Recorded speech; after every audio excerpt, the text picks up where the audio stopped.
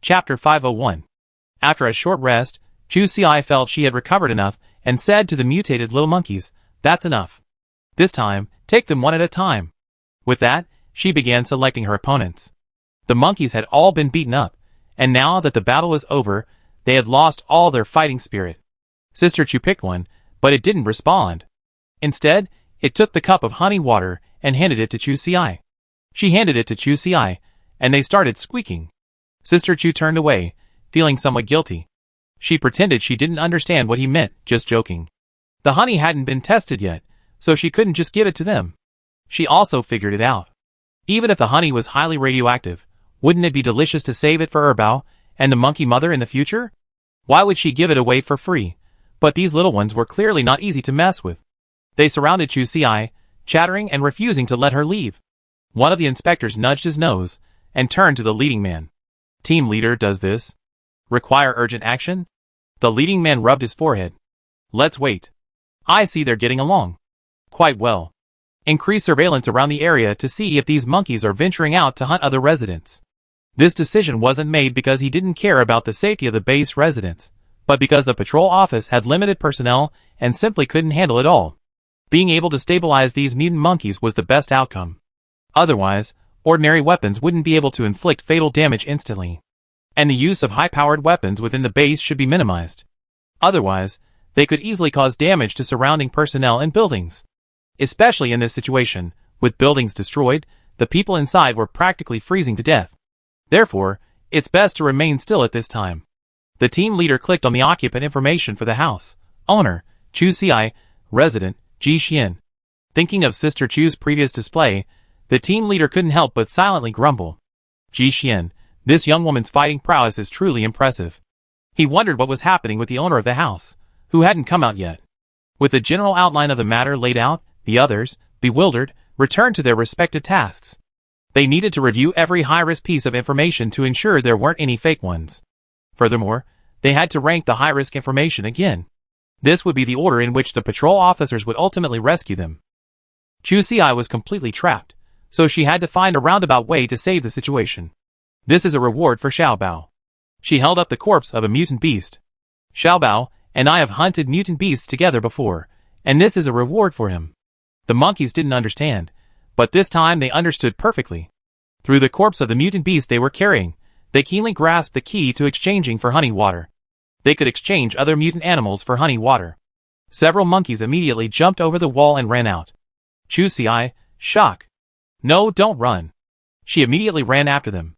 "These scoundrels, please don't attack humans." But as soon as she got out, she was devastated to discover that they were actually acting separately. Chusi felt her heart sink. If they break the rules, the base will definitely not let them off. If these little monkeys are left here, the adult mutant monkeys won't let them off either. This is a completely vicious cycle, isn't it? No, she immediately turned and ran back inside.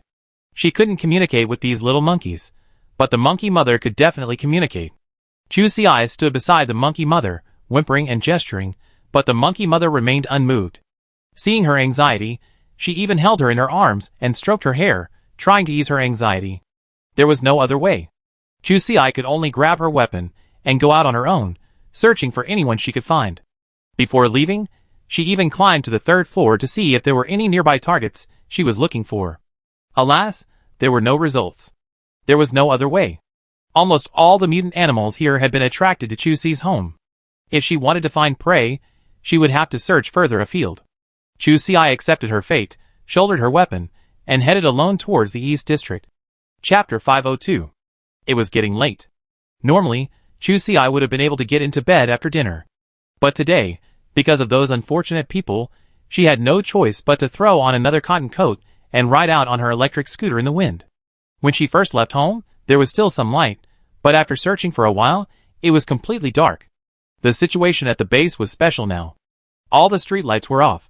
Fortunately, there was still some moonlight, but it was still dim and difficult to see. After weighing the pros and cons, Chusi decided to return immediately. She had come out to work, but besides being freezing cold, she hadn't gained anything. Those naughty kids had already run away. The base wasn't big, but it was definitely not small either. Chusi only had a small electric scooter, and roaming the streets searching was enough to exhaust her. She was feeling extremely irritated. Honestly, Chusi wasn't optimistic about the self-control of these mutant monkeys, especially the little ones. They were incredibly fidgety and had volatile tempers.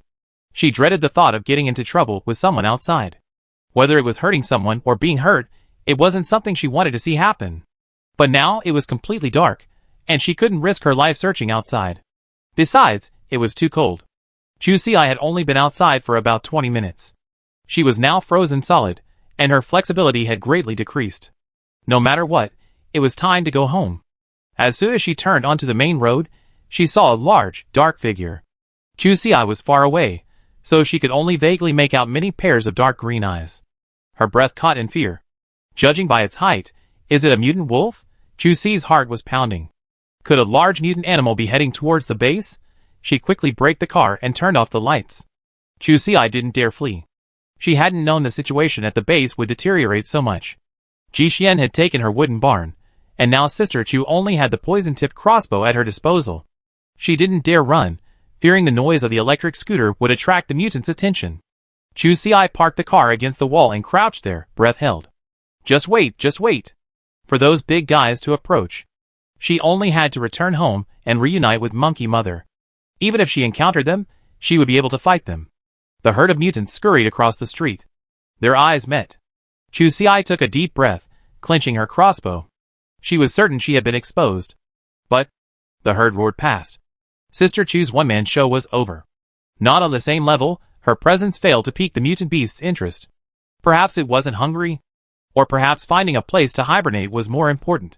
She took a step, then lost her balance and fell heavily to the ground, unable to suppress a small groan. She had been outside for so long that her entire body was numb from the cold. It was simply her body not keeping up with her brain's pace. But this fall did manage to stop the large creature in its tracks. It then turned and slowly walked towards Chusi. But upon seeing the moonlight, Sister Chu perked up. A mutant monkey. It was like she'd seen one of her own. Sister Chu had been covered so tightly when she emerged, and now she frantically tore off her hood, shouting, "It's me! It's me! Family, please don't hurt anyone." The mutant monkey was indeed quite tactful. It extended its claws, and smacked Chusi's head twice, like a watermelon, then scooped her up in its arms, and ran towards her home. They immediately got onto the highway. Chusi was still a bit flustered, feeling like something was missing. No, she quickly reached out, and patted the monkey's sturdy arm that was holding her. Wait, my Emule is still there." However, her influence was limited, and it took a while for her brother to grasp Chusi's intentions. He then went back and carried her electric bike back with him. They were already lagging behind the group, having doubled back. Before they even reached home, they heard the high-pitched cries of monkeys. Chusi saw the little monkeys, whom she had been searching for so long, scurrying out from corners and nooks. Some were near, some were far away. Some were empty-handed, while others were clutching small mutant animals. Chusi's face was grim. He had returned around the same time as them. Pushing open the gate, he saw a large pile of mutant fruit in the yard. Chusi couldn't help but grumble inwardly, dinner time, huh? No wonder those little guys were so eager to come back. Chapter 503. On this trip, 3 mutant monkeys successfully brought back prey. To fulfill her promise, Chusi reluctantly took out a beehive and roughly inspected the honey inside. After confirming that it was all high-radiation food, she decisively made 3 cups of honey water for the 3 guys as a reward. True, she lost both the wife and the army. But after detecting a D-level energy stone, she immediately perked up.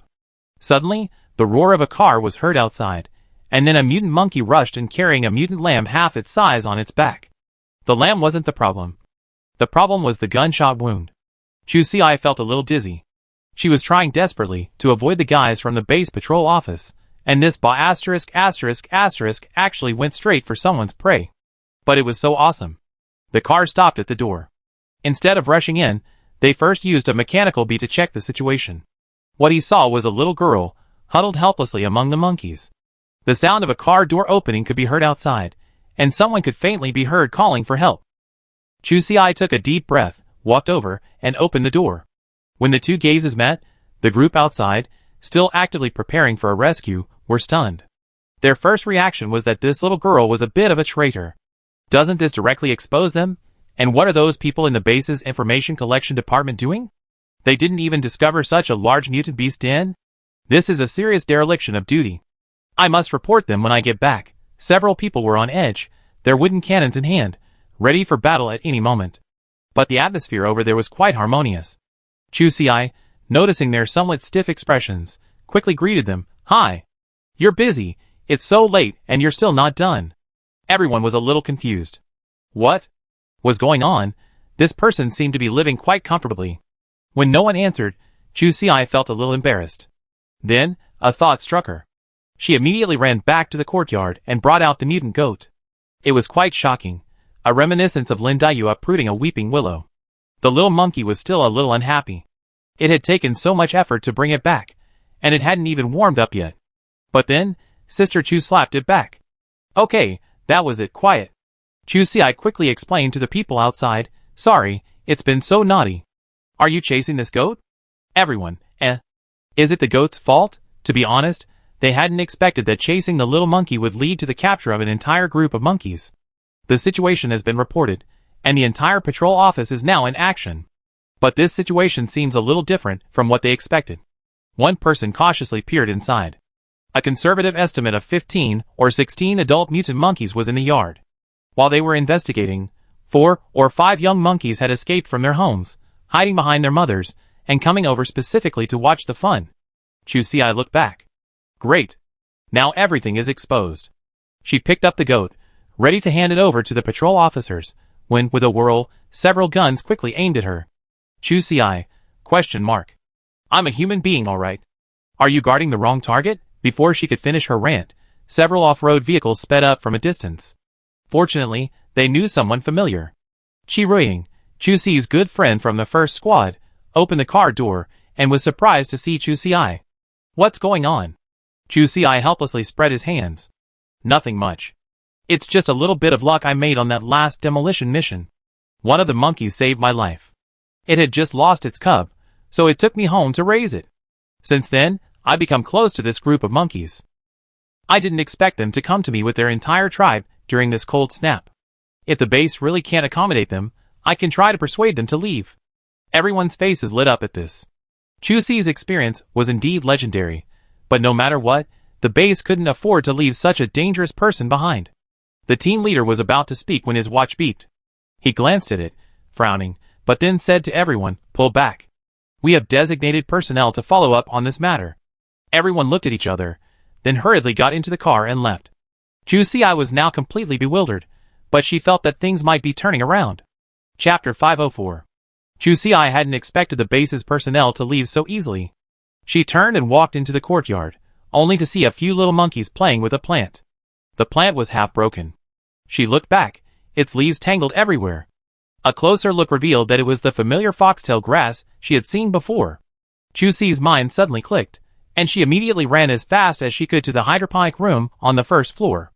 Wow, it was all over the place, with broken limbs and limbs. Many seedlings had been dragged to the ground, and the planting boards were scattered here and there. In the corners of the room, there were a few chewed snail shells. Chu Si felt shortness of breath, and anger shot up to her head. She held her chest, feeling the rage within her about to burst. She'd just been worried about these little monkeys, but now it seemed, haha, I was the one responsible. Not caring if their parents were there, she simply grabbed the instigator by the scruff of the neck and dragged him into the courtyard. Looking at the various fruits piled in the yard, she wisely moved the battlefield. She dragged the little monkey to the corner of the wall, caught it by surprise, pinned it down on the head, and gave it a good beating. The little monkey naturally wanted to resist. Competition was normal among monkeys. There were always winners and losers, but no one should retreat without a fight. If that were to happen, its mother would beat it to death when it got back. But the will was there, but the strength was lacking. Chu Si chose a corner. Even the mutant monkey, nimble as it was, couldn't get out. Sister Chu had pinned it to the corner, unable to stretch its arms or legs, and could only silently take the beating. Feeling that this one was almost done, she took it out and threw it outside, then went on to grab the next one. The second unlucky creature was slow to react, perhaps even unaware of why it had become the second target. History repeated itself, with a series of painful cries. The other monkeys, realizing the situation was dire, scattered like birds and beasts, immediately retreating to their mothers. Sister Chu wanted to catch another one, but unfortunately, the monkeys seemed to have had enough of the excitement. After a round of criticism, the Monkey King decided to have dinner. Sister Chu's peak battle had to come to an end. Still, the results were encouraging. At least her position, as the leader among the second generation of monkeys, was firmly established. Recognizing her good performance, the Monkey King personally gave her a large piece of mutant jackfruit. Chu Ci cradled it in his arms, almost as big as a watermelon. Watching the footage from the surveillance camera, the conference room fell silent. Even the examiners, who had been fortunate enough to see it before, found it difficult to accept. Is this another fight? That's a bit unconventional, but I have to say, this little girl really made them humans proud. The examiners hadn't expected the monkey herd to expand so much in less than half a day, now rivaling a medium-sized tribe. In the conference room, several departments gathered. Chu Ci's situation was rather unique, requiring further discussion and a vote. The old man at the head couldn't help but curl his lips. That man was none other than the director of the Inspection Bureau, a man Chu Ci had only met a few times. He hadn't expected this little girl, Chu Ci, to bring him such a big surprise. It seemed she had a deep connection with mutant animals. First it was the mutant short-tailed pit vipers, and now a group of monkeys. But perhaps this wasn't a bad thing for them. This incident, so sudden, had truly put their base on the line. The situation was dire, far more dangerous than Chu Ci had imagined. The current environment is harsh, with the coldest part of this wave at its peak, but for them, it's actually a rare rest and recuperation time. This isn't an exaggeration. Precisely because of the cold wave, the mutant beasts within the base rarely venture out, and their hunting ranges are kept very small, remaining largely within the base's control. But once the temperature warms up, their appetites will increase rapidly, and the scene within the base will undoubtedly be a completely different place. The cold wave is already halfway through, and they can't delay any longer. The base's original plan was to hire some mercenaries in a few days to join the mutant beast hunt, but now, it seems there's a more cost-effective method. Chapter 505. The old man didn't hesitate and stated his intention directly. I support cooperating with the monkeys to hunt mutant beasts. Mr. Lee, no way. As soon as the old man finished speaking, someone immediately raised an objection. The reason was simply that mutant monkeys have volatile temperaments and are not good partners. When hunting other mutant animals, humans, who are less capable, are likely their primary targets. Mr. Lee shook his head. At critical moments, we must show courage and act decisively. We can't control the mutant monkeys, but we can at least control the residents of the base. Can't we just take 3 days and move all the residents above ground underground? It's already late now. In a few days, the weather will gradually warm up. If the base really gets in trouble, that's when the real trouble begins. As soon as these words were spoken, most people immediately shut up. Mr. Lee was right. Their first priority was to prevent the worst-case scenario from happening. Even if everything Elderly said was correct, someone still raised doubts after a while. Those monkeys might not obey our commands. After the young man said this, several people couldn't help but glance over. He straightened his hair. What's wrong? Was there something wrong with what he said? Still, one person couldn't stand it and explained, these monkeys won't obey our commands. They just need to hunt the mutant animals. What we need to do is talk to that little girl and have her lure the monkeys out to hunt. Another crucial point. There was only one girl. She was young and inexperienced, so she would definitely be easier to fool than those mercenary leaders. If these mutant monkeys could truly solve the problem, it would definitely save the base a lot of money. With everything discussed, the others naturally agreed. Next, they sent someone to contact Chu Ci, and another group quickly began evacuating the ground personnel. The next morning, around 4 o'clock, she faintly heard a knock on the door. After a moment's pause, she quickly got up. The only people who could come looking for her now were those from the base. Chu Ci's heart pounded like a drum, and a layer of cold sweat formed in her palms. Oh no! Could those little brats from yesterday be causing trouble again? Before leaving, she locked all the little monkeys inside. Before opening the door, she looked back at the group of large monkeys in the yard that were looking towards her. She couldn't control these large ones, so she hoped they would be more effective and not directly confront the base personnel. Chu Ci opened the door. There was only one person outside, the captain of the patrol office. The young man nodded at her, his attitude much more respectful than yesterday. Hello, I'm here on behalf of the base to discuss cooperation. Chu Ci, cooperation? What cooperation? What kind of cooperation could she have with the base? Could it be snake venom? But the snakes are all hibernating now, so it's not the right time to extract the venom. The young man looked up and inside. Is it convenient to come in? Chu Ci looked back at the large mutant monkeys in the yard. A question mark filled her forehead. It was obvious that it wasn't convenient. But the young man's determined eyes made it clear that he was determined to come in. Chu Si didn't care. If he wanted to come in, then let him in. She didn't think she was harboring other mutant beasts at home, did she? Jiangwen had a reason for insisting on coming in. He was prepared to take the risk himself, and see just how hostile these mutant monkeys were to strangers. As soon as he stepped through the gate, he immediately attracted the attention of several mutant monkeys, causing him to clench his fists slightly. Fortunately, the monkeys only glanced at him briefly. Seeing Chu Si's continued protection, they went about their business, ignoring him as if he were air. Seeing this, the individuals guarding the surveillance cameras felt a surge of relief. They could actually tolerate a stranger in their territory. This proved that these mutant monkeys were quite friendly toward humans. Their cooperation was already halfway to success. The two men simply began to discuss the matter in the courtyard. In 3 days, all those on the surface would move underground. At that time, the base would equip each mutant monkey with a surveillance device, which would record the kill. Chu Si would earn 20 points for each mutant beast he hunted. Sister Chu perked up immediately. What about the prey? Will it belong to us? The young man nodded. Of course. If you can pick it up, it's yours. However, the base still needs to be thoroughly cleaned up, and the bodies already cleared won't be counted separately. Chu Si nodded immediately. Yes, we agree. She naturally wouldn't miss such a great opportunity to make a fortune. Chapter 506. Ji Xian kept glancing down at his watch. Chu Si hadn't sent any messages in days, and he couldn't help but feel anxious. Base 38 had also been attacked by mutant animals 2 days earlier. Fortunately, the response was swift, and the civilian population wasn't significantly affected. The patrol officers also sprayed repellent powder around the base overnight, and the incident was considered over. But Ji Xian's heart was still hanging in the balance, for he knew the current situation at Base 46 perfectly well.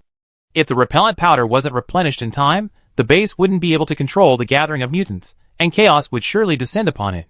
As soon as the incident occurred, Ji Xian wanted to contact Chu Si immediately. Unfortunately, the long-distance signal was so poor that voice calls were impossible. As a second-best option, he opted for text messaging. Ji Xian clicked on his watch, and the message he had sent a few days ago appeared on the screen.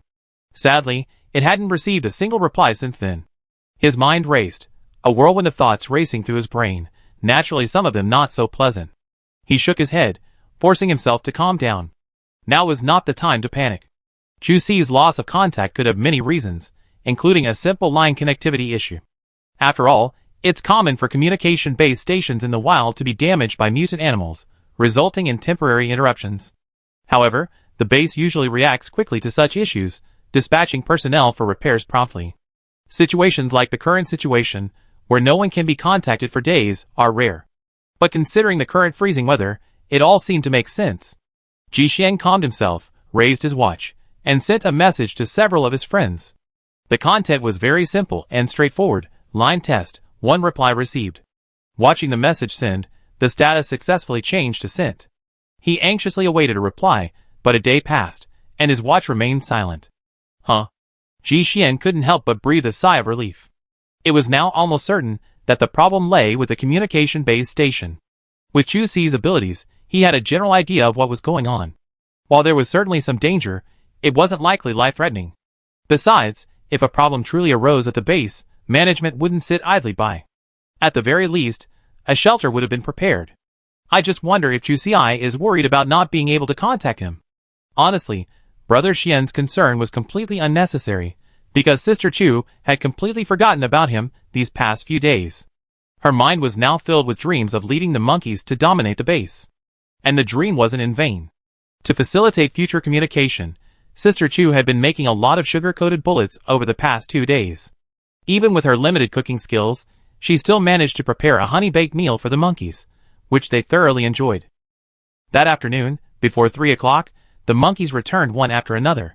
Although they brought some fruit, they also brought more mutant animal carcasses they had scavenged from the snow. In addition to the usual mutant sparrows and rabbits, they somehow also managed to get a group of hibernating mutant frogs. Chu Si carefully counted them. Today's weight had 17 of them. The prey piled up in the yard. Chu Si's eyes sparkled. She wiped away her non-existent saliva, her heart surging with excitement. Has she finally been kept? Chu Si couldn't help but sigh in regret. If she had known this would happen, she would have arranged a barbecue feast long ago. Every day she wasted meant she missed out on a dozen mutant beasts. Didn't she? The Monkey King placed a mutant rabbit in front of Chu Si and gestured with his paw. Chu Si nodded immediately. No need for gestures. She knew it. It was just cooking, no problem. She immediately began to collect the mutant corpses. Roar, roar, roar! She hadn't expected the first one to be a low-radiation mutant. She immediately cut open the rabbit's abdomen, and a pale red special energy stone rolled out. It was D-level, with an energy value of 632. Chu Si just wanted to say, what a divine rabbit. After finishing, she immediately put the rabbit meat aside. Low-level radiation. This is her and Ji Xian's meal. Keep it safe. We need to dry it later. Don't waste it. With today's gains, a vision quickly formed in Sister Chu's mind. Why should she limit her vision to the base? Her goal should be the sea of stars. Given the current situation, isn't there plenty of fruits out there? Seizing this opportunity, Chu Si was confident that with the help of the mutant monkeys, she could easily scoop up all the nearby property. From now on, please call her Niu Hulu Chu. Chapter 507. Having gained something, Chu Si naturally pulled out all the stops, ready to serve these powerful individuals. She walked over to check on the honey, and discovered that 1/3 of the honeycomb was already used. Although she had already roughly tested it, Chu Si had a feeling there must be some left. With so much honeycomb honey, it was impossible for there to be nothing edible at all. Sister Chu couldn't bear to waste any more.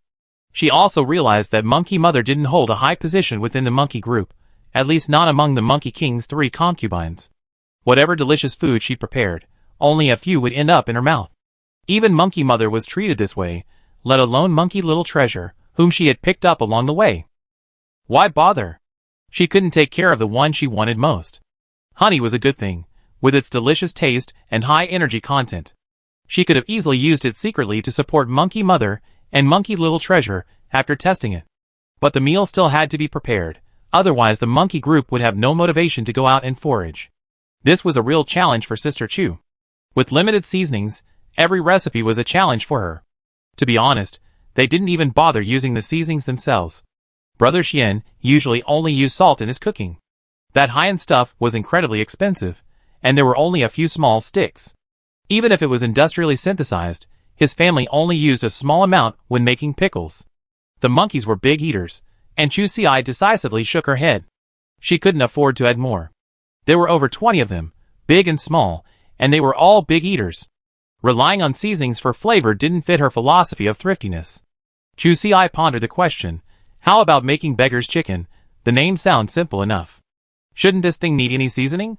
It seems it needs to be wrapped in lotus leaves, but she doesn't have any on hand. So how about some dogtail grass? It just so happens that the little monkey had ripped off a lot of leaves before, so now they're just right to use, so it's not a waste. The outer layer also needs to be covered with a layer of yellow mud. Chu Si looked around in her yard. It was great.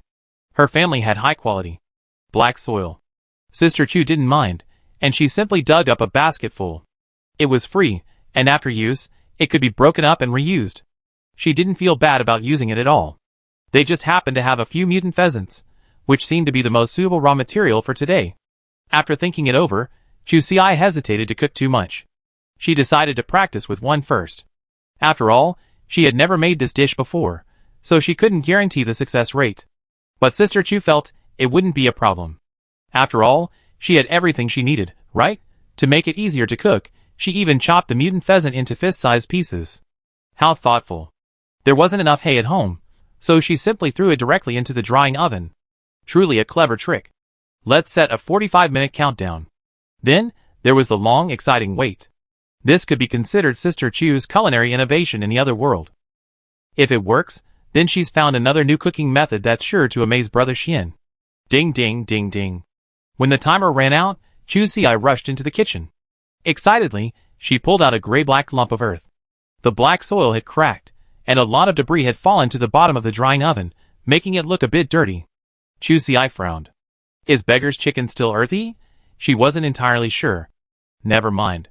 Now wasn't the time to think about it. The monkeys outside were impatient, a few large ones clinging to the doorframe, desperate to get in. She hurriedly put on thick cotton gloves and carried the earthen eggs out. She distributed them one to each monkey. There were a few left, so she planned to make one herself, just to set an example for everyone else. She took out her dagger and tapped it gently. Chunks of dirt fell off, and instantly, the aroma of chicken wafted out. Chusi felt a surge of excitement. Regardless of the heat, she reached out and parted the dogtail grass leaves wrapped around the eggs. Then, inside, revealed a green lump of meat. Chusi's mouth twitched. Somewhat caught off guard, the monkeys fell silent. Chusi looked around and urged the nearest ones, "Would you like to try it?" She held the chicken under her nose and sniffed it. There's grass on the outside. For the omnivorous monkeys, this must have been a delicacy. Sadly, none of the monkeys were interested. Finally, the mother monkey couldn't stand it anymore and reluctantly took a couple of bites before spitting it out. Sister Chu felt a bit embarrassed. Is it really that bad? Under the intense radiation, she took a small bite. Mom, what does this taste like? It had a hint of chicken fragrance at first, but after a few more chews, it had the raw, astringent taste of grass, slightly bitter, and a slightly sour aftertaste. Chusi turned and spat it out. Ugh, it's really disgusting. Turning around, she saw the surrounding monkeys' gazes fixed on her. Chusi was trying to save face, but she saw several monkeys throw their black eggs back at her. The other monkeys immediately followed suit.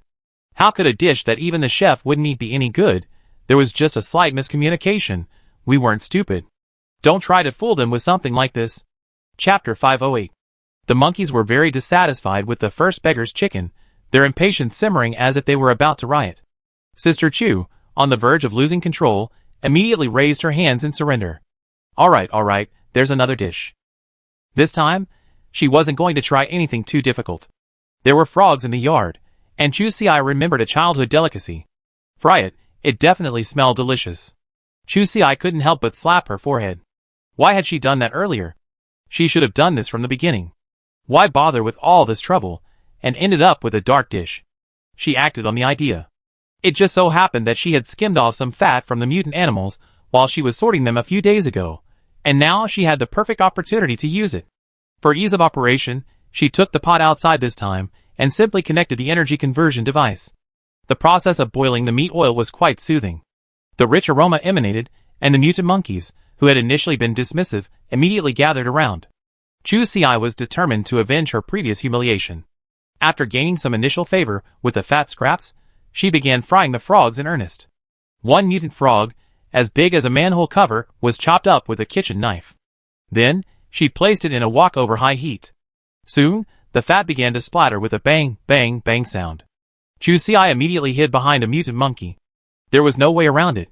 Frying frozen meat directly was bound to cause this problem. But in this situation, the monkeys clearly wouldn't give her time to recover. After all, these monkeys had thick skin, so a few fat scraps wouldn't be a problem. Sure enough, the monkey standing in front of Chusi didn't move a muscle, its eyes fixed on the meat in the pot.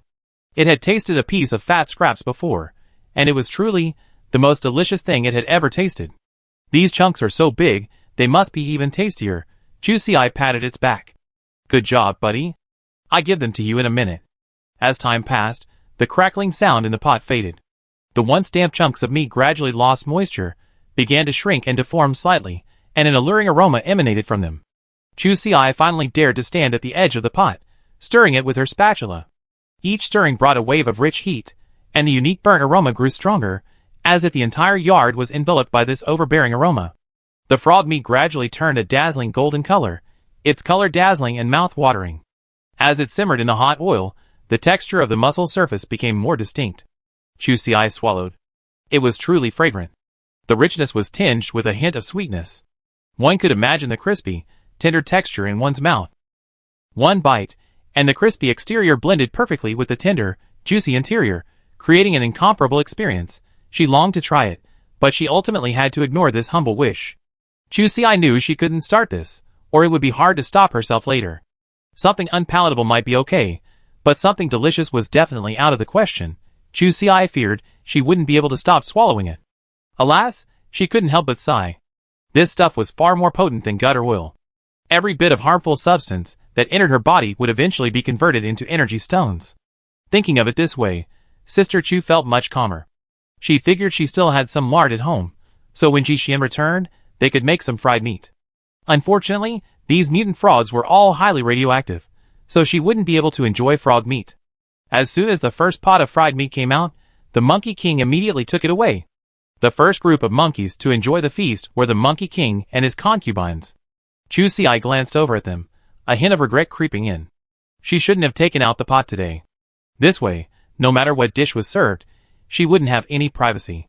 Otherwise, she could at least leave some food for the monkey mother and the little one. But thinking about it, it wasn't a big deal. After all, she could cook, and there would be plenty of opportunities to cook for them later. Chapter 509. Chu Si had originally had a good idea, figuring that even if things got worse, everyone would still have a turn. The Monkey King, in a fit of gluttony, produced 3 pots of frog meat, leaving the common people with no chance of a share. The oil in the nest was almost gone, and seeing the other monkeys still looking eagerly at her, Chu Si could only offer the black egg. Of course, this caused a flurry of opposition and arguments. But there was nothing she could do. The creatures that had attacked the base this time were small mutants, with limited fat. Skimming a pot of oil was already her limit. She tilted the pot slightly toward the monkeys, then scraped the bottom twice with her spatula. See? No oil. Chu Si picked up a small piece of fat she had previously cut off. This one's gone. The mutant monkeys weren't stupid. She had assumed that once she explained it clearly, they would obediently eat something else to fill their stomachs. After all, there was still quite a bit of fruit from yesterday's harvest piled in the yard. The texture wasn't very good though. It felt like chewing ice cream with icy icing. If all else failed, didn't she still have her black egg to fall back on? Chu Si packed up the pots and pans and prepared to move back to the kitchen. She needed to eat something too. After working so long, it was already dark. After dinner, she quickly went back to bed. Without the warmth of the hot oil in the pot, the cold outside quickly seeped into her body. Chu Si shuddered and turned to head inside.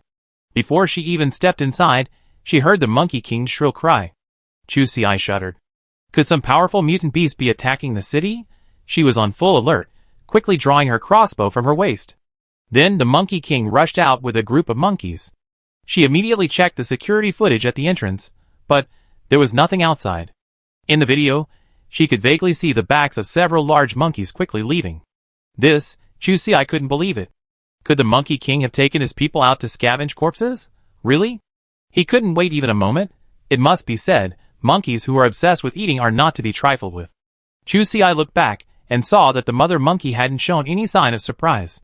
She picked up the black egg, examined it, and was struggling over whether to take another bite.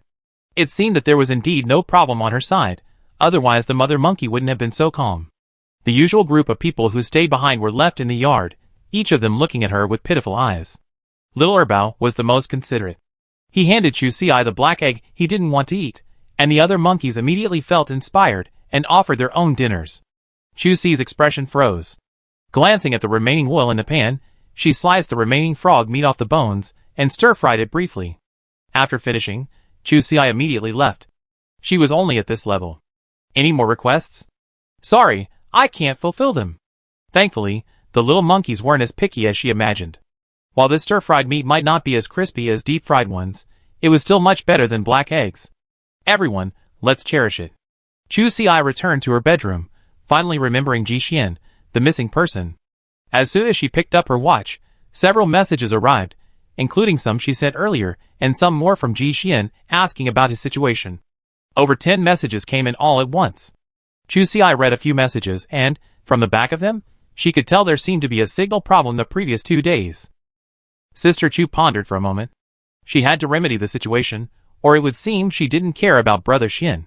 Chu Si read the messages Ji Xian had sent, considering the sincere love expressed therein and the actual situation on her side. She added a series of caring and sympathetic messages, and then sent them all out. Just think of it as a signal jam. Chu Si took a closer look and saw the specific time below. Sorry, she couldn't even withdraw her message. Damn it, nothing. Chu Si quickly calmed down. It was a signal problem, and then the parsing error had caused the current situation. In short, all lies must be believed to deceive others. At midnight, after Fu Bowen and Lei Ming's replies, Ji Xian finally received Chu Si's message. Ji Xian couldn't help but smile at her seemingly cover-up words. What? Are you feeling guilty? Seeing the monkeys run into the house, his eyes narrowed. With so many mutant monkeys, they couldn't possibly hide. This meant the house was definitely under surveillance. Ji Xian immediately edited the message and told Chu Si. He couldn't help but hold his forehead, hoping Chu Si hadn't revealed the energy stone incident outside in the past few days. Ji Xian's concerns were not unfounded. Chu Xi received the message the next morning. After reading the content, she broke out in a cold sweat. Fortunately, after a careful review, she didn't seem to have done anything outrageous in the yard. She had only tasted a bite of highly radioactive food, but then vomited. It shouldn't have attracted any special attention. After all, this wasn't a new thing. At least 80% of the people in the shantytowns had eaten highly radioactive food. And within the base, a conservative estimate was around 10%. Therefore, Chu Xi's behavior can only be regarded as artificial at best. Chapter 510. The monkeys returned at noon the next day. The scene was truly shocking, sending shockwaves through the entire base's audit department.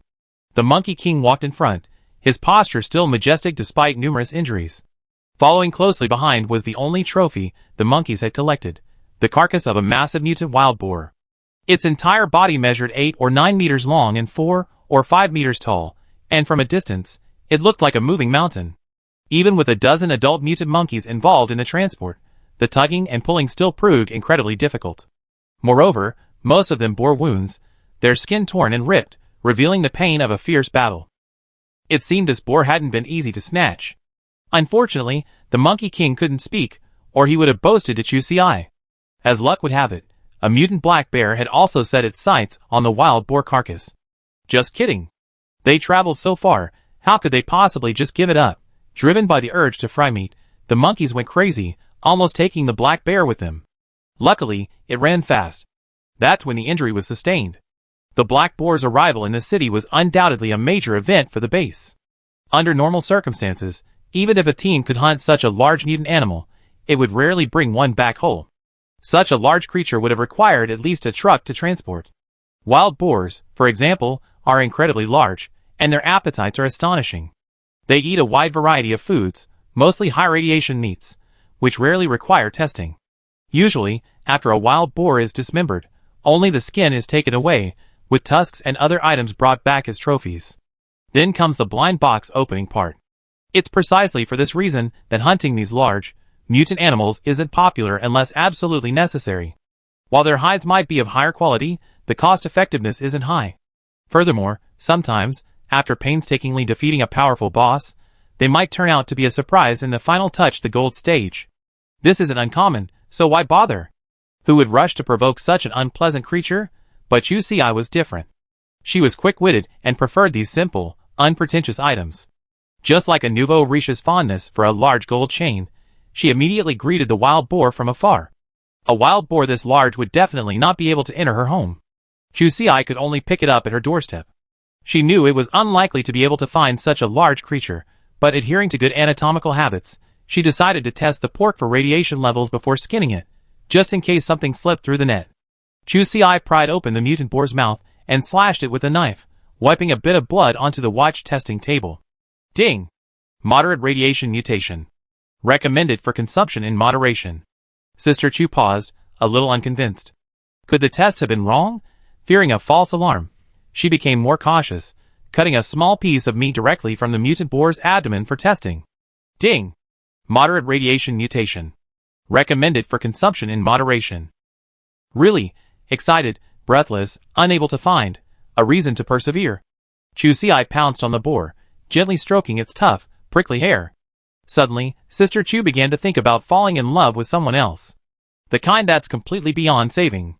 A mutant pig this big, and all edible, with so much meat. Oh my god, I'm so blessed. No, Chu Xi suddenly realized.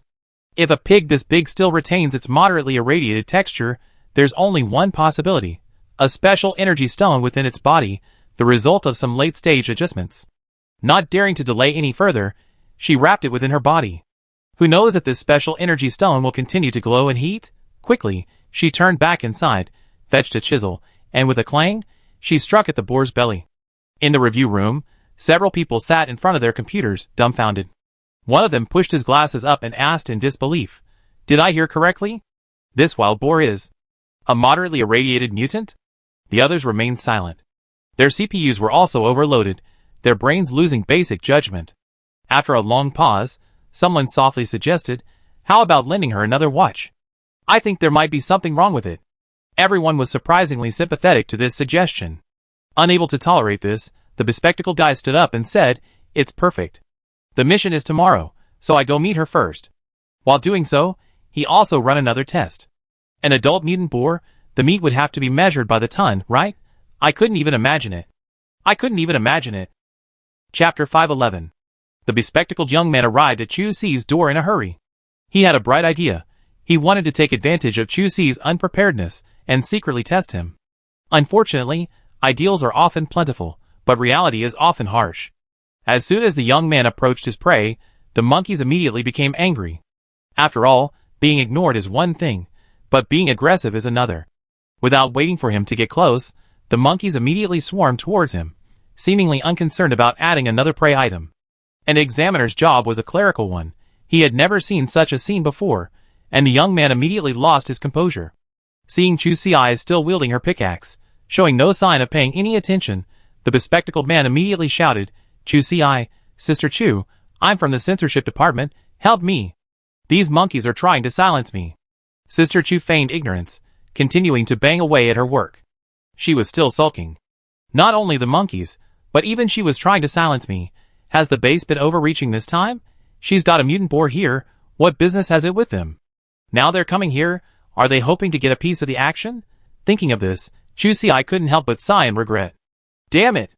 This time, even she hadn't imagined she stumbled upon such a loophole. Wouldn't all inspections have to be silent from now on? Chu Si shook his head. That wasn't right. With the base's current approach, even wristwatches might be monitored. What difference would it make if they were silent or not?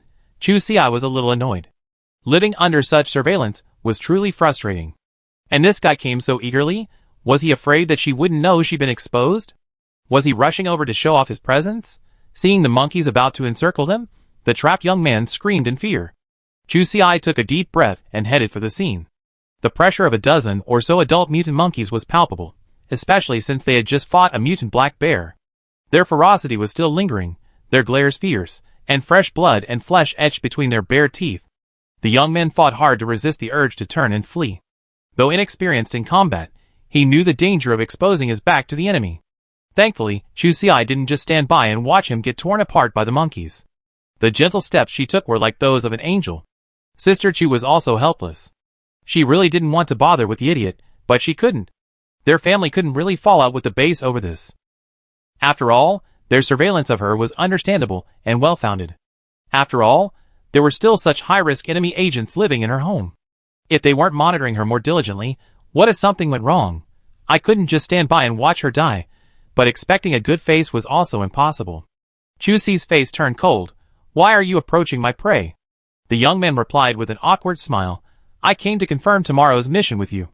Chu Si wasn't going to listen. If they really wanted to discuss business, would they have quietly gone around the wild boar first? She bluntly stated, I know about the surveillance. I have a bunch of monkeys in my house, and I have no problem with the base monitoring me.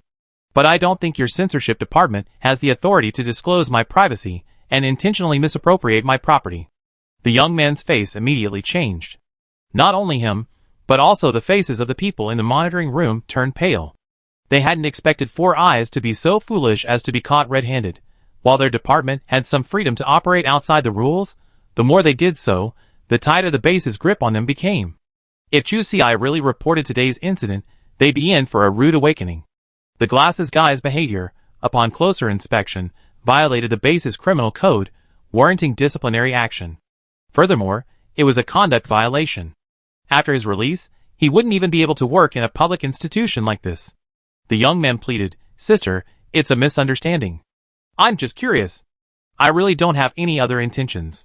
Chu Si rolled his eyes unceremoniously. What are you curious about? It's not yours, so why are you so curious? The young man nodded rapidly.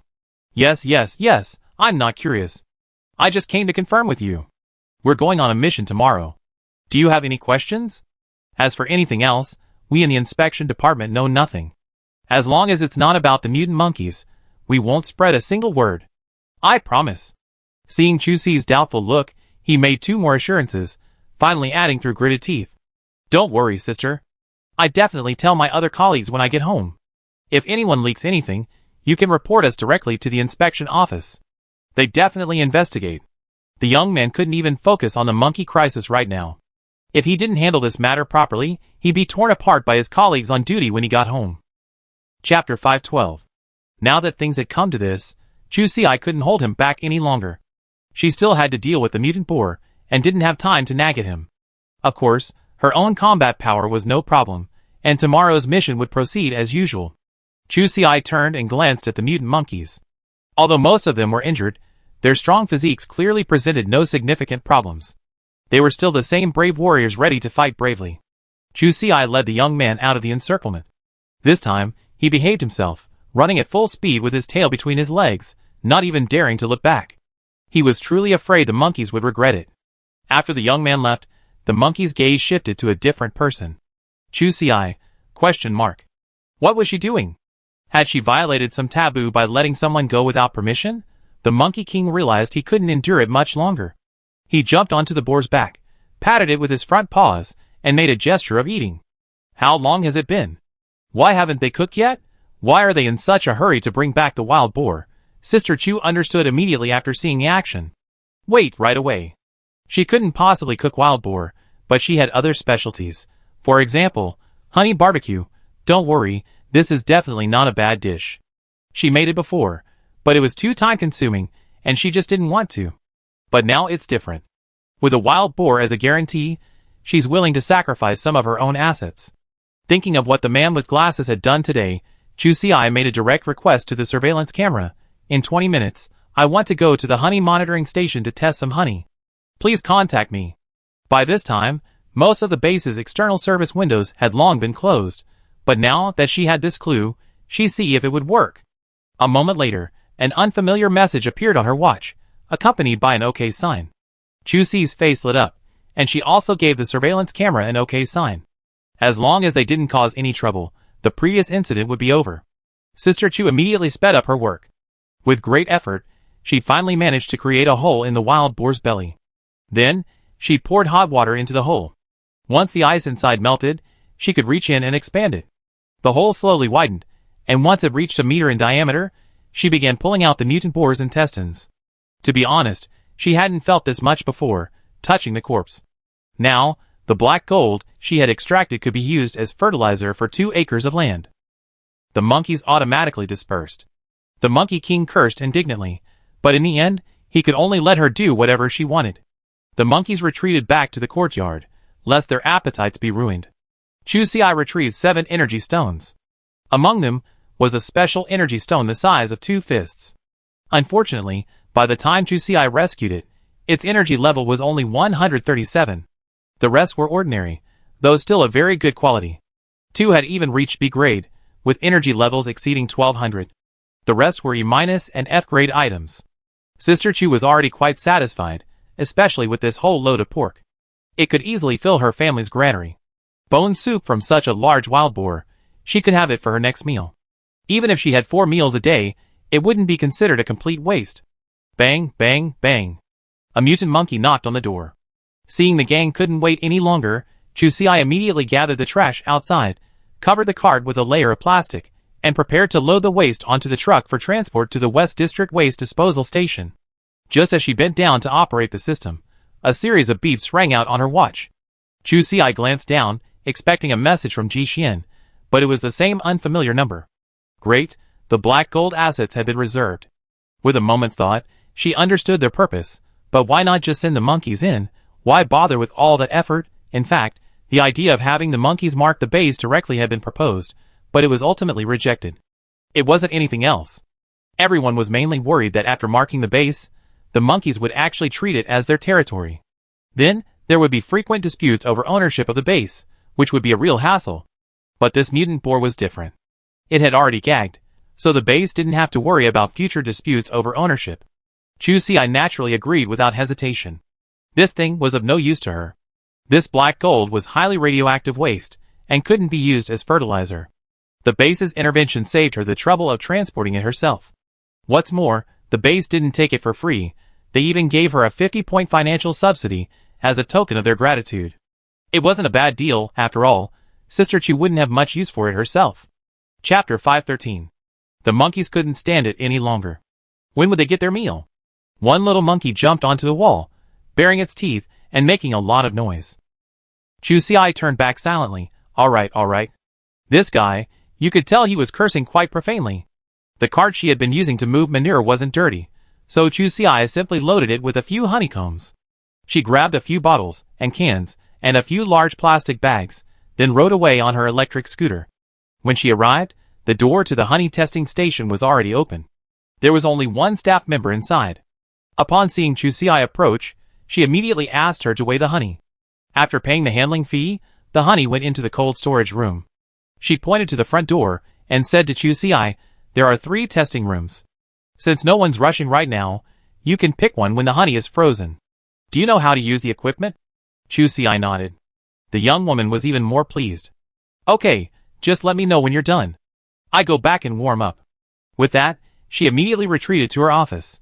Being called in for overtime in the freezing weather was painful enough, so don't expect her to be diligent. Watching the staff leave, Chu Si huddled in the freezer, wrapped in her coat, watching the countdown on the refrigerator from afar. The temperature was low, and the honey was already nearly frozen. A little hardening would be enough. In just 10 minutes, she had completed the first step. Arriving at the testing room, Chu Si pushed open the door to testing room number 1. Even before she placed her honeycomb on the testing table, her eyes lit up. This time, they really had arrived. Sister Chu's eyes sparkled as she gazed at the nearby garbage disposal bin, filled with scrubbed, highly radioactive honey and discarded honeycombs. This might be useless to others, but for her right now, it was a godsend. Chu Si hadn't wasted a single drop of the half-full bucket of discarded honey. Not only that, she also swept up the discarded honey from the other 2 rooms. Thankfully, she brought 3 extra large plastic bags for the discarded honey. 2 were already full. Her own honey hadn't even made it to the testing table yet. Chu Si was incredibly adorable. Fearing the staff might come to inspect, she hid the 2 bags of honey on the other side of the workbench. That way, even if someone did come in, she'd have time to stop them. Chu Si placed her honey on the testing table, turned on the light, and walked to the wall. She donned protective gloves and began to work on the honeycomb. The gloves had iron tips on the fingertips, making it easy to pry open the honeycomb, which was packed with frozen honey and pollen. Under the light, most of the honey and pollen turned red, with a small portion showing a moderately radioactive light yellow, and a few scattered specks of green. She removed her gloves to test the royal jelly in the queen cell, but unfortunately, it was just ordinary. That was normal though. They were lucky to get the royal jelly they had. Chu Si deftly picked out the yellow and green parts and sealed them into a jar with a small spatula. She immediately placed the remaining highly radioactive honey and pollen into a large plastic bag she had prepared nearby. Unfortunately, a whole hive worth over 5 yuan couldn't fit into just one plastic bag. Fortunately, the problem wasn't serious. There was a large plastic sheet covering the flatbed, perfect for use now. The monkeys wouldn't mind. She loaded several large bags of honey onto the car first, then went to find the staff. The girl had been waiting impatiently. As soon as she heard Chu Si was done, she immediately cut the power and rushed out. Chu Si was faster than her. Just kidding, if she walked slower, she'd have been hit. So by the time someone locked the gate, Chu Si had already turned the corner with her car. When she returned home, a row of monkeys were standing on the wall, watching the people below digging out manure. They weren't stingy monkeys. As long as they didn't touch the pork, the group wouldn't mind taking some other things. There was only so much black gold left, so Chu Si waited until the transport truck drove away before she drove the car home. Without saying anything, surrounded by the monkeys, she carried the large bag covered with linen into the kitchen. Chu Si pretended to extract some lard from the wild boar, then set up the pan to grill it. Sister Chu was planning to steal the wild boar herself. It was so big, it was hard to marinate. She'd rather buy the rabbit and pheasant from the street. They were all of the right size, each with its own distinct flavor. The frog had a delicate texture, the roasted chicken had a rich aroma, the rabbit was chewy, and the gecko. Well, she had never eaten a gecko, so she couldn't make one up. Chu Si worked hard, not skimping on the honey this time. She even brushed it with lard, roasting it until it was fragrant and crispy. The monkey babies were all crying with envy. Sister Chu's place couldn't keep up with the demand. Everyone was enjoying the meal, so who cared if it was wild boar? Chu Si worked until 10 p.m. for this meal, and both the host and the guests were thoroughly entertained. Chapter 514. Chu Si's efforts paid off. A dozen mutants devoured the monkeys. They nestled comfortably in the yard, living a carefree life. Seeing this, Sister Chu was also very satisfied. After all, these were all meritorious servants, and she had to serve them well. Juicy Eyes stretched and put away all the cooking utensils in the yard. It was so late, so she didn't bother anymore. She simply nibbled on a piece of dried meat and went back to sleep contentedly. But at the time, she never imagined that the saying extremes lead to reverses could be applied in this situation. The next morning, after breakfast, Juicy Eye immediately arrived at the yard, ready to gather the monkeys and go out for a slaughter. Unexpectedly, reality gave her a stern wake-up call. The reason was simple. The monkeys had turned against them. Despite Juicy's every effort, the Monkey King refused to lead his people on a battle. Faced with all the temptations Sister Chu offered, the Monkey King remained remarkably calm. They were a tribe that embraced contentment. There was no shortage of food at home. The yard was piled high with previously harvested fruit, and outside, a massive mutant wild boar lay. Their food supply was plentiful, and they felt more content than ever. Wouldn't it be nice to just stay in their den in the cold weather? Why bother running around for such trivial matters? In short, the Monkey King's mindset could be summed up in 2 words: Buddhist. Under his leadership, the entire monkey group exuded the intellectual aura of contentment. So, if they even had a little land at home, they would completely lose the motivation to strive. Sister Chu stood in the yard, giving a passionate speech for half an hour, but unfortunately, she failed to lure the grown-ups out. In the end, she had to mix a small bucket of honey water to trick the useless boy soldiers out. She had no other choice but to settle for the next best thing. She couldn't just go it alone, could she? After attaching a counter to each monkey, Juicy Eyes set off on her electric scooter, followed by a group of howling, erratic monkeys. Luckily, she was now the child leader, and the soldiers below her gave her some respect. Otherwise, the honey water in the bamboo tube would have been stolen by them before they even reached their destination. Sister Chu felt a little depressed. This was a far cry from the majestic entrance she had envisioned. Juicy Eye glanced back. Some were stealing vegetables from other people's windows, some were lagging behind, grabbing their companions to catch lice, and a few conspicuous ones were clinging to the wall, howling. It was like a ride of demons, 100 ghosts parading at night. Oh right, Juicy Eyes suddenly remembered that the monkey hunting team's current situation was bound to slow down the mutant beast clearance process, and she should report it to the base. After calling, Sister Chu felt embarrassed. After all, she had made such a solemn promise just yesterday, only to have to back down. But there was nothing she could do. She had done everything she could, but the Monkey King was too steadfast. Who could she blame? Juicy Eye felt she had done her best, but there was no way he could be fooled. Indeed, her situation was beyond her control, and the base had been preparing for such a situation. They had already considered that the monkeys would quit, but they hadn't imagined it would happen so soon. The base didn't say much. Juicy's approach was simply their best option.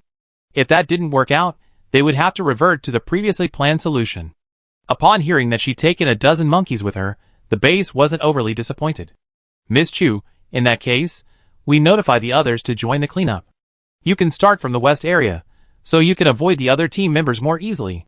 If the mission isn't completed, someone will come to assist later. Okay. Juicy Eye nodded.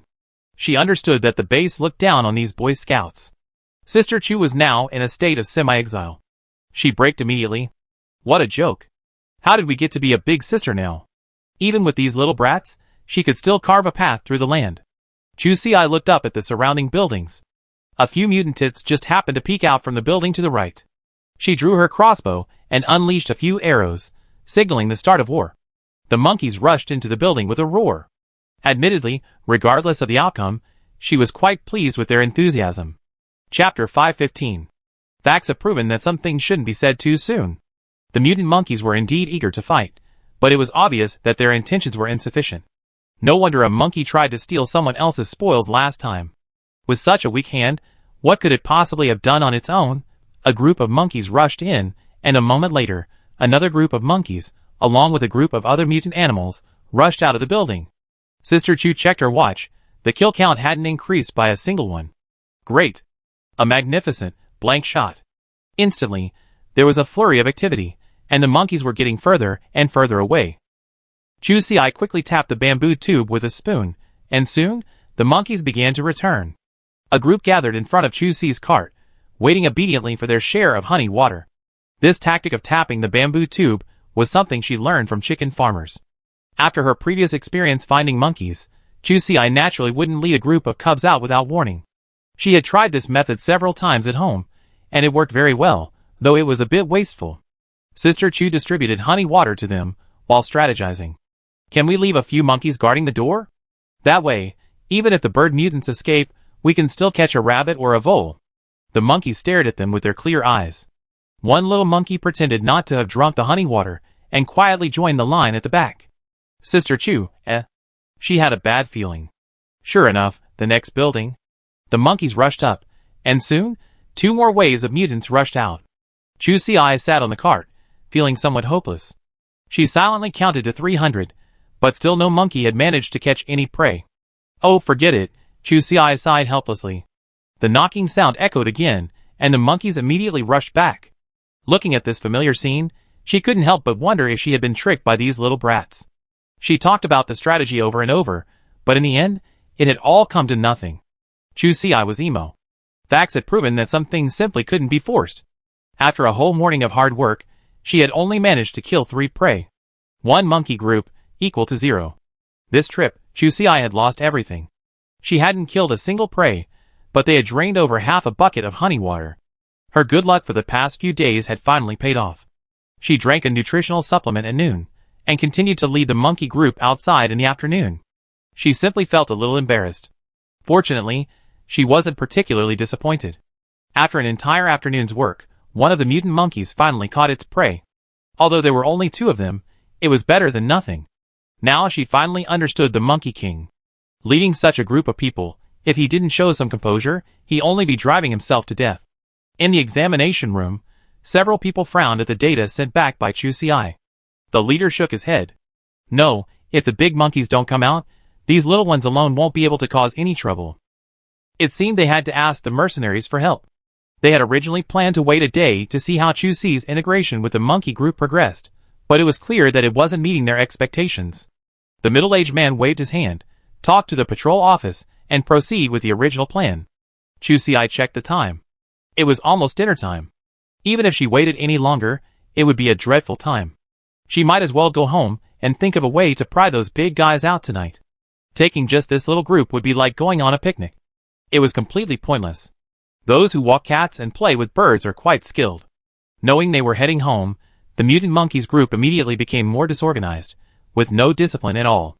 Some of the little mutant monkeys spotted mutant beasts hiding in nearby buildings, and their playful nature took over. They immediately gathered a few companions, and went in to hunt them.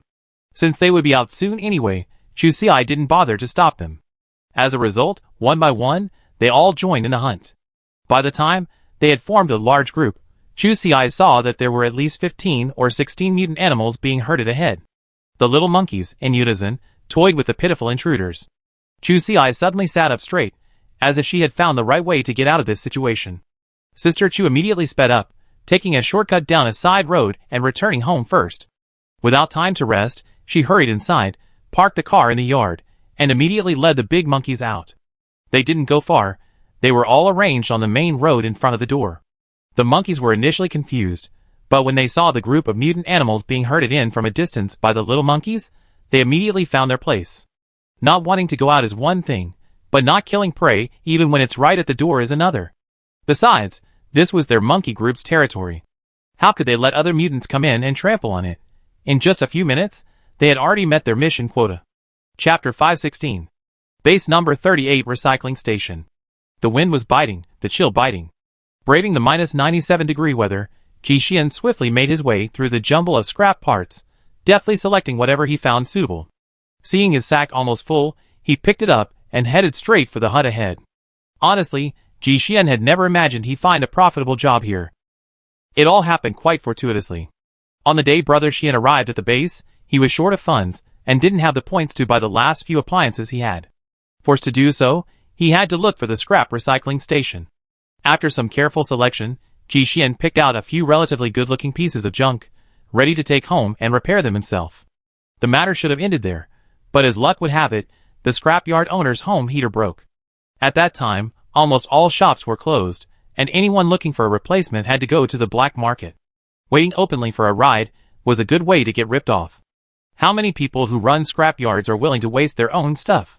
Coincidentally, he had some repair knowledge, so he took matters into his own hands. Alas, after a while, he couldn't figure out what went wrong, and all of his home heaters shorted out. This was a life-threatening situation, and the scrapyard owner was stunned.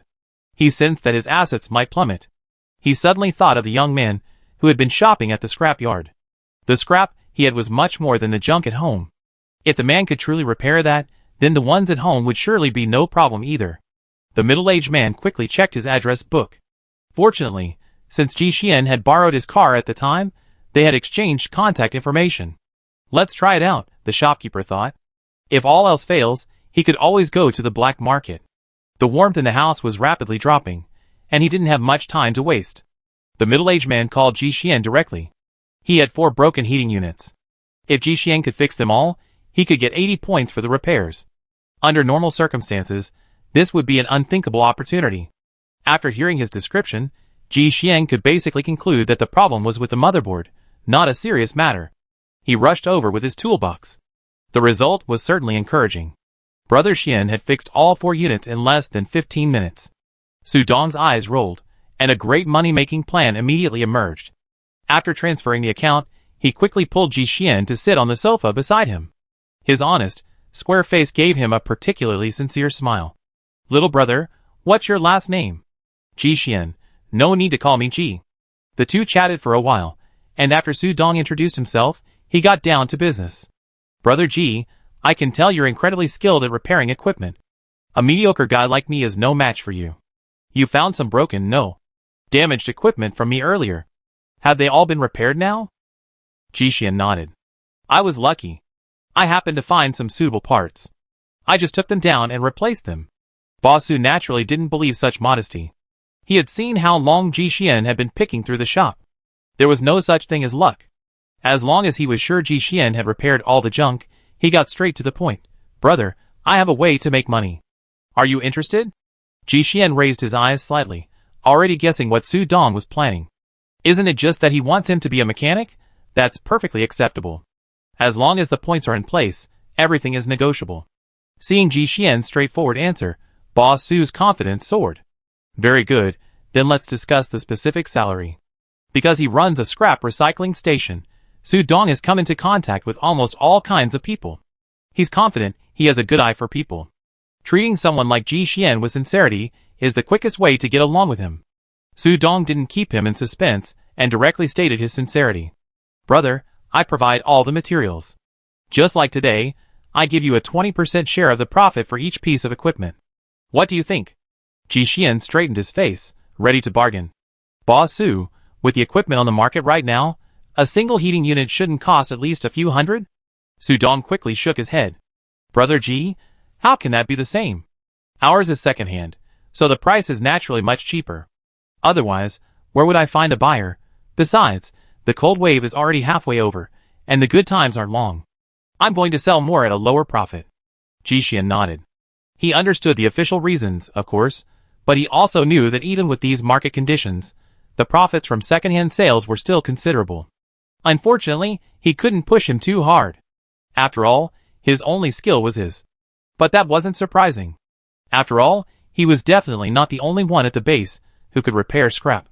Boss Su could change partners at any time. After all, the raw materials and sales channels were all in his hands. All he could think about was getting more bang for his buck. After some negotiation, the price was raised to 30 points per unit.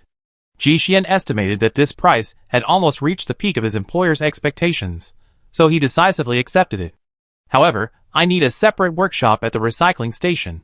Repairing a piece of equipment requires a variety of parts, and he couldn't always go back and forth looking for them. Furthermore, it was so cold, and he couldn't spend all his time moving equipment. So, a workshop at the recycling station was essential, and of course, it had to have basic heating facilities." That wasn't a problem. Su Dong nodded immediately. He already had a tin house there, but the warmth certainly couldn't compare to home. But Ji Xian could do the repairs himself, and he could easily install a few more heaters. The energy supply there was plentiful, so this little bit of energy wouldn't be a problem. Unexpectedly, he even landed a job like this. Brother Xian was quite pleased. If everything went smoothly, repairing 5 or 6 devices wouldn't be a problem in a day. Great. Ji Xian couldn't help but smile slightly. Chu Xi had previously transferred nearly all his points to him, and now he could finally come back to the rescue. Chapter 517. Upon returning home, Ji Xian immediately sent this exciting news to Sister Chu. At that moment, Chu Si had already washed up, but her monkey companion had dragged her out of her room and forced her into the kitchen, where she cooked a honey barbecue. Sister Chu was delighted after seeing the message, but that seemed to be all. After all, she had a vast territory waiting to be conquered. Each mutant beast was worth 20 points, and the monkey herd could bring back 10 or so at a time, meaning they could make at least 7 or 8 trips a day. Compared to the two, Brother Xian seemed a bit underwhelming. Chu Si suddenly remembered that she hadn't yet told Ji Xian about her cooperation with the base. So, she simply recounted the entire situation, including, of course, the misunderstanding that had occurred this morning. She had almost given up, but she hadn't expected such a dramatic turn of events. Still, she felt a little sorry for the base, but this was only temporary. Tomorrow, she would triumph over the base with awe and avenge her previous defeat. Ji Xian's reply arrived late at night. Seeing the price of 20 points per mutant beast, he felt something was amiss. However, Chu Si hadn't told him the current number of mutant beasts at the base, so he couldn't jump to conclusions. Adding to Chu Si's accident that morning, Ji Xian was almost certain that the base would need additional support. So, he simply replied to Chu Si, contact Lei Ming and ask about the mercenary prices. Chu Si frowned. Did Ji Xian distrust the base? Would they deliberately go after a young girl like her? Although Chu Si was a little skeptical, she listened and sent a message to Lei Ming around 4 o'clock. It didn't take long for a reply to arrive. Perhaps because text messaging wasn't convenient, Lei Ming simply called her voicemail. Sister Chu had been quite calm. After all, she was still a young person who believed the world was full of light. Then, her expression faltered. How much? Those bastards at the base had actually charged the mercenary group 35 points per item. Chu Si's hair stood on end, her hair standing on end in fury. After politely hanging up the phone, she immediately went to the base to argue. Were they bullying her because she was weak? The contact scratched his head. She? Weak? Were those monkeys behind him just there for show? The young man couldn't help but grumble. How could they be cheating Chu Si? It was clearly the mercenary group maliciously raising the price. But now that things had gotten to this point, it did seem a bit unfair to the young girl. But it wasn't something he could control. Seeing Sister Chu's anger was about to burst, the young man immediately straightened his tone and said, Please wait a moment. The commissions for each party are determined by the base based on their own armed forces and the number of people deployed. I don't have the right to change them. Furthermore, 35 points is simply the hunting price. The carcass of the exotic animal becomes the property of the base. This doesn't align with the situation. They still need people. There's nothing I can do. Chu Si's expression froze. She hadn't really asked the question carefully just now. But now that she knew, she had to raise her pay no matter what. Even if it was just 1 extra point, that would earn her dozens of extra nutrient supplements a day. The two argued for a long time, and finally the young man gave up. Okay, wait a moment, I report this to my superiors. The message was uploaded, and fortunately, the higher-ups at the base were respectable enough to reprise Sister Chu. If you don't want prey, you can give her the same commission as the mercenaries, 35 points per mutant animal. If you want mutant animals, it's 28 points per animal. Everyone was speechless. Just a few mutants killed in a day, why would they be so fussy? Clearly, the monkey team's final spectacular attack yesterday went unnoticed by the base, mainly because Sister Chu forgot to give the giant monkeys the counting device. At this point, I have to sigh. Some things are like answers filled in after an exam, which is a bit hard to accept. Chu Si quickly chose the second option. 1 mutant beast would increase his points by 8. When the cold wave passed, these points would be a lot of money, and naturally could not be wasted. Chapter 518. During breakfast, Chu Si silently ate the rice porridge in her bowl, which was filled with a faint fragrance. Ever since Brother Xian had gone out, she hadn't eaten the porridge made with nutritional supplements and wormwood powder in days. On the plate beside her were 2 skewers of grilled meat, cut from the mutant wild boar outside. The monkeys had been clamoring for honey grilled meat that morning, but she hadn't been willing to spread the honey on it. She did grill 2 skewers of pork to satisfy her craving. Sighs, Sister Chu sighed helplessly. She figured she couldn't fool these big monkeys. She had thought, taking advantage of her recent busy schedule, to give them a couple of days of hardship so they could regain their passion for conquering the land. But she hadn't expected these guys to be so cunning. Chu Si's storage of the mutant honey had been exposed, and as for the meat, it had been dumped carelessly in the yard. There was also a large wild boar outside. Everything was readily available. How could she let it get away? So, by the time Chu Si arrived that morning, the ingredients were already prepared. Facing the monkey's eager gazes, Sister Chu didn't dare refuse. When an individual goes against the herd, there's bound to be no good outcome. So Chu Si didn't dare gamble, fearing being expelled from the monkey group at such a critical moment. Sister Chu's self-image was quite accurate, just a cook, but being flexible was a basic requirement. After enduring humiliation and eating 2 sticks of barbecue, Sister Chu prepared to lead the infant army out. Oh! After leaving, she quickly retreated and put a data counting device on each adult mutant monkey. This morning, when she was calculating the data, she was completely confused, thinking there was a problem with the system. Only after a careful review did she realize she had forgotten to put the counting device on them. 28 points each, and the final batch had 15 in total. Chu Si counted on her fingers. A total of 420 points. Sister Chu's fingers narrowly escaped being snapped off. After realizing this massive mistake, she immediately called the same number again. Busy. Last night after breakfast, Sister Chu called again, but unfortunately, the line was still busy. Helplessly, this matter would have to be put on hold for now. Inspector Du watched his watch, which had been vibrating constantly, finally calmed down, and he let out a deep breath. What he regretted most now was answering Sister Chu's call that morning. For this, he'd been severely criticized by his direct supervisor, who accused him of being incompetent. What was there to report? A little girl, relying on a group of disobedient monkeys, could really rebel? Blah blah blah. Little Du hadn't expected that when his boss, a middle-aged man, complained, he could be even more terrifying than his mother. Before he could recover from his shock, Sister Chu called again. He immediately clicked his watch, wishing he could turn it off. His inner resistance overflowed. Of course, there was no way he could answer the call, no matter what. This was the limit of his capabilities. Even if Sister Chu wasn't satisfied, there was nothing he could do. As the saying goes, every failure makes you wiser. Chu Si had installed counters on all the monkeys this time to ensure the previous situation wouldn't happen again. After packing up, it was almost 7 o'clock, and she immediately led the monkeys out. Their mission today was a heavy one. Sister Chu planned to drive home at least 5 times. At the beginning of the mission, everything went smoothly. First, they cleared the stray mutants from the streets. Then, following the blueprints provided by the base, they searched the dangerous houses in the West District one by one. Chu Si took a quick look, and even though he had been mentally prepared, he was still frightened.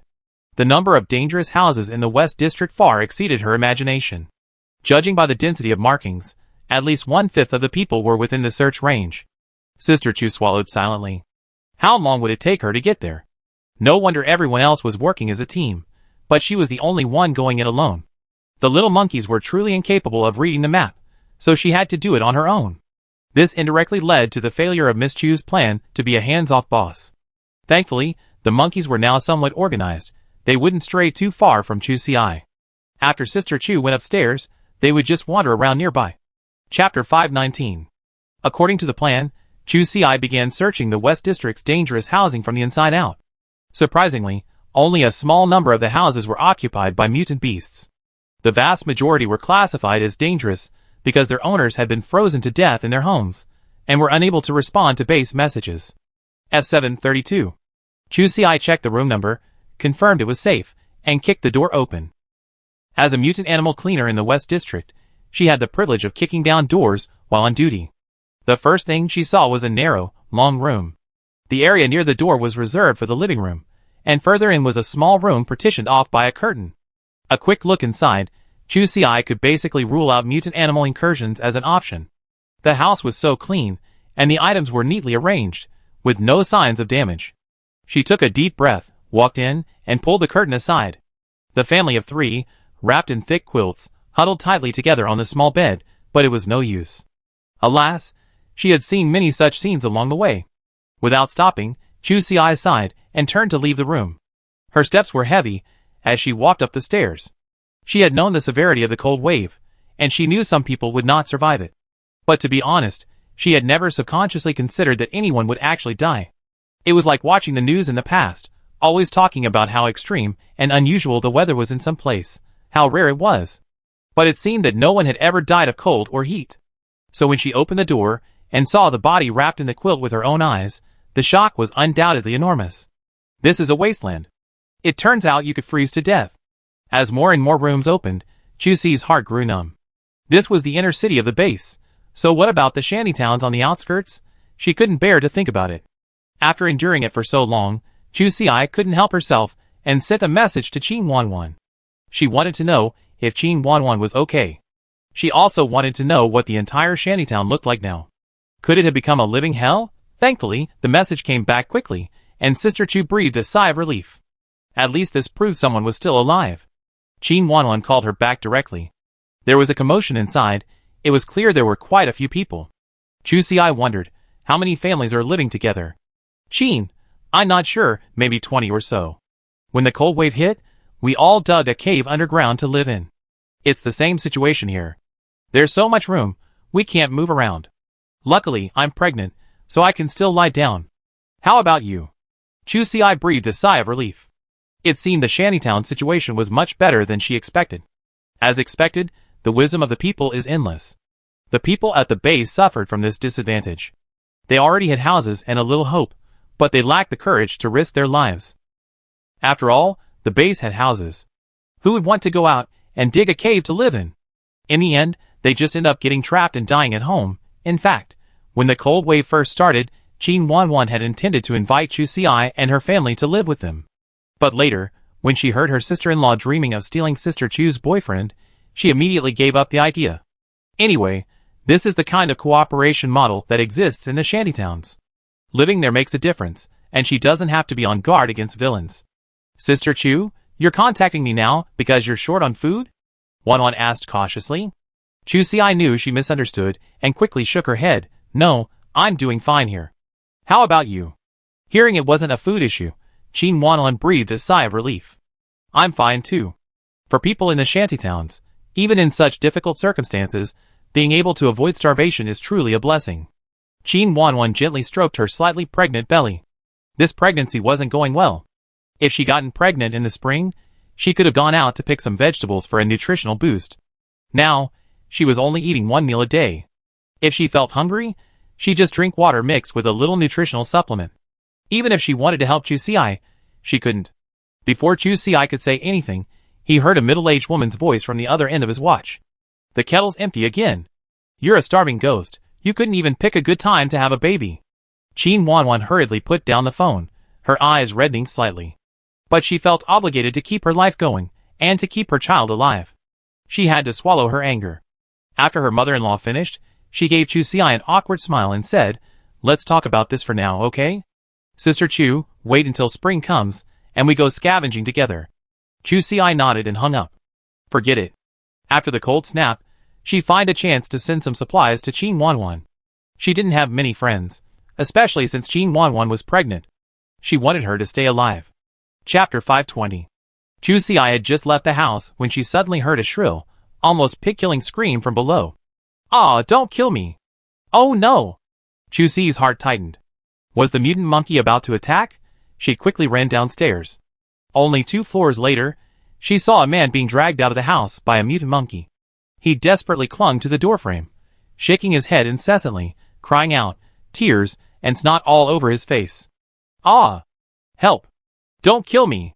Don't kill me! Chu Si hurriedly called out, Let him go. The man saw someone approaching and immediately closed his eyes, wailing, Help me! Help me! As soon as the monkey released him, the young man immediately dashed back into the house. Then, the door slammed shut. Chu Si, This man, perhaps, is better left alone. Chu Si waved her hand, telling little N to wander somewhere else. Sister Chu took a deep breath and began banging on the door. The sound of a man sobbing could be heard from inside. He thanked Chu Si for coming, but said, Sister, please leave quickly. I really can't open the door for you. But his life was above all else. Chu Si wasn't in the mood to argue, so she asked directly. The base was cleared out a long time ago, so why are you still up there? She was worried that there might be more than one person hiding in the house, which would undoubtedly greatly complicate her work. The monkeys didn't recognize people. If something devastated her, even if the base didn't pursue the matter, she wouldn't feel good. The man inside held the door tightly, mentally resentful. Even at this moment, he still cared about this. Chu Si kicked the door directly, sending the young man flying with it. The man was stunned, not expecting such strength from the young woman. He looked up hesitantly at Sister Chu. Are you from the mercenary group? Only genetically modified humans could possess such fighting prowess, right? Chu Si kicked the table blocking his path away. Answer the question. Seeing the danger approaching, the man suddenly regained consciousness and stammered, This is my home.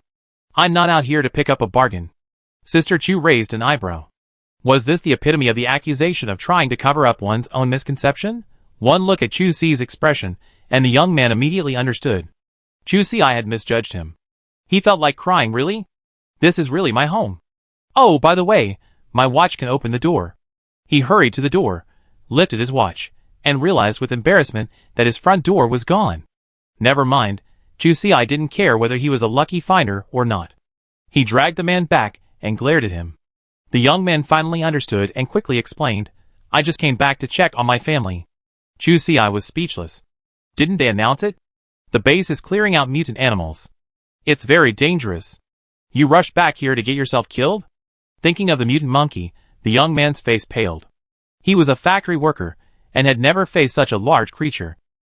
The young man couldn't help but feel frustrated and scared, but what else could he do? My things were accidentally stolen in the basement. And now word has spread that while the base was clearing out mutant animals, someone was sneaking in and stealing my house. I only have these few belongings. What I had with me is gone. If everything in the house is taken, even after the cold wave passes, I won't have much to live on. Chu Si frowned. Breaking the house? So brazen, aren't they afraid of the inspection office?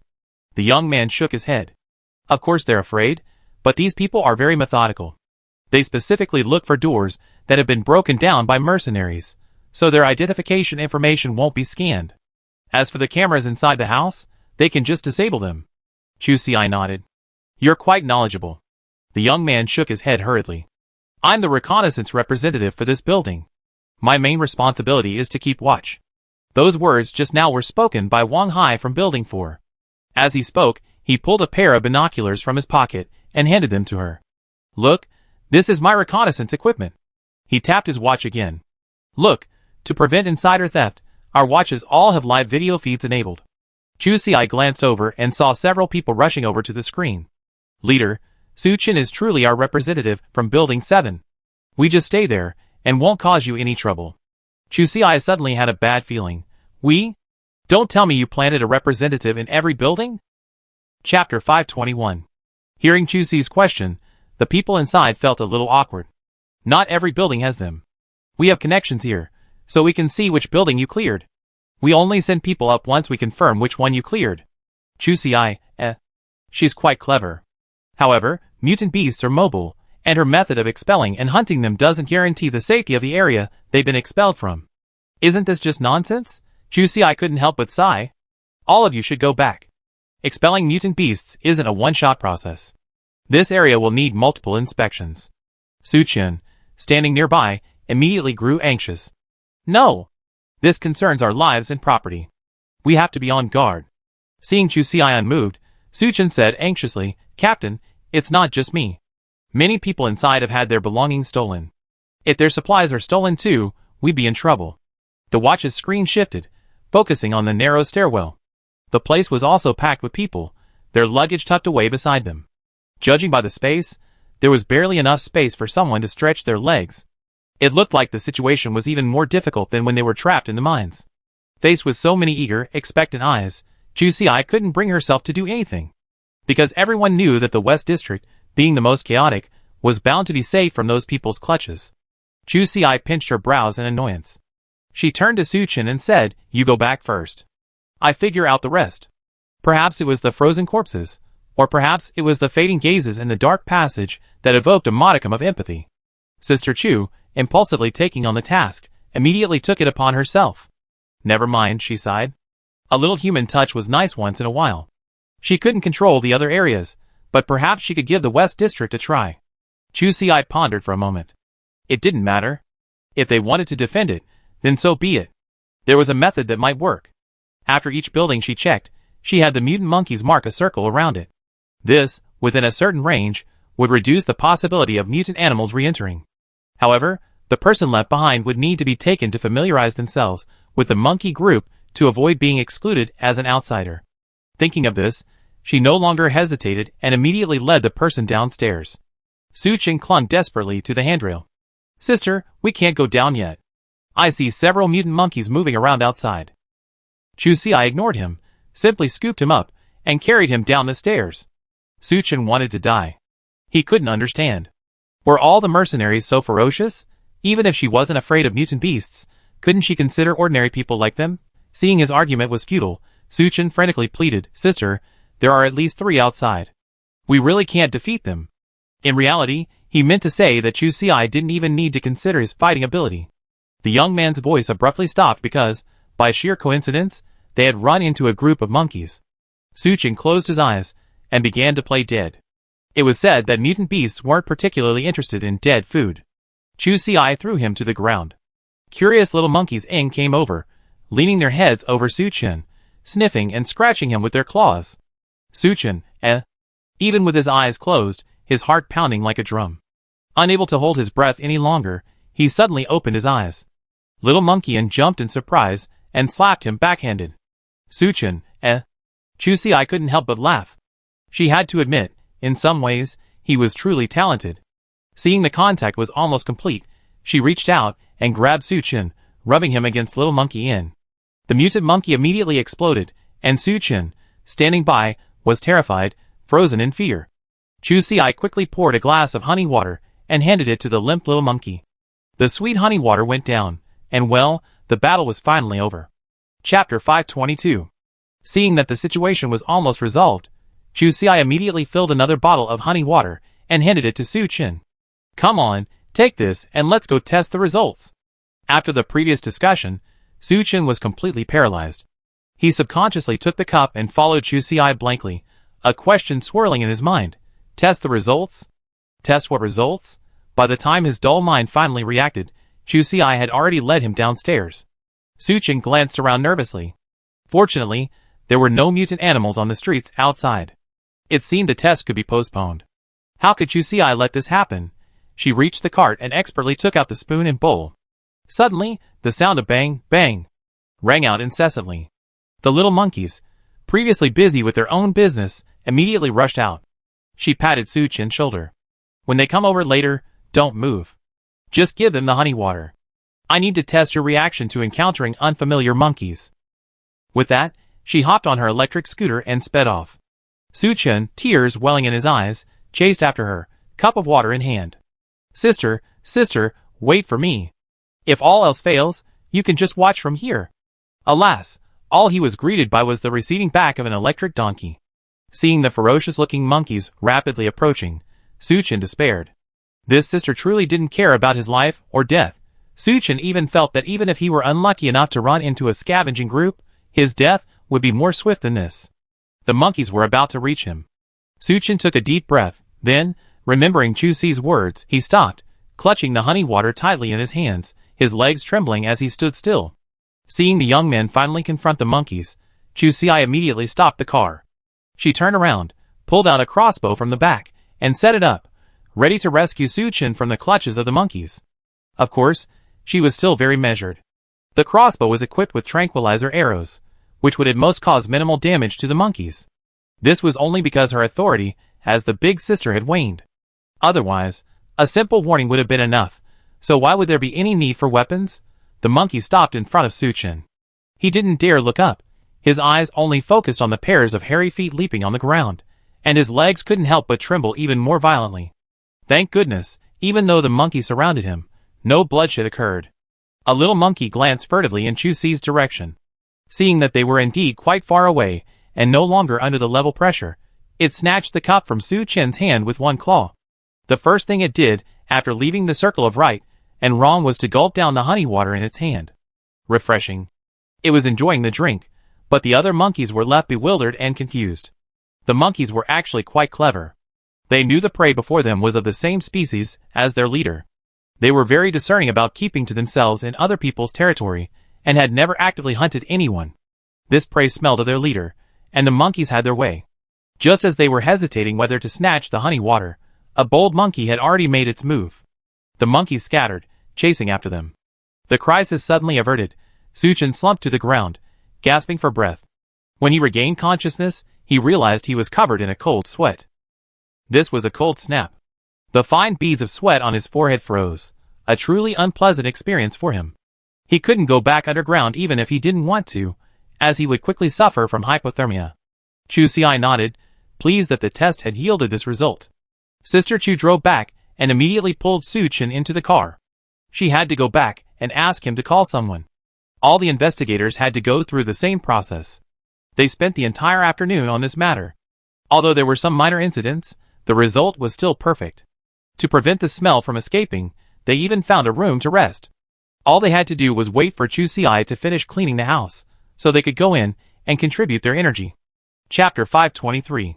Chu Si wasted no time and began clearing the houses one by one. Zhuangji Linyuan, unfortunately, was very slow. After all, the remaining mutant beasts were mostly small scale, and she couldn't rely on free helpers. A few little monkeys followed her into F873, and once inside, there was a flurry of activity. They didn't encounter the mutant beasts, but their house was demolished first. The obvious advantage was that they had more people than them. Chu Si felt guilty, but she couldn't get them to leave. She had no choice but to stop them. Time was running out, so she immediately headed to the next house. Even if the homeowner really wanted to recover their losses, they would have to contact the base. After all, they knew the monkey's situation. Since they had chosen them, they had to take responsibility. Of course, these little guys weren't completely useless. At least, they could occasionally serve as a scapegoat for Sister Chu. But don't count on them in a life-or-death situation. They might even stab you in the back. It was like hunting a mutant hedgehog. Sister Chu could clearly dodge its sharp spikes, but the two little brothers, trying to make their presence felt, charged at each other, leaving no one able to escape. The hedgehog brother took down all three. Chu Si's arm was a penetrating wound, while the two little monkeys, with their thick skin, only suffered a few cuts and bled. Sister Chu's face darkened. She extended her good arm and flung the two dazed creatures out of range, muttering, "Damn it. You can hold back, but can't you use less force?" With one arm, Chu Si finally killed the mutant hedgehog, then immediately grabbed the two others, ready to take them back to heal. It was now completely dark. The nocturnal mutant's agility had greatly increased, while Chu Si's had correspondingly decreased. There was no point in staying any longer. This task wouldn't be finished today anyway, so there was no need to rush. But unexpectedly, there was a bonus to being injured. The next morning, not only did the baby army leave, but 5 adult mutant monkeys from the Monkey King's group also emerged with them. Wow! The long-lost thugs had appeared. With these 5 men in the fold, Sister Chu walked with a swift breeze. Since these 5 generals arrived, Chu Si's clearing speed had increased significantly. House after house was emptied, and from time to time, a few surveyors from the basement were called up. The newcomers were very cautious, but fortunately, the monkeys weren't very hostile to them. One of them, who was a bit more tactful, even brought a peanut as a bribe to the examiner. Chu Si looked at it curiously. Great. It seemed some people in the West District were slowly becoming less averse to the mutant monkeys. This was a good sign. Judging by the situation, Chu Si had a feeling that even after the cold snap, these monkeys would likely come over frequently. While the repellent powder was powerful, the monkeys had already marked the area, so if they really wanted to, they could still find it. This was also why the base was so determined to eliminate all the mutant beasts that had intruded. One mutant giant salamander was enough of a headache. If there were more, the base wouldn't be able to handle it. Chu Si patted Monkey Xiaobao's head, thinking to herself, once the mission was over, she would urge the monkeys to leave. She understood the principle of when the cunning rabbit dies, the running dog is cooked. Chu Si was delighted to see the monkeys establish good relations with the people of the West District. She asked for nothing more than to avoid being attacked while they were down. The morning flew by. Chu Si checked the map and saw 7 buildings that had turned green. The explorers carefully guarded their territory, and no sneak attacks occurred. Everyone couldn't help but wonder, could it be that the West District wasn't attractive enough, and they hadn't been there in the past few days? After finishing the morning, they would have to continue in the afternoon. The sooner this matter was over, the better. This would leave more assets for the people, preventing them from being completely ravaged by the mutant beasts. Anything that could be saved was better. News of burglaries from other bases kept coming in, and Chu Si was on edge. No matter what, they wouldn't let go of this chaotic area. After a busy day, the West District remained quiet. After dark, Chu Si had no choice but to lead the monkeys home for dinner. In reality, staying any longer wasn't very meaningful. Picking up a bargain at night would also put their safety at risk. As soon as they settled down, they were slapped in the face. The scout's alarm sounded in ambush. Chu Si checked the location, which was a building near the East District. Without even having time to eat, she immediately led the monkeys out again. The information showed that the group was armed, but mostly machetes and crossbows. After all, not everyone could afford a wooden barn. Sister Chu rushed over, exhausted, but unfortunately, there was only a lot of noise and little action. The sight of so many mutant animals scared them off. It wasn't their fault really. Chu Si's situation was unique. Until now, the other districts had no idea there was only one person in charge. And a bunch of monkeys. So, suddenly seeing such a large group of mutant monkeys surrounding them, how could she dare to stay any longer? Chu Si didn't chase them, because the monkeys didn't have a pass to other areas of the base. If she rushed over rashly, she would likely be caught, which would be extremely disadvantageous to the monkeys' future. In short, we should increase our vigilance for the next few days, and wait for their next attack. Chapter 524. The temperature has risen significantly in recent days. Although it's still in the low 60s, it's clear that the cold wave is about to pass. The base has been accelerating its efforts to eliminate the mutant beasts. Time is running out. They must complete a cleanup before the cold wave ends. The expert picker Chu Si had been waiting for didn't show up either. Perhaps he finally found out what was going on with her, and decided not to provoke her for the time being. This is a strong possibility. After all, there are always those who are good at bullying others, but always prefer to stay away from mutant beasts. Su Chen and the others continued their normal monitoring shifts, while Chu Si returned her attention to strangling the mutant beasts. A group of people were stationed near Chu Si's home. Normally, she would have been out on a mission by this time. The shifty-eyed young man approached his boss, a smug grin on his face. "Boss, our intelligence says that little bitch has already led the monkey pack out, and is now carrying out a mission on Tongxing Road. She certainly didn't expect us to come and raid her home first. This guy is too fat. My goodness, leaving such a large mutant boar right outside, thinking everyone would hide downstairs out of sight, right? And they live on 3 floors, so there must be a lot of supplies inside. This is a real fat sheep." The black-clad boss narrowed his eyes, a sneer tugging at the corners of his mouth. He had only wanted to teach Chu Si a lesson, to show her who to mess with, and who not to mess with. Unexpectedly, he suddenly pulled out a big fat fish. The middle-aged man nodded. "Very good. I credit you for your contribution. When we return to distribute the supplies, you certainly be included." Hearing this, the young man beamed, bowing and retreating to the side. This was truly a windfall for him. If it weren't for someone's advice, he wouldn't have thought of this. Furthermore, Chu Si's address was also provided by Wang ***, which saved them a lot of trouble. As for Wang ***, he was a small landlord in the basement. He had always wanted to establish a relationship with the Dongyong mercenary group, and this was the perfect opportunity. Looking at the mutant wild boar piled up by the door, the young man happily calculated how much he could gain this time, and he was extremely satisfied with Wang ***. This man was very capable. It seemed that when he returned this time, he would be able to introduce him to his boss. After confirming everything was alright, everyone emerged from their hidden corner. The black-clad leader frowned at the massive wild boar before them. He pointed at 4 people and said, "You guys, take the electric cutters and skin this pig. Also, knock out its tusks. It looks like its belly has already been gutted. The rest of you, follow me upstairs." The others quickly obeyed, eager to rush forward and raid Chu Si's home. Then, a monkey appeared from the wall. Everyone stopped in their tracks, looking at each other in confusion. One whispered, "What's going on? Didn't that woman take all the monkeys out? She even left one guarding the place?" The black-clad leader gritted his teeth and said, "Go ahead. We can take down this one."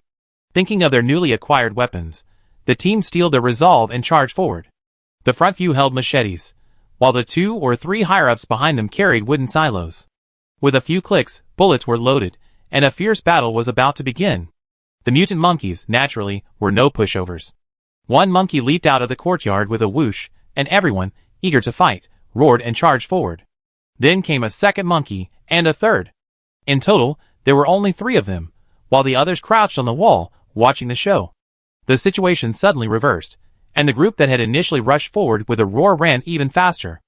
Alas, how could a human's pace compare to that of a mutant monkey? The sound of a wooden cannon rang out, and several bullets pierced the mutant monkey's body, drawing blood, but only just enough. Those with machetes didn't dare to confront the monkeys. Their attacks were much more brutal. One person had his arm ripped off, and his cries of pain echoed far away. The wounded monkeys were furious, but fortunately, the Monkey King intervened in time, saving the attacking team from casualties. After all, On someone else's territory, one should at least adhere to their rules.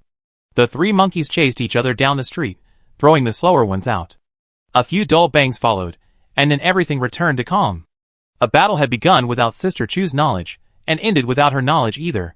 Overall, everything was fine. Chapter 525. Chu Xi didn't make any major moves, but Ji Xian was preparing to return. Although we were still in the cold snap, it was already at the tail end, and the temperature would only get higher. As long as he could withstand the freezing cold on his way, he'd be fine later. Recent home appliance renovations had given him some ideas. He could renovate the car, add thermal insulation, install a ventilation system, and wear more clothes. He thought it wouldn't be a problem.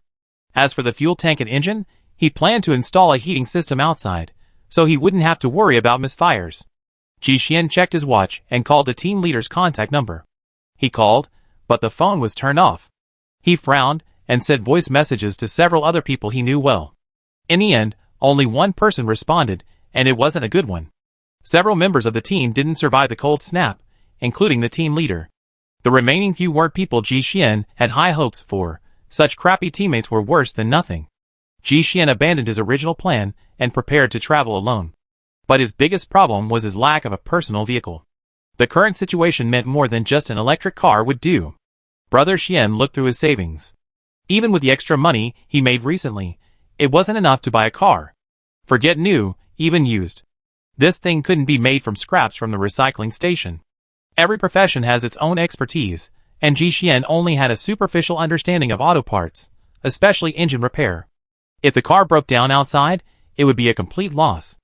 After much thought, it seemed the only option, given his current situation, was to assemble it. He frowned, thinking for a moment. He remembered an old pickup truck at the recycling station. The exterior was still intact, though it was old and scrapped. There were no obvious scratches on the exterior, so it could be repaired and used. The tires were easy, he could pick and choose, and find four that would work.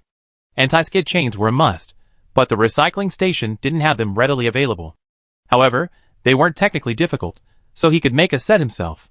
As for the other components, he could make do with what was still usable, replacing any worn parts. As for the all-important engine, he planned to ask Boss Su for a used one of reasonable quality. For the insulation modification, Ji Xian planned to try to use equipment he already had at home, which would also reduce the purchase cost. Oh, and he also needed a car-mounted wind turbine to power the equipment he'd be adding later, otherwise he worried the car wouldn't last. After much deliberation, even with Brother Xian's meticulous planning, he still had to pay 2 E-Class crystal cores to complete the purchase. He simply dropped the car off at the recycling station for modifications, taking the opportunity to snag a few parts from Boss Su, but those were minor details. The recycling station was filled with clanking and crackling sounds all night. The next day, when Su Dong arrived, he was surprised to see the camouflage pickup truck in the yard. It was lacking everything else, except for the wind turbine on top, which made it look a bit out of place. But there was nothing he could do about it. The woods didn't have enough light, otherwise using solar power would have been much more aesthetically pleasing. Ji Xian rubbed his temples. He'd been working so hard these past few days, and he was still feeling a bit exhausted. After saying hello to Boss Su, he pointed to the tin shack behind him and said, "I'm going to catch up on some sleep. I have to be back this afternoon." Su Dong nodded quickly, then asked, puzzled, "Why the rush? Wouldn't it be nice to wait a while until the cold wave completely passes?" Ji Xian shook his head. "No. After the cold wave ends, there will undoubtedly be a period of chaos outside, and the wilderness will become extremely dangerous. He needs to get home before then. The situation at Base 46 is currently unknown, and he's worried about Chu Xi handling it alone." With that, Ji Xian said no more, walked straight into the shack, and went back to sleep. Su Dong felt a little sorry. He had finally found such a good partner, but he was leaving in just 2 days. If only they could have a long-term partnership. He could have opened a second-hand shop himself. He already had connections to open this recycling station. If Ji Xian could stay here long-term, someone would be able to provide quality and high-quality mechanical repairs, allowing him to add another business line. After only a few hours of sleep, Ji Xian was already up. He had to go out and purchase some supplies, and he could also test the performance of the pickup truck to see if there were any areas for improvement. After completing his purchases, Brother Xian set off from Base 38 around 2 p.m. At the other end of the journey lay Chu Xi and his home. Chapter 526. A military green pickup truck sped out of the base's gate, and Ji Xian couldn't help but feel a surge of excitement. After so many days away, he could finally go home. The car drove onto the highway and quickly disappeared into the jungle. A thick layer of snow covered the road, and with the sudden drop in temperature, the snow had frozen into ice, making the road extremely slippery. Fortunately, Brother Xian had been prepared. His snow chains were homemade and had been specially upgraded. Each link of the chain was tightly interlocked, with evenly spaced rivets. The sharp and strong rivets could dig deep into the ice and snow, firmly stabilizing the vehicle and providing strong grip. So even in such conditions, the car could still move at lightning speed. To be honest, having overcome the cold, the wilderness was actually much safer now than before. Small mutant animals were afraid to move, and large mutants were unwilling to move. He simply drove along the way, and never encountered any large mutant animals blocking the road. Moreover, danger often accompanies opportunity. After only 2 or 3 miles, Ji Xian saw no fewer than 5 frozen animals lying dead on the roadside, including rabbits, mice, and mutated birds. Unfortunately, unless the prey had died directly on the road, Brother Xian would pick it up. He would simply pass over even those that lay only 30 or 40 meters from the roadside. Of course, no one dislikes free prey, especially Ji Xian. But he knew that, given the current situation, each of these prey items was a sweet trap. Brother Xian was like dancing ballet on a tightrope. If he performed well, it was art. If he performed poorly, it would be a suicide note. For Ji Xian, time was of the essence. He had to return to base 46 before the cold snap ended, otherwise, he would be caught in the revival of the mutant animals in the wilderness, a period of extreme danger. Now his team consisted of only him. While this reduced the risk of trouble, his combat effectiveness was also greatly reduced. Ji Xian took a deep breath and mentally encouraged himself to control his greed and return home quickly. After 2 days of driving, the temperature had risen to around -50°C, and a few mutant animals had begun to emerge. Ji Xian became increasingly cautious, dodging whenever possible. Even a medium-sized mutant bobcat was a minor concern, and he tried to avoid direct confrontation. After all, there was only one car, and if it were to be damaged by a mutant animal, the consequences would be truly disastrous.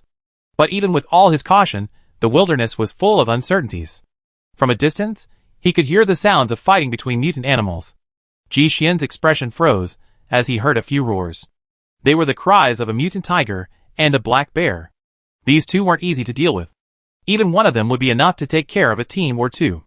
Brother Xian, alone, naturally didn't dare venture out.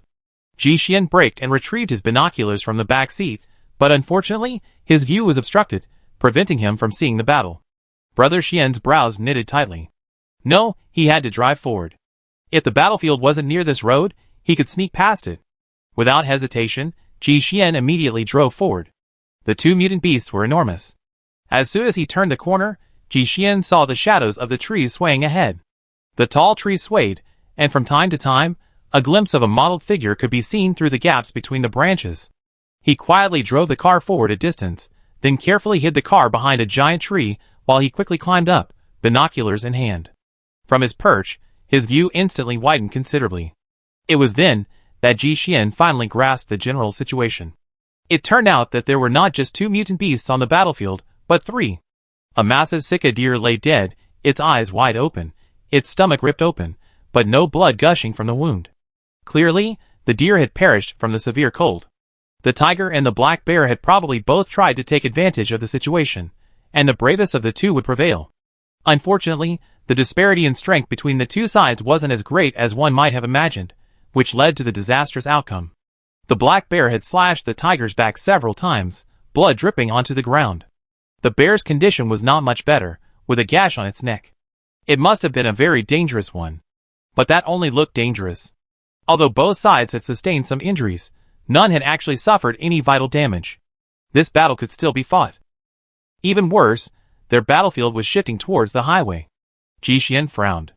This was a problem. After all, being held captive outside, his situation would only worsen. Chapter 527. With a loud boom, a giant tree was knocked down in the middle of the road by the giant bear's charge. Oh no! Ji Xian frowned. Now the road was blocked. Even if he wanted to sneak away, he couldn't. Watching the fierce fight between the giant bear and the tiger, his eyes narrowed slightly, and a bold plan took shape in his mind. He took a deep breath, stretched his frozen limbs slightly, and then quickly slid down the tree along the branches. As soon as he opened the car door, a warm breath hit him. He hurried in and slammed the door shut. Every bit of warmth was precious now. He couldn't afford to waste even a little. Hurting in the seat, Ji-Xian placed his hands on the heater vent, rubbing them rapidly. He had to regain his flexibility quickly. Later, there was something important to do. Waiting for his hand to slowly warm up, he leaned back and reached out with his right hand to open the passenger seat storage compartment. Inside lay a small, silvery white metal tube, a smooth oval shape, barely the size of a palm. It was the test tube vial he painstakingly exchanged from the patrol office for storing pit viper venom. In the past, even if the two behemoths were locked in a life-or-death struggle, he wouldn't have dared intervene. He couldn't withstand the blow of defeat. The mutant tiger and the mutant black bear were incredibly powerful, representing both high power and high defense.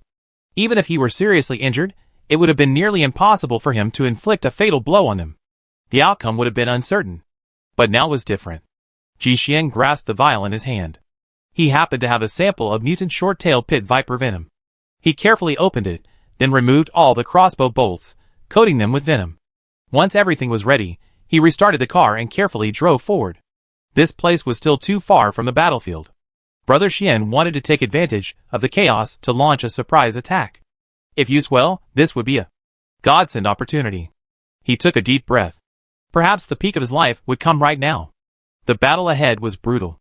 Trees were knocked to the ground by the battle between the giant bear and the tiger. Snowflakes flew everywhere, and a single swoop raised a cloud of snow and fog. Unable to move forward, he stopped the car, fearing that if he drove any closer, it would be caught in the battlefield. Carrying his crossbow, Ji-Xian quietly got out of the car and, using the dense weeds for cover, quickly approached the battlefield. The crossbow had a range, and he might only have one chance. He had to ensure his accuracy. Once within range, Brother Xian chose a tall tree and quickly climbed up. After finding a secluded spot, he quietly hid, waiting for the right opportunity to strike. Unfortunately, the situation didn't go as planned. The battleground between the two mutant beasts was slowly moving away from him. He frowned, his hands gripping the crossbow tightening. The mutant bear and tiger were both enormous, and their so-called slowness was something Brother Xian couldn't overcome. Watching the two retreating figures, Ji-Xian's emotions were momentarily complicated. If the two mutant beasts continued to move further away, this plan would have to be abandoned. It was a pity that the snake venom had been extracted. If it wasn't used, it would lose its effect in a few hours.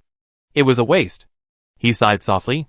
Whether he could fight them or not depended on fate. It was better to leave. He could still leave as soon as possible. Suddenly, the tide of battle took a sudden turn. The mutant tiger was defeated, felled by the black bear, and rolled a long distance toward Brother Xian. The trees were pushed in his direction like waves. Ji-Xian hurriedly hugged the trunk beside him. The tree shook violently, and then tilted to one side. Fortunately, this was already on the verge of an earthquake, and the tree he was standing on did not fall completely. There was no time to rejoice. The opportunity was too rare. He quickly steadied himself and leaped towards a higher branch. The giant tiger was lying on the ground, its back skin torn and one claw bent abnormally, obviously bitten off by the black bear. Brother Xian immediately raised his crossbow and fired several arrows at the wound on its back. Even though it was numb with pain, the crossbow bolts piercing its flesh still stimulated its roar. The tiger's head turned with difficulty, and with a single glance, it quickly locked onto his position. Ji-Xian felt a chill in his heart, and shot another arrow at its wound. The mutant tiger was no longer a threat to him. Chapter 528. The tiger still tried to stagger to its feet, but the black bear didn't give it a chance to retaliate. It immediately bit its neck and began to tear and pull. Swallowing his saliva, Brother Xian decided to seize the opportunity to give the black bear another blow. Otherwise, even if he successfully hunted down the mutant tiger, he wouldn't be able to pick up the corpse. The black bear was fighting intently. With victory imminent, it was also at its most relaxed. Ji-Xian carefully aimed his crossbow, seizing the opportunity, and fired 5 arrows in quick succession. Unfortunately, the black bear was still moving vigorously, and only 2 of the 5 arrows successfully penetrated its wounds. As soon as he was sure he had hit his target, he immediately scurried under the tree. Then he heard the black bear's roar. Brother Xian didn't hesitate and quickly reached the car. Preparing for this emergency, he didn't even dare to turn off the engine. He rushed into the car, turned it around, and immediately rushed back in the direction they come from. Then, he heard a loud boom, boom sound. He glanced at the rearview mirror with a frown. The black bear had already burst out of the jungle, and its speed would soon be even faster than it was now. The black bear's size was such that if it really gave chase, it would be over in a matter of seconds. Ji Xian gripped the steering wheel tightly, betting on the time it would take for the perverted venom to take effect. Thankfully, the swarm of snakes didn't disappoint him. The black bear took a few steps forward before collapsing with a loud thud. Its massive head slammed directly into the back of the car, sending it careening forward as if it had been rear-ended. He quickly adjusted the steering, slammed on the brakes, and slid a long way before finally landing smoothly. Looking at the dent in the back of the pickup truck, he couldn't help but sigh. It seemed he'd been a bit too complacent. Even that last scratch had caused substantial damage to the pickup truck, not to mention the discomfort it was causing for the other person sitting inside. The violent impact had knocked his forehead forward hard. Although it didn't hit the glass, it still caused significant damage to his cervical spine. Ji Xian felt dizzy. He fished the special energy stone from his collar and pressed it against his skin for a while before his symptoms subsided. As soon as his own situation stabilized, he immediately retrieved a chainsaw from the car and began to dissect the bear's wound. This was the advantage of having a car. If he were traveling alone, he definitely wouldn't have brought a large cutting tool like a chainsaw, so he had to resort to the painful task of dissecting the body with a dagger. When out on his own, without the support of his team, he had to be prepared to abandon his prey at any moment in this dangerous wilderness. Therefore, the dissection process naturally prioritized the price of the item. The first step was radiation monitoring, with high radiation levels as standard, practically unquestionable. The second step was to search the body. After cutting open the hide, Ji Xian completely pulled out the black bear's intestines. Then, stepping on them, he felt for something hard, then used a dagger to cut open the intestines and remove the stone inside. From the black bear, he found 3 ordinary energy stones. While not many, they were of high quality. This was the first time Brother Xian had ever found a B-grade energy stone, not 2 at once, and the remaining one was an E-grade. Black bear gallbladders are valuable, so he plucked them straight away. They're a rare medicinal substance, used to treat convulsions and epilepsy. Even with high levels of radiation, trace amounts can be used as medicine. Many people are seeking them, especially when used with a body cleanser to minimize harm. Next came the bear claws, fangs, and skin. He immediately used a chainsaw to cut the items, wrapped them in plastic bags, and dumped them directly into the back of his pickup truck. Although he minimized the contents, the haul from a single black bear already filled the small truck. Brother Xian couldn't help but feel a little regretful. If he had known this would happen, he would have definitely gotten a cart. Thankfully, the ground was now covered in ice. Ji Xian found a thick, broken branch and used his chainsaw to carve out a plank. He secured the edges with nails, and a simple towable cart was ready. He immediately drove to the mutant tiger's corpse and followed the same routine. Another hour had passed, and this time, Brother Xian had reached the pinnacle of his life, clutching an energy stone tightly in his hand. A-grade. An A-grade energy stone. It was truly something he hadn't even dreamed of. He had seen Chu Xi produce one before. No, his relationship with Chu Xi had begun because he had accepted a mission for an A-grade energy stone. That energy stone had nearly cost them both their lives. Ji Xian shook his head. Life would get better and better in the future, but he still had a mutant Sika deer he hadn't dissected. He looked down at the clock. No, this was dragging on too long. He couldn't be so greedy anymore. Based on his previous deductions, he was already pressed for time, and today's fight between the tiger and the bear had already wasted half a day. Gritting his teeth, he decided to go over and search the corpse. He wouldn't bother with the other parts of the deer. After that, he would sprint forward, not stopping for any more prey. But this decision caused Ji Xian indelible damage. The deer was actually edible. But with its size, there was no way he could drag it back. After feeling the carcass, he could only carve off a large piece of flesh to take away. Sadly, the deer's internal organs had already been eaten by other animals, and Ji Xian didn't find the energy stone he had been looking for. Touching the remains of the deer, Brother Xian couldn't help but burst into tears. Then, like a hero amputating his own arm, he slammed the car door shut and rushed out. Chapter 529. Because of this last incident, Brother Xian's mood successfully shifted from calm and composed to melancholy and dejected. He drove furiously. Fortunately, there were few mutant animals outside, so his reckless behavior didn't come at a cost. After driving for a while, Ji Xian's mood slowly calmed down. He glanced back at the pickup truck's bed and had to admit, this time the harvest had been quite bountiful. Greed is insatiable. A person must know when to advance and when to retreat in order to live a long life. While he was still cultivating his character, Sister Chu was almost done. She had completely cleared the West District, and many people had already moved onto the surface. What pleased Chu Si was that she discovered that people didn't seem to be so afraid of the mutant monkeys anymore. Some people even went to the West Gate to pick some frozen flowers as a dessert for them. Everyone seemed to be getting along very well. Upon receiving the news that Chu Si had completed the cleanup, more families began returning from the basements. After all, life down there was far too difficult, endangering not only their personal safety but also their property. Now that their homes were ready, why not move back in? Who wanted to suffer down there? Thus, without the base's knowledge, life in the West District had already returned to normal. Chu Si delayed for half a day, but seeing that no one had responded to the mutant beast issue, she knew they had almost all been killed. She took the initiative to contact the base contact, only to learn that he had been off with a cold. He spoke with a hoarse voice, struggling to speak. You said, "Is the West District cleared?" Chu Si nodded calmly. "Yes, I'd like to ask if other areas need reinforcements. Otherwise, I have to find a way to get the monkeys out." She didn't want a situation where the cunning rabbit died and the running dog was cooked. This matter was already perfect. She needed a perfect ending. The young man's mind was a little confused. Wait a minute, I checked with the leadership. After hearing the young man's report, several leaders were dumbfounded. She's progressing so fast, why didn't anyone report it? The head of the inspection department rubbed his nose awkwardly. Based on the first day's performance, Chu Si's combat power had been almost completely ignored. In fact, his original plan was to have the team that completed the task first go to the west area to help. Now, he'd been slapped in the face. Still a bit skeptical, he asked the young man, "Is the information reliable? Has it been re-verified?" The young man nodded. "It's been confirmed. In fact, almost everyone in the West District has moved to the surface now, and the overall progress is much faster than in other areas." The middle-aged man sitting at the head of the group chuckled. "Great, very good. During the negotiations, the mercenary groups strongly requested that we add a welfare program. The first mercenary organization to clear out the mutant beasts will receive an additional reward from the base. It's 2 A-grade energy stones, right? Well, the first place winner has been announced. We hand out the prizes to the young lady later." Oldly from the patrol office sneered. With their abilities, they should have finished cleaning up long ago. They're just dragging their feet, hoping to extract some benefits from the residents. Now that this cold wave is over, some things need to be settled.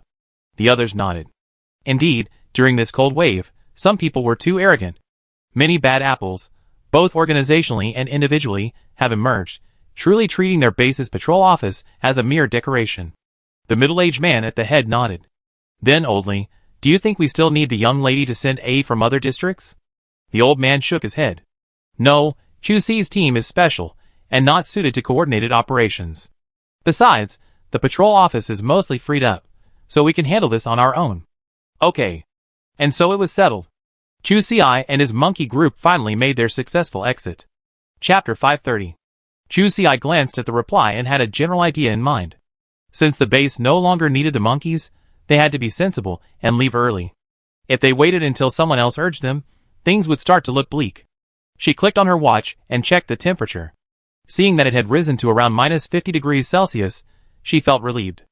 Under the current conditions, if she gave the smallest monkeys full cotton blankets, they would be more than enough to survive in the wild. With their mother's care, there was absolutely no risk of them freezing to death. It was estimated that in a couple of days, the temperature would return to normal, making it a good time to release the monkeys back to the mountains. Checking the time, it was already 3 in the afternoon. Chu Si thought for a moment and decided that she couldn't rush this matter. She still had to prepare and gather more things, otherwise these monkeys might not be willing to move. She didn't have time to make so many quilts in just one night, so she resorted to using the sacks at home. She joined 2 together, then filled them with cotton and sewed them up. She had several little ones, each with its own quilt. Seeing each little one, each clutching a plain-colored quilt, and looking so cute and adorable, Chu Si's heart warmed. A few days of getting along had forged a revolutionary friendship between them. Although these little creatures were a bit mischievous, they also really respected her. Out in the world, they were truly a force to be reckoned with. Suddenly, Chu Si felt a little reluctant to leave. She picked out a bamboo tube and prepared to fill it with honey for them to take home. When she emerged from the storage room again, Sister Chu's motherly love came to an abrupt end. The quilt she had just made was completely tattered in a matter of moments. The sack had already ripped, and the cotton inside was scattered everywhere. Several monkeys had mastered the art of sack tying without any instruction, even mastering the magical skill. The trapped monkeys were quite happy, running around the house in a daze. With a loud bang, a monkey fell directly into the stairwell. Chu Si, startled, hurried over to check. As it tumbled, the sack fell to the ground. The monkey quickly pulled itself up and slipped back into it, rolling from the second floor to the first. Sister Chu jumped down and intercepted it mid-flight, slapping it twice. She gritted her teeth as she dumped the entire monkey into the sack. She lifted the bag and strode briskly to the third floor. Up there, she saw the other monkeys still having fun, completely oblivious to the danger they had caused. She put her hand to her chest. "No, my stomach hurts." She threw the bag forward, and the monkey tumbled through the air, hitting two opponents. It instantly grasped the essence of this new game. As soon as it landed, it grabbed the sack and scurried back. The new game was so impressive that it immediately caught the attention of the other monkeys, who lined up in an orderly fashion, waiting for Sister Chu's favor. Chu Si took a deep breath. She had to send them away, immediately. To show them even a little more love was to disrespect their own lives. Her face was as pale as pig liver, and she was filled with resentment. Raising such a bunch of critters was even more terrifying than raising a pack of huskies. These guys were incredibly skilled at destroying houses, and not only were they smart, they also had incredibly strong execution skills.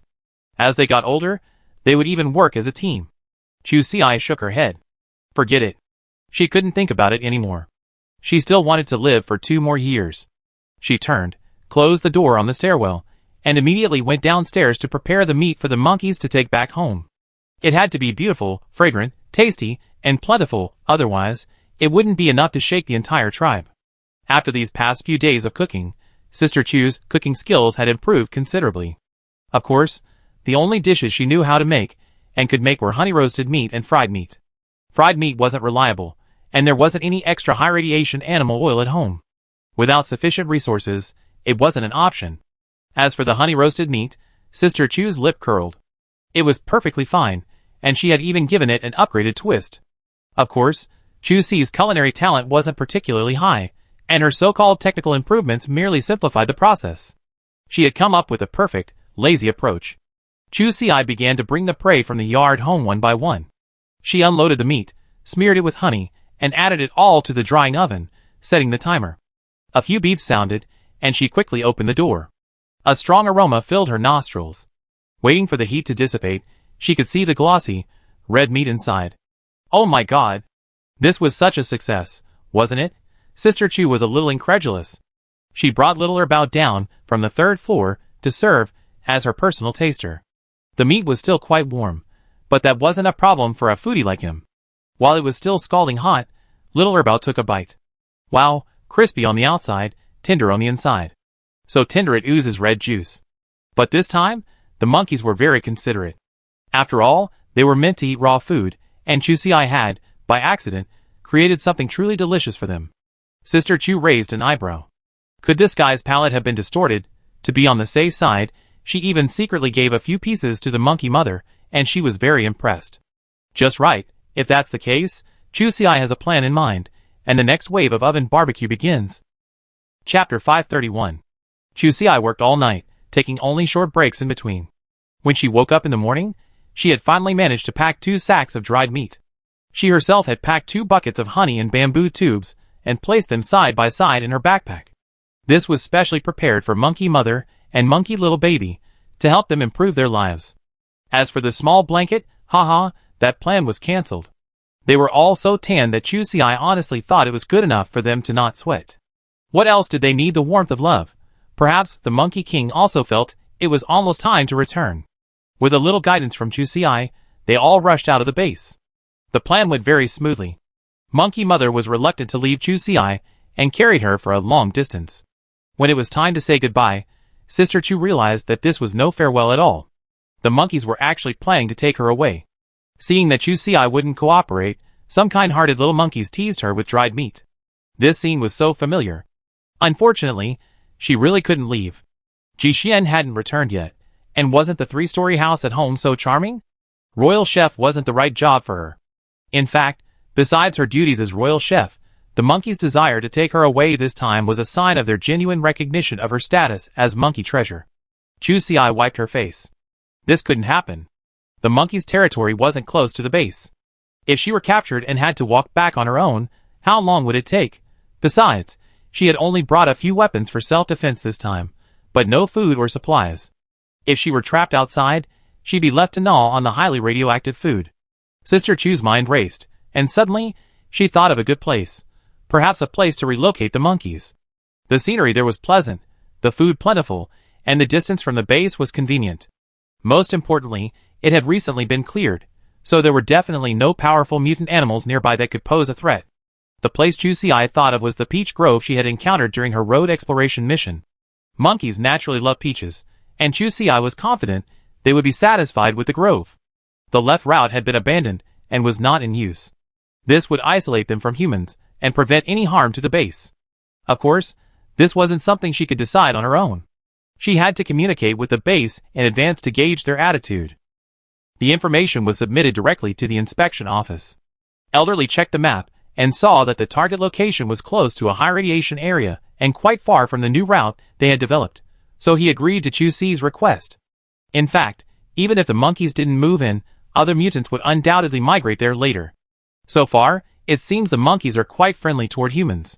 Having them guard them provides a bit of added security for those passing through.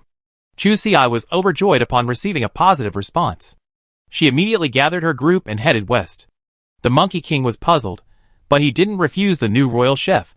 When they saw the trees bearing vibrant red fruit, the monkeys' genes were aroused, and they quickly fell in love with their new territory.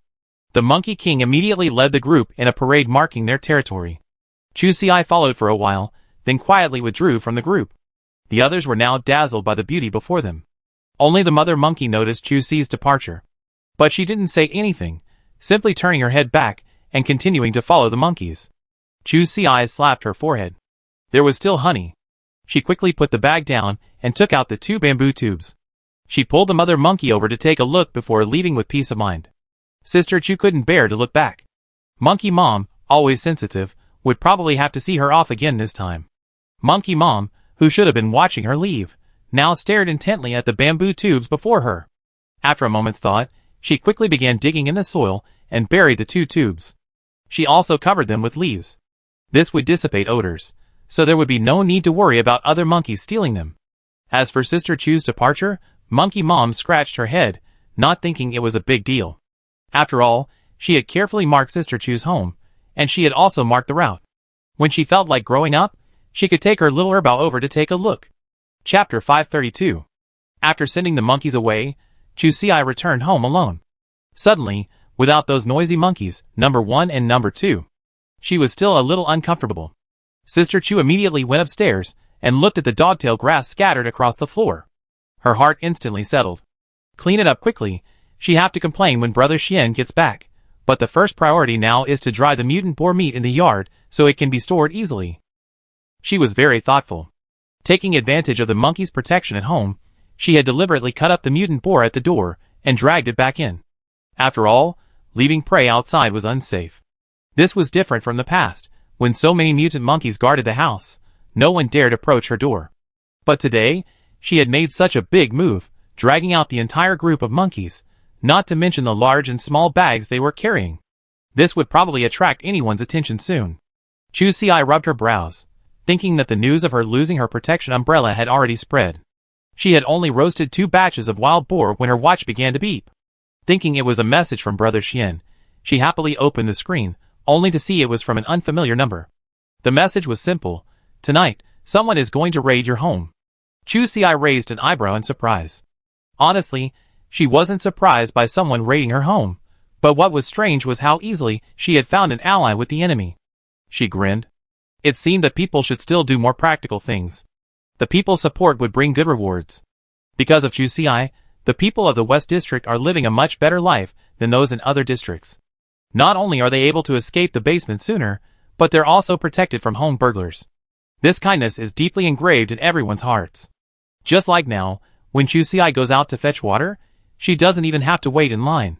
It's such a wonderful feeling. And today's intelligence made her feel the warmth of society. The informant's original intention was for her to call the police herself, so she could protect her life and property in a critical moment. That's a good idea, but the patrol officers are so busy right now, how could they have the time to deal with this matter? So Chu Si made her own decision. She wasn't going to call the police at all. After all, she was capable, and she could easily eliminate harm for the people. These bastards really pissed her off. She didn't care if they were the same group. They kept doing it once or twice a day. Who were they looking down on?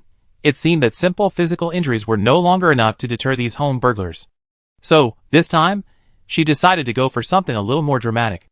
After making up her mind, Sister Chu calmed down and calmly fiddled with the pork jerky until nightfall. To welcome the group, Chu Si had set up a screen at the entrance, with the word welcome written in large letters. She hadn't even put up the electric fence. The welcome wasn't for nothing.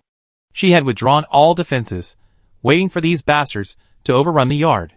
After dinner, Chu Si quietly stayed in the mutant snake's house.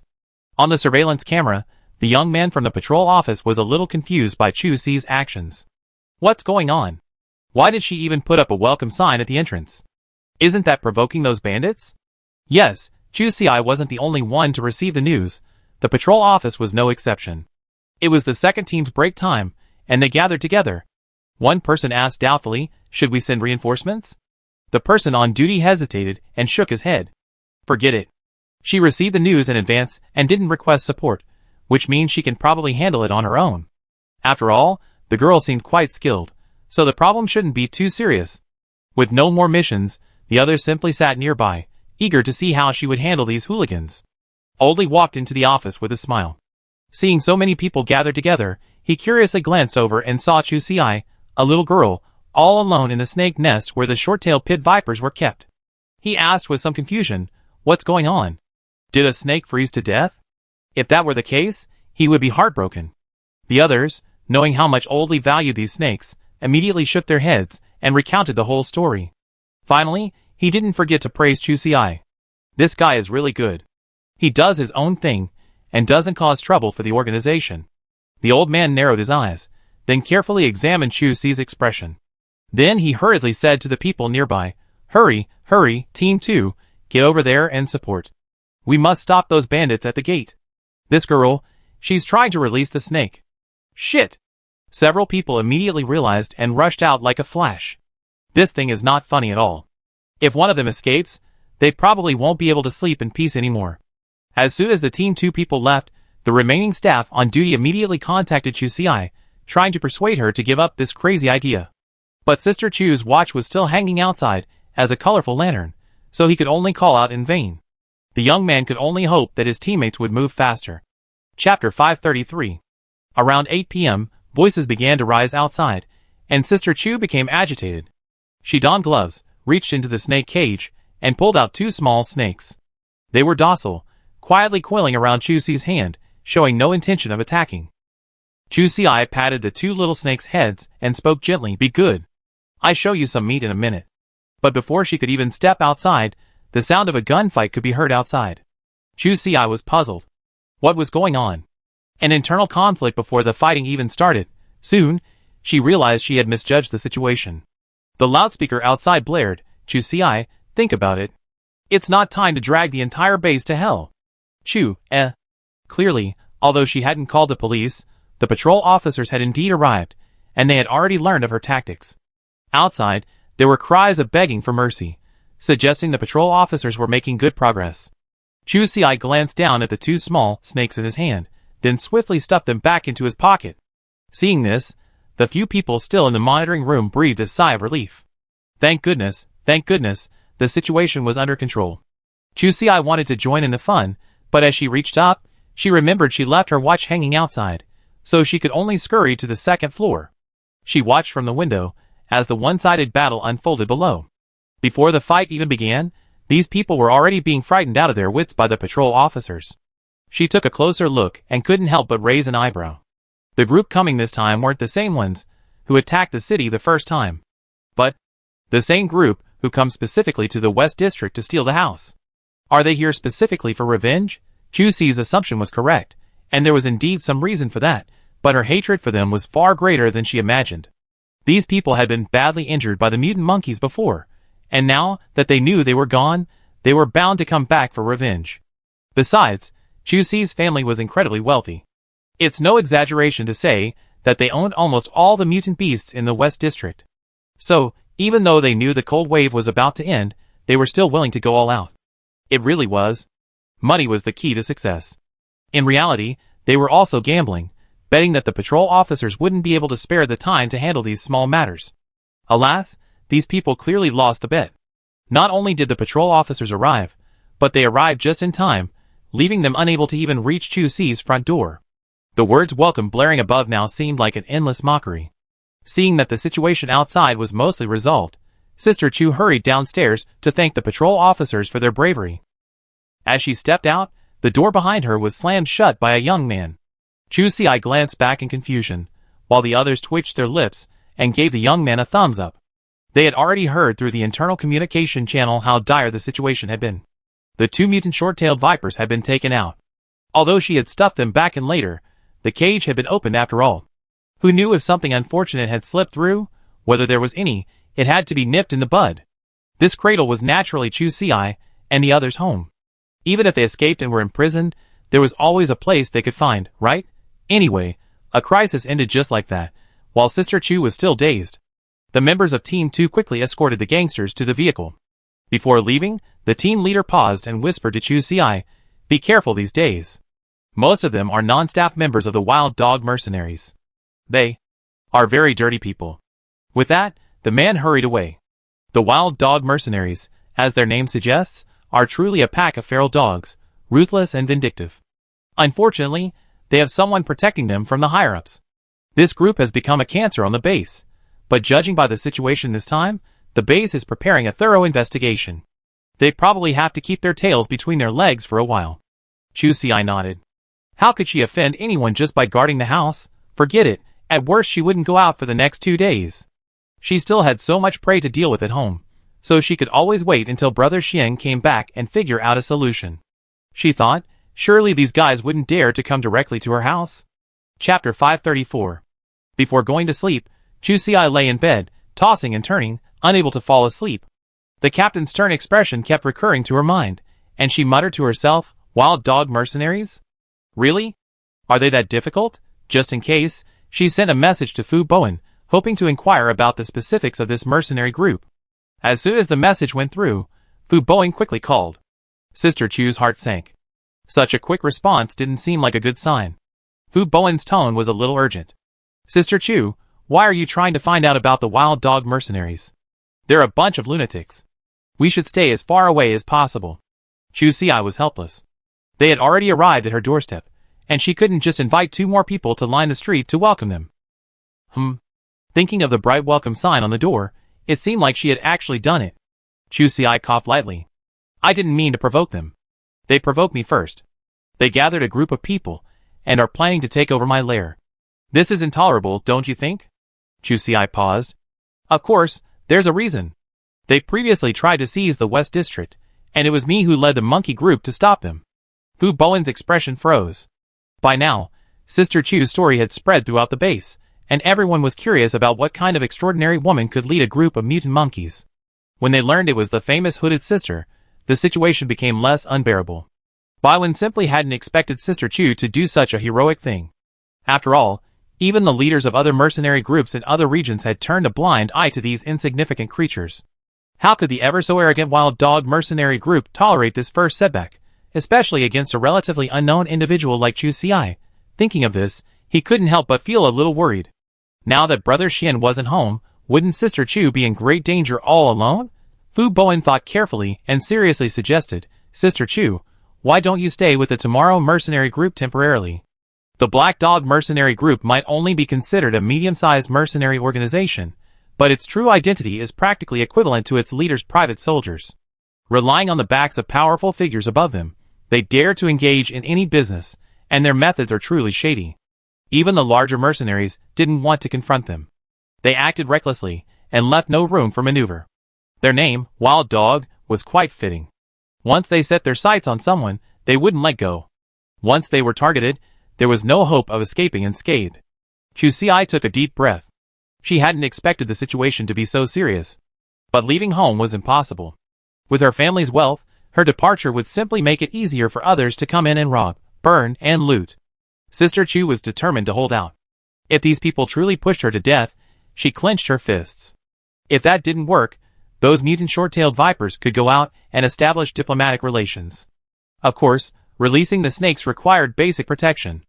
At the very least, she had to know the mutant snake's exact location. It would be bad if they wandered into someone else's territory. Thinking of this, she didn't hesitate any longer. She sat up, threw on a thick coat, and left the bedroom. After confirming through the video that there were no surveillance cameras outside, Sister Chu didn't even dare to use the main entrance. Instead, she climbed over the side wall to exit. She was going to buy some small tracking devices. Ji Xian had previously told her about one with a small barbed hook. If swallowed by a snake, it could indeed prolong its stay in the body, but it would also cause harm to the snake. Raising snakes was a long-term plan, so they naturally wouldn't use such devices. But the current situation was different. They were at a critical juncture, so a little injury was fine. After all, it was a mutant, so it probably wouldn't die easily. Chu Xi climbed over the wall and trotted out. After flinging open Old Li's door, she immediately began stocking up. Sister Chu bought 20 tracking balls straight away. Surprisingly, Old Li, always extremely stingy, didn't take a cent. Chu Xi's face turned green. There's no need for such end-of-life care. Old Li, He made a move to take the items back, but Chu Xi hugged him, said thank you, and scurried out the door. Watching Chu Xi's retreating figure, Old Li turned, closed the door, and walked inside with a hunched back. He sighed. The old man had never considered himself a good person. This time, his grocery store had been looted, and much of his goods had been stolen. With his current financial situation, he could no longer support his previous life. It was just that Chu Xi hadn't noticed, or she would have noticed that the cigarette that had always been dangling from Old Li's lips was gone. Old Li slowly sat back in his chair, leaning back slightly. He had also heard a little about what was happening in the West District. Chu Xi might not have realized how much her single act had saved countless families in imminent danger. So, while the 20 positioning balls were a considerable expense for him, the old man was happy to give them. It was as if he, too, had fought a similar battle. Chapter 535. Contrary to Chu Xi's expectations, these past few days have been peaceful. Perhaps the base had just begun a crackdown, and those unhealthy tendencies were instantly curbed. No one had bothered Chu Xi specifically. On the contrary, she had been quite content at home these past few days. Chu Xi wondered if she had overestimated her opponent's strength. But regardless, this was clearly a good thing for Sister Chu. She sat in the yard, facing the warm sun, and couldn't help but bared her large, buck teeth. Brother Xian was about to return. Initially, Ji Xian wanted to give her a complete surprise, so he didn't tell her he was leaving. The two had been communicating via text messages, and Sister Chu hadn't noticed anything unusual. Until yesterday, Ji Xian realized the signal strength was strong enough for a video call. He had been holding back for a long time, but he couldn't help himself, and after the video call, he was exposed. As for Brother Xian, it would take less than a day to return. Chu Xi breathed a sigh of relief. She desperately needed someone with a brain to sort out the mess at the base. Hearing about the wild dog mercenaries, Ji Xian's eyes darkened, but he remained silent. Stay home. I should be back at the base tomorrow afternoon. We discuss everything after he returns. Chu Xi nodded, her depression instantly lifted. Sister Chu climbed directly into the storage room and pulled out a large piece of frozen pork, a fresh ingredient she had specially saved. She had dried most of the other meat into jerky, and this fresh frozen meat was reserved for winter. After a moment's thought, she turned back and brought out a bucket of lard. Chu Xi was delighted. She decided to make 2 hearty dishes, deep-fried pork belly and honey-roasted pork. 5 pounds of meat, definitely a fortune. Thinking about it, she added bone broth. After all, that little bit wasn't a big deal in the current situation. It would also allow Brother Xian to witness the skills of her new royal chef. It wasn't surprising that Sister Chu was so extravagant. She still cherished food. But there was so much pork at home right now. Chu Xi even worried that when the weather warmed up, the meat would spoil, and she wouldn't be able to finish it all. That would be truly heartbreaking. She had been busy all afternoon, happily cutting all the meat, so it could be ready for tomorrow's cooking. Sister Chu's smile was bright. She felt she hadn't felt so relaxed in a long time. Ever since the cold snap, the atmosphere at the base had become deeply oppressive. Even with the monkey support, there were still plenty of people plotting against her.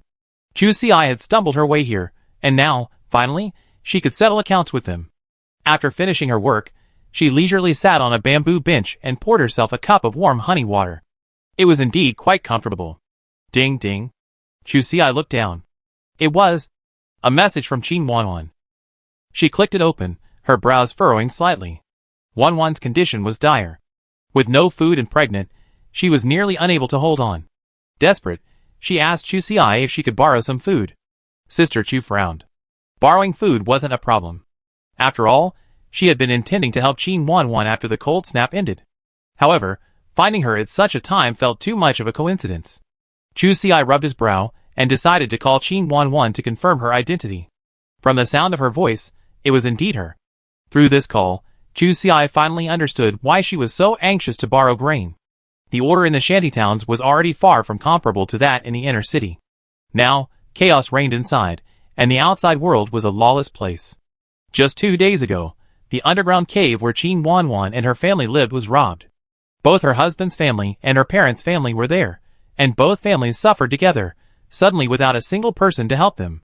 Although Qin Wanwan was pregnant, she was still an outsider in Zhang Yu's household. Her in-laws had always disliked her pregnancy at an inopportune time, and with food in dire straits, her life became even more difficult. In fact, before Chu Xi, she had already contacted many people, but the result was obvious. They were all rejected.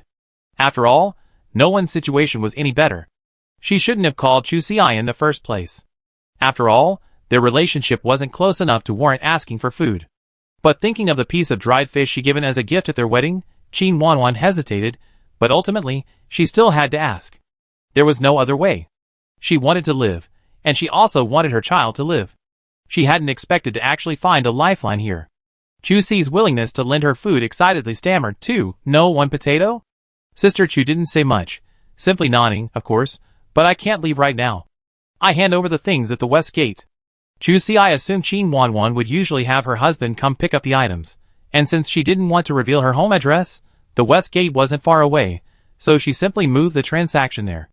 Qin Wanwan hesitated. West gate?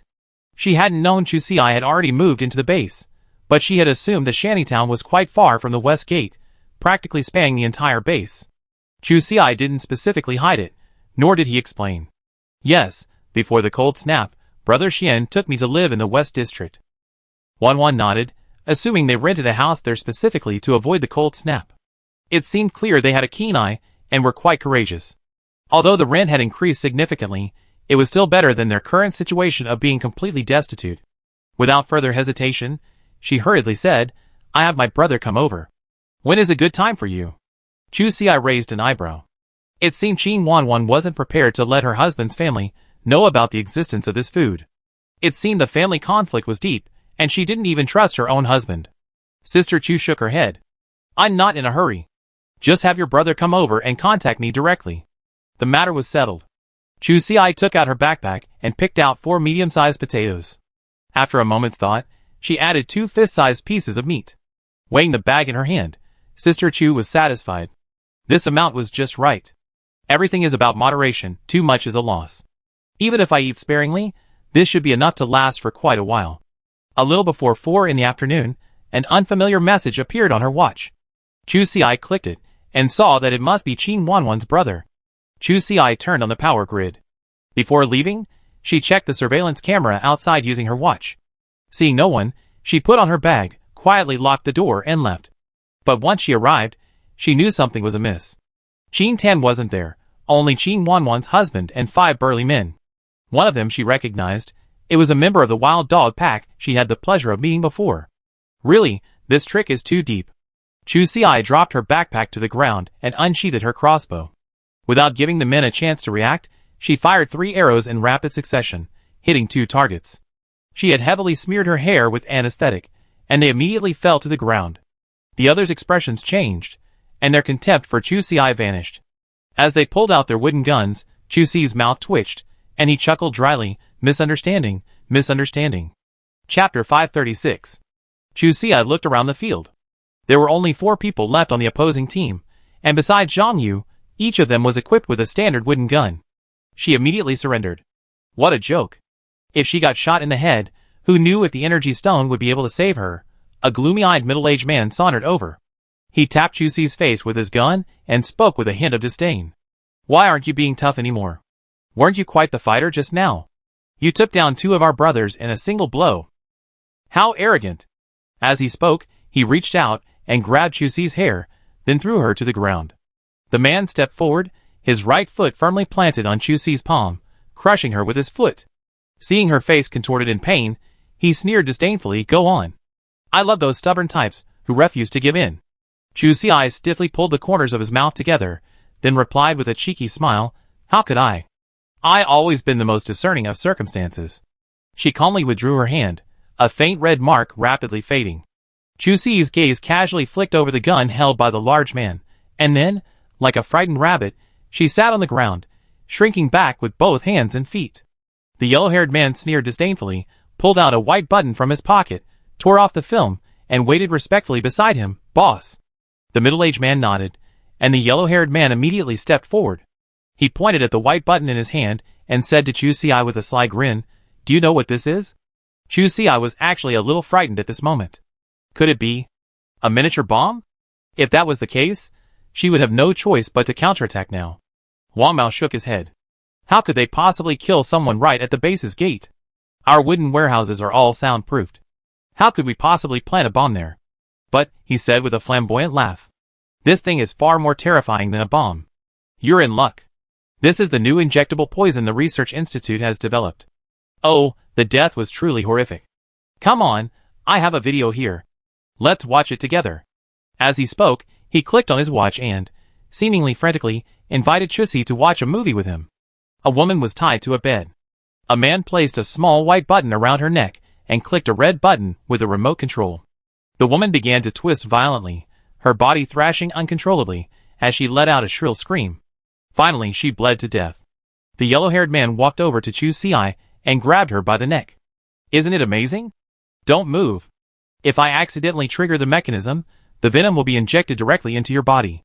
Then, no one will be able to save you. With that, he pressed the white button directly against Sister Chu's aorta. Chusi's eyes narrowed. Just as he was about to touch it, he immediately blocked it with his hand. In addition to the button remote control, this also has a passive trigger mechanism. With the slightest external force, the poison needle will spurt out. The young man's performance was so intense that Chusi snatched the pistol from his hand. With a bang, he turned on the gun and handed it directly to the gangster. The middle-aged man's pupil shrank, and he curled his fingers slightly. Alas, life didn't afford him the time to react. Chusi had been tortured for so long that the others had already relaxed. Seeing the boss killed, Wang Mao was horrified and immediately pounced on the woman before him. Damn it! The boss was the leader's direct subordinate. If Black Dog was killed, those who followed him would suffer equally. The only solution now was to kill Chusi to atone for their mistake and find a way out. Wang Mao had become a trusted confidant, so he must have some skills. He had climbed to his current position through sheer skill. Especially against Chusi, his height and physique gave him a significant advantage. Another man, gun in hand, was ready to launch a surprise attack on Sister Chu. Unfortunately, he was clearly just there to make up the numbers. After nearly injuring Wang Mao twice, and staring into his murderous gaze, he obediently became a background figure. Chusi was agile, but she lacked the fortitude for a life-or-death duel. The yellow-haired man quickly gained the upper hand, grasping the wooden gun. With a flick of his wrist, he exerted force. Sister Chu chuckled. It's useless. The sparring session is over. Prepare to die? Something beyond her control caused the gun to rotate, and then there was a loud bang. A life was lost. Chusi sighed, then raised his hand. Background board dead. Chapter 537. Bao, the name Zhang Yu is more common, so I use Zhang instead. Thank you. Ah! Zhang sank to her knees. How could she have provoked such a murderous spirit? Wasn't she just a scavenger in the shantytown before? Why has she become so powerful now? Chusi's face was stained with blood. To be honest, she was in a very bad mood. She had finally killed someone. Zhang banged her head against the ground. Soon, her forehead was covered in blood. Chusi, can you please spare me for a moment for Qin Wanwan's sake? I will definitely not bother you again. Huh. Sister Chu couldn't help but laugh in anger. Don't worry. Do you think she'd get away? Zhang paused, then shook his head vigorously. No, Wanwan didn't know about this plan. He frantically rummaged through his clothes and pulled out a watch. Look, this is Wanwan's watch. She doesn't know about this. Someone from the Wild Dog Mercenaries came to me. They knew you had some connections, so they wanted to use Wanwan to control you. They were the ones who had the crypt taken away. If we want to survive, we have no choice but to submit to their will. Wanwan's personality is too stubborn. She's definitely not going to cooperate. I just have to cut off her food. Without it, she'd come after you sooner or later. Of course, Zhang didn't finish his sentence. For example, if this plan was accomplished, he could officially join the Wild Dog Mercenaries, receive a fixed monthly salary, and his family wouldn't have to worry about starving to death anymore. Chu Xi chuckled. Do you think I'm stupid? She pressed a gun to Zhang's forehead. No. The young man's face paled with fear. It was a shame. Since he was capable of such a deadly act, he couldn't blame others for being ruthless. After everything was done, Chu Xi stood up, and the two drugged men each received a round of bullets. These perverts, she wouldn't spare a single one. Chu Xi looked up and saw the base's main gate not far away. A guard stood quietly outside. He glanced over, then turned his gaze away. Chu Xi thought it wouldn't be a good idea to just leave these 6 bodies at the gate. Not far away was the newly emerged river. She dug a large hole in the river, searched each one, and then threw them all in. Soon, a school of small fish swam over. In addition to the watch and weapons, she also found a small remote control on the middle-aged man. Chu Xi pulled out a black card, swapped her own ID information, and transferred all the points from the watches into it. Then, she tossed the watches into the water. These weapons were nice, and they were all silenced, but she was worried they might have GPS tracking, so she couldn't just take them home. What if these people turned around and accused her of theft? She found a secluded place to hide them, waiting for Brother Xian to return. Grabbing the rest of her belongings, Sister Chu slowly walked back into the base. Passing the guardhouse, she paused slightly, but the guards inside didn't move, their gaze fixed straight ahead. Chu Xi continued walking when she suddenly heard a young man's voice behind her. Go back and find a way to remove the syringe from your neck. That thing is more than one remote control. Chu Xi nodded, and the young man turned away. Chu Xi left. She tossed the remote control in her hand. See? That's what they call the righteous have many supporters, the unrighteous have few. After returning home, Sister Chu faced the mirror, took out the dagger, and stabbed her neck a few times. The button was still too close to her artery. She lifted the skin at the edge and cut it off with the skin pin, thus preventing the artery from being cut. She shouldn't be afraid of the poison, but being poisoned would certainly be uncomfortable. It would be better to suffer a minor flesh wound now.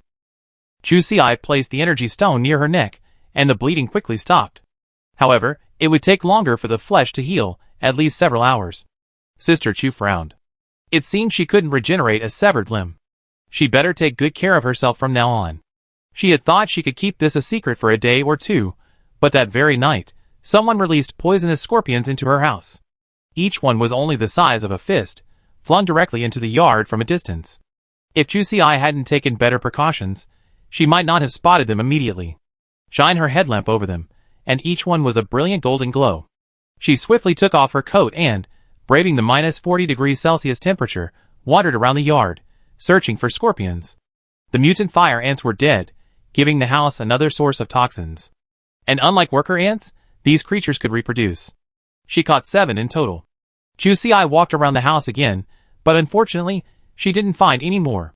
Coincidentally, the fire ant cage she'd been using was empty, so now was the perfect time to put them in. As soon as they moved in, Sister Chu brought them a piece of highly radioactive mutant meat to treat them. The treatment there was much better than at the Wild Dog base, and the little guys settled smoothly in their new home. Chapter 538. The next day, Ji Xian returned home half a day earlier than originally planned. However, he was so exhausted from the journey that he hadn't even had time to shave. Yesterday, upon hearing that Chu Xi was injured, the car had just stopped when she rushed out, her face agitated and tears welling in her eyes. Ji Xian felt a pang of pain. This time, his little Ci must have been wronged. Brother Xian pursed his lips slightly, slowly raising his hands. Then, Sister Chu flew past him and pounced on the bruised second-hand pickup truck. Ji Xian calmly lowered his arms. He felt that Chu Xi had a strong ability to self-regulate. Brother Xian coughed lightly, walked back to the pickup truck, and pulled a mutant pheasant and a mutant mouse from the bed. He turned his head and looked away, seemingly casually saying, "Both of these are edible." Chu Xi nodded. You're lucky. I found edible mutants even without hunting. With that, she went back to exploring the used car. She even opened the door and climbed in. Now, their family finally had a real car. The seats were spacious, and there was even a storage box up front. With 2 rows of seats, she could even lie down in the back when she got tired. This was the height of her life, wasn't it? Ji Xian stood there, observing, then dragged the 2 prey and walked back, somewhat frustrated. As soon as he opened the door, he was stunned by the sight before him. The entire yard to the right was now used to store the corpses of mutant animals, piled high, almost reaching the wall. He looked at the 2 he was holding again, feeling somewhat helpless. No wonder Chu Xi was indifferent to them. But with so many of them, it couldn't all be mutants that met edible standards. With that thought, he felt more at ease. Brother Xian strode into the kitchen, carrying 2 mutant beasts. As soon as he entered, he saw a basin of meat on the counter. The slices were thick, a whole basin.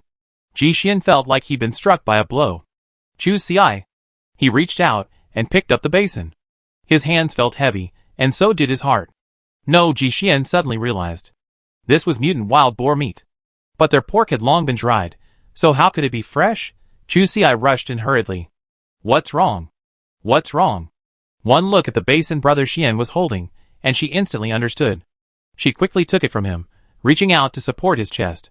Calm down, this is just a drop in the bucket. I show you around later. Ji Xian was a little unsure. A mutant wild boar has also wandered into the base? Chu Xi shook his head. Not really. This is the monkey herd brought back. It's an adult, a very large one. Adult? Edible mutant wild boar? Ji Xian was a bit lost. Why did he feel this was so fantastical? Seeing he was still in a daze, Sister Chu took him to the living room and opened the basement storage room below. It was filled with dried pork jerky. Chu Xi checked her watch. Ding! Moderate radiation mutation. Moderate consumption recommended. She raised her eyebrows proudly. Look, it's all edible. After that, she took Brother Xian to visit several other storage rooms. The once empty space suddenly became much more crowded. Most of it was dried meat, with some unprocessed fresh meat. Chapter 539. Memory wipe, 3, 2, 1. Ji Xian's personality wiped, food bank settings wiped, ding. Memory wipe complete. Looking at the piles of dried meat stored in the warehouse, Ji Xian, for the first time, found no reason to refuse Chu Xi's extra meal. He silently surveyed the warehouse for a long moment, his entire body groggy as if in a dream. He even considered checking himself, wondering if he was still asleep in the pickup truck. Raising his hand, meeting Sister Chu's curious gaze, Ji Xian abruptly stopped what he was doing. It wasn't his fault for being inexperienced. Well, even as a mercenary captain, he never seen so much edible meat all at once. It was only natural for him to be a little shocked. Knowing that he needs some time to digest it, Chu Xi considerately left the warehouse. While Brother Xian was still recovering, she had to cook the meat. She closed the kitchen door, and, to prevent the smell from spreading, she even activated the air filter. Both stoves were turned on, one for frying, the other for stewing. She took out bamboo skewers, skewered half the meat, and then placed it in the oven. After 5 minutes, she took it out, brushed it with a first coat of honey, and put it back in for another roast. After another 3 minutes, she brushed it with a second coat, and then roasted it for another 2 minutes. The first skewer naturally went into Sister Chu's mouth. Although it sizzled and dripped with scalding oil, it was truly delicious. The heat was just a little too high, and some corners were already crispy. It was sweet and fragrant, a double attack. The mouth was filled with a sweet and fragrant flavor, like an invisible hook, instantly capturing one's taste buds. Chu Xi couldn't help but sigh with enjoyment. Is this the treatment the monkeys have been enjoying lately? No wonder they wanted to tie her back. No one could resist such a taste, it was sheer temptation. She placed all the grilled skewers on a plate, a massive, overflowing one. This stuff is best enjoyed while hot. Sister Chu kept a dozen or so, and gave the rest to Ji Xian. After all, it was supposed to be a welcoming banquet. She couldn't afford to cook it all for her, the chef. The rich, sweet aroma washed over him, and Brother Xian, who had already somewhat adapted, immediately began to feel a surge of excitement. Chu Xi lifted a skewer and placed it to his lips. Try it, and see how good my cooking is. Ji Xian swallowed. He knew it was delicious without even tasting it. The mere smell of it had him salivating. He carefully bit into the meat, and his taste buds were instantly struck by the sweet aroma. It was indeed delicious. It was the best barbecue he had ever tasted. Savoring the intense sweetness in his mouth, Ji Xian couldn't help but ask, "Did you use a lot of sweetener when grilling this meat?" Chu Xi shook his head. "No, I moved several times and can't find any seasonings, so I grilled these with honey." Ji Xian, honey? Grilled meat? He couldn't help but gasp. Was he really that arrogant? Honey is a precious ingredient that can be used as both medicine and food, yet now it's just a side dish. Chu Xi also took a delicious bite. She had already reserved her own portion, but when she realized it, she realized she'd eaten just as much as Brother Xian. Sister Chu was a little embarrassed. "How about grilling you some more?" Ji Xian quickly shook his head. No, this is enough to fill me up." Looking at the rich coating on the meat, Ji Xian secretly decided to keep Chu Xi out of the kitchen from now on. Chu Xi slapped her forehead. "Oh no! The meat's still frying." Ji Xian, upon hearing this, ran even faster than her. Fortunately, they managed to save the situation in time. The meat slices shrank a bit from frying, but they were still crispy and fragrant. Brother Xian opened the nearby pot and used a third of the water.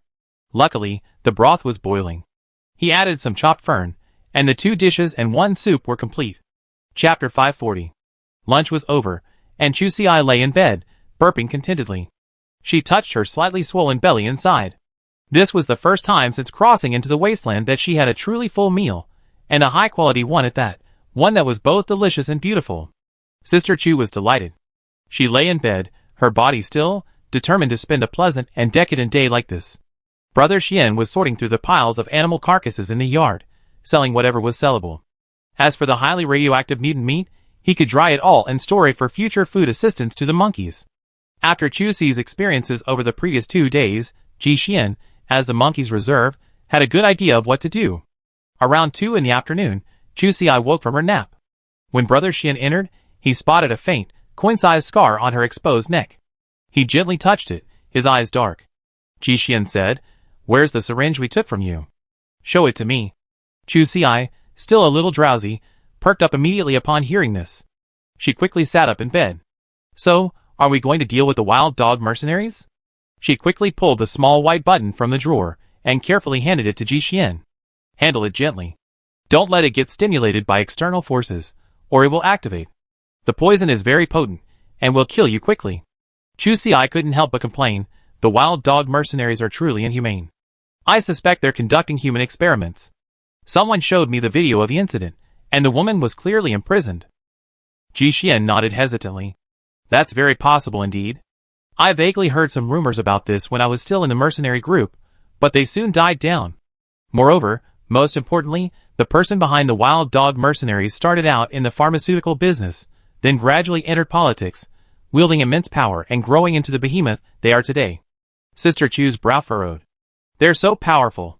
Do we still have a chance of winning?" Honestly, revenge or not didn't matter. She already killed several of them, so it wasn't a loss. But judging from what happened yesterday, the mutant scorpion was still caged in her home.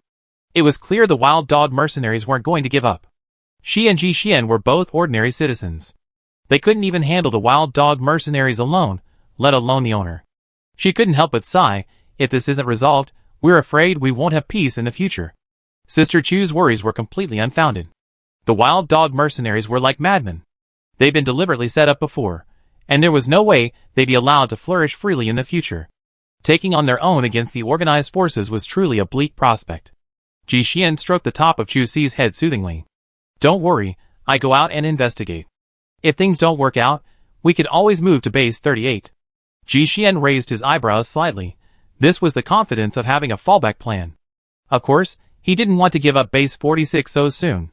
For those who reached the summit, below them lay not only blossoms and flowers, but also turbulent waves. Ji Xian's eyes hardened. He kissed Chu Xi on the forehead, then took the button and left the room. In the afternoon, Brother Xian took the skins he had peeled to Oldley to exchange for points. Then, he walked through several alleys and headed straight for the central area. Chapter 541. Ji Xian went out for a while, and didn't return until it was completely dark. For the next few days, they remained at home. As the temperature rose, the crackdown at the base intensified. In general, as long as they stayed home, they were still safe. But Chu Xi was so anxious that blisters formed on his lips. The crackdown would eventually pass, and they definitely had to leave the base. Procrastinating like this wasn't a good idea. They couldn't just hope that the wild dogs would forget about this in a few days. Just as he was thinking this, that same night, another little cutie crawled into the house. After the alarm went off, the two of them quickly got up to investigate. It was a mutant centipede, nearly a meter long. Its fangs were sharp and black, and it looked like it wasn't something to be trifled with. After Chusi saw what it was, he let out a cry and scurried back a long distance. Jixian soothed him, "Don't worry. The mutant centipede's venom is extremely potent, but you can even withstand the venom of a short-tailed pit viper. There's no need to be afraid of it." Sister Chu clutched her clothes and hid behind Jixian. She swallowed, her voice trembling. "Brother Xian, do you think it's possible? I'm simply afraid of this thing. Look at it, it's incredibly creepy." Its colors were vibrant. A red head, a black back, yellow legs, and the rhythmic movement of its centipede legs on either side instantly made Chusi want to vomit. From the front, you couldn't see its face. Chusi took in the appearance of its segmented form. Especially when he saw the centipede's body twisting, and its little legs quickly adjusting their position, Sister Chu felt as if she were being electrocuted, her hair standing on end uncontrollably. She pulled out her crossbow, and immediately aimed it at the centipede's head. "Hurry, kill it and it'd be over." Jixian looked back at Chusi, then back at the massive black-backed centipede, which was spinning in a daze. He reached out and pulled down Chusi's crossbow. He pushed her inside, closed the door, and then found a cage and drove it inside with his crossbow. After finishing, he pulled Chusi aside and carefully instructed, "From now on, come here 3 times a day to cultivate a bond with it. When you can see it without screaming or feeling fear, you have passed the level." Sister Chu shook her head in defiance. "Can we negotiate? Can you spare my life? I promise, the moment I see a mutant centipede in the wild, I draw my bow and shoot it." Seeing Jixian still unmoved, Sister Chu pleaded, "At least wait until we resolve the wild dog mercenary group issue. Can't you see how blisters are forming on my lips? If this isn't resolved, I won't have the energy for this kind of mental resilience training." Jixian fell silent. Honestly, he thought the blisters on Chusi's lips were probably from eating too much meat. This girl has an unusually good memory. She had a sense of crisis for the first few days, but then nothing happened for a few days, and Jixian thought she almost digested it. She truly eats and sleeps well every day, and doesn't seem to be under any pressure at all. It was just that her mouth suddenly blistered yesterday, and she immediately identified it. Looking at Chusi's deeply concerned eyes, Brother Xian sighed helplessly, and explained to Chusi, "Don't rush. We need an opportunity." "An opportunity?" Chusi raised his eyes in confusion. "What opportunity?" Jixian didn't say anything, but instead curled his lips mysteriously. He had prepared a great gift for the wild dog mercenaries, an unexpected one. The central area of the base was naturally difficult to enter. It was surrounded by walls, electric fences, and guards. Without the right credentials, Brother Xian couldn't get in. A few days ago, he had specially crafted a small surveillance camera. It had no other impressive features, just small enough. He attached the white syringe to it from behind and placed it into the underground drainage system. According to the coordinates, Jixian had it sneak through the underground pipes into the home of the wild dog's patron. Now, carrying the little button, it had hidden under the bed of the important person. It had been quietly there for 3 days, attracting no attention. Finally, the large-scale cleanup operation at the base had begun, a good time for the base officials to eliminate dissidents. Brother Xian finally received the news. The atmosphere had reached a freezing point. The opportunity he had been waiting for had finally arrived. That night, he set the small surveillance device into action. Late in the night, while the old man slept, a white button secretly unsheathed its fangs. The patron was old and could not withstand such torture. Although he was later given a special energy stone to prolong his life, he still fell into a coma. At this moment, a coma was undoubtedly fatal. Without the boss's presence, it was naturally a perfect opportunity for others to take advantage of his misfortune. Afterwards, a number of scandals were unearthed. Even if the old man woke up now, it would be too late. His followers were quickly eliminated, and the wild dog mercenaries were the first to bear the brunt of the consequences. After everything was done, the small extreme surveillance device, like Jixian, successfully retreated. It slipped through the maze of underground pipes, then slipped out of the base and drowned in the river, completely disappearing without a trace. It was not until a few days after the news broke that Chusi learned that the incident had ended so mysteriously. Chapter 542. The assassination attempt came to an abrupt halt, as if someone had deliberately suppressed it. After learning that Jixian was involved, Chu Xi was genuinely frightened and unable to sleep. She worried that the clues would lead back to them. Ji Xian shook his head. Don't worry. After all, this matter was of grave importance. He took their watches out of the bedroom, closed the door, and then explained to her, don't worry. Even if they had a suspicion, they wouldn't have any evidence. The mechanical monitor had long been thrown into the river. The main components were made of a water-soluble material. Some of the scattered debris has probably already been eaten by fish. Not to mention, the wild dog mercenaries themselves didn't want the white venom syringes uncovered. If their shady experiments were exposed, they would be doomed. At this moment, the ones who wanted Ji Xian to escape the most were the victims. They feared that following this trail would uncover even more. The final verdict was a ridiculous drug allergy. Even so, most of the gang's capital was liquidated, and countless more were imprisoned. That was the end of it, and the two men finally regained their freedom. But within 2 days, all the sewers in the base underwent renovations, and Ji Xian knew that such an opportunity would never come again. The cancer had been eradicated, and everyone's lives had returned to peace. The only thing that mattered to the civilians was the looted supplies, which the base would partially return. The partial return meant that you had to have concrete evidence proving the items were yours. For example, if someone took a heater from your home, if video clearly showed someone carrying the heater away, you could use that video to claim compensation. But if the heater was wrapped in a sack, and the video didn't capture the robbers packing it, then, sorry, you won't get the heater. Regardless, for ordinary people, this is still good news. At least every household can return about 1/3 of the supplies, which is enough to get through the current crisis. The base's service hall is now packed every day, fearing they arrive too late, and have the supplies taken away by someone else. Also, residents have another place to recharge, the small river outside the gate. The mutant fish and shrimp there, as well as the mutant giant salamanders they once hated, have now become everyone's lifeline. Especially the mutant giant salamander hatchlings. They're only young to begin with, and the sudden cold snap has forced these little fish into hibernation. Their bodies lack nutrients, and even now, after waking, they're sluggish and malnourished. Even at the very least, these little creatures had already grown to the length of a forearm, and weighed at least a pound. If they were edible, they could at least last 4 days. The residents of the shantytown were the first to brave the danger and plunge into the underground river. They paddled their crude, homemade boats, wobbling towards the dark cave entrance. Everyone knew the danger was there, but compared to starving to death, taking a risk was naturally the most cost-effective. Everyone watched calmly. Logically, the area had been cleared by adult mutant giant salamanders, so the danger level should have been reduced. However, this was an underground river, and there were too many unknowns. Few dared to risk their lives. After waiting for over 3 hours, the crowd outside, scooping up a few fish and shrimp, finally saw the boats lurch out again. A worn sack sat at the stern. The others couldn't see exactly how much was inside, but judging by how bulging it was, they guessed it contained at least 2 mutant giant salamander fry. The men on the boat were on high alert, but thanks to their large team, the supplies were safely transported away. Building the tattered boats wasn't difficult. There were plenty of trees near the west gate. That afternoon, several tree-cutting teams appeared nearby. The sound of banging and banging was incessant. By dusk, 7 or 8 boats had quietly taken shape. The base was very pleased with this development, and even added fuel to the fire, proposing a policy of exchanging highly radioactive mutant giant salamander fry for points. Of course, the price wasn't too high. 10 fry could be exchanged for 2 points. Even with just 2 points, it had greatly aroused the people's hunting enthusiasm.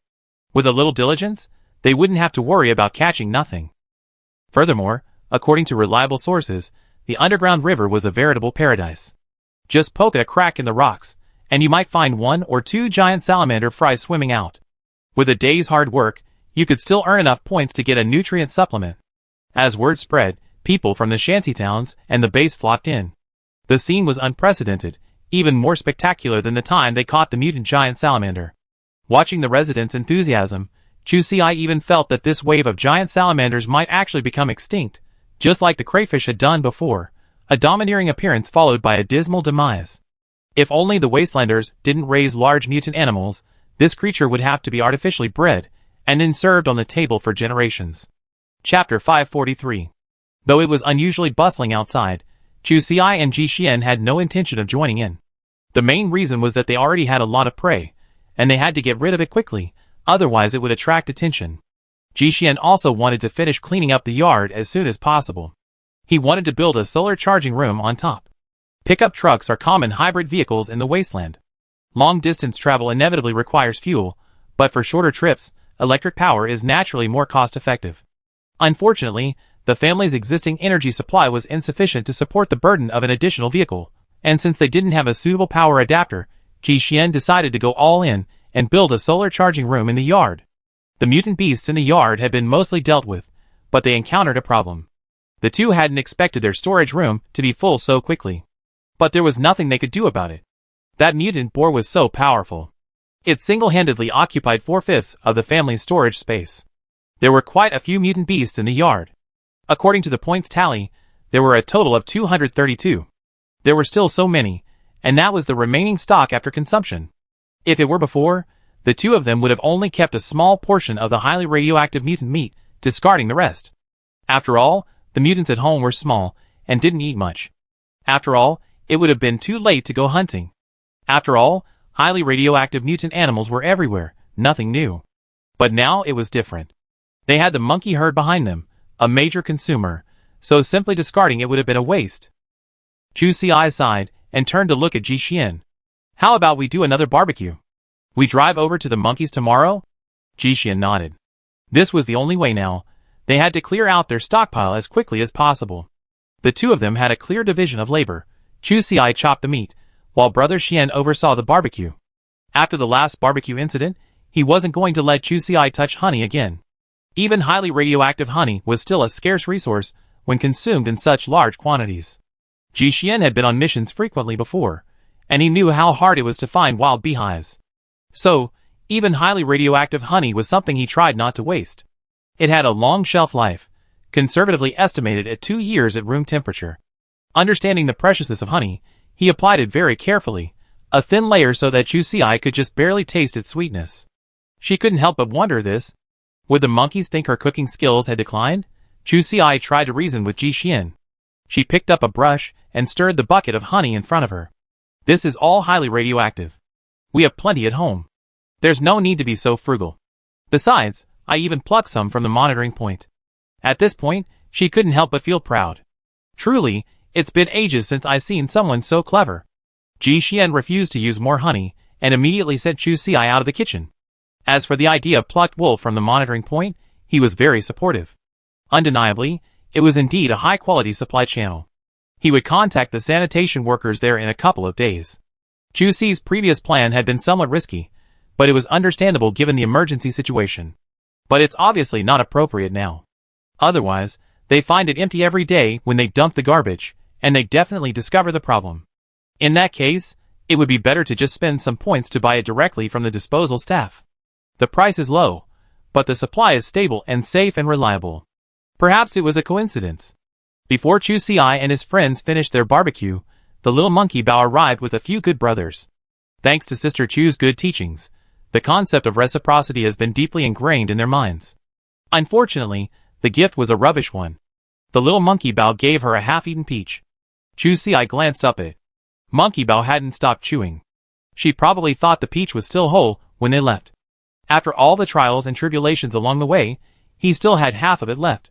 Shouldn't she be grateful for Monkey Shuba's great concentration? Chu Xi picked up her watch and checked it. Ding! High radiation mutation, not recommended for consumption. Very good. She stuffed the peach back into Shuba's hands. Eat it yourself. Monkey Xiaobao immediately obeyed. He might not have understood the rest of the words, but the word eat was etched in his mind.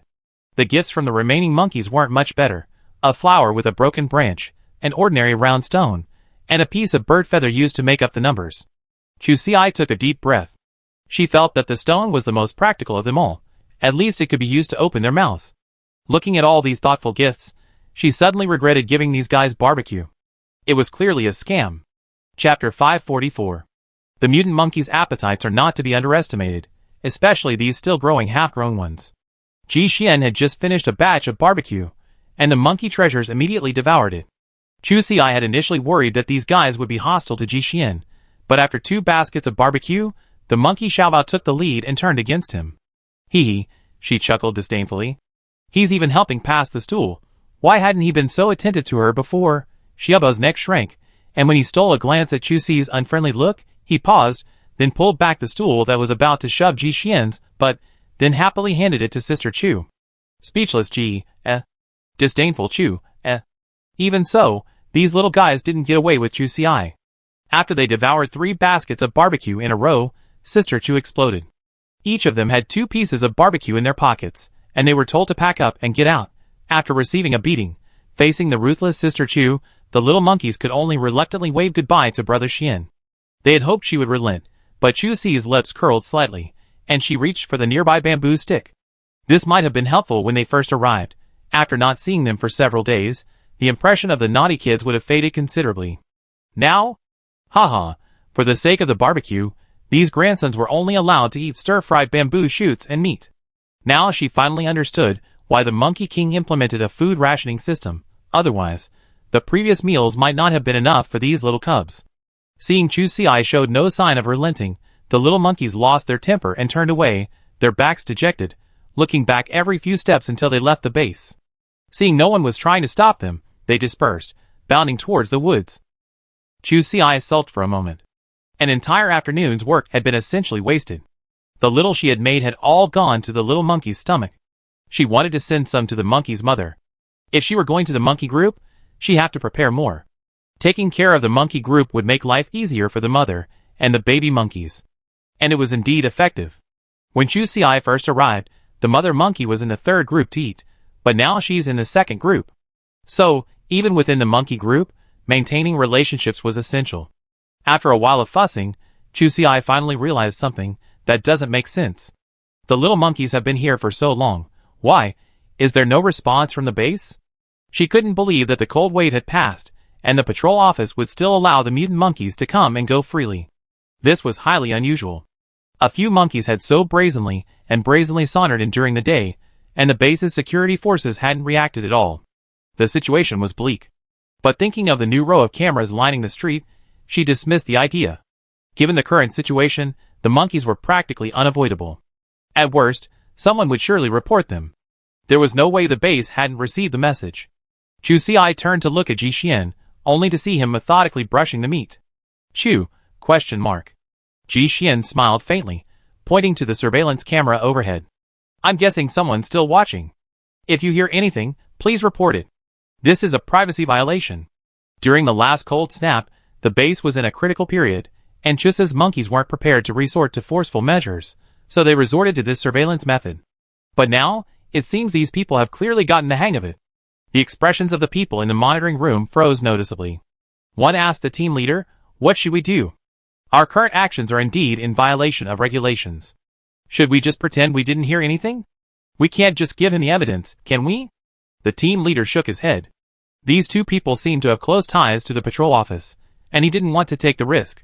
So he simply ordered Xiao Su reply to Chu Ci and say, "The monitoring is mainly to observe how the monkeys interact with her, which is very valuable for research.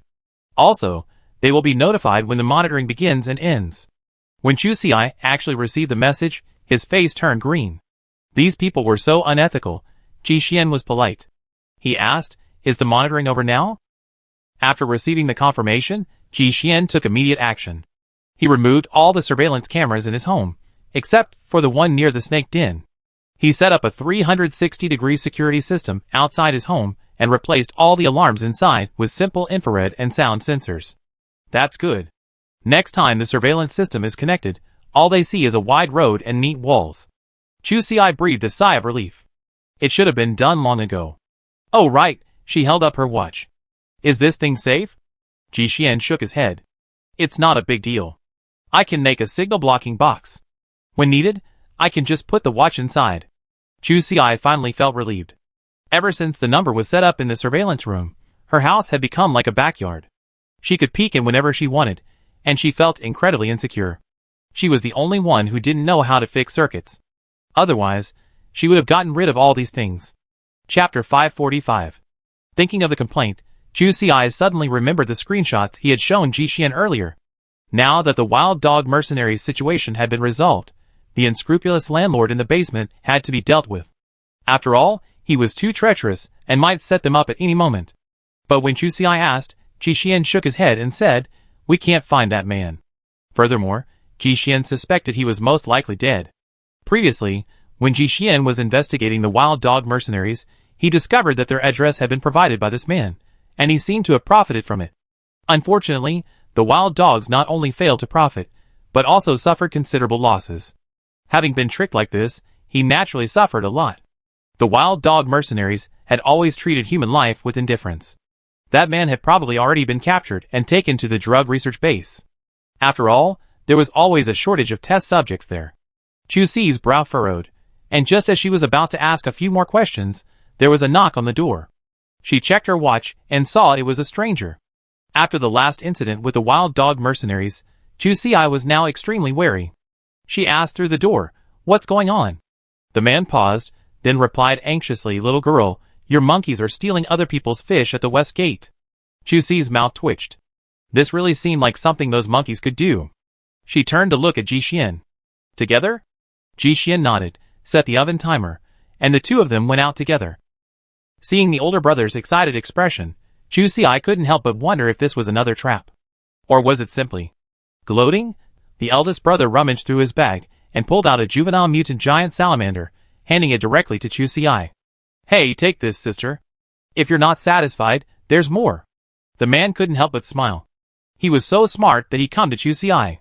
Others wouldn't have dared to approach him even if they wanted to. This time, standing next to this girl, he'd definitely have a chance to get close to the mutant monkey. He patted his bag. There were still 3 fish inside. The man wanted to see if he could offer one, perhaps even bring them closer. Chu Si looked at the fish in his hand, a little confused. Wasn't this the right way to open it? Shouldn't the inhabitants of the wasteland hate mutant beasts? Why, you look quite excited. When the 3 of them reached the river, they found a crowd gathered from a distance, watching the excitement. Chu Si frowned and saw Monkey Treasure and pulling a bag upwards. A woman fell at the other end, crying and hugging the bag of fish. Chu Si, startled, quickly ran over. From a distance, she picked up a stone and threw it. The little monkey, in pain, looked up. "Oh my God!" It immediately took off running. The remaining monkeys, unwilling to be left behind, each one running faster than the last. As they approached, Chu Si quickly helped the person up. Seeing the figure, her heart skipped a beat. It was a pregnant woman. She thought, "Oh no! These monkeys are really tired of living. They're so good at bullying the weak and fearing the strong." She carefully helped the person up. "Qin Wanwan? I hadn't expected them to meet under such circumstances. It's fair to say, this monkey is quite good at finding people. He even knows that every wrong has its perpetrator." Wanwan's face was grim, tears welling in her eyes. She wanted to say that she hadn't reported it, that Zhang Yu had stolen the watch himself, but in the end, she said nothing and left with the bag of fish. Everyone in her husband's family is going crazy now. She needs to get through this first. Chu Si didn't say anything. She knew Qin Wanwan was probably unaware, but so what? She had killed the father of her child with her own hands. No matter what, they would never have another encounter in the future. After glancing at the staggering figure, Chu Si turned around, only to be surrounded after taking just 2 steps. Her heart sank. Could it be that these people were looking for revenge? Ji Xian, noticing something was amiss, hurried over. A middle-aged woman, with a serious expression, squeezed forward, then beamed at Chu Si. Her bright face, like a blooming chrysanthemum. She quickly pulled a bag from behind her and handed it to her. "Here, sister, give it to our mutant monkey." Boom! With one person leading the charge, the others quickly followed suit. Before long, she had 7 or 8 bags in hand. Unable to refuse the generous offer, Sister Chu was overwhelmed and immediately raised her hand. All right, that's all I got for today. I definitely pass on everyone's kindness." She had only offered a few empty words, hoping to get out of the situation, but she hadn't expected them to actually start introducing themselves. As expected, they were all from the West District. After asking around, Chu Si discovered that, due to the previous house guarding plan to prevent these people from stealing, they had all been using video cameras, inadvertently promoting the monkey's image. They didn't seem as terrifying as they imagined. Furthermore, since they had helped protect their home, someone even invited the monkeys to visit their home the next time they visited. They couldn't afford moderately irritated food, but they had plenty of highly irritated food. When it came to raising monkeys, surprisingly, no one was afraid. Chu Si rushed out of the encirclement, bags in hand. She felt a little dazed, unable to keep up with the world's changes. On the way back, she looked at Ji Xian. "I didn't expect the monkeys to find a market in the West District." Ji Xian couldn't help but laugh. "They're quite popular. But then he added seriously, even so, we should try to prevent the monkeys from returning. We can go check back soon. After all, large mutant animals entering and leaving the base are against regulations, and it's very easy for someone to take advantage of them. Chusi nodded. Indeed, caution was the best approach in such matters. Otherwise, whether someone gets hurt, it's not going to end well. Chapter 546. Inside the base, the two men walked back, carrying large and small bags. Chusi hadn't anticipated how things would turn out. Instead of the dramatic plot she envisioned, something even more dramatic occurred. After returning home, she emptied the bag of prey. There were 22 mutant giant salamander fry, 2 seasoned mutant prawns, and 3 other mutant fish. These items were stacked in 3 rows on the floor. There was no need to think about finding a bargain, as the fish and shrimp had already been peeled, and some had even had the spines removed from their fins. All that remained was the mutant fish flesh, and Chusi's attempt to peel the skin was incredibly difficult. The fish were already packed, saving them the trouble of having to do it again. She looked up at Ji. What do we do? Everything's packed. Should we go tomorrow? Ji nodded. Okay, grill the fish tonight, and make some more honey barbecue tonight. We send it over tomorrow. With that settled, the two of them set to work. Chusi was in charge of stringing the fish. The dryer at home was still running, so Ji went out to pack the supplies for tomorrow's trip. The monkeys' new territory was entirely on water, and they needed an inflatable boat to get in. He had originally considered renting one, but considering Chusi's close connection to the monkeys, he decided it was more cost-effective to just buy one. Besides, the large riverbank outside the West District would definitely be a prime area for scavenging in the future, since the base had already built a road through it. Having an inflatable boat makes traveling much more convenient. Chusi glanced at her watch, seeing the points approaching 9,500. She subtly said to Brother Xian, "Do you have enough? I transfer some to you?" Ji Xian's lips curled slightly. He knew Chusi had earned a lot of points just from killing the mutant beasts, but he wasn't afraid at all this time. He could even say he was very confident. He walked back to the inner room and pulled out a small cloth bag. Ji Xian pulled out a fist-sized milky white stone and said to Chusi with a subtle smile, "Test it." Hearing him say this, Chusi felt a little nervous. The moment she saw the A level, her first reaction was to slap her forehead. Chusi quickly turned to look at Ji Xian. "Oh no! The base said they reward me with 2 A-level energy stones. I've been so busy these past few days that I forgot to ask who to contact. I'm afraid I lose them." Ji Xian, She was very happy and excited, but also a little overwhelmed. But having more money at home was definitely a good thing. Ji Xian asked, "Think about who notified you in the first place? Contact whoever told you." Chusi looked through her call logs. While there were no notes, the chat messages were there. Without hesitation, she immediately called him. The base didn't want to delay this matter, and quickly approved it. Originally, Ji Xian had been planning to go alone for this afternoon's purchases, but now, to claim their rewards, the two of them decided to go together. Holding 3 grade A energy stones in their pockets was an incredibly wonderful feeling. Now, even if it were to be considered subtle, they were already considered a moderately wealthy family. Sister Chu was quite generous. She patted her chest and said, "Let's go buy an inflatable boat." Then, led by Brother Xian, they walked to the scrap recycling station. Chusi Unlike Base 38, this place is located outside the base. The boss isn't there to oversee it, but he's installed numerous surveillance cameras around the recycling station and hired 2 people from the shantytown to watch over the factory. Without land restrictions, his site is much larger, and there's a lot of miscellaneous stuff inside. Unfortunately, there aren't any inflatable boats. Before the road to the west was opened, the people at Base 46 didn't have much access to water, so naturally, there wasn't much discarded stuff. He frowned. It seemed like this money wasn't going to be easy to save. But since he'd been there, he managed to find a few useful things. When Ji Xian came out, Chusi saw him carrying a badly rusted oven and a large fan. Winter wasn't even over yet, and he was already planning for the summer. The two of them put their belongings on the cart. Chusi reached out and fiddled with the fan blades, noticing a small electricity symbol. She perked up. "You built a wind turbine?" Ji Xian nodded. "Yes, but it's not for our home. I want to install it in the monkeys' territory. I'm taking this oven with me too, so we don't have to bring back food to process later." The monkeys had come back to visit, and he realized the chef's chores wouldn't stop anytime soon. Chapter 547. After leaving the scrapyard, the two headed straight for old Lee's grocery store. Chu Xi had been in a hurry the last time, and it was dark, so she hadn't paid much attention. Today, she noticed the store was much emptier, with many items simply placed there for show. It was clear that old Lee had been robbed. When Ji Xian actually asked for an inflatable boat, the old man, who had been a bit sullen, instantly perked up. Although it was secondhand, it was still a significant item. Selling it would immediately bring back some cash for old Lee. The final transaction price was 395 points. The kayak was made of specially made material, and equipped with a quick inflation button. Deflation was also simple. It had automatic folding technology, and with external pressure, the air could be easily discharged. The 6-cylinder engine, with its turbocharger, was more than enough for Ji Xian and his group. The only drawback is that it only runs on fuel. Ji Xian doesn't know much about engines, so he just have to wait and see if there's an opportunity to modify it later. Both parties were quite satisfied with the price. Old Lee only earned 20 points from this transaction, which isn't much for a large item, but he could quickly recoup his funds, which was his most pressing need at the moment. The ordinary people at the base are struggling these days, and sales of large items have been noticeably bleak recently.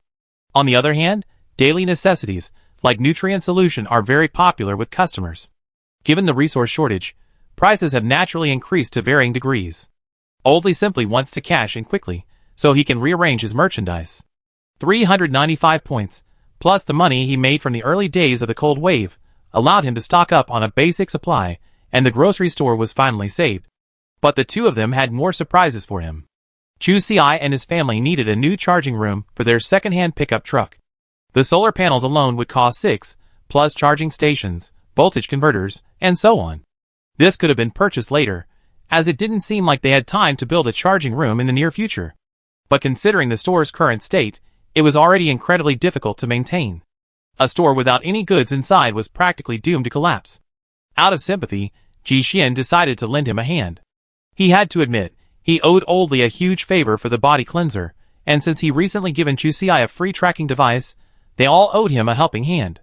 Hearing about the additional orders, the old man couldn't help but tear himself up. He lived so long, so he was naturally well-versed in the ways of the world. He could guarantee discounts on items he already had, and if he didn't have them, he would do his best to help him get them. Another big order had been secured, and the old man was delighted. After Sister Chu finished paying, she looked at the bare bones of the shop and asked, somewhat puzzled, didn't the base issue a decree to recover losses? Hearing this, the old man was a little stumped. To be honest, the scattered goods outside had been recovered through video surveillance. But his warehouse had no surveillance. After all, in this business, there were some murky connections, and it wasn't suitable to be exposed to surveillance. The items were being taken out sack by sack. Unfortunately, there weren't many items he could recover, a situation similar to that of most shops. It's safe to say that this base rule isn't exactly friendly to them. Thinking of this, the old man couldn't help but sigh, if only my shop were in the West District, its value would surely double, several times over. He wasn't exaggerating at all. Many shops had been robbed, and prices inevitably increased, though not as dramatically as during the cold snap. But this price increase covered most small commodity categories. If his products weren't losing money, then doubling them would be an understatement. After loading their belongings into the car, Chu Xi rode his e-scooter and left with Ji Xian. She felt a little melancholy. She hadn't expected the shops to suffer the most damage this time around. It was truly a boomerang, impossible to guard against. After returning, they put their belongings away.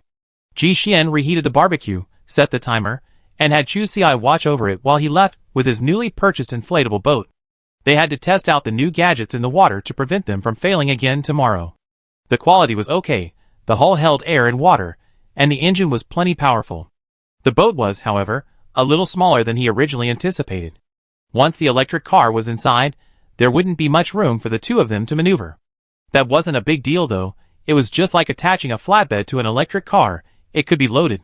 By the time Ji Xian returned, Chu Xi had almost finished roasting the meat, and only needed to grill 2 more baskets of fish.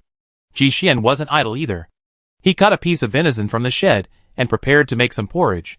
The porridge swelled, its delicious aroma tinged with a hint of mutton wafting out.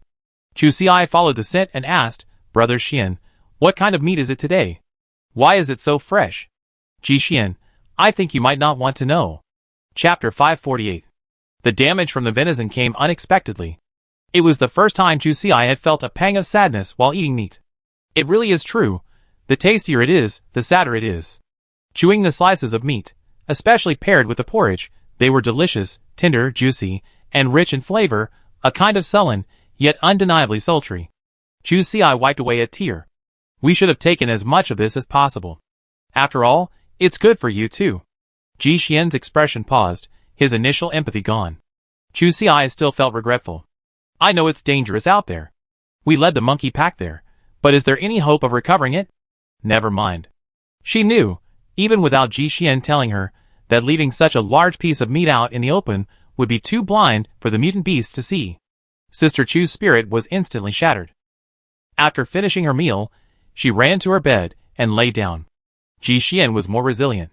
The overwhelming sadness had mostly subsided along the way, so he simply stayed by the dryer to grill some more meat, including the fish donated by the residents of the West District. That night, Chu Si slept soundly.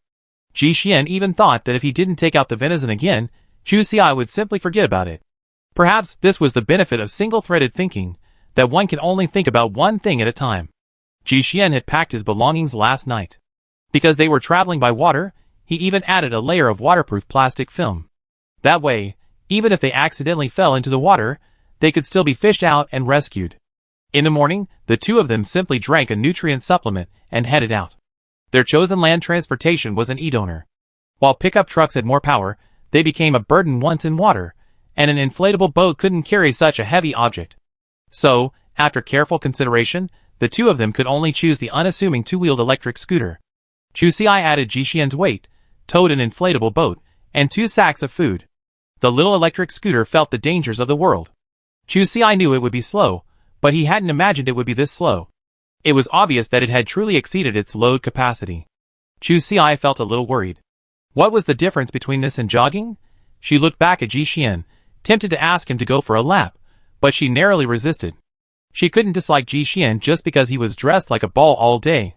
If she looked at him more closely, life would still be beautiful. Ji Xian raised an eyebrow in confusion. Chu Si nodded, with that same expression. Hold on. That way, your seat would have hope. Ji Xian was puzzled, but in the end, he couldn't stand it anymore and installed anti-skid tires on the scooter. Sure enough, the power was much stronger. Fortunately, we didn't encounter any powerful mutant beasts along the way. The few that did, however, fled after being injured. The two were busy hurrying along, so they didn't pursue them. The emu rode slowly for over 2 hours, before finally reaching the water's edge. Ji Xian unloaded the inflatable boat from the back, and towed it to the water's edge. He clicked the quick inflate button, and the boat inflated at breakneck speed. After inflation, the pressure test passed, and the status light turned green. After Ji Xian inspected each component, and confirmed that there were no problems, the two began to carry the supplies up, first loading the 2 bags of meat, then the electric scooter. Unfortunately, the cart took up too much space, so they had to find a nearby hiding place. After covering it with snow, Ji Xian marked the location on his watch. The two of them sailed away. It must be said that the 6-cylinder engine was indeed powerful, its speed surpassing even the Boju's by a hair's breadth. In comparison, this place could only be described as lightning fast. The waterway was much longer than the land route, but even so, they had successfully entered the monkey's territory in just 2 minutes. It was Ji Xian's first time seeing the splendor of the peach orchard. The awe-inspiring scene truly couldn't be matched by a few pictures or a video. The sight was filled with abundant fruits. Even now, encased in ice, preventing any scent from emanating, Ji Xian still found the fragrance intoxicating. As the boat drifted down, Chu Si knocked off a peach and carefully peeled off the ice along the center. Chu Si set the peach aside, then reattached the 2 ice shells. She bit off her left glove and plunged her hand into the icy river water, using the water from her hand to slowly seal the gaps between the 2 ice shells. After a few minutes of careful care, a heart-shaped ice lantern was ready. She gave the ice lantern to Ji Xian, adding a special wink. I love you, I give you my heart. Ji Xian was deeply touched, but there was something he didn't know whether to say. Your love may be hollow. Ji Xian didn't know whether to laugh or cry, having really been tricked by her. He pulled Chu Si's hand into his arms, then removed his gloves and tucked her hand into his. The temperature immediately rose considerably, which was indeed much more comfortable, but it was unnecessary. Chu Si smiled and tried to pull her hand away. It's okay, I won't be hurt by the cold. She had the energy stone, so what was a little cold? Ji Xian shook his head, still holding Chu Si's hand tightly. But differently, he also wanted Chu Si to feel his sincerity. Ask for a day off. I feel like I'm being tortured by food. Chapter 549. Nourished by love, Chu Si's hand quickly warmed. Looking at Ji Xian's serious face, she shyly withdrew her hand, saying, "We're an old married couple. We don't want to do this." It was quite touching. Ji Xian smiled helplessly. He didn't know if it was an illusion, but before they even got married, he felt his value was gradually declining. Never mind, he shook his head gently. Seeing the peach next to Chu Si, he took it and tested it. As expected, it was highly mutated by radiation. Chu Si put the thing away with a precious look. This peach is big, round, and has a beautiful color. I'd bring it to Showerbao later. Ji Xian looked up. The surrounding trees were full of peaches, and this one didn't seem that outstanding. But seeing Chu Si's fond look, he wisely kept his mouth shut. Ji Xian suddenly felt that his position was somewhat precarious. After all, it was now visibly obvious that he was about to be ranked behind a monkey. Brother Xian's heart was filled with complex emotions. It seemed the grand occasion of the past would never be repeated. Before he could finish his lament, the two men's movements were finally detected by the monkeys on guard duty. The alarm sounded, and the monkeys immediately became nervous, the atmosphere tense. Only after confirming that the person coming was Chu Si did everyone relax again. Now, only Ji Xian was nervous. Thankfully, the monkeys didn't give him any trouble, and soon accepted the fact of having another burden. After all, they had known Ji Xian for a long time. After all, the 3-story building was filled with his scent, and the monkeys were already familiar with him. Now, it was just a matter of matching the scent with the person. Accepting it wasn't as difficult as they initially thought. Chu Si hadn't expected that, after just a few days of not seeing each other, a new life had been born among the monkeys. A soft little ball huddled in its mother's arms, its head peeking out from its dense fur. The little creature was in good spirits, even stretching out its paws to interact with her when Chu Si approached. Sister Chu immediately pulled a bottle of honey water from her backpack. It had originally been reserved for the little monkey, but now it served as a welcome gift. And then, ton, the yellow-haired mother monkey drank it down. Chu Si, It wasn't a big deal. Different paths led to the same destination. Once Ji Xian had gotten familiar with the monkeys, the two of them could carry the supplies up. This time, because they brought so much dried meat, they hadn't brought the oven or wind turbine. The inflatable boat was mainly filled with food and the electric scooter. They chose a large tree and prepared to temporarily store their supplies there. Most of the food went to the Monkey King. Just as the other monkeys were munching on the meat, Chu Si snatched it from Monkey Shibao's paw and pressed the freshly picked peach into his palm. "Eat this." Chu Si chuckled. "Look, how is this not better than the half peach you gave me?" Confused monkey, It had been eating peaches all day lately, and the novelty had worn off. Now it wanted meat. But how could Sister Chu grant its wish? "Hurry up, eat more if you like it." Monkey Xiaobao looked at his mother for help. Monkey Mother was oblivious, happily munching on the meat. Monkey Xiaobao gave up and resigned himself to his fate, tucking into the peach. The frozen peach was hard as steel, and these mutant monkeys had to eat it quickly. The crunching sound was incredibly satisfying. Ji Xian's eyebrows lit up. It seemed he had missed Chu Si before. This was a real scumbag, but thankfully, she treated everyone, including every monkey, equally. Thinking of this, his heart instantly felt balanced. But he still had to get married quickly. Life was tough, and he needed to find some security. Ji Xian lifted his watch and opened the calendar. Fortunately, Shengsheng Festival was less than a month away. By then, Chu Si would be a year older, and would meet the requirements for base registration. Ji Xian nodded secretly. The first thing he would do after the festival was to get their marriage certificate. He needed a legitimate identity he could present. Shengsheng Festival was a major holiday similar to the Spring Festival, symbolizing the return of spring to the continent and a new beginning. Spring would arrive, and after another month of hardship, once the cold subsided, they could go out scavenging again. This would be a good opportunity to collect more seeds to expand their own small vegetable garden. Chapter 550. The monkeys were very satisfied with their feast. Seeing that they had almost finished, Chu Si walked over to the monkey mother and pulled 4 or 5 more pieces of honey-roasted meat from his backpack, handing them to her. Chu Si wanted to test whether providing food alone would risk the monkey's chances. Thankfully, the Monkey King, already happily eating, merely glanced at her before hopping off to another branch to play with his newborn son. Chu Xi had thought that was the end of the matter, but she had misjudged the monkey group's hierarchy. There were many others who ranked above the monkey mother, more than just the monkey king. It was just that the monkey king held absolute power within the group. Just as Chu Xi was feeling relieved, an adult mutant female monkey took the initiative to grab some of the monkey mother's food. And the monkey mother didn't object. Chu Xi stood aside, pondering for a moment before deciding not to step forward to help. The monkey group had its own social system, and rashly interfering wasn't necessarily a good thing. Moreover, the overbearing monkey mother was quite cunning. Chu Xi discovered that the things she had secretly given her before were well hidden by her. It seemed that it would be inappropriate to openly display the things she gave her in the future. The mother monkey, delighted in her meal, even called her own cub over and asked it to join in the fun. Chu Xi carefully examined the cub's facial features, preparing for future instruction. But before she could react, the mother monkey had already found her way to Chu Xi. From her previous actions, she knew she had food in her bag. One of the monkeys, already enjoying the feast, even tried to grab Chu Xi's backpack. Chu Xi was furious. How could she tolerate this? Private property is sacred and inviolable. Does this thing even understand that? In truth, it most likely doesn't. Seeing Chu Xi's lack of reaction, it immediately attempted to pull her bag off. Looking at the large grid across from her, Chu Xi was 90% sure. She couldn't win. But she really didn't want to endure this humiliation. It was like signing a humiliating treaty. If she gave in once, would she have to give in every time? Chu Xi thought, after all, she was now a full-fledged member of the monkey group. A sparring match between her own kind. Surely that monkey wouldn't beat her to death. Thinking of this, she heroically tossed her backpack aside, rolled up her sleeves, and prepared to charge in.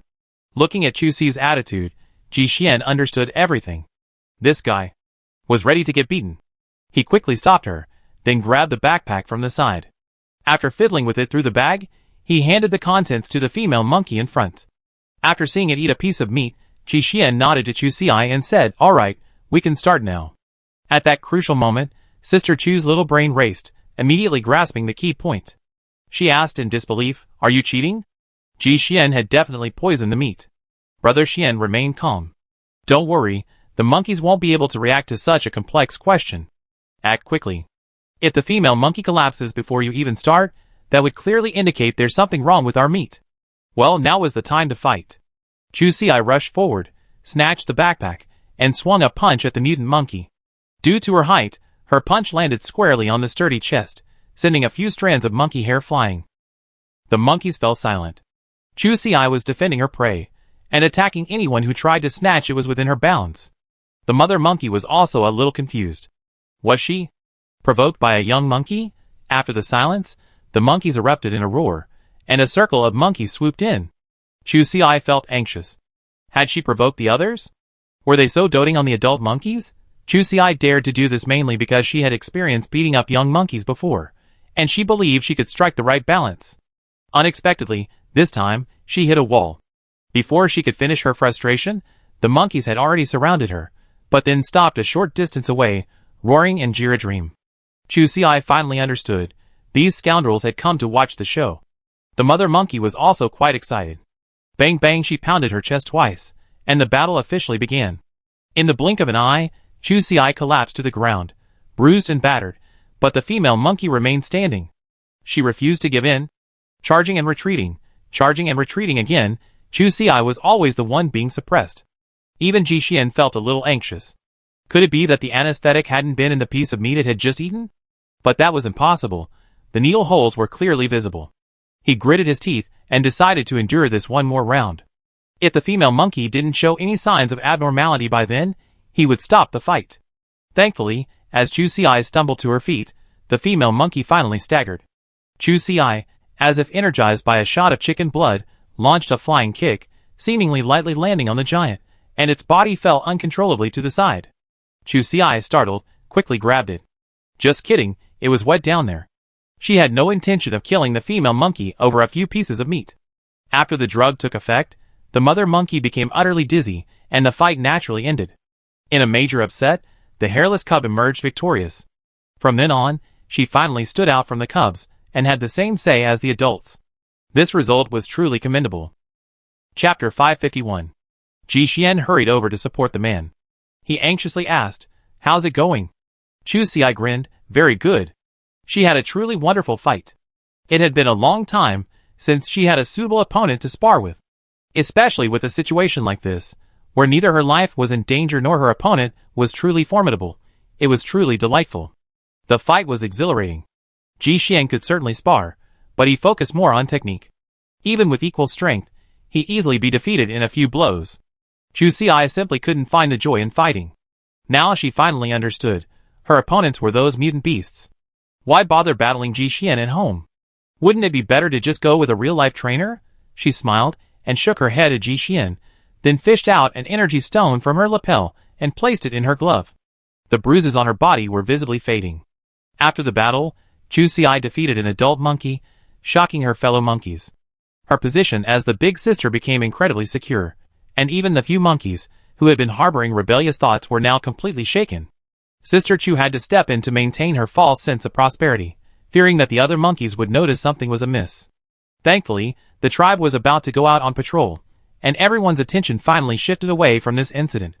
Ji Xian was also assigned to this patrol, which was good news, proving that Brother Xian was now a full-fledged member of the monkey group.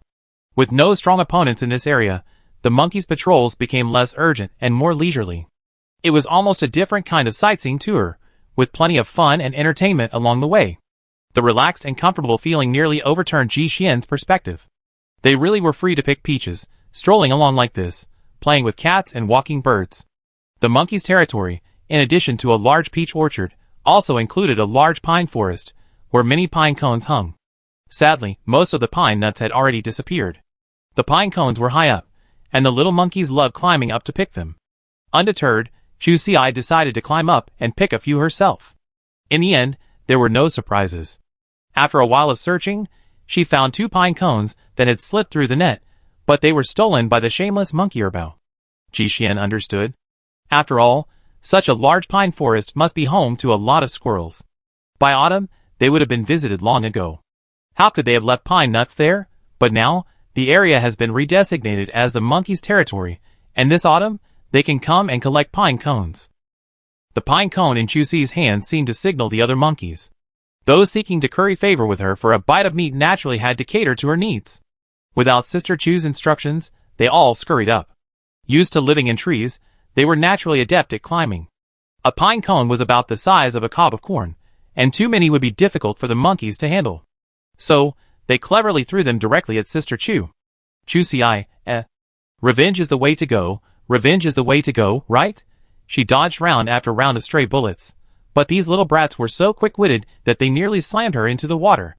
Unable to bear it any longer, Chu Xi pulled out her flying tiger claw, turned around, and tried to climb back up the tree to settle scores with them one by one. Just below the surface, she suddenly spotted a vast patch of brick-red rust on the ground. Sister Chu's mind froze, and then little monkeys successfully carried her down. Chu Xi, her coat. After this blunder, the other monkeys immediately ran down, ready to see how second monkey would fare. Hearing the noise, the mother monkey also rushed over and scooped Chu Xi out of the water. Ji Xian hurried over and hurriedly unbuttoned his coat. Hurry up, change out of your clothes.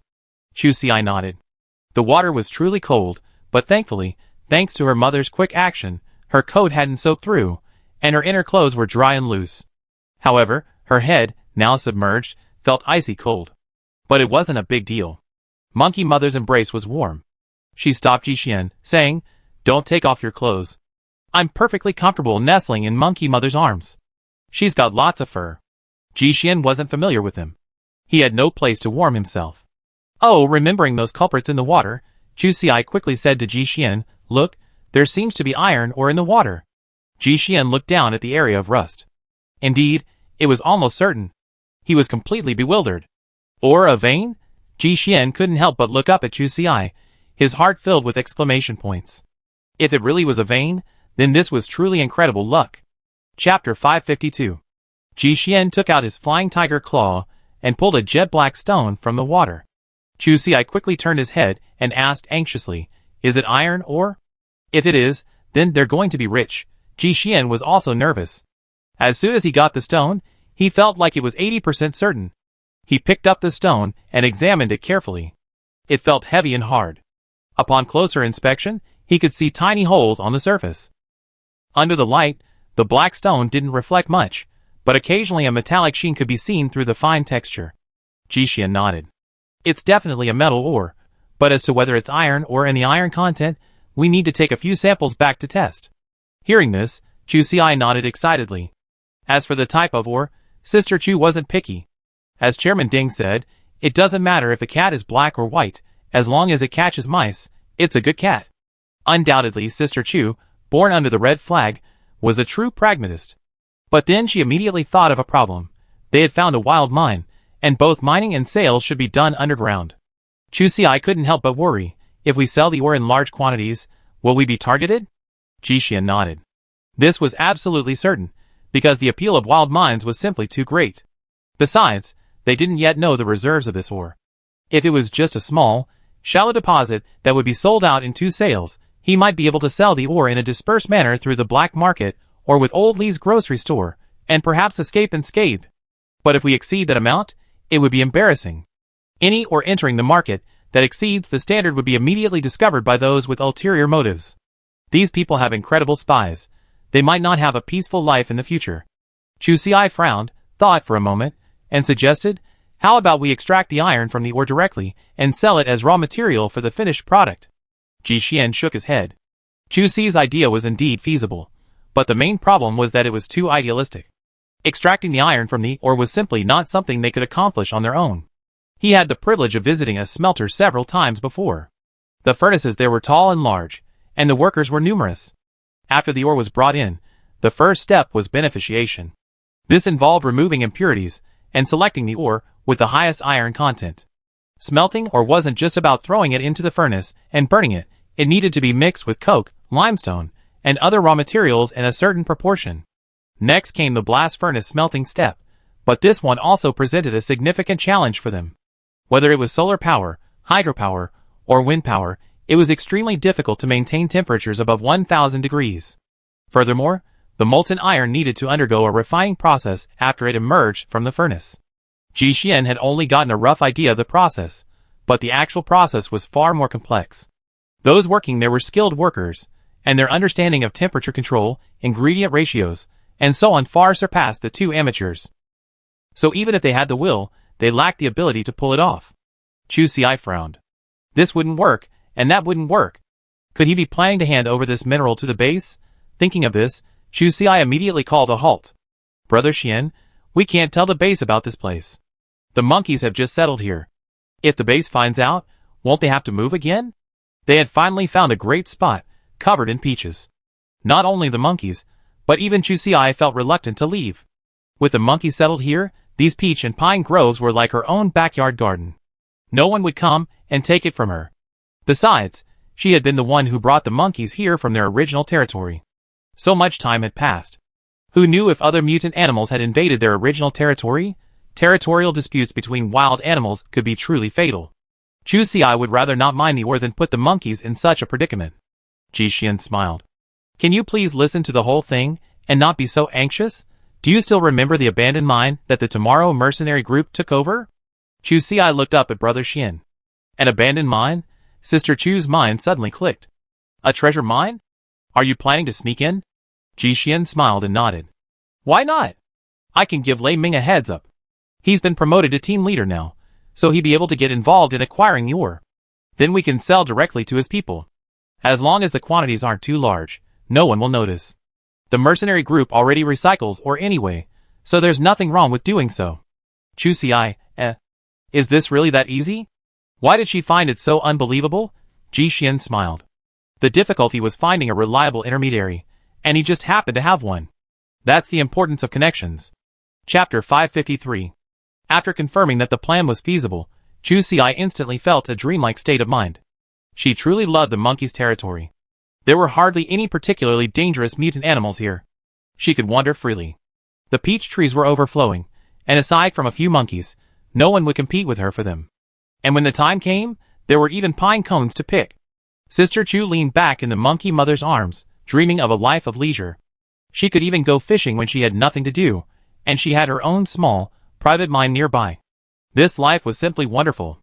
Chu Xi even felt that she hadn't lived so freely since arriving in the Wasteland. The future was promising. She looked up at Jixian. Let's build a cabin here sometime, shall we? They needed a base of their own here, otherwise, it would be inconvenient to carry some things back and forth. Ji Xian nodded in agreement without much thought. This matter definitely needed to be put on the agenda, and it was urgent. The oven and wind turbine would be installed here, and it would also provide a storage area for the mined ore. Their house was surrounded by surveillance cameras, making it inconvenient to bring large quantities of ore home. Who knew if those people would have the time to spare and take a second look? It would be more appropriate to keep these things in the mutant monkeys' territory. The monkeys wouldn't allow anyone to venture so far into the area. Ji Xian looked up at his watch. It was almost 3 in the afternoon. Because of the mutant snakes in the house, they couldn't stay out all night. Calculating the travel time, it seemed like it was time to return. Ji Xian wanted to give his coat to Chu Xi and wrap himself in a sack to keep warm, but Chu Xi flatly refused.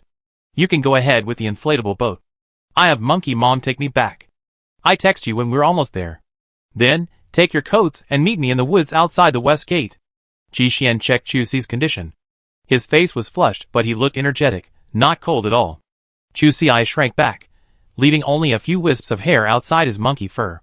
This sight instantly reassured Ji Xian. It was indeed better to follow him on the electric bike. After calming down and awakening, the two began to move separately.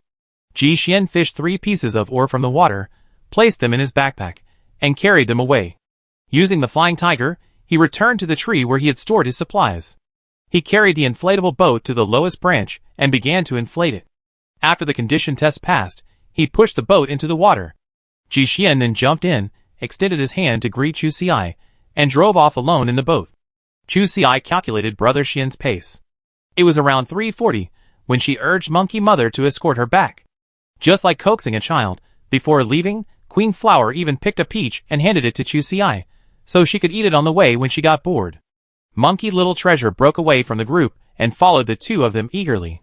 Chu Xi checked his watch, thinking that if it showed high radiation, then Little Treasure would be lucky. Ding! Low-level radiation mutation, edible. Chu Xi, She turned to look at Little Treasure, eagerly waiting, and without hesitation, she took the peach into her arms. Baring her teeth, she said, "Gun." Just one word. I only say it once. Ha ha ha, Chu Xi was so happy. She had fruit to eat again. This peach was about the size of a landmine melon. Not only could she eat the fruit, she could also take it back to plant. Despite Chu Xi's previous complaints about the peaches being frozen solid, the sweet aroma still emanated from Monkey Little Treasure when he ate them. Sister Chu had long coveted them, but unfortunately, they were all highly radioactive. Now, it was finally her turn. Oh, and as for that special crystal project, let Ji Xian take care of it when we get back. She definitely grow a peach tree that meets the standards. Then, every year from now on, we have plenty of large peaches with low to medium radioactivity levels. Monkey Little Treasure was a jerk the entire way, constantly tugging at Chu Xi's hair and trying to push her out of the way. Of course, neither of them ended well. They kept playing and quarreling all the way. Seeing the west gate approaching, Chu Xi patted Monkey Mother's arm to stop her. Ji Xian had been right the previous time. While the base's stance was still unclear, Chu Xi didn't want the monkeys to have too much contact with that area. The Monkey Mother stopped. Chu Xi checked his watch and sent a message to Ji Xian. A moment later, he arrived on his electric scooter. Chu Xi grabbed a few coats from the back seat, changed into them, said goodbye to the Monkey Mother, and the two of them rode their electric scooters back to the base. Soon after, the two also began their return journey, heading towards the monkey base. Chapter 554. After returning, the two began their real work. Ji Xian first took the several pieces of ore she had brought back to the machine's operating table for testing. After a short while, she finished testing the first stone. She glanced down at the screen, then, with a serious expression, replaced it with another. Chu Xi took a deep breath and quietly leaned over to take a closer look at the screen. Her eyes narrowed slightly. An entire page was filled with data, densely labeled with detailed information. But please forgive me, as a poor student who had graduated many years ago, she had forgotten even the abbreviation for the element iron. The atmosphere had been somewhat tense, but this sudden shock instantly brought Sister Chu back to normal. She simply sat quietly beside him, waiting for Ji Xian to finish testing all 3 stones. To be honest, she was still a little nervous. Judging by Ji Xian's expression, she had a feeling that things might not be optimistic. Finally, after all the tests were complete, Ji Xian frowned for a moment before turning to Chu Xi. The test results are good. All 3 rocks are rich in ore. Chu Si considered it for a moment before asking, what kind of ore is fluorine? Oh, she remembered. It seemed like there really was such a thing as fluorine, but just coming up with a name was her limit. As for the rest, thinking about it was futile. But Chu Si wasn't stupid. This word was so rare, it must not belong to the common metals. At this thought, her heart leaped with joy. Could it be some kind of precious metal? Chu Si's eyes were filled with hope as she looked up at Ji Xian. Ji Xian was also exhausted by Chu Si. It didn't take long for him to realize she had pulled another stunt. He quickly reached out to stop her and explained, wait a moment. Let me correct my statement. These stones are all iron-rich ores. Generally speaking, iron ore with an iron content of over 50% is considered rich, while less is considered poor. The average iron content of these 3 stones has reached 78%, making them very valuable for mining. After Ji Xian finished explaining, seeing Chu Si's expression, which looked a bit like she was having a short circuit, he couldn't help but smile and patted her head. The 2 of them hadn't been on the same page from the beginning. This was something he hadn't expected. A fluorine mine had instantly created a dream of prosperity for Sister Chu. If Ji Xian had explained it any later, she would have already planned to go out and set up a base on her own. She wanted to choose a good spot, facing the sea, with spring flowers blooming. Ji Xian ignored her. A rich mine was a good thing, but it also meant trouble. This was different from his original plan. The iron content of the ore here was far higher than that of the ore in the abandoned mine. If he continued with the transaction as planned, firstly, he would lose a lot of money, and secondly, it would be unsafe. He stood up and walked out. It seemed like everything needed some careful planning. By the time Chu Si came to her senses from her shattered dream, Ji Xian had already reached the front door. She hurried after him. Wait for me. What are you doing? Ji Xian paused. Let's go buy a detector from Oldley. $1. He had wanted Chu Si to rest at home, but Sister Chu, who now considered herself to have a sizable wallet, clearly didn't need it. She wanted to indulge her rich wife shopping addiction. Alas, she probably would never become a rich wife. Thinking about how she risked her life to earn these points, she wanted nothing more than to haggle with the boss until she vomited blood. Ji Xian chose a radioactivity detector from Oldley. It worked because certain minerals were radioactive. The detector could detect the intensity and energy of the radiation emitted by these elements, thereby determining the distribution and content of the radioactive minerals. In modern times, this device wouldn't be very practical, as radioactive minerals are still rare. But this is a wasteland, and nothing is free of radiation. At best, the only difference is the level of radiation. Therefore, this item was the perfect choice. Moreover, it was a must-have for the pioneering team, so their purchase wouldn't be out of place. Oldley, like a shrewd man, asked casually, what's up? Any discoveries? You have to take good care of my business. Chu Si smiled, and Ji Xian nodded slightly. I'd like to go out and explore the wasteland. If I'm lucky enough to find something, I naturally contact you to help me sell it. The old man's face was filled with joy. Don't forget that. If they could facilitate a large-scale mineral transaction, his commission would be considerable. After the purchase, Oldley recommended other types of detectors, but Ji Xian had already decided beforehand that there was no need to waste money. Instead, he ordered 2 more for the wind power plant. Ji Xian wanted to make the monkey colony's location a third refuge, closer to the base and more flexible. If we put aside the radiation hazards for the moment, and just want to take shelter safely for a short period of time, this third place should be their first choice. Chapter 555. After returning home, Ji Xian thought for a moment and decided to build a charging room at home first. Because whether it was mining or building a house, there would undoubtedly be a lot of stuff to transport, and the E-Donkey's performance was somewhat lacking in comparison.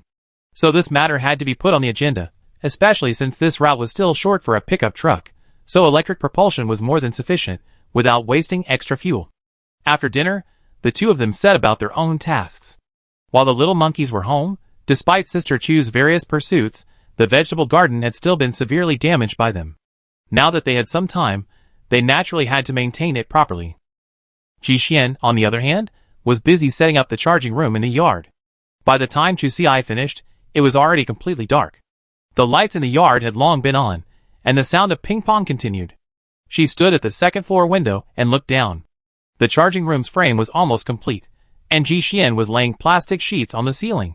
These sheets had been removed from the sunroom, and he unexpectedly found a new use for them so quickly. Ji Xian had specialized equipment that allowed him to pull the sheets up himself, so by this point, everything was already streamlined. All he had to do was follow along. Chu Si came down from the second floor.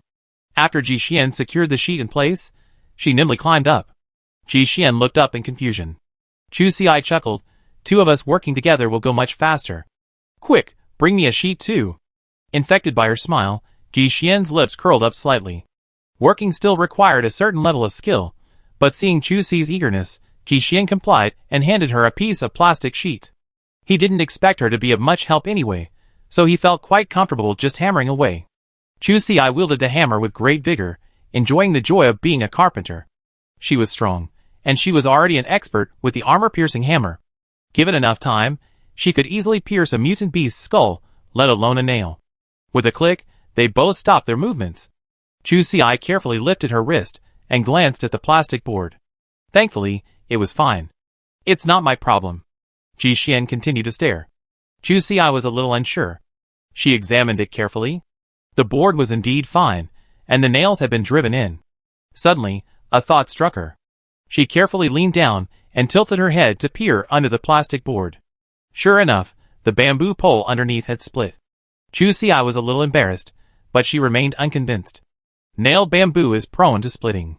Ji Xian nodded. To prevent this problem, he had carefully calculated and ensured that each plastic board would be fixed on the bamboo joints. The hard texture and structural stability there made it more stable, so it should be able to withstand the external force. Of course, that's just theoretically possible, but the force Sister Chu applied to it could have shattered the bamboo joints, so it had no choice but to die in defiance. Breaking one bamboo joint wouldn't be a big deal. The more serious issue was that this particular bamboo joint was attached to the frame, and it wasn't just one bamboo that needed replacing. Since the plastic sheeting also needed to be removed, all 5 adjacent purlins would need to be replaced. Ji Xian went to clean up the mess, and Chu Si climbed down from the top, feeling a little embarrassed. She hadn't expected good intentions to lead to bad consequences. After all, Sister Chu had never considered herself a mere figurehead. She glanced at her watch. It was already 10 o'clock in the evening. Ji Xian carefully checked the areas she had previously worked on, then lifted 2 more boards in quick succession. Chu Si, Ji Xian, An inexplicable emotion spread. Sister Chu stayed downstairs, awkwardly digging her toes into the soles of her shoes. She considered going up to help, but ultimately gave up. After all, she had always been self-aware, and knew how to avoid the bombardment. Looking at Ji Xian's face, she felt that going up at this moment wasn't a good option. After all, she had single-handedly added nearly half an hour of overtime to Brother Xian's schedule. Chu Si didn't dare abandon her duties, and could only silently watch from below, trying to minimize her presence, creating a pitiful image so that when Ji Xian vented his anger, he wouldn't be able to lash out at her again. Chapter 556. Chu Si's guess was correct. Ji Xian was indeed brainstorming, but his thoughts were completely different from Chu Si's. Influenced by his previous professional habits, when a problem arose, he immediately identified Chu Si's power issue. With the forging of the energy stone, Chu Si's physical condition improved steadily, and her current physical fitness could be said to completely surpass that of a genetically modified person. But therein lay the problem. While her strength continued to grow, her consciousness remained at its previous stage. In other words, a new round of special training was about to begin. And this time, the main focus was on controlling her strength. No, Ji Xian shook his head, then casually tossed the bamboo pole aside. He wanted to train Chu Si's maximum explosive power. He wanted a single deadly blow. In the Wasteland, whether battling mutants or one's own enemies, there was no need for excessive probing. Attacking while you're weak was the truest expression of the truth. So Chu Si just kept on beating. If someone was truly blind and got beaten to death, it could only be said that they had a reason to die. Ji Xian had almost finished thinking this out when he saw Chu Si hunched down, looking dejected. He patted the bamboo pole, suppressing a smile. "Do you want to come up and help, or wait down there until I'm done, or do you want to go back to sleep?" Chu Si stretched her neck. Apparently nothing happened. With 3 choices, even a fool would know to choose the first one. She immediately fetched a bamboo stool and sat down, making her intention clear with her actions. Ji Xian nodded and said nothing more, though his hands unconsciously quickened. He was already almost done. After patching Chu Si's hole, he attached 2 more boards, completing the frame. Then he fixed the solar panels to the plastic sheeting. This one had dedicated mounting holes, and the plastic sheeting was more durable than bamboo strips, making installation much easier. According to the direction of the sunlight, Ji Xian quickly installed all 6 panels, then began routing the wiring and setting up the charging stations. He stretched and turned to see Chu Xi, who had fallen asleep soundly, leaning against the back of the chair. His head was tilted back, his mouth wide open, and an unknown liquid dripped from the corners. Seeing him, Ji Xian couldn't help but smile. After a moment's thought, he decided to call it a day. As for the testing, let's wait until tomorrow. It's perfect. Once the sun comes out, we can test the power generation together. He descended from the shelf and took a few gentle steps toward Chu Xi. Perhaps blocked by the light, Chu Xi dazedly opened his eyes, momentarily dazed. Fuck. Even the most handsome face couldn't withstand the harshness of backlight. Chu Xi's reaction time was shattered. He launched a flying kick, sending Brother Xian, who was still trying to put on a tender performance, flying. The unexpected came as a surprise. Chu Xi's force was unstoppable. Ji Xian quickly spun to absorb the impact, but even so, a deep shoe print was left on the ground. He turned his head and looked back. If he had reacted a little slower, he would have broken 2 ribs. He walked over, grabbed Chu Xi by the scruff of the neck, and dragged her into the inner room. The next morning, when Chu Xi woke up, Ji Xian was already out of bed. She touched her lips. Oh my god, Ji Xian, a dog, how could he bite? She got up and dressed. Where's the energy stone in my pocket? Chu Xi immediately stood up and searched the bed, and under the bed several times. It didn't seem right.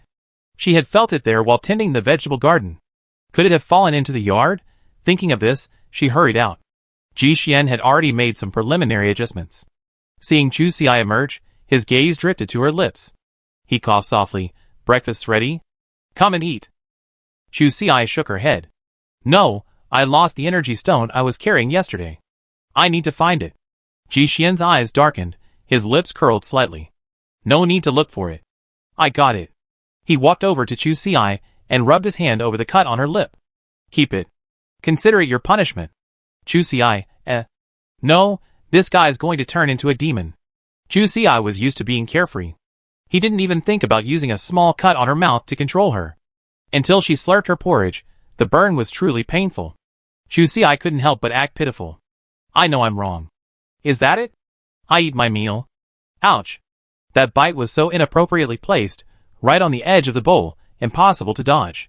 Unexpectedly, Ji Xian was incredibly easygoing and immediately passed the energy stone to her lips. Soon, the wound healed quickly.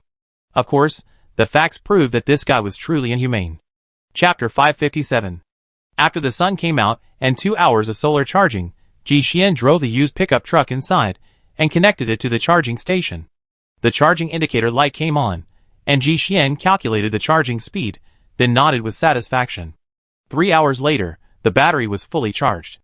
After packing up their belongings, the two of them climbed into the car and drove out together. Chu Xi sat in the passenger seat, his face sullen the entire way. Ji Xian smiled. Okay, don't be angry. Didn't you bite me too? Chu Xi, Is that why you caused me secondary harm? No, she bit me when she was being persecuted for the second time. Angry, she turned away, not wanting to pay attention to Ji Xian, but the more she thought about it, the angrier she got, and she couldn't help but argue. As soon as she opened her mouth, a hissing sound came out. Ji Xian couldn't help but laugh, and he handed the energy stone to Chu Xi. Be good, don't be angry. Take it. We're leaving the base soon. The wilderness is dangerous, and they must be prepared at all times. Sister Chu reached out blankly to take it, swallowing unconsciously. Oh my god, such a tingling, doting voice, that was perfect. She turned to look at Ji Xian, suddenly feeling okay again. Ji Xian raised an eyebrow in confusion. What's wrong? Chu Xi shook his head, and after a long pause he replied, When are we getting married? I don't think we know each other well enough. The speeding car screeched to a halt, and Chu Xi's head slammed into the windshield. Thankfully, the windshield was made of high quality, so it wasn't completely destroyed. Chu Xi clutched his forehead in pain. Ji Xian jumped, and immediately, Chu Xi blocked his attack. She placed the energy stone against her head, and the buzzing sensation quickly subsided. Chu Xi reached out and pushed Ji Xian away. What a stingy man. You're so unwilling to take any loss? I just accidentally kicked you yesterday, and I already paid you for it. Why are you still here? Ji Xian turned his head away awkwardly. It wasn't really about that. It was because she said something so shocking. But now it seemed likely that he had misunderstood. Chu Si touched the stone on her chest with a sense of distress. What sin had she committed? Today, she was being tricked by her own people. No, the more she thought about it, the angrier she became. She simply pulled Ji Xian's arm, took a quick look, and bit down on his exposed palm. Even before Ji Xian's breath was fully inhaled, Chu Si tasted blood. Her mind instantly cleared, and she quickly stopped her mouth. Taking Ji Xian's hand away, he saw that his gums were fine, but the rest of his body was swollen rapidly, with only a little bleeding around his 2 canine teeth. Awkward, he lost control of his strength in anger. Seeing her lower her head, Brother Xian couldn't help but touch her forehead where she'd been hit. Did you let out your anger? Chu Si nodded. What are you doing? Did you grab a first aid kit? Ji Xian nodded. Ever since conditions allowed, he always brought 2 with him on his trips. He reached into the passenger compartment and pulled out the first aid kit. Chu Si found some medicine and a patch and treated Ji Xian's wound. After this mutual hurt, their relationship was strangely harmonious again. Ji Xian continued driving. Their first priority on this trip was to test the ore reserves and, by the way, to select a location for the house. Chapter 558. Arriving at the riverbank, the car stopped along the shore. Ji Xian opened the door, took the compressed dinghy from the back bed, and inflated it. The items in the car would have to be moved several times, and the pickup truck couldn't cross the river, so someone had to be there. Ji Xian had originally planned to have Chu Si stay in the car while he carried the supplies back and forth. After all, in this cold weather, driving a small boat back and forth wasn't much fun. While daily training was essential, he still needed to take care of his wife. After all he had. Besides, this place wasn't close to the monkey's territory. A round trip would require at least one starting point. Chu Si felt a little melancholy. A moment's delay would have wiped out half a day's time, and she was anxious to get to the site to survey it. The car's atmosphere was pleasant, and Brother Xian had even prepared a box of fresh-cut peaches for her. But alas, even the most decadent of scenes couldn't hold back a spirit of progress. She shoved the box into her bag. Seeing Ji Xian about to leave, she hurriedly patted the window. Wait, let me go! Ji Xian sighed helplessly. He knew what Chu Si was anxious about, but he pointed at the detector on the boat. Only Ji Xian knew how to use this thing. Even if Chu Si went, it wouldn't help. Wouldn't he have to be replaced in the end? Chu Si nodded. I know. I try. Can I trick some laborers into coming over? Ji Xian, cheat some laborers? He paused, thinking to himself, it's possible. After all, judging by how tolerant the monkeys were yesterday, she might be able to coax a few free laborers over. It's no wonder Ji Xian hadn't thought of this. It's mainly because, for a Wasteland native like him, this matter is simply too unbelievable. The idea that humans could actually cooperate with mutant animals is simply unbelievable. The situation this time is different from the cold wave. Back then, the mutant monkeys were also committed to the base. Honestly, the base's area was roughly the same as the territory of a single monkey group. So, Ji Xian had always believed that Chu Si could use the monkey's power to eliminate the other invaders from the base. But that was just a shortcut. If she really could mobilize the monkeys again for her own personal reasons, then the monkeys probably really considered her one of their own kind. Chu Si finished his harsh words, and didn't give Ji Xian a chance to react. He leaped onto the boat, started the engine, and the inflatable boat soared into the water. Ji Xian shook his head, and got into the car. He opened the passenger door locker. For once, he wanted to eat something to relieve his turbulent emotions, but it was empty. On the speeding boat, Chu Si opened the box, and pulled out a piece of peach flesh. The sweet taste instantly filled his mouth, truly comforting. Today's timing was a bit unfortunate. When Chu Si arrived, the monkeys were out on patrol. There were a few monkeys guarding the nest, who were unable to move around easily. Her dream seemed poised to be shattered. Forget it, she moored the boat next to a large tree, and then began carrying the supplies up it one by one. The monkeys guarding the nest were all adults. Sister Chu wasn't exactly close to these giants. At best, they were like fellow villagers. They knew each other, but only at a passing acquaintance. So, they weren't given any special treatment. Everything up and down was up Chu Si's responsibility. The weight was manageable, but some items were simply too difficult to carry alone. For example, the large blades of the generator, she couldn't adjust their angle while moving upwards. After circling the trees several times, she finally found the correct route. After Chu Si finished carrying everything, the monkeys still hadn't returned, and she felt a little discouraged. Thinking of the pile of things in the car, Chu Si's eyes narrowed, and she bent down to rummage through the pile at her feet. Unable to find a suitable one, she finally settled on 2 iron pipes and began banging away. The mutant monkeys had excellent hearing, and Chu Si was confident they could hear her. Unfortunately, there were no basins, and she wasn't sure if the monkeys would listen. Luckily, the monkeys were relatively inexperienced, and Chu Si had probably only ever seen someone use a basin to signal. So, upon hearing the sound, they couldn't sit still.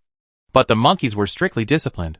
Even if these guys were itching to get going, none of them dared to run without the Monkey King's order. This was a territory patrol, a solemn and dignified one. The bang-bang continued, and the Monkey King paused, figuring they finished their stroll, and simply led the monkeys back to the capital. And it was precisely because of this that Sister Chu had finally managed to borrow some helpers.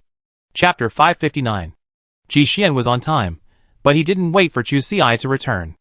Instead, he received a call from Fu Bowen. He glanced down at his watch. It was 3:10 p.m. normally. Fu Bowen would still be training at this time. How could he have found the time to call him? When he answered, Bowen's voice was dejected. "Boss, I'm leaving base 46. Ji Xian sat up straight and asked directly, "What's going on?" Bowen sighed, feeling helpless.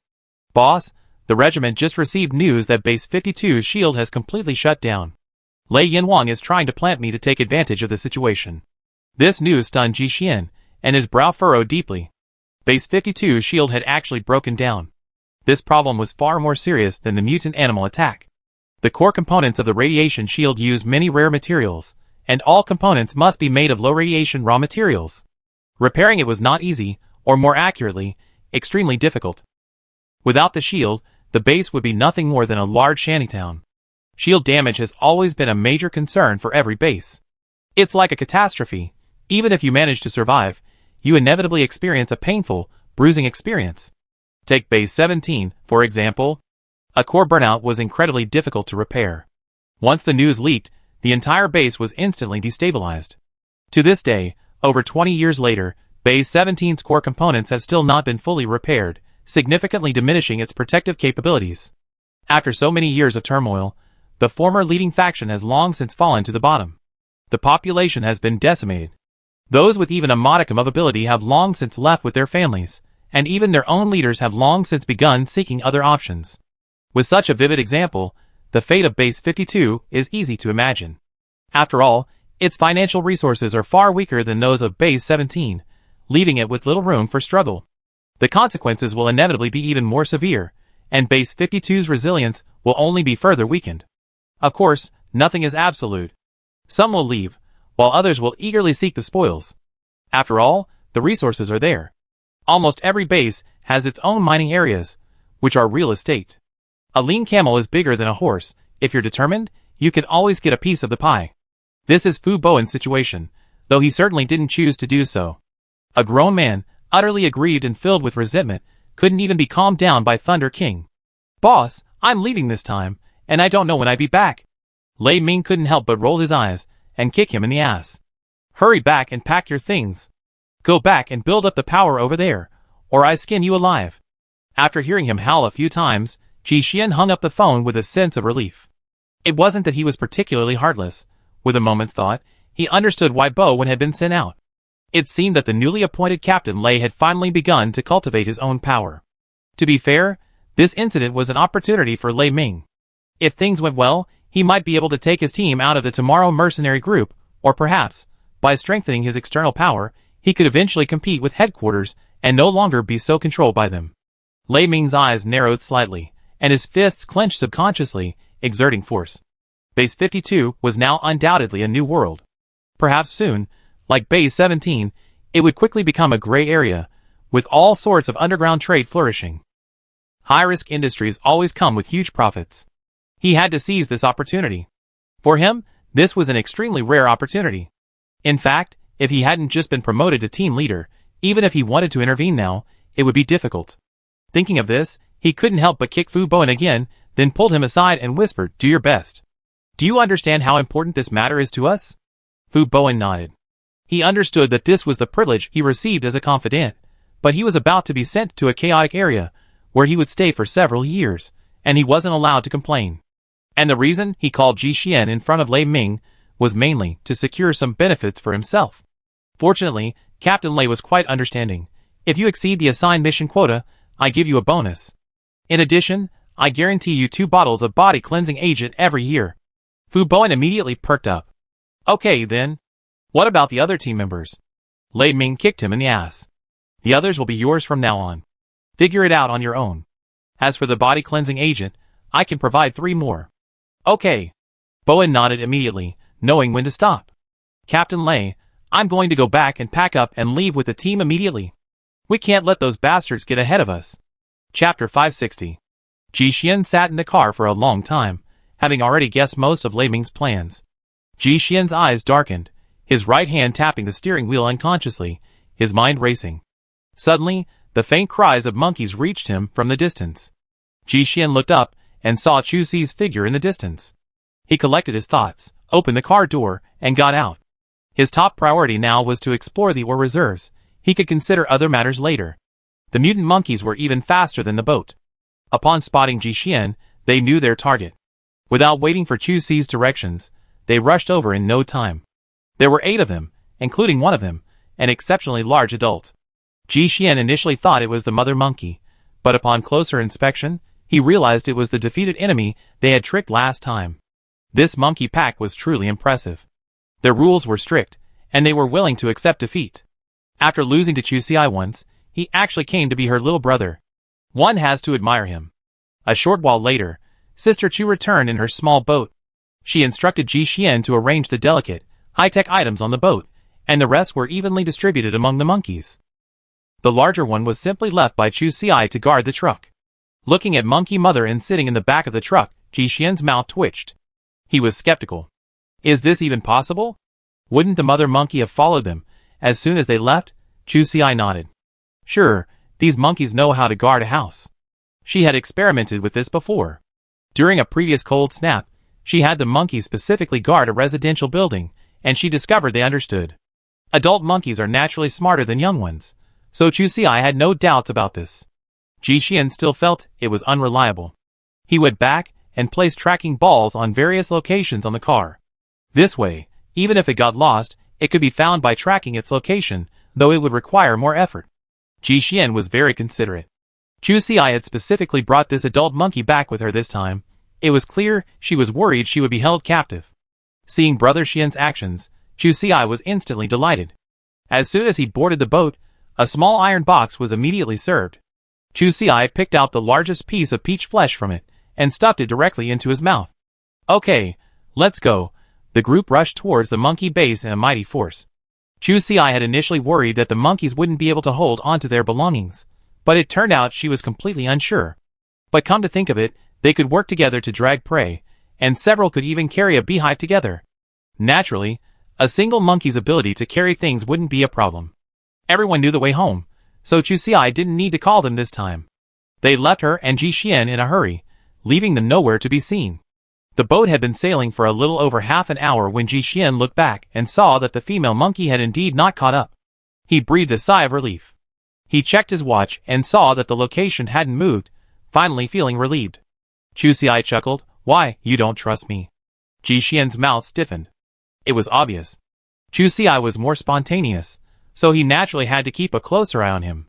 The two sat on the boat, thinking for a moment before Ji Xian told Chu Si about Base 52. The shield is down? Chu Si hadn't yet grasped the severity of the problem. It was like a broken appliance at home. A simple fix, wouldn't it? Indeed, Ji Xian could fix everything around the house, giving her the illusion that the Wasteland was overflowing with talent, and repairing anything was a piece of cake. Ji Xian knew she hadn't grasped the point, and couldn't help but remind her, repair isn't the problem is the lack of materials.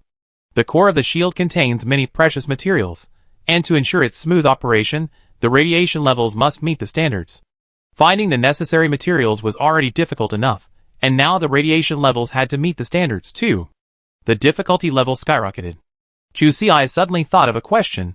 I wonder if the crystal cape can solve the radiation problem. Ji Xian paused, his mind racing. He didn't know the specific method, but he felt it might be possible. Then he shook his head. Acquiring resources is extremely difficult. It probably won't take at least 7 or 8 years. That was a conservative estimate.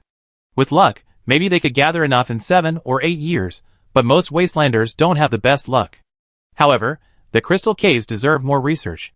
If they can truly reduce radiation, they could certainly play a significant role in many fields. Chapter 561. The events at Base 52 were so far away from them that Chu Si felt nothing but shock and regret, seemingly powerless. Huh? What? Fu Bowen was actually sent there, she said in disbelief. Isn't there no protective shield over there? Wasn't Lei Ming sending him there to make things difficult for him? Fu Bowen is a genetically modified human. If he breaks down, he'd be useless. What hatred, what resentment. Didn't they seem to be getting along well before? Ji Xian slapped Chu Si's forehead helplessly. What are you thinking? While Lei Ming's decision did deprive Bo Wen of his right to reside at the base, it also pulled him out of the vortex of the Tomorrow mercenary group. Although Base 52's protective shield wasn't working properly, it was located in a moderately radioactive zone. At least, he wouldn't have to worry about being assigned to a high radiation zone. The most pressing issue there right now wasn't the radiation, but the complex and increasingly chaotic conflict between factions.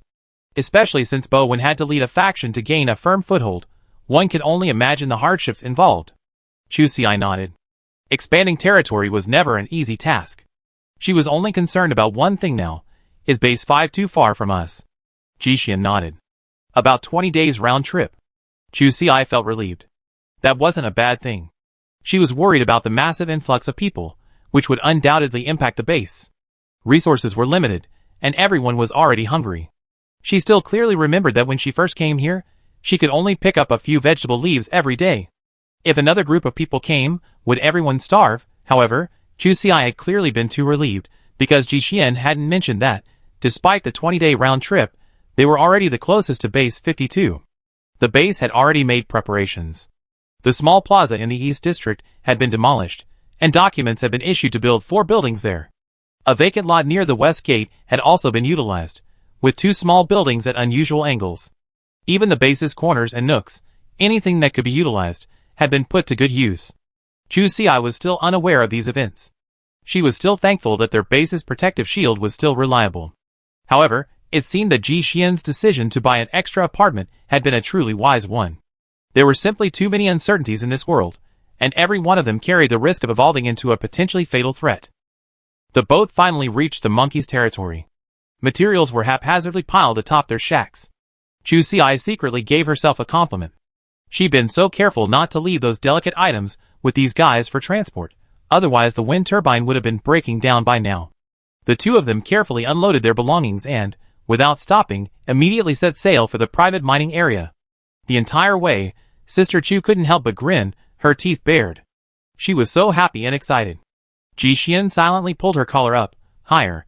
Don't let the wind get in your mouth. Chu Si, She had a certain pride about her. Her collar slid down with a swish. At times like this, I'm happy to let it chill my teeth. Ji Xian, Just be happy. Seeing they were almost there, he didn't want to argue with Chu Si anymore. He reached for the detector in the cabin and started calibrating it. Chapter 562. The detection equipment was almost ready. Before officially entering the mining area, Ji Xian stopped the boat, then pulled a small gray box from his backpack and placed both of their watches inside. Chu Si looked up in confusion. Is this a shielding box? Ji Xian nodded. This situation was different from before. It was common for people to find ore in the wild without drawing undue attention, but this time, they were going to use a radiation detector, so they had to be prepared. Chu Si took the object in his hand and examined it curiously. It didn't feel like metal, but rather like stone. It wasn't large, but felt heavy in his hand, like a lead ball. After everything was done, Ji Xian pulled a small card from the detector and dropped it into the box. Chu Si watched curiously from the side. I didn't expect there was a signal transmission card inside. Ji Xian nodded. With this, the radiation detector can be connected to the watch, and the test data can be uploaded directly to the internet. Then, based on the measured data, we can conduct a comprehensive assessment. While the function is useful, it's not completely secure. Fearing there might be other options, Ji Xian also implanted a signal jammer inside. Although most products on the market these days have vulnerabilities in their programming, it's still a safe bet, just in case, for peace of mind. For items acquired secondhand, Ji Xian felt that any level of protection was justified. Especially with things like mineral vein detectors, so many people rely on them for their livelihoods. If the information leaked, those behind the scenes could easily steal the hard-earned fruits of others' labor. Therefore, Ji Xian preferred to endure the hardship himself rather than upload this information online. After ensuring nothing was missed, Ji Xian continued to steer the boat forward, stopping only after reaching the destination. He selected several points underwater to test the area for mineral veins. Chu Xi watched as the distance between them grew ever greater, and a wave of apprehension rose in her heart. She didn't know the exact situation, but Chu Xi had a vague feeling that perhaps this vein was much wider than she had anticipated. After about half an hour, the data collection was complete. Chu Xi hurried over and asked, "How's it? How big is the vein?" "Ji Xian, this is a microscopic, shallow hematite vein." Chu Xi paused. "Micro? How micro?" Ji Xian looked up at her, silently preparing a powerful move. "Microscopic iron ore vein. Ore type, primarily hematite, with a small amount of magnetite. Ore reserves, approximately 20,000 tons. Deposit size, approximately 300 meters long, 120 meters wide, and 80 meters deep. Ore grade, average iron content, approximately 55%. Deposit morphology, irregular lens-shaped, tapering at the edges. Vein direction, roughly east-west, with a slight curvature. Surrounding rock properties. The surrounding rocks are primarily granite and gneiss, relatively hard and moderately difficult to mine. Mining conditions. Exposed ore seams and thin surface cover are favorable for open-pit mining, but attention must be paid to slope stability." Chu Xi, She was stuck, in a state of absolute paralysis. 20,000 tons, 20,000 tons, 20,000 tons. She didn't really listen to Ji Xian's words. By the time she reached 20,000 tons, she was already stuck in a vicious circle. Chu Xi gripped Ji Xian's shoulders. 20,000 tons of reserves, you call this? A micro vein? Honestly, she had no idea when Brother Xian had become so generous. Ji Xian also felt a little embarrassed. He tilted his head and coughed lightly. "I'm not calling it a microvein. There are specific documentation and standards for this. These are the data from the test. Of course, a micromine like this is definitely one of the best among wild mines." For the first time, Chu Xi truly experienced what it was like to have a mine at home. "I remember the price offered by the abandoned mine was 5 kilograms of hematite for 1 point. Oh my god, they all sold out. How many points would that be? I can't figure it out. I can't even count it." She lay on the boat, her eyes hazy, staring at the sky for a long time. Ji Xian recovered before her. The first thing he did was to clear the data format on the detector. After he finished, seeing Chu Xi still looking sleepwalking, he couldn't help but give her a joking push. "What are you thinking about? Get up." Chu Xi's expression stiffened slightly, and she sat up easily. Ji Xian raised an eyebrow in confusion. Why was she feeling guilty? What were you thinking just now?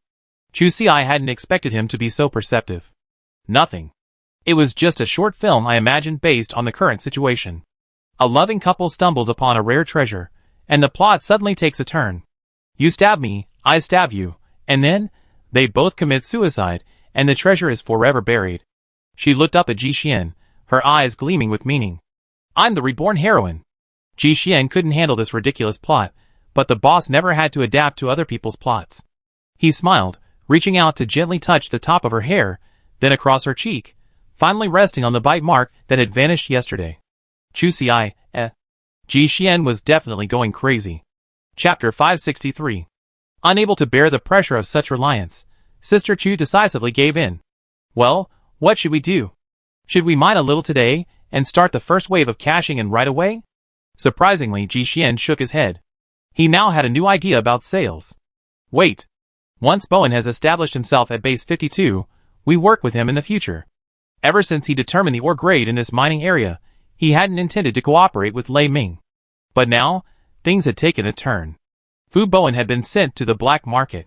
The transactions there were complex and complicated. If both the buyer and the seller were intentionally concealing information, it would be difficult for outsiders to track down this shipment. Chu Xi frowned in thought. She couldn't understand why, after all this trouble, they were now going further afield. Of course, it wasn't that she didn't trust Fu Bowen. He was probably Ji Xian's most trusted friend. Chu Xi just didn't understand why all this fuss was needed. She thought it would be safer to work with Lei Ming. It wouldn't require long-distance transportation, thus reducing the risk of exposure. Chu Xi glanced up at Ji Xian. Forget it. Every profession has its own expertise. This isn't something we should worry about. He must have considered this carefully before considering it. All she had to do was support him. Chu Xi didn't want to get involved in this matter, but she still had to inquire about the mining. After all, she was the one who would actually do the work. But the ore was underwater. Did she have to wear a diving suit? To be honest, for someone who can't even land, underwater work felt quite stressful. This, for underwater mining, is there any specialized equipment, the kind that doesn't require me to go underwater? Jixian nodded. Underwater mining isn't impossible, but it requires a lot of equipment, is expensive, and isn't very convenient to operate. The water here isn't deep. I want to first identify an area, then build a dam and pump out the water. That way, I can dig in sections. Besides, the surrounding area is mainly granite and gneiss, which are densely packed. Even if I dig a little, it won't cause a collapse. What do you think? Chu Xi nodded quickly. Sure. As long as I'm not constantly underwater, it's fine. Humans are land animals, and for someone like her who's not good at land, there's a natural fear of water. Now that she heard Jixian had a solution, what else could she be dissatisfied with? Jixian nodded. That's good, but you still need to practice swimming. After all, the monkeys are in the water, and we be coming here often. Not knowing how to swim is definitely not an option. When the weather warms up, they have a group activity besides mining. Chu Xi's face turned a little green, but he had to admit that Jixian's words made sense. What training session did I owe the other day? Chu Xi couldn't remember, and today she had another one. It's like saying, the more debts you have, the better. Suddenly, a thought occurred to her. Although this is the monkey's territory, there's no guarantee someone won't stray in. If we cordon off an area so ostentatiously, it immediately tells someone something's amiss. Jixian nodded. Of course not. We need to camouflage it. He pointed to the grass heads slightly emerging from the water. Transplant these and create a small mound here that's not submerged in the river. Then, try to lure the monkeys to rest around here. This will greatly reduce the risk of exposure. Chu Xi looked around. This was the edge of the peach orchard and the pine forest. She didn't think it would be a big deal. Okay, we build the monkey's nest here first, and then put some surprise gifts inside. Give it a few days, and they should come. She had done this before, but the training target was her puppy. The experiment was quite successful, and the results were impressive. Therefore, Chu Xi was quite certain about this matter. Jixian raised an eyebrow, then nodded. He declined to comment on the monkey issue. After all, he really didn't have much say in this matter. The matter was settled, and after checking the time, the two decided to return. Chapter 564. For the rest of the journey, Chu Xi felt like she was floating, in every sense of the word. It wasn't until she saw the second-hand pickup truck still held by the female monkey that her heart finally calmed down a little. So dedicated? The two of them exchanged glances, Chu Xi somewhat incredulous. Had they stayed put? Isn't that a bit too simple? Meeting the female monkey's gaze, Chu Xi's smile was a bit awkward.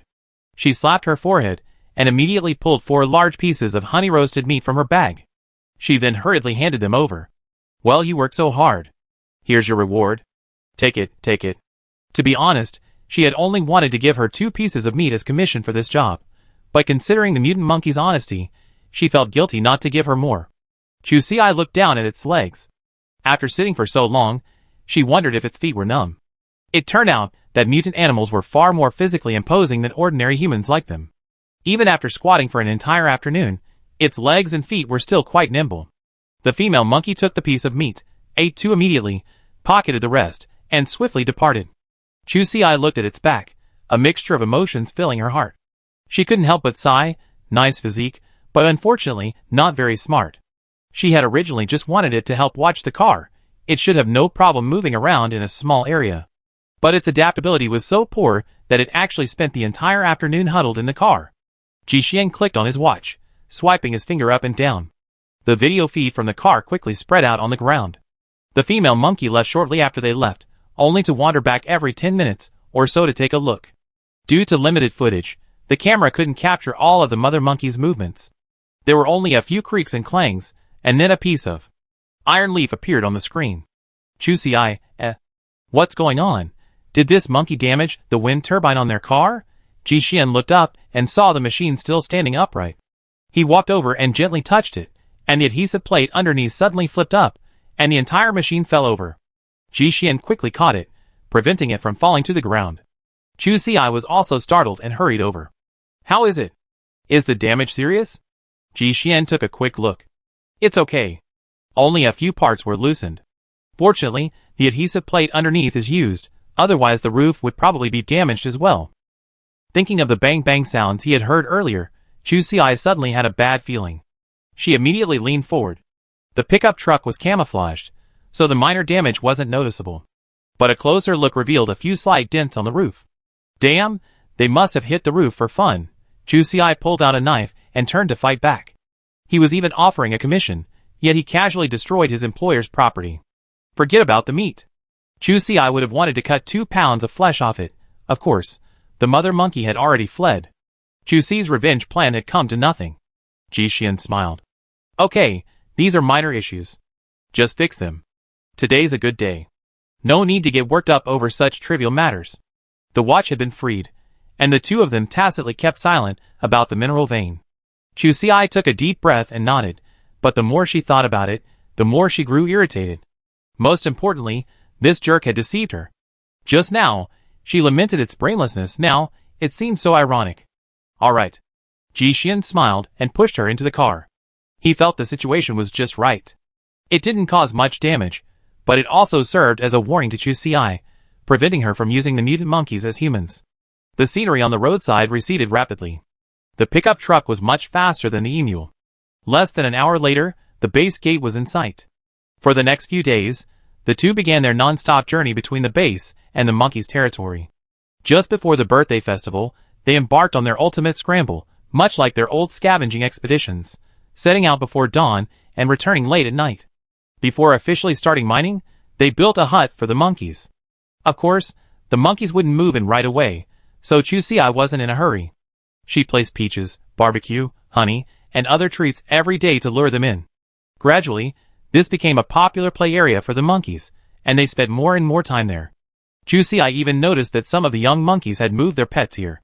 Clearly, her plan was about to succeed. Chapter 565.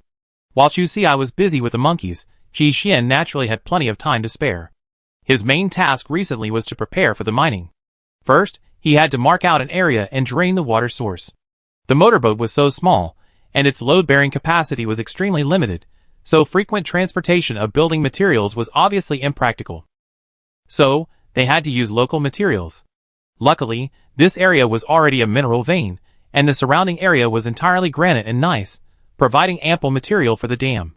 Ji Xian dug underwater and pried up all the rocks and ore that were easy to mine, then used ropes to carry them to the designated location. The rocks were stacked, and the center was filled with waterproof adhesive.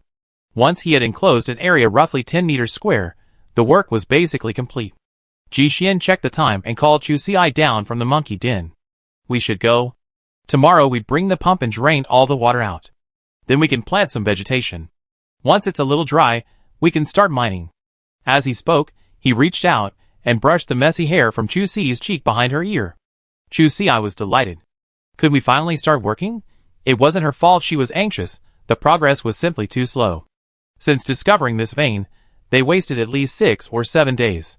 In the early days, work wouldn't begin until the monkeys arrived, so Ji Xian dared only to work quietly underwater.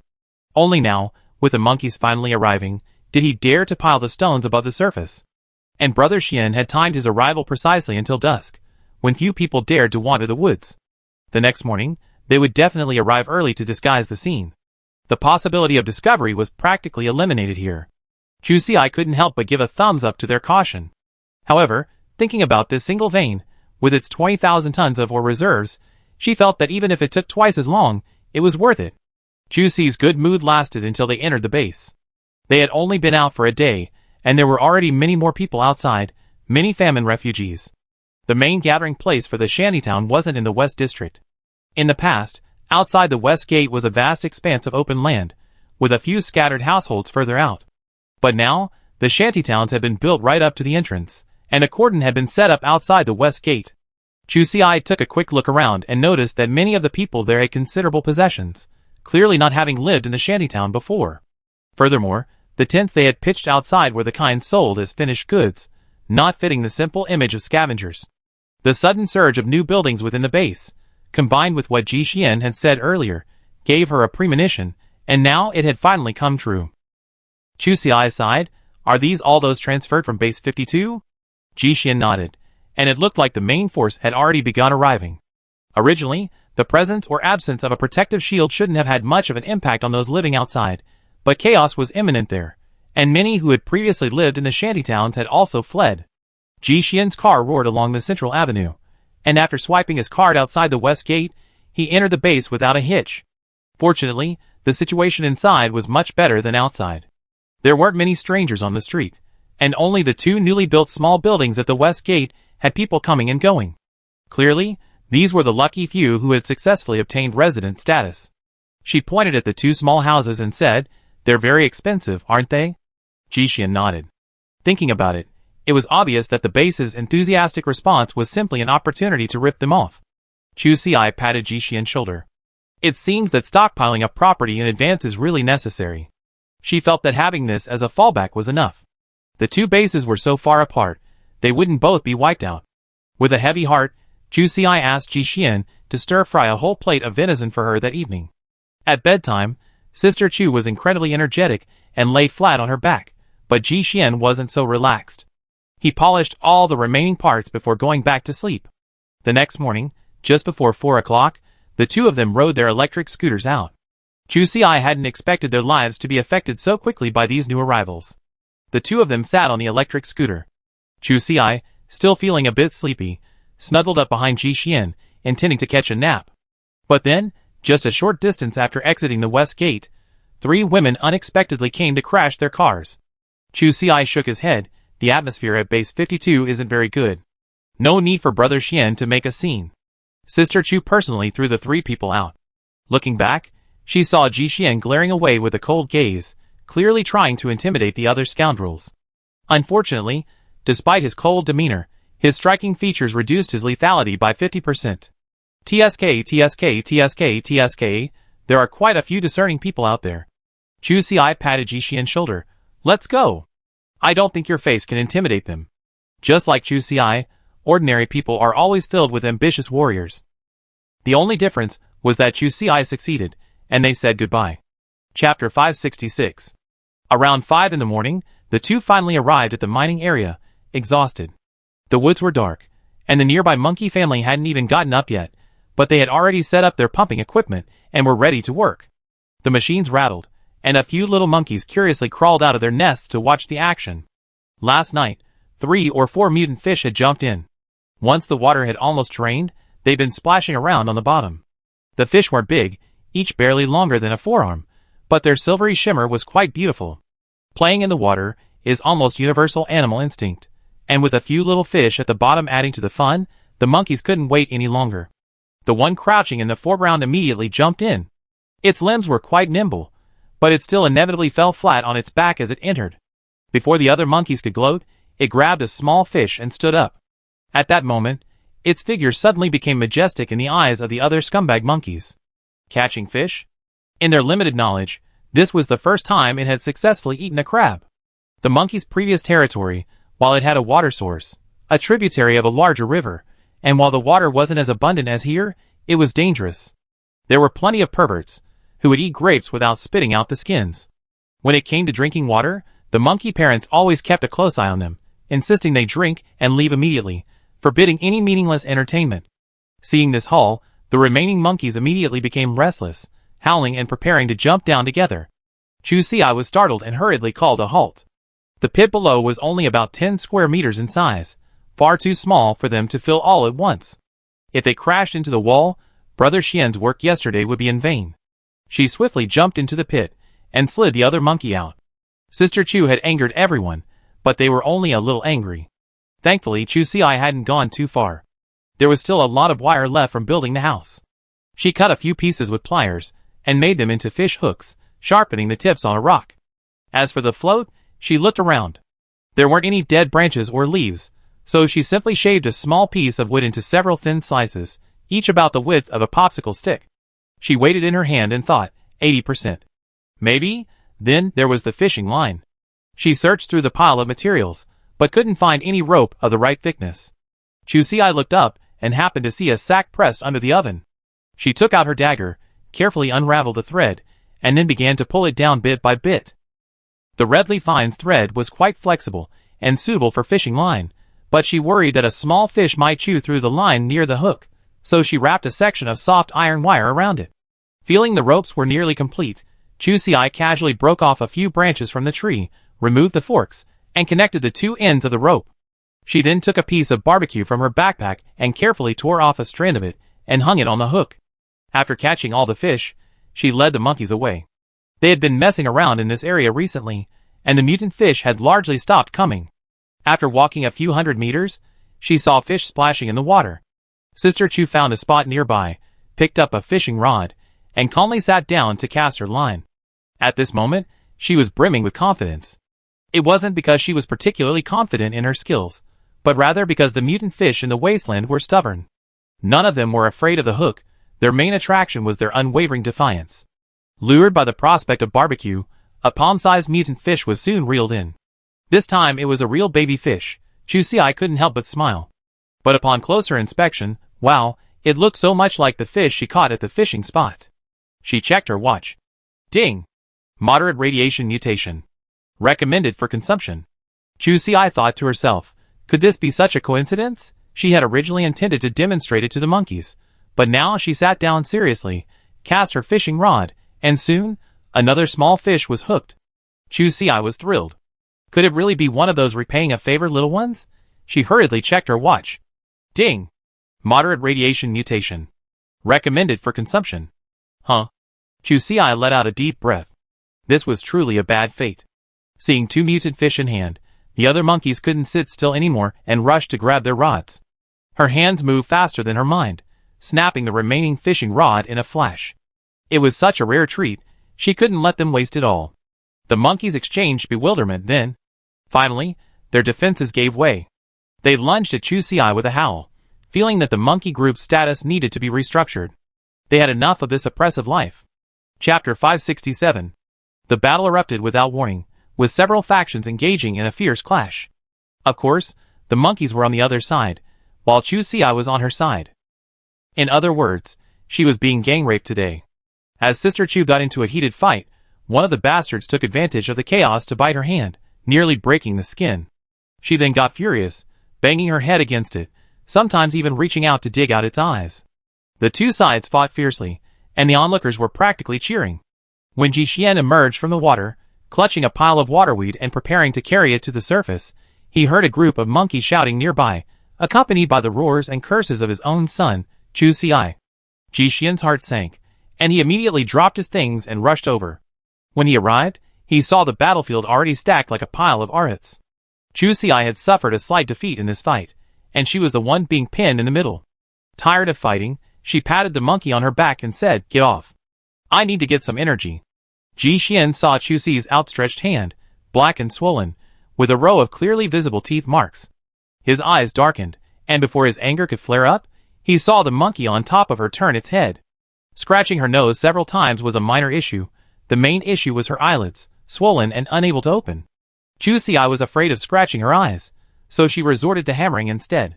It seemed to work pretty well anyway.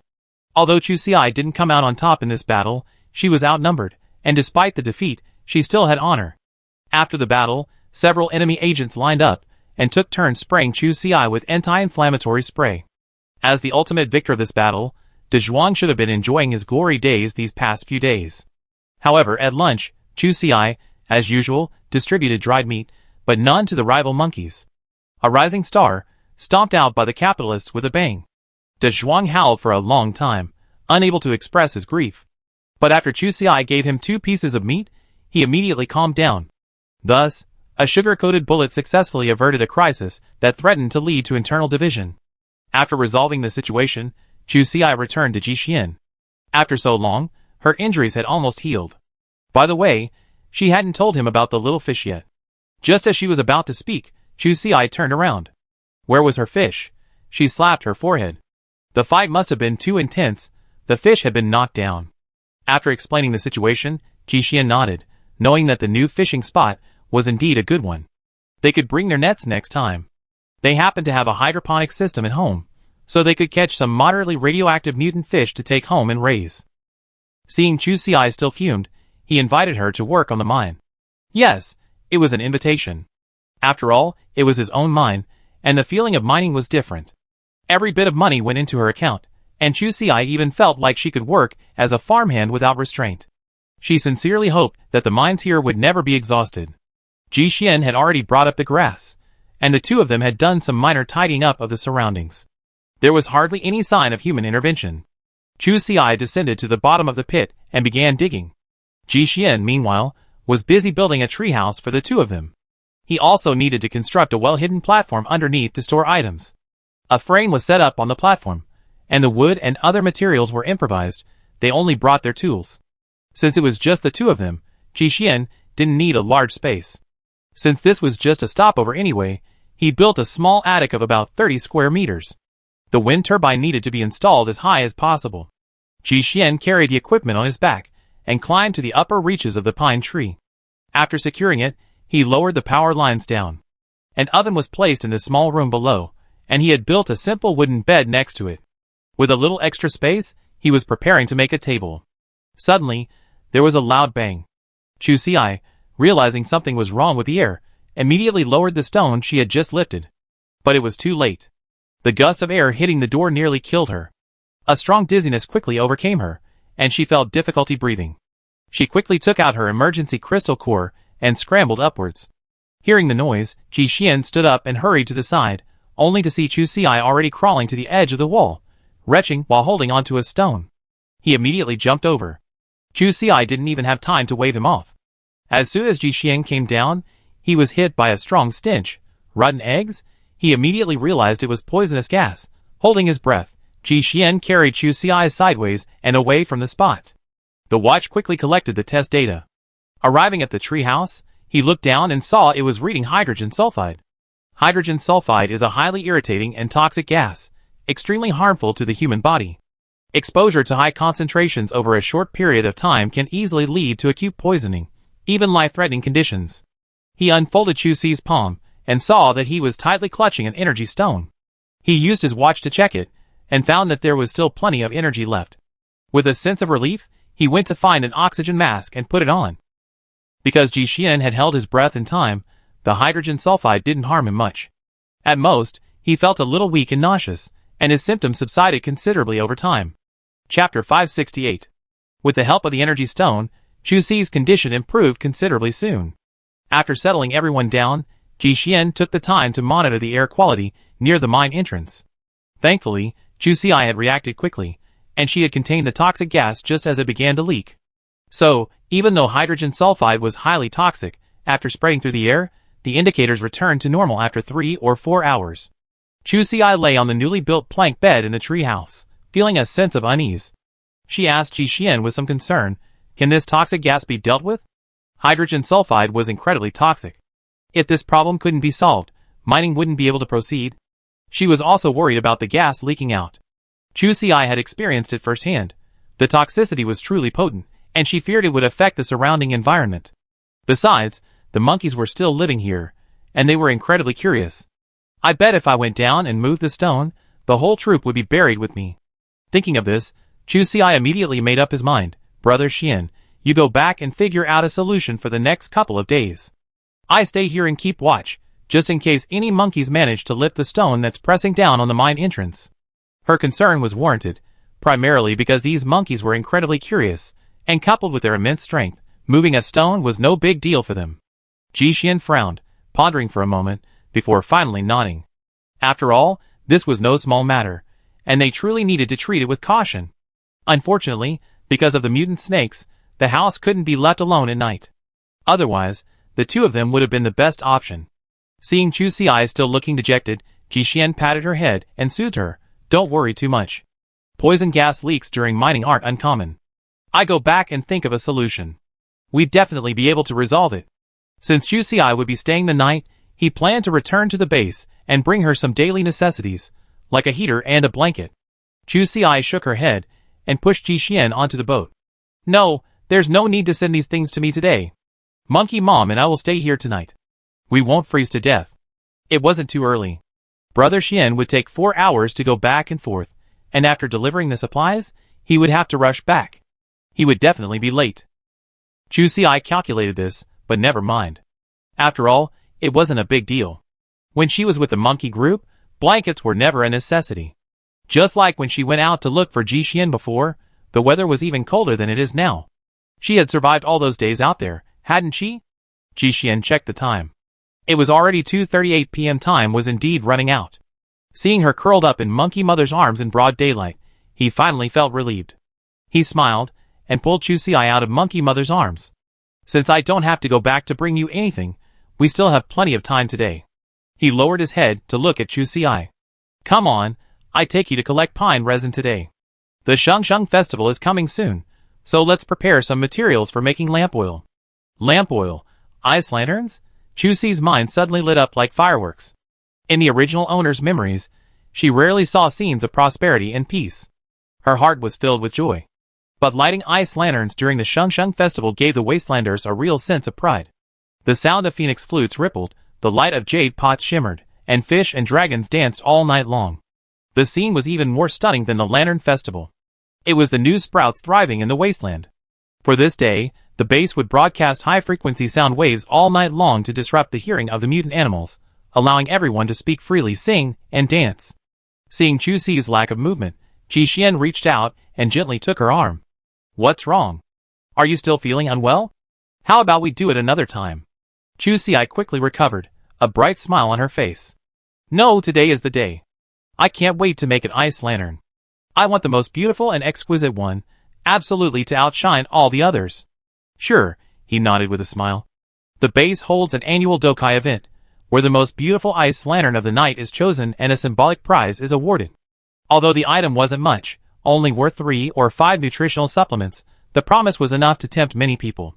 Moreover, everyone wanted good luck and hoped for a smooth year ahead. Jixian simply assumed Chusi's competitive spirit was taking over, so he obliged, saying, Okay, I cover your ice lantern with tiny flowers. It definitely looked better than everyone else's. Chusi's expression paused. Floralized ice lanterns? I have to admit, Jixian's aesthetic taste is quite good, but this one isn't easy to create. If it's done right, it'll look ethereal. If it's not, then everyone will have to say it's just vulgarity. Chapter 569. Before leaving, Jixian had deliberately left his watch at the edge of the mine, with the camera activated. This way, even from outside, they could monitor the situation at any time through Chusi's watch. The pine resin collection site wasn't far away, only a few hundred meters away. Even if something unexpected happened, the two of them could still make it back in time. Climbing high up in the pine tree, Chusi was surprised. She had expected the pine resin to be large, crystal-like clumps, but the reality was far from what she had imagined. It wasn't that there weren't any yellowish lumps of pine resin, but most of what she found was a sticky, white or transparent gel. It was all clinging to the pine trunk, making it extremely difficult to collect. Sister Chu could only scrape down the bark bit by bit with a knife. Not only was the amount small, but it sometimes contained a lot of impurities.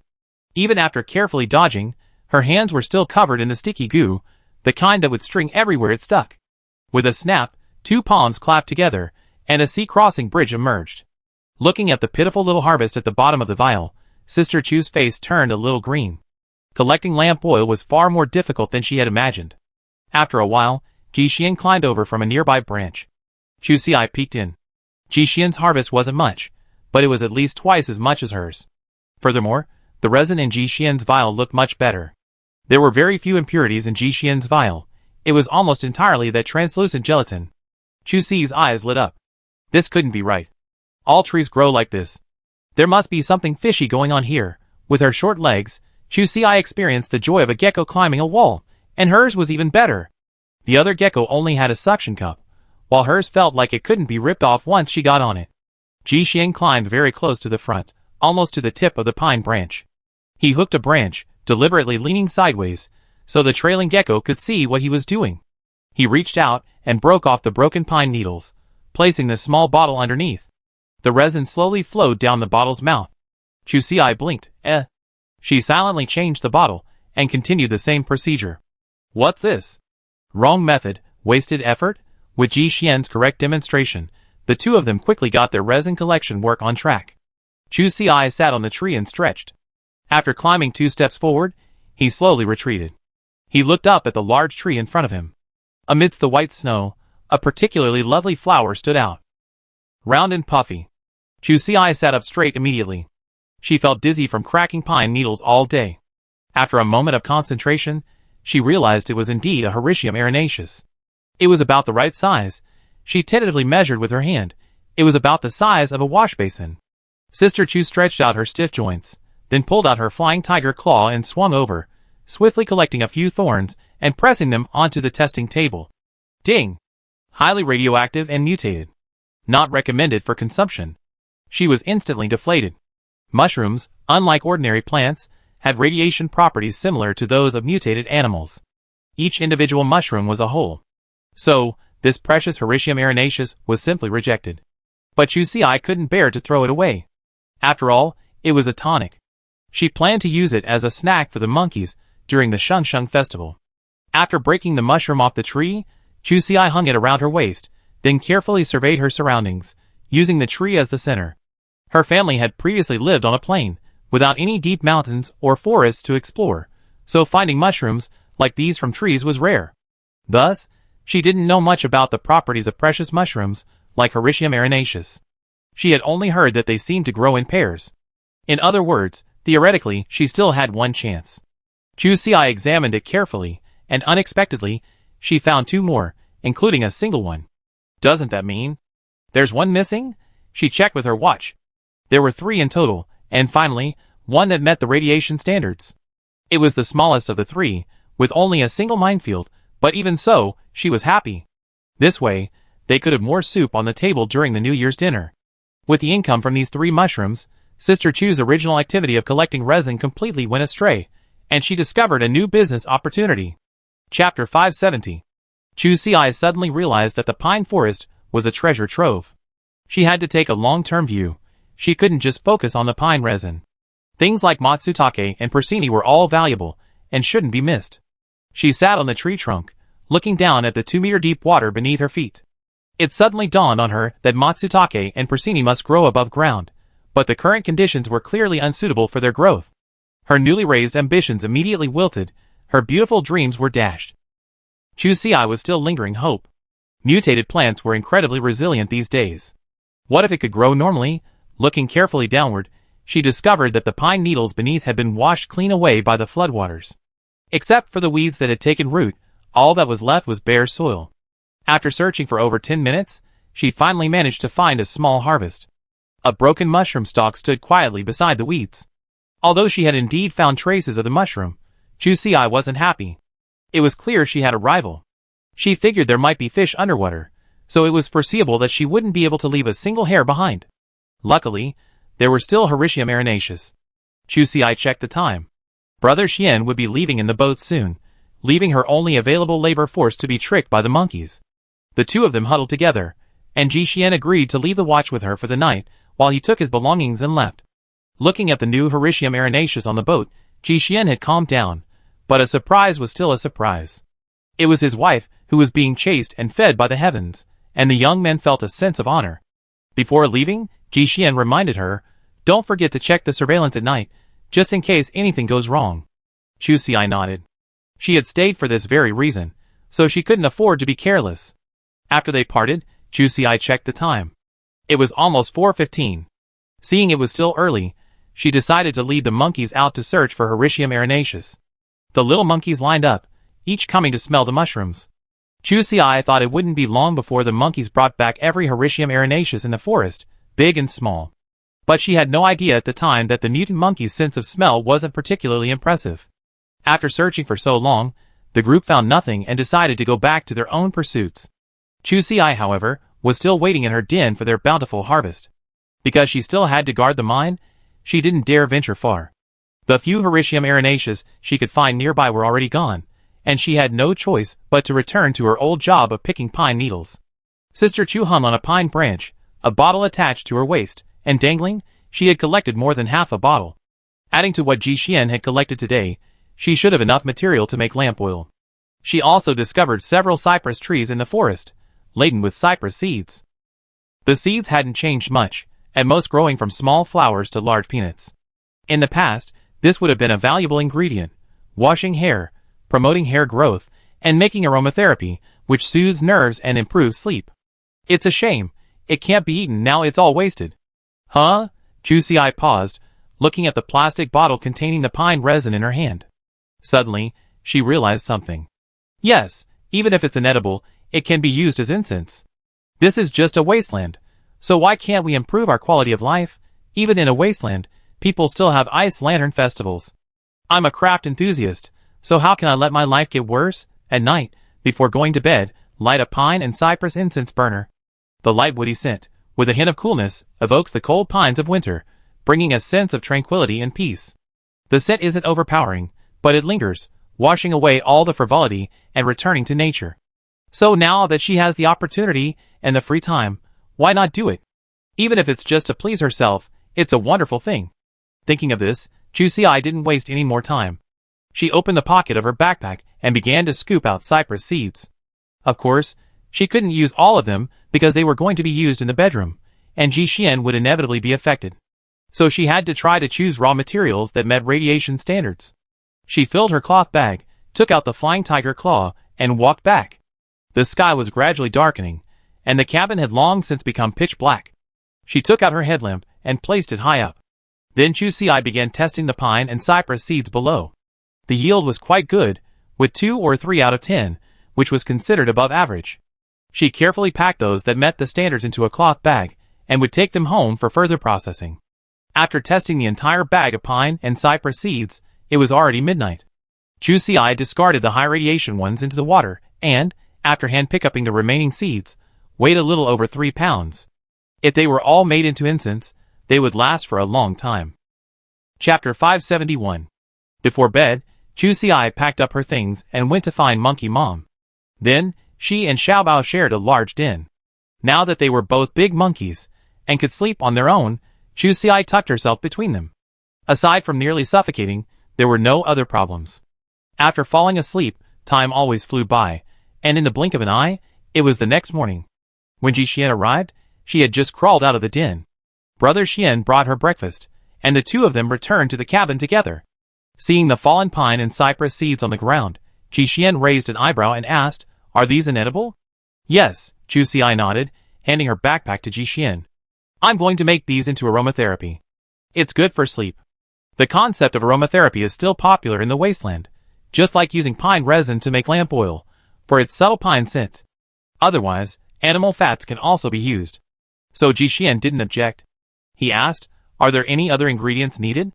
Chu Si, "It'd be best if we had some wine, which would enhance the aroma." After a pause, she added, "It's fine without it. It smells just as good." It wasn't that she was deliberately lowering her standards.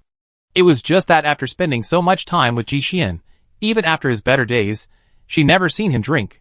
This thing must be a luxury, probably a no-brainer. Ji Xian frowned. Will a synthetic blend work? Of course, brewing something made from grains and fruits wasn't something they could easily afford, but even among the wasteland's petty bourgeoisie, there were some alcoholics. It was obvious, however, that their income simply couldn't support such a luxury. Just like soy sauce and vinegar, there are also substitutes for wine, costing less than 1/10 the price of the original. Even so, it's still a bit pricey, and it's still harmful to the body. It can only satisfy a craving. Drinking too much will definitely lead to suffering. Ji Xian naturally wouldn't touch it. Chu Si raised his eyes and asked, "Can people drink it?" Ji Xian, "Yes, but not too much." Chu Si understood, and she made a cautious request, "If the price is right, I'd like to buy some, enough to completely soak 3 pounds of pine and cypress seeds." Brother Xian took this to heart. Oh, and he had something else very important to tell Chu Si. "I found a solution to the poison gas, but it can't be processed in the next 2 days. We have to wait until after the Sheng festival." Chu Si raised his eyes in confusion. "Why, is it a big deal?"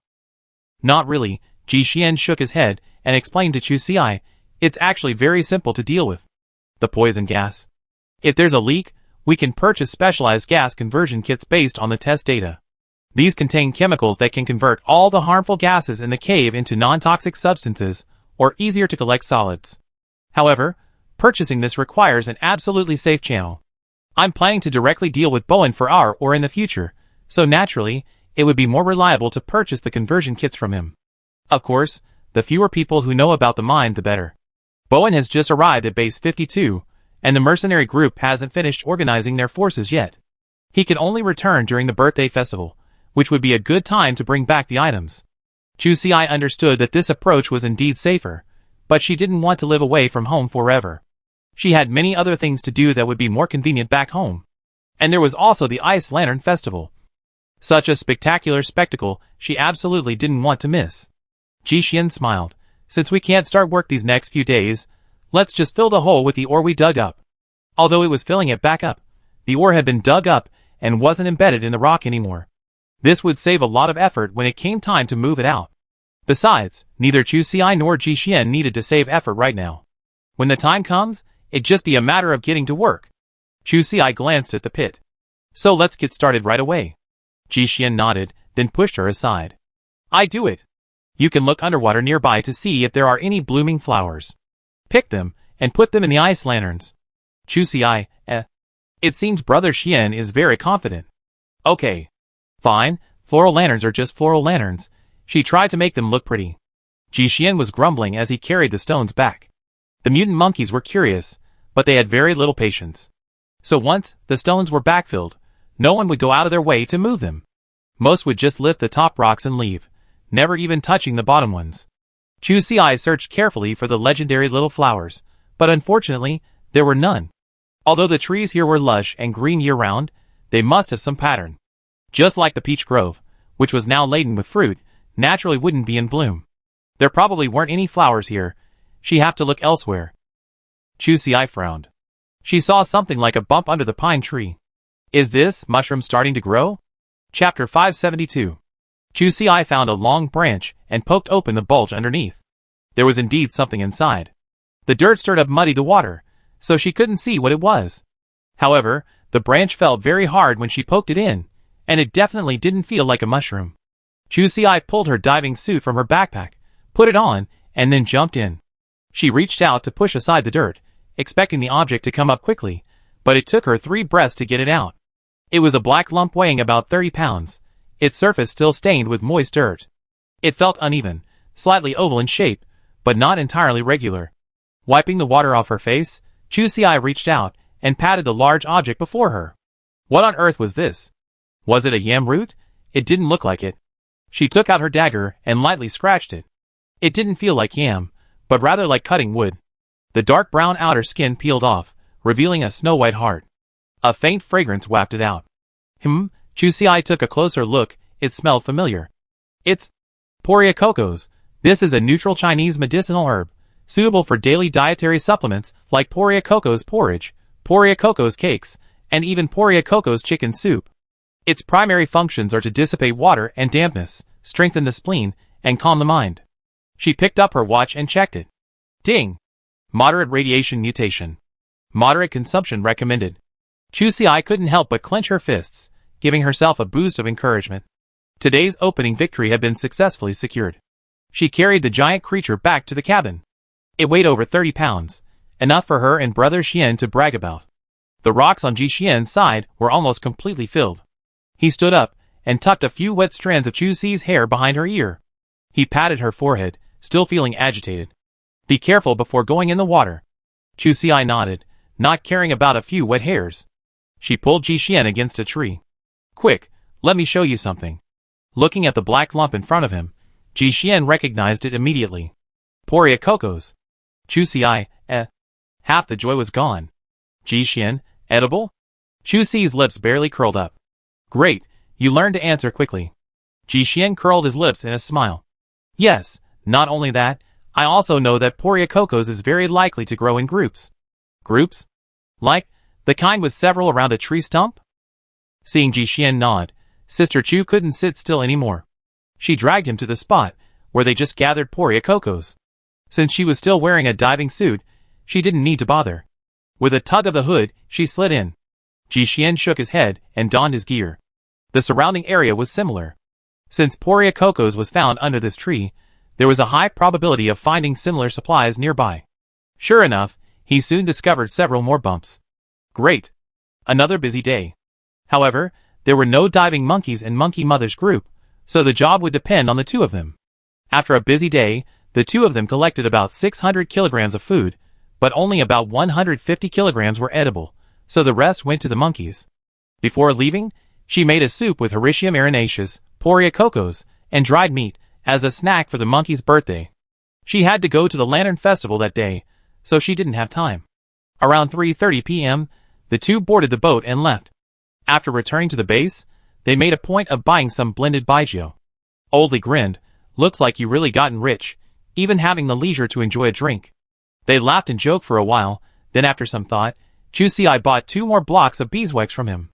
Beeswax is small and inexpensive, but she didn't need to buy it. She had long forgotten about the aromatherapy, otherwise, just a little bit from the honeycomb would have been enough. There was no point in wasting it all. When they returned home, Chu Si prepared to process the pine and cypress seeds they had picked earlier. After washing the cypress seeds, blanch them in water, then place them on bamboo strips to dry. Once the surface was free of moisture, she found a sealed bamboo tube and soaked them in wine. Chu Si carried several bamboo tubes up to the 3rd floor. They still needed to soak for a few days, so there was no rush. The water downstairs was boiling, so Jixian thought it would be a good time to process the pine resin and filter out any impurities. Shengsheng Festival was only 3 days away, so he could just use it. After finishing all this, it was time for dinner. Jixian made a simple pork soup, and after they ate, he went out to make ice lanterns. Chu Si hurriedly followed him. Seeing him carrying several bamboo tubes of varying sizes, she hurriedly asked, "Didn't you say you were going to make small lanterns? What are you doing with all this equipment?" Jixian poured 2 basins of water into the largest bamboo tube, then added a slightly smaller one. Gravity pushed the water level up. He checked the height and decided it was still a little short, so he added more water with another basin. Brother Xian had made 2 ice sculptures of the same size. He smiled and took Chu Si in his arms. "You take care of the portable ice lanterns. I put these 2 by the door. Actually, there's an even simpler method. Simply fill a large bucket with water. The outermost layer will freeze solid first, and then you can just make a hole and pour out the water.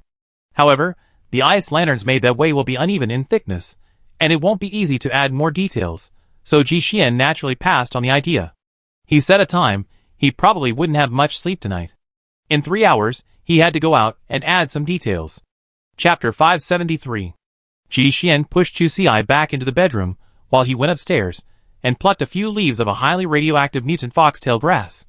He then squeezed the juice and mixed it with a small amount of water, dyeing the water green. Jixian had no other dyes on hand, so the color of his house-protecting ice lanterns was destined to be rather monotonous.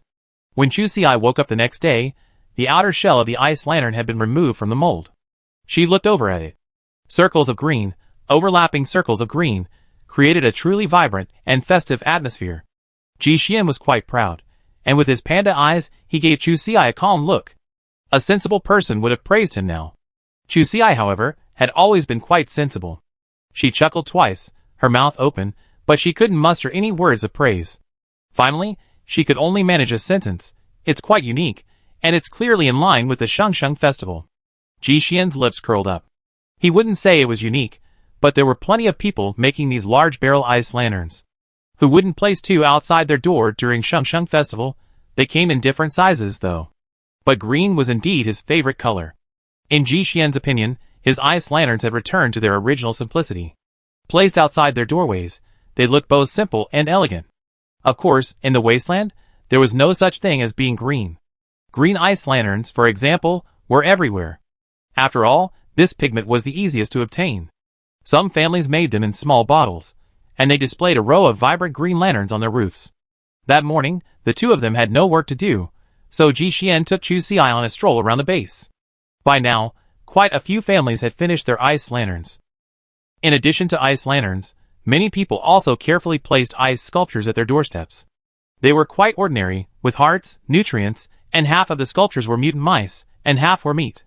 The more Chu Si saw, the more shocked he was. You really can't underestimate the creativity of the Wastelanders.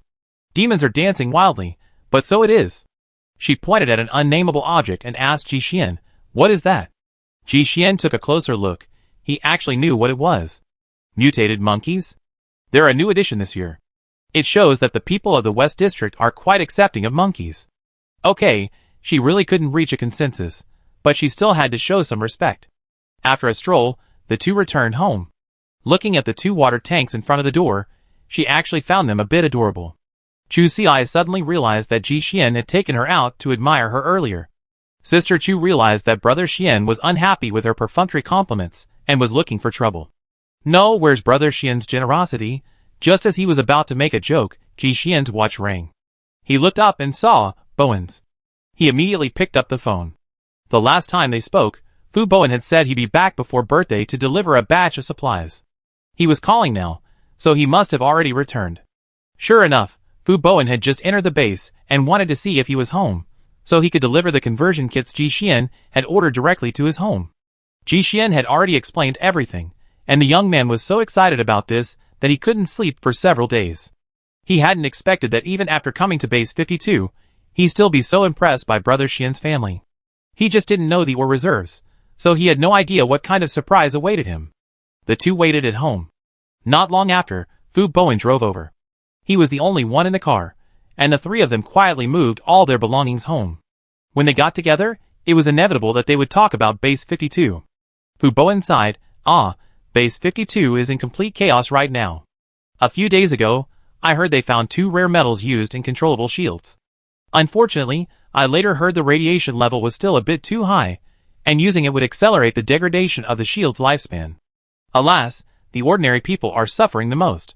Almost everyone who can escape has fled. Those who remain at the base are unable to move.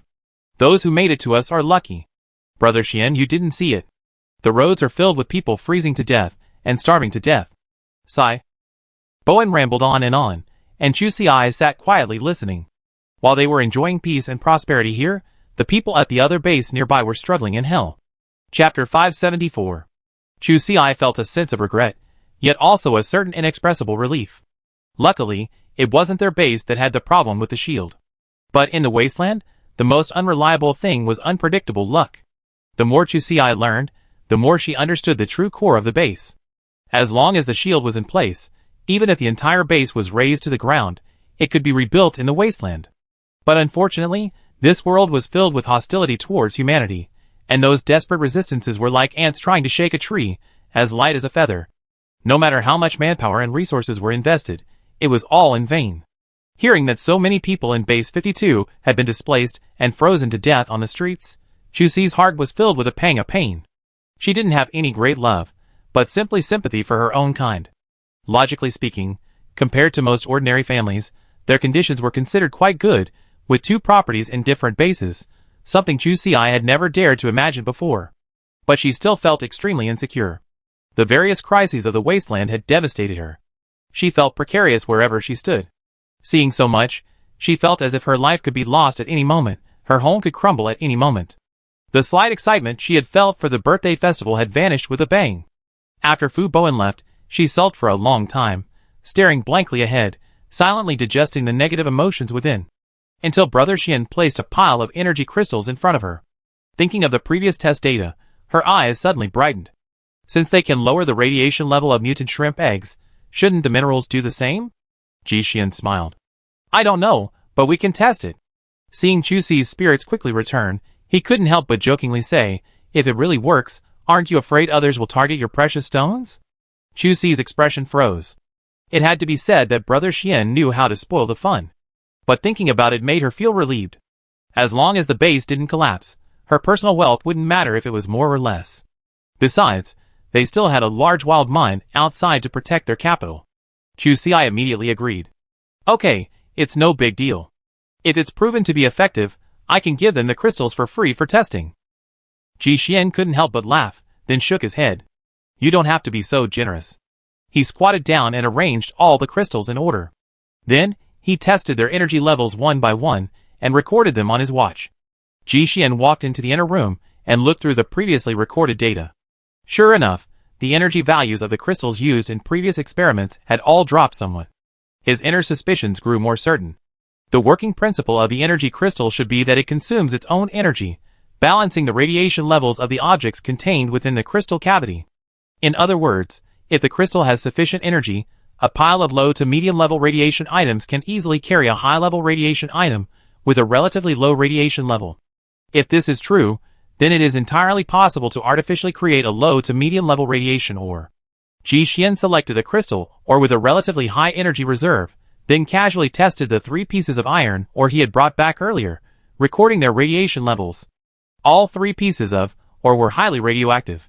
He reasoned that, after all, the only thing he needed to test was whether the radiation levels among multiple items would reach equilibrium. There was no point wasting precious items with medium or low radiation levels. As long as Ji Xian could confirm this, he could report it to the base. As for further detailed testing, they would naturally assign someone to follow up. He sighed softly, hoping for success. He hoped that heaven would leave the people with a little chance of survival. If this method worked, the damaged shields could be repaired quickly. With long-term accumulation, perhaps, he could open more bases and accommodate more people in the future. Ji Xian labeled the various data points. He planned to observe the data for 3 days. If he saw clear results, he would submit the data directly to the base. Such an undertaking is best handled by the government. While corruption exists, the true leaders wouldn't be so short-sighted as to exploit it for personal gain. Moreover, only they could quickly gather large quantities of energy crystals to quickly support the other bases' operations. If this technology fell into the hands of powerful tycoons, the only fate awaiting them would be monopolizing it and then silencing the perpetrators. Ji Xian had a clear understanding. While this might appear to be an endless treasure trove, it was also a golden guillotine. Thankfully, Chu Xi was open about the matter, so he didn't have to worry about a potential firestorm. Chapter 575. The next morning, after a night of anxious waiting, the 2 busily tested the 3 ores and the energy crystal. Chu Xi frowned. The data on the 3 ores had changed, but the fluctuations were modest. A 3 or 4 point fluctuation overnight was a significant difference compared to a difference of 1,000. Energy consumption had decreased by 11 points. The 2 exchanged glances. To be honest, she was a little disappointed. Chu Xi looked up at Ji Xian. The radiation value of a single piece of, or can easily reach tens of thousands. Our method is too slow, and doesn't seem to be working. Ji Xian shook his head. He knew the importance of this data to the base, and to humanity as a whole. This was a journey from 0 to 1. Incredibly invaluable. With this research direction, the opportunity to transform from 1 to positive infinity emerged. To be honest, Ji Xian wanted to tell the base right away. He understood the significance of this data, so much so that he couldn't contain himself as soon as the initial results came out. Ji Xian took a deep breath and endured for just 1 more day. He wanted to see if the data fluctuations would stabilize over time, if there was any noticeable trend of acceleration or slowdown. After breakfast, the 2 of them sat in the courtyard stunned. Finally, Brother Xian regained consciousness first. He said to Chu Xi, "The lamp oil is ready. We still need to gather materials for the ice lanterns. Let's go check outside the west gate." Chu Xi shook his head. "No, I feel my life is precious right now. I have to wait until tomorrow, after the data monitoring is complete and I report to base, before I can venture out into such dangerous places." Ji Xian, West Gate, has it been upgraded to a dangerous area? Never mind. To be honest, he felt it was safer to stay home. The 2 of them simply went upstairs and casually sorted the leaves. Looking at the fern leaves, which were growing quite beautifully, Chu Xi suddenly had an idea. Since people here are naturally fond of the color green, she could definitely create a beautiful pattern by combining the emerald green leaves. Tomorrow is Shengsheng Festival, and it would be a bit late if she didn't make the ice lanterns today. She borrowed Ji Xian's method for freezing ice cubes from yesterday, but she chose much smaller bamboo tubes. Chu Xi planned to freeze 2 cup-shaped pieces, then join them together and glue them together with cold water. She immediately took action, froze a few bamboo tubes with water, and then went upstairs to prepare the brightly colored leaves. Oh, and we could also make some fabric flowers. Chu Xi dug out a small piece of white cloth and made a few simple strings of lily-of-the-valley flowers, which would also add some color to the ice lantern. A design quickly formed in Chu Xi's mind, and 2 hours later, the ice was almost frozen.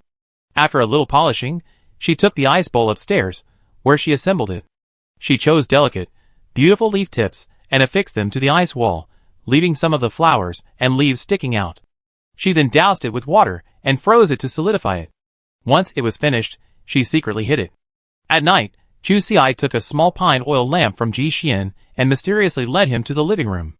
The lights were off, but a candle flickered on the table. The cold lamp suddenly felt warm. Attached is a picture of the lamp. Leave a claw. Chapter 576. The small lamp turned out quite beautiful. Chu Xi took the opportunity to make a few more, following the pattern. She planned to hang them in the yard, which would surely look great. The 2 of them tried to keep themselves busy, not going to bed, until nearly 11 o'clock that evening. Awakening at 4 o'clock in the morning, the first thing they did was to quickly check the energy crystal's data. Ji Xian picked up the watch and began testing it. Chu Xi stood by nervously. How is it? Has the data changed much? After Ji Xian checked the crystal's energy value, he had a rough idea. It should be about the same as yesterday's data, as the energy consumption is almost the same. He patiently tested the remaining data, and the results were just as he expected, with a fluctuation of only 1 or 2 energy points. A smile curved Ji Xian's lips. It was the first time he had smiled so brightly. It's done. With this data to back it up, he could call the director immediately. The radio broadcast a message celebrating Shengsheng Day. As the melodious song played, Ji Xian raised his watch and called the director of the inspection office. Li Xiugu was at home playing with a bird. This was a young bird he had finally won, and his wife had agreed to let him keep it for a while, so it was a rare treat. As the director, days, like birthday, were naturally very busy, with a barrage of festive text messages and phone calls. He looked down and didn't expect it to be Ji Xian. Honestly, their relationship wasn't that close, it was just a text message at best. After all, his position was there, so ordinary subordinates could only send him text messages. He spent all his time chatting and bonding with those old guys. But the old man had one advantage. He was easygoing and liked to support young people. He clicked on his watch and said with a smile, "Little Ji, you thought of me so early." Ji Xian exchanged a few pleasantries with him, before immediately making the bold request to visit. Li Xiugu paused. Visit? Alarm bells immediately rang in his mind. He knew exactly what kind of person Ji Xian was. To make such a request at this moment meant he had something to tell him, something extremely urgent and highly confidential. He nodded decisively. Okay, I send you the address. Let me know when you get there, and I have someone pick you up. The two hung up, and Ji Xian immediately set off. After some thought, he decided not to bring Chu Xi along. Mr. Li lived in the central area, where security was very strict. He hadn't mentioned a large group during the call, and going there might cause trouble. Chu Xi didn't argue with him on this matter. As long as it got done, it was done. She wasn't sentimental about the central area. Perfect, she could stay home and prepare ingredients for the Shengsheng festival. Ji Xian didn't waste any more time. He packed up a few experimental materials, dumped them in the car, and hurriedly drove off in his pickup truck. Li Xiugu no longer had any thoughts about the bird fight. He paced the yard continuously, having already sent guards down to wait for Ji Xian to arrive, so he could pick him up as soon as possible. His intuition had always been accurate. He had a feeling this incident might shock the entire base. But when he actually heard the experimental data Ji Xian presented, he was still stunned. He had greatly underestimated the significance of this matter. If this were true, it would be enough to shock the entire human race. Holding the plate-sized energy crystal, Li Xiugu's hands trembled. Ji Xian could still collect data for 2 days, but he couldn't wait even a moment longer. After having his subordinates verify the authenticity of Ji Xian's experimental data, he immediately contacted Elder Qi. A short while later, he was taken away by car, holding the precious stone. Seeing Ji Xian still in the yard, he slapped his forehead. Look at me. Do you want to wait here for me, or go home and wait for news? Ji Xian curled his lips and smiled. Mr. Li, I just go home. My wife's waiting for me to come back and cook. Li Xiugu chuckled at this, and his favor for Ji Xian grew even stronger. This style of behavior was so typical of him. He still loved his wife. Okay, then you go back first. Don't worry, I definitely give you every penny of your reward. Ji Xian listened. He chuckled and shook his head. No, Mr. Li. We hope to make this method public once the base confirms its feasibility. Hearing this, Li Xiugu's heart finally trembled, and his eyes moistened. The old man stepped out of the car and patted Ji Xian on the shoulder. Excellent, very good. Thank you on behalf of the people of this world. A good man should have a heart of justice. As the discoverer, Ji Xian was the most qualified to demand the disclosure of this method. Moreover, he did not even ask for a personal reward, which was enough to crush those selfish elements in the base. How many lives could this save? Li Xiugu immediately wanted to bow deeply to him, but Ji Xian quickly held him back. Mr. Li had made great contributions throughout his life, so he naturally did not dare to accept such a generous gift. Ji Xian helped the man into the car, and the young man waited anxiously. As soon as Mr. Li was seated, he immediately drove away. Chapter 577. After watching Elderly leave, Ji Xian drove his pickup truck home. The front door was open, and Chu Xi carried the meat into the yard to process it. Every now and then, She would look outside to see if Ji Xian had returned. There had been no word from him, and Chu Xi felt a little uneasy. In her opinion, the energy crystal conversion efficiency was low, and obtaining it was very difficult. Would such a cost-effective proposal be directly rejected by the base? Forget it, she shook her head.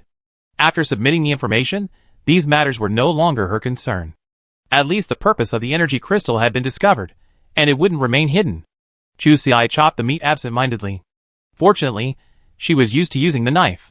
Even though her mind had wandered 8,000 miles away, her movements were perfectly smooth, though it was still a bit unnerving. Suddenly, her ears twitched, and she immediately dropped what she was doing and ran out. A short while later, Ji Xian's car turned in from the end of the road. Seeing Brother Xian's serious expression, Chu Xi felt even more uncertain. Ji Xian drove into the courtyard, and Chu Xi silently closed the door. She hurried over and asked cautiously, "What's the matter? Mr. Li doesn't take this discovery seriously?" Ji Xian made a hushed gesture and tapped his watch with his index finger. Chu Xi immediately understood and hurried back to the room to find the shielding box and put both of their communicators inside. Ji Xian's expression softened slightly. Chu Xi clearly understood that she had just been fooled by Ji Xian. "A little punch for you." Ahem. Ji Xian, Sister Chu showed no sign of remorse. "Have you had enough of this? I'm so anxious. What's going on?" Ji Xian cupped her fist in his, their foreheads touching. Ji Xian chuckled softly. It's done. Elderly has already reported this to Base Commander Qi, and was taken away for an emergency meeting. It's clear the higher-ups are taking this information very seriously. Chu Xi breathed a sigh of relief. That's good. I hope those people at Base 52 can return home as soon as possible. Ji Xian's expression paused, but he remained silent. Chu Xi's wish was practically impossible to fulfill. Those people who had escaped had essentially sold their belongings to escape. By the time Base 52 returned to normal, they wouldn't have been able to afford to buy a house. Their discovery could only benefit those who came after them. But Chu Xi hadn't thought that far ahead. She simply felt incredibly fortunate. Everything seemed to be slowly getting better. As long as the safe zone's construction remained intact, humanity's sphere of influence would only expand. Then, just like the villages of today, they would be lined up side by side, and then there would be huge cities. Ji Xian rubbed her head. What are you thinking about? What ingredients have you prepared today? Chu Xi came to her senses, and looked at the 2 large pots of meat on the ground with a slightly guilty look. Back home, they used to cook a lot of food during the Chinese New Year, like fried meat, and they always prepare extra, enough to last for days. She wanted to revisit it, but surely the Wasteland wouldn't be so extravagant. She wondered if Brother Xian would stop her. Ji Xian followed her gaze. Although he'd been prepared, it was still a bit beyond his expectations. He thought it would just be 1 large pot, but today he was happy. Besides, holidays are supposed to be rich, and now that the energy crystal issue is resolved, they have another major life event to attend today. Ji Xian turned around, smiling broadly. Sure, I make you anything you want. Chu Xi's smile felt a little forced. This rhythm was a little off. It felt eerie. Ji Xian took Chu Xi's hand, brought it to his lips, and kissed it. Anything else you want? I go get it from the warehouse. Go upstairs and pick some fresh bracken. We stir-fry it. Chu Xi nodded blankly. She hadn't expected Ji Xian to be so easygoing today. Seeing him turn and start heading back to the warehouse, Chu Xi hurriedly grabbed him. In this situation, she had to go along with it. I want fish too. A whole fish. Ji Xian frowned. It was fine if she wanted fish. After all, they already had dried fish at home, but it was all in pieces, which didn't meet Chu Xi's requirements. She would have to go out and spend her points to buy it, which was a bit of a waste. But Chu Xi had decided that while she could eat less meat, she had to have fish. She urged fish every year. For good luck. Ji Xian, Suddenly, a bright smile spread. Okay, I go out and buy you some. You're really going all out just to have some fish. Ji Xian put on his backpack, took their watches from the box, put them on, and then, holding Chu Xi's hand, walked out. Sister Chu looked back at the closed door and pointed behind her. There's a lot of stuff we haven't finished yet. You can go buy the fish by yourself. Ji Xian held her hand tightly and walked forward with Chu Xi. A faint smile played at the corner of his mouth, a gentle warmth emanating from his lips. He could certainly buy the fish alone, but getting a marriage certificate wasn't an option. Chapter 578. Sitting on the back of the e-scooter, the streets were thick with festive cheer, and the smiles on people's faces couldn't help but brighten. Chu Si, looking happy too, released her grip on Ji Xian's waist, spread her wings, and burst into song on the spot.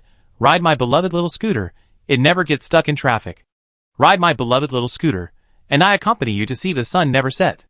Ji Xian raised an eyebrow, glancing at the two wings flickering beside him. He looked genuinely happy. Suddenly, the brakes slammed, and Sister Chu couldn't react in time. With a thud, she bumped into Ji Xian's back. Before she could complain, someone else counterattacked. Ji Xian propped herself up with her right foot and turned to look at Chu Si. The backseat rider's nose felt sore, and tears welled up in his eyes. Ji Xian was silent for 2 seconds. He had originally just wanted to tease her, but seeing the tears in Chu Si's eyes, his heart ached. He rubbed Chu Si's head, clasping her hands around his waist, and spoke with a hint of resignation in his tone, "Hold me tight, and don't make noises while we're driving." "Yeah," Chu Si nodded. Although she always known there was a market in the base, she never been. Ji Xian and Oldly had connections there, so they usually went to the grocery store. Chu Si had never seen a market in this era. Thinking of this, Sister Chu couldn't help but feel a little excited. She wondered what the market here was like. Her favorite place to visit was the snack street, where she'd do nothing but eat, eat, eat. Ah! Chu Si sighed inwardly. Food was scarce in the Wasteland, and she wondered if she could still see what it used to be like. She looked up. Not quite right. This doesn't seem to be heading east. Pinching Ji Xian's waist, she asked directly, "Brother Xian, are we going the wrong direction?" Although she said so, she didn't quite believe it. Ji Xian was the kind of person who led teams in the field year after year, and it was impossible for him to make such a simple mistake as not even knowing the direction. Ji Xian curled his lips into a faint smile, and the car suddenly accelerated. He patted Chu Si's hands. "Hold on tight, I'm going to sell you." Chu Si knew he was joking, but he still couldn't resist. His cold hands penetrated Ji Xian's clothes and twisted his waist hard, his tone threatening. "Okay, where are you selling it to? I can check it out beforehand." This time, he really didn't hold back. Ji Xian's face almost collapsed. He quickly suppressed Chu Si's still strengthening hand, took a deep breath, and maintained his momentum. "Sell it to me, and I risk everything in my life, and go through fire and water for you. For leverage." Chu Si, is this a sweet nothing? She pondered it carefully. "From what you're saying, are you trying to get something for free? Although I don't have parents, you still have to prepare the necessary betrothal gifts." Ji Xian's face instantly turned green. His heartfelt confession, which he had finally come up with, was defeated by the betrothal gift. The problem was, he really couldn't come up with it.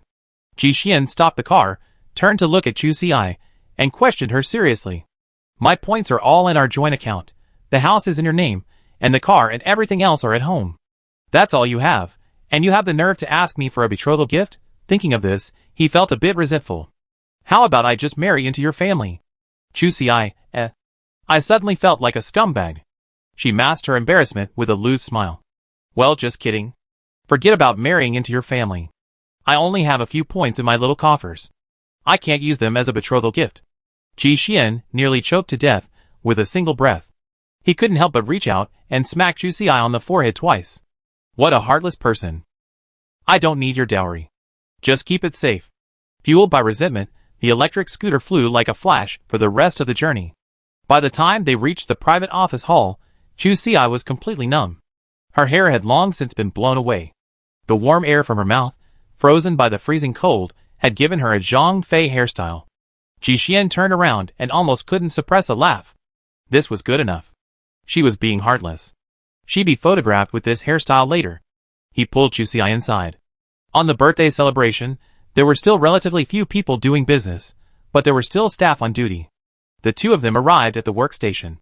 Ji Xian, "Hello, we're here to get our marriage certificate." Chu Si turned quickly, her eyes widening in shock and disbelief. The staff member looked up. Although he thought it was unlikely, he still had to ask, "As a matter of routine, young lady, you weren't tricked into coming here, were you? Do you agree to get married?" When Chu Si realized what was happening, she slammed the table with excitement. "I totally agree. Hurry and get the certificate."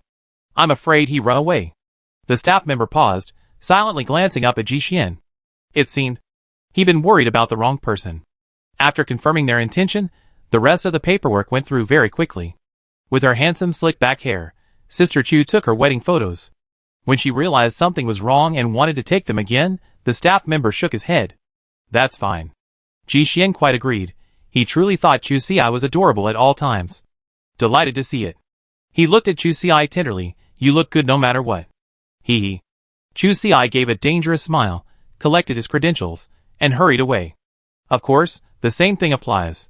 He greeted the staff with a smile, leaving Ji Xian with only the threat of force. As she walked, she brushed her bangs back. Two people outside hurried in to handle business. As they passed, she heard the girl say, Hey, handsome boy. Looks like you're lucky to have found a rich woman. Ji Xian suppressed a laugh. Chu Xi was internally injured from holding it back. Chapter 579. Sitting in the back seat, Chu Xi pulled out a small notebook from her bosom and couldn't help flipping through it. A broad smile spread across her face, like a gorgeous sunflower. The fiery red notebook looked festive, containing a photo of the two of them, with a large seal affixed to the top. Although she initially complained about her slick back hair, after looking at it for a while, she realized it was a blessing in disguise.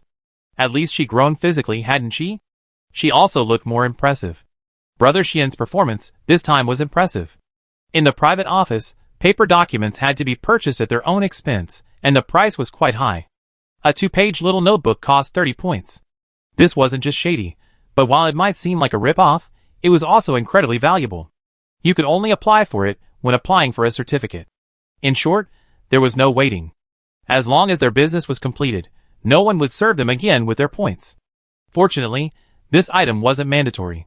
Once the formalities were complete, simply changing the information on the watch would smooth the process. Purchasing the paper documents was entirely voluntary. But Brother Xian, always known for his frugal nature, didn't even blink this time. The moment the staff member finished speaking, he immediately decided to apply, without a moment's hesitation, throwing away the 30 points like a skip on water. She leaned her head against Ji Xian's back, her hands tightly gripping his waist, forcing herself to smile like a spring. Ji Xian's lips curled up in fondness, and he patted Chu Xi's arm, somewhat helplessly. Hold on, let's go buy some fish first. You be free when we get home. Free to be a spring. Yeah, Chu Xi nodded, bowing. No, she glanced in the direction. Wasn't she heading home? Are we going to the market? She still wanted to go shopping. Ji Xian nodded. You forgot, today is birthday. There won't be anyone at the market anymore. They all moved to the square at the west gate to prepare for tonight's bonfire party. The so-called bonfire party was actually part of the Ice Lantern Festival. Several large bonfires were lit there, surrounded by various vendors. The bonfire party was essentially a place for dating and watching other people dating. Sexy women would dance around the bonfires, and there was a martial arts arena nearby, which was also quite a spectacle. It was a major highlight of the Ice Lantern Festival. It was particularly interesting. Every year, there were several fascinating stories. Of course, due to the aggressive fighting, there were also some safety accidents. Chu Xi perked up immediately. Hurry up, let's buy some fish and go home. They deliberately took a detour, and found a nearby store to buy a frozen fish. Luckily, it was a relatively normal-looking mutant fish, about the length of a forearm, perfect for a plate. The Shengsheng festival here doesn't require fish, instead, they prefer large cuts of meat, so the frozen fish was quite affordable, costing only 16 points. After returning, Ji Xian's first order of business was to pack up their marriage certificate. Then they each got busy. The mutant fish needed to be cleaned, Chu Xi only needed to scrape the scales off. Ji Xian started stewing the meat, making another batch of honey-roasted venison. He set up another pot to heat up the lard. Chu Xi was craving fried meat slices, so he had to make arrangements for that, too. Including the fish, that made 4, and 2 more would make it all perfect. Ji Xian pondered for a moment, and decided to stir-fry a plate of bracken and a plate of dried mantis meat. Seeing the soup was almost done, he skimmed off the foam and washed and crumbled a piece of Hericium arenaceus before adding it. Soon, the rich aroma of mushrooms and meat wafted into the air. Sister Chu tasted a bowl of meat and, feeling it was almost done, gave Ji Xian a thumbs up. This dish is excellent. Ji Xian nodded. What do you think of the fried meat? Chu Xi immediately leaned over. Let me try it. Soon, the various dishes were ready, and the final dish, a quick stir-fried fern, was served. Chu Xi sat obediently, enduring a slight pang of fullness, and with a spirit of dedication, accompanied Ji Xian for another meal. As Chu Xi sat in a chair, clutching her stomach, a firework suddenly burst into life in the sky, followed by a second, and a third. She sat up with a jerk. Fireworks? Ji Xian was also taken aback. This was indeed something they hadn't seen in previous years. Fireworks aren't something you can just set off casually. These so-called fireworks are nothing more than modified signal flares, specifically designed to account for the visual differences between mutant animals and humans.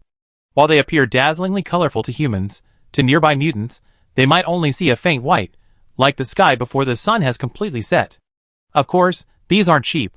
Even after being overwhelmed by today's news about the energy crystals, they only set off 9 to boost the fun. With this, the curtains on the Ice Lantern Festival were drawn.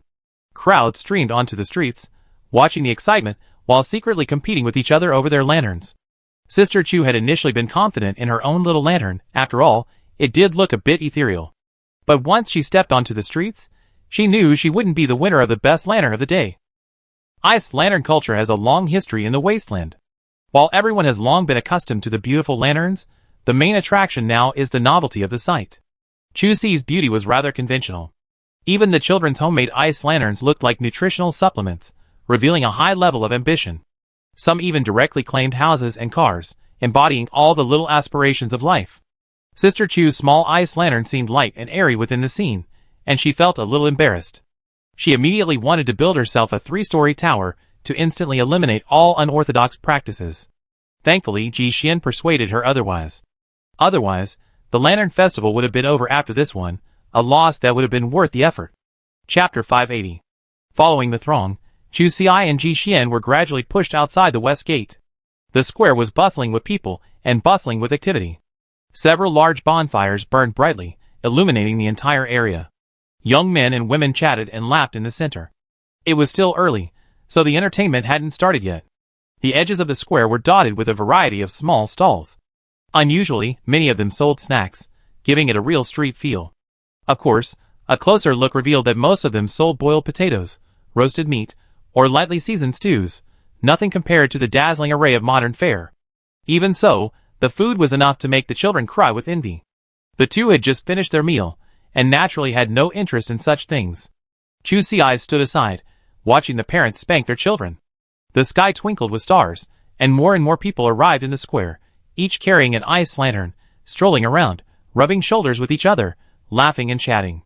As expected of a dating paradise, Chu Xi had seen quite a few handsome men and beautiful women along the way.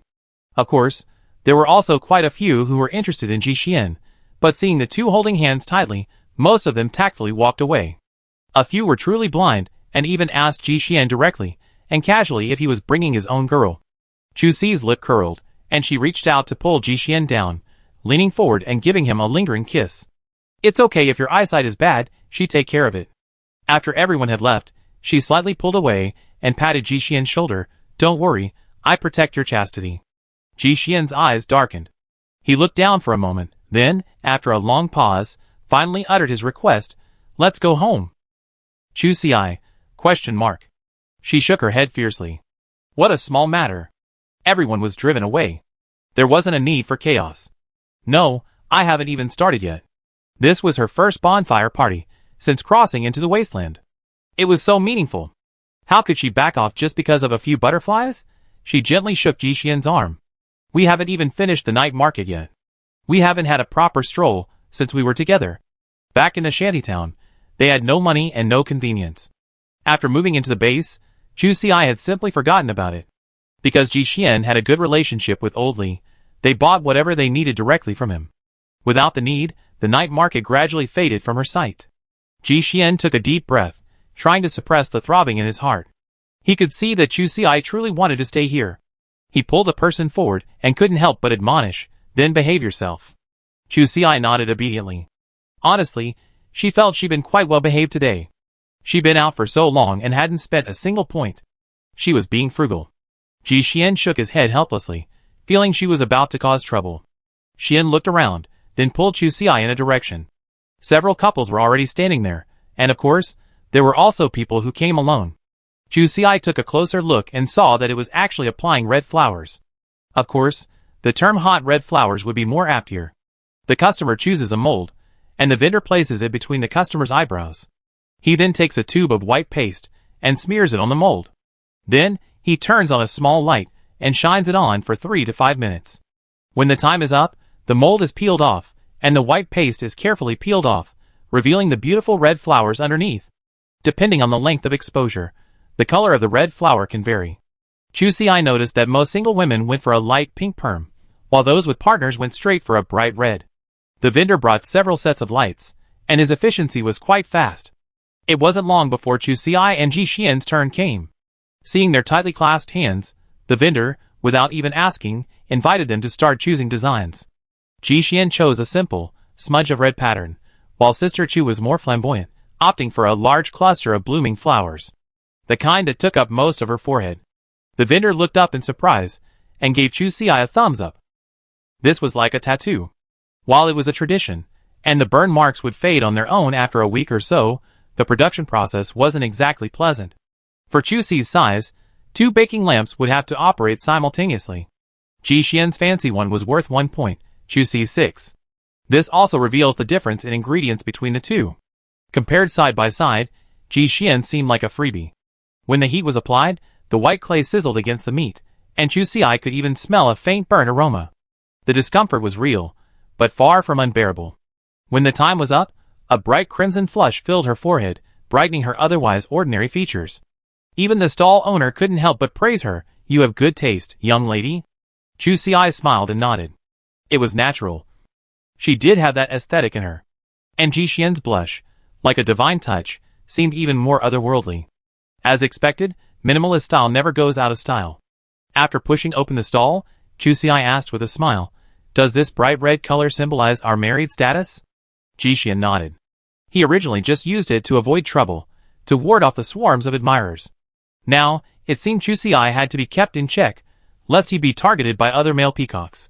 As the crowd grew, the dancing around the bonfire officially began. It started with a group dance.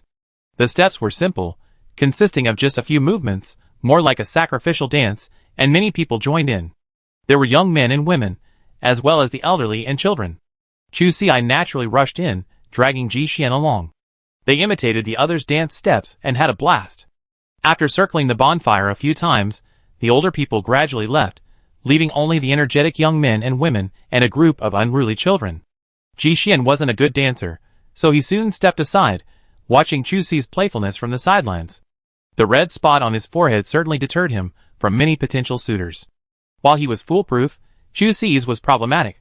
Because of Chusi's unique physique, even without the use of energy stones, her burns healed much faster than others. Halfway through the dance, the red spot on her forehead faded. While still vibrant, it was clearly no longer a vibrant red. She was a shining star on the court, her smile incredibly inviting, and several people had already taken some interest in her. Those in the base were still manageable. They had to wait and see. The young men in the shantytowns were much more proactive. Every year at the bonfire party, stories would circulate from the shantytowns, and most of the successful battles that had been won were fought there. And Chusi's clothes were nice, so she naturally became their target. Unfortunately, someone was watching closely, and when they saw something wasn't right, they immediately left after rescuing the person. Now I visited the night market and prayed with everyone. Now I can go home. Chapter 581. Westgate wasn't far from home, and after a short walk, they were back home. After the gate closed, Ji Xian embraced her in the yard and began to kiss her. Chusi, carefree, hadn't even recovered from the singing and dancing when she was caught off guard by Brother Xian. Her mind was still wandering, and she was instantly pulled back by brute force. After the kiss, Ji Xian rested his forehead against Chusi's, and her rosy cheeks seemed to warm slightly. Hearing the gradually heavier breathing in her ears, Sister Chu withered. She secretly glanced up at Ji Xian, but was startled by the blush at the corners of his eyes, and she immediately lowered her head in fear. His previously calm eyes became extremely aggressive. His male hormone surged to a peak. Chusi sniffed, unable to resist. Ji Xian lowered his head and kissed the bridge of her nose, then gently bit it. Sister Chu was bubbling with heat. Is she going crazy? Reason has left her, leaving only a small, naive person. She raised her neck slightly, and Ji Xian's lips fell upon her. Tender and sweet, like honey and oil. Chusi could already imagine how wonderful her future would be. Thinking of the little notebook she had just received today, she suddenly felt certain. After waiting for so long, it's finally here. After so long, the dream has finally come true. Today, are we finally going to have sex? After this pause, both of them felt a little unsteady in their breathing. Ji Xian was still struggling to control himself, and Chu Si couldn't help but laugh. She nudged Ji Xian's chin with her head and teased, "What's up? Are you deifying the highborn beauty? Not waiting until after the wedding banquet?" Ji Xian slid his hand down to her waistline, gently pulling her forward. His words were spoken with extreme restraint. "I had originally planned to do that, and I was saving my first kiss for our wedding night. Unfortunately, I didn't get it." At this point, what difference did it make between taking 50 steps back and 100? How could Chu Si respond? After all, it was she who had stolen Ji Xian's first kiss. She really didn't seem to have the right to tease him. Ji Xian smiled, lowering his head to Chu Si's ear. His eyes narrowed slightly, the sharpness completely subsiding, leaving only endless doting. He said, "I'm happy with it." Sister Chu's soul drifted away. She immediately wanted to carry Ji Xian in and into the inner room, but something inside her was taut, a subconscious clamoring for her. If she did that, Brother Xian would ignore her for at least a week. After a long struggle, she finally managed to hold it back. She raised her eyes timidly, extended her right hand, and gently patted Ji Xian's shoulder, her tone affected. "I'm so annoyed. Just do what you need to do. No need to ask for my opinion." Ji Xian, The atmosphere had been pleasant, but suddenly it was dealt a heavy blow. "Why isn't he moving?" Sister Chu raised her eyes in confusion, then tentatively reached out a finger to hook his Adam's apple. The Adam's apple rolled, then disappeared, then reappeared beneath her finger. The throbbing sensation was like an electric shock, sparks spreading rapidly. There was no need for Chu Si to act rashly. He simply picked her up and strode into the room. Chu Si's legs were folded around his waist, their foreheads touching. Boom, boom, thunder from heaven stirred the earth. The following scene is inappropriate for children. 5,000 words will be automatically added. The moonlight shines, and a night of dancing fish and dragons. The next day, Chu Si crawled out of bed. She had indeed underestimated the physical strength of genetically modified humans. Rubbing her aching waist, she still had a few red spots on her neck. No doubt, given Sister Chu's constitution, whatever she had should have healed by now, this was just painted on. So the back pain wasn't her fault. Ji Xian pulled her back into bed. Chu Si immediately shook her head. "No, this is enough." Ji Xian shook his head helplessly, and reached out to tap her head. "What are you thinking about? You didn't get much sleep last night. Lie down a little longer. I get up and cook." Chu Si, The beast finally spoke human language. Today's treatment was exceptionally generous. Ji Xian brought the meal directly to Chu Si's bedside. It was only because Chu Si didn't want it, otherwise he would have served it right to her. After they finished breakfast, Ji Xian took a rare break. They snuggled together in bed, discussing the wedding banquet. Now that the documents were in place, it was better to do it sooner rather than later. Ji Xian frowned, thinking for a moment. "We're a bit pressed for time today. How about inviting them to dinner tomorrow?" Wedding banquets in the Wasteland weren't as grand as modern ones. At best, they were just a way to announce the birth of a new family to friends and family. Everyone would just set up a table and gather for a meal. Chu Si nodded. She also wanted to spread the good news as soon as possible. Okay, tomorrow. Chapter 582. Today, Brother Xian was a conjoined twin. Wherever Chu Si went, he followed. He was indeed helping. The little work Chu Si had on hand wasn't enough for the two of them. Before noon, they were already staring at each other in boredom. People who have just tasted meat are terrifying. They want to take a bite whenever they catch them. Seeing Ji Xian's increasingly perverted expression, Sister Chu couldn't help but feel alarmed. What about me, a cool, and handsome guy? He's going to turn into a sheepdog and disappear in a matter of minutes? Love is indeed beautiful, but it's a rose with thorns. Compared to that, she still cherishes her life more. The current situation was completely different from what she had originally imagined. She had thought that after marriage, she would be more wolf-like and tiger-like, but her arrogance was suppressed in just one day. Not daring to act rashly again, she decided to temporarily avoid the spotlight and retreat to a safe position in the rear. But there were only the two of them at home. Hua Kongke was releasing his excess hormones, and he was hitting Chu Si with every blow. After several narrow escapes, she was once again cornered. Chu Si chuckled, "We have a dinner party tomorrow. Should we prepare the dishes?"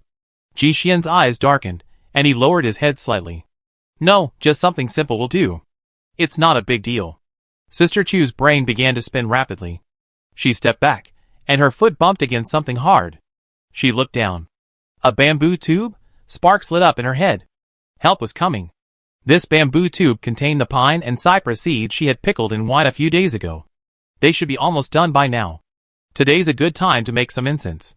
One shouldn't be too idle, it's easy to get into trouble. Chu Xi quickly hunched over, bent down, picked up the bamboo tube, and slipped past Ji Xian. Haha, you still want to wallbang me? No way. She reached out, and tapped the tube in her hand, her eyes gleaming as she spoke. Let's make some incense. It's good for sleep. Ji Xian gently twisted his fingertips, his gaze flicking across Chu Xi's lips. Knowing he couldn't push her too hard, he couldn't help but tease, what, you're still having trouble sleeping? Chu Xi, There's nothing wrong with sleeping, but there's something wrong with sleeping. Watching Chu Xi's frustration, Ji Xian chuckled, took the jar, and asked, how do you do it? While teasing his wife was amusing, it was clear that Chu Xi had been so oppressed that she was on the verge of rebellion, whether now or later. Ji Xian didn't want to force her to run away and live with the monkeys. It must be said that he knew how to manage risk, and he struck just the right balance. If Chu Xi knew this was the result of her brother's restraint, she would have to grab her small bag and flee without hesitation. Chu Xi shook her head. No need. Take some meat from the warehouse to digest. I'm afraid I won't have enough tomorrow. Ji Xian took the bamboo tube from her. No problem. Tomorrow's main course will be potatoes. Chu Xi looked up. Main course is potatoes? She found it somewhat incredulous. Ji Xian, however, felt quite conscientious. Potatoes can be used in 3 dishes: salt-baked potatoes, meat stew, and cold shredded potatoes. Chu Xi was slightly bewildered. I never expected that. My wedding banquet turned out to be a potato banquet. Of course, Ji Xian was far more generous than she imagined. After all, it was a wedding banquet, so for good luck, the numbers had to be festive. He planned to make 6 dishes. The remaining 3 were pan-fried dried fish, and a plate of stir-fried grasshoppers. There was also some mutant asparagus in the backyard, perfect for stir-frying. With both meat and vegetables, this wedding banquet was definitely high-end. But speaking of which, he did have some things to do. Although everyone was relatively free now, he still needed to notify them as soon as possible to give them time to request leave. He called everyone one by one: Fu Bowen, Lei Ming, Su Dong and his wife, then Zheng Sichen and Tian Hao. Chu Xi listened, fiddling with the pine and cypress seeds, but a sense of melancholy rose in her heart. She could have invited someone else. Ji Xian came over to help after finishing his call. Chu Xi poured the pine and cypress seeds from the jar, drained the wine, and spread them out on a bamboo mat to dry in the shade. The wine smell was still strong, which Chu Xi disliked. Ji Xian moved the seeds to the 3rd floor to air them, opening several windows to create a breeze and allow the alcohol to evaporate more quickly. After about an hour, the surface of the cypress seeds was very dry, and some of the shells had begun to crack. To keep her busy, Chu Xi opted for oven drying. The baking time couldn't be too long, so she opted for a low temperature, starting with 15 minutes and gradually reducing the time as the dryness increased. 10 minutes, 5 minutes, 2 minutes. Once most of the pine and cypress seeds had cracked, they were done. She took out the stone mortar and, with all her might, pounded them into a powder.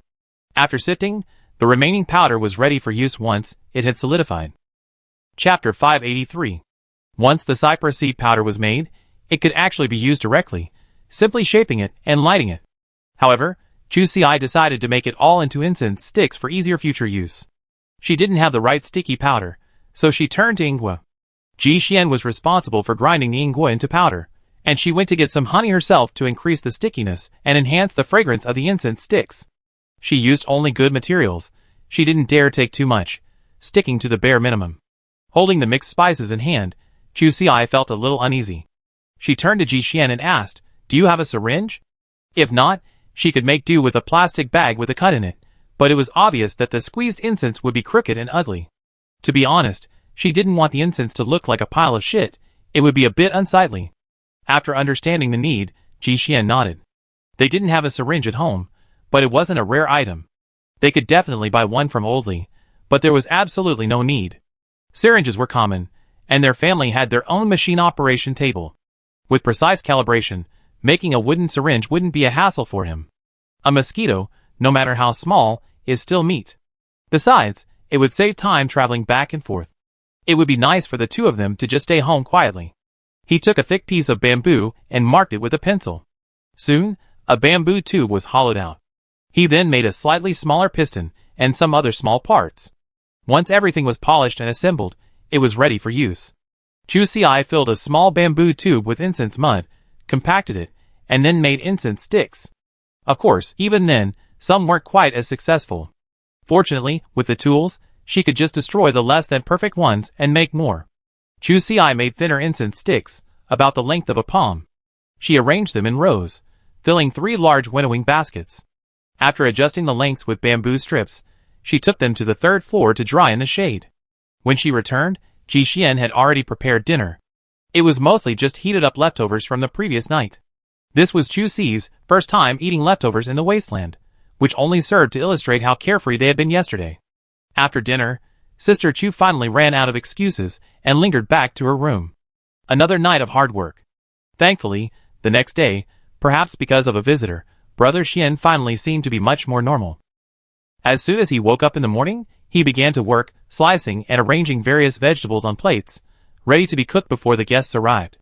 Chu Si hadn't expected that the first group to arrive would be Li Rui and the Shuolan sisters from the Inspection Bureau's first team. Su Lijin held up the gift in her hand and handed it to Chu Si. The 4 of them laughed and rushed over. "Congratulations on your wedding." Chu Si was naturally happy that they had come, but she was still a little confused. She felt that her relationship with them wasn't that close yet, and it might not be a good idea to rashly invite them to her wedding. Unexpectedly, there was another surprise.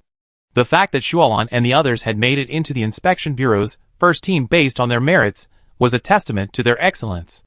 They were very discerning, and had few friends to hang out with. They had previously felt sorry that Chu Si wasn't on their team, but they hadn't expected to receive an invitation to her wedding banquet.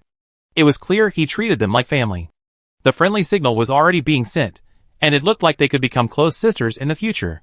So they immediately took her seriously, and even picked out small gifts to show their sincerity.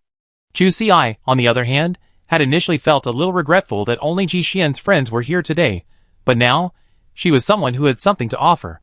Hearing the laughter and chatter, Ji Xian glanced over, and then went back to preparing lunch. Not long after, Lei Ming and Fu Bowen drove up.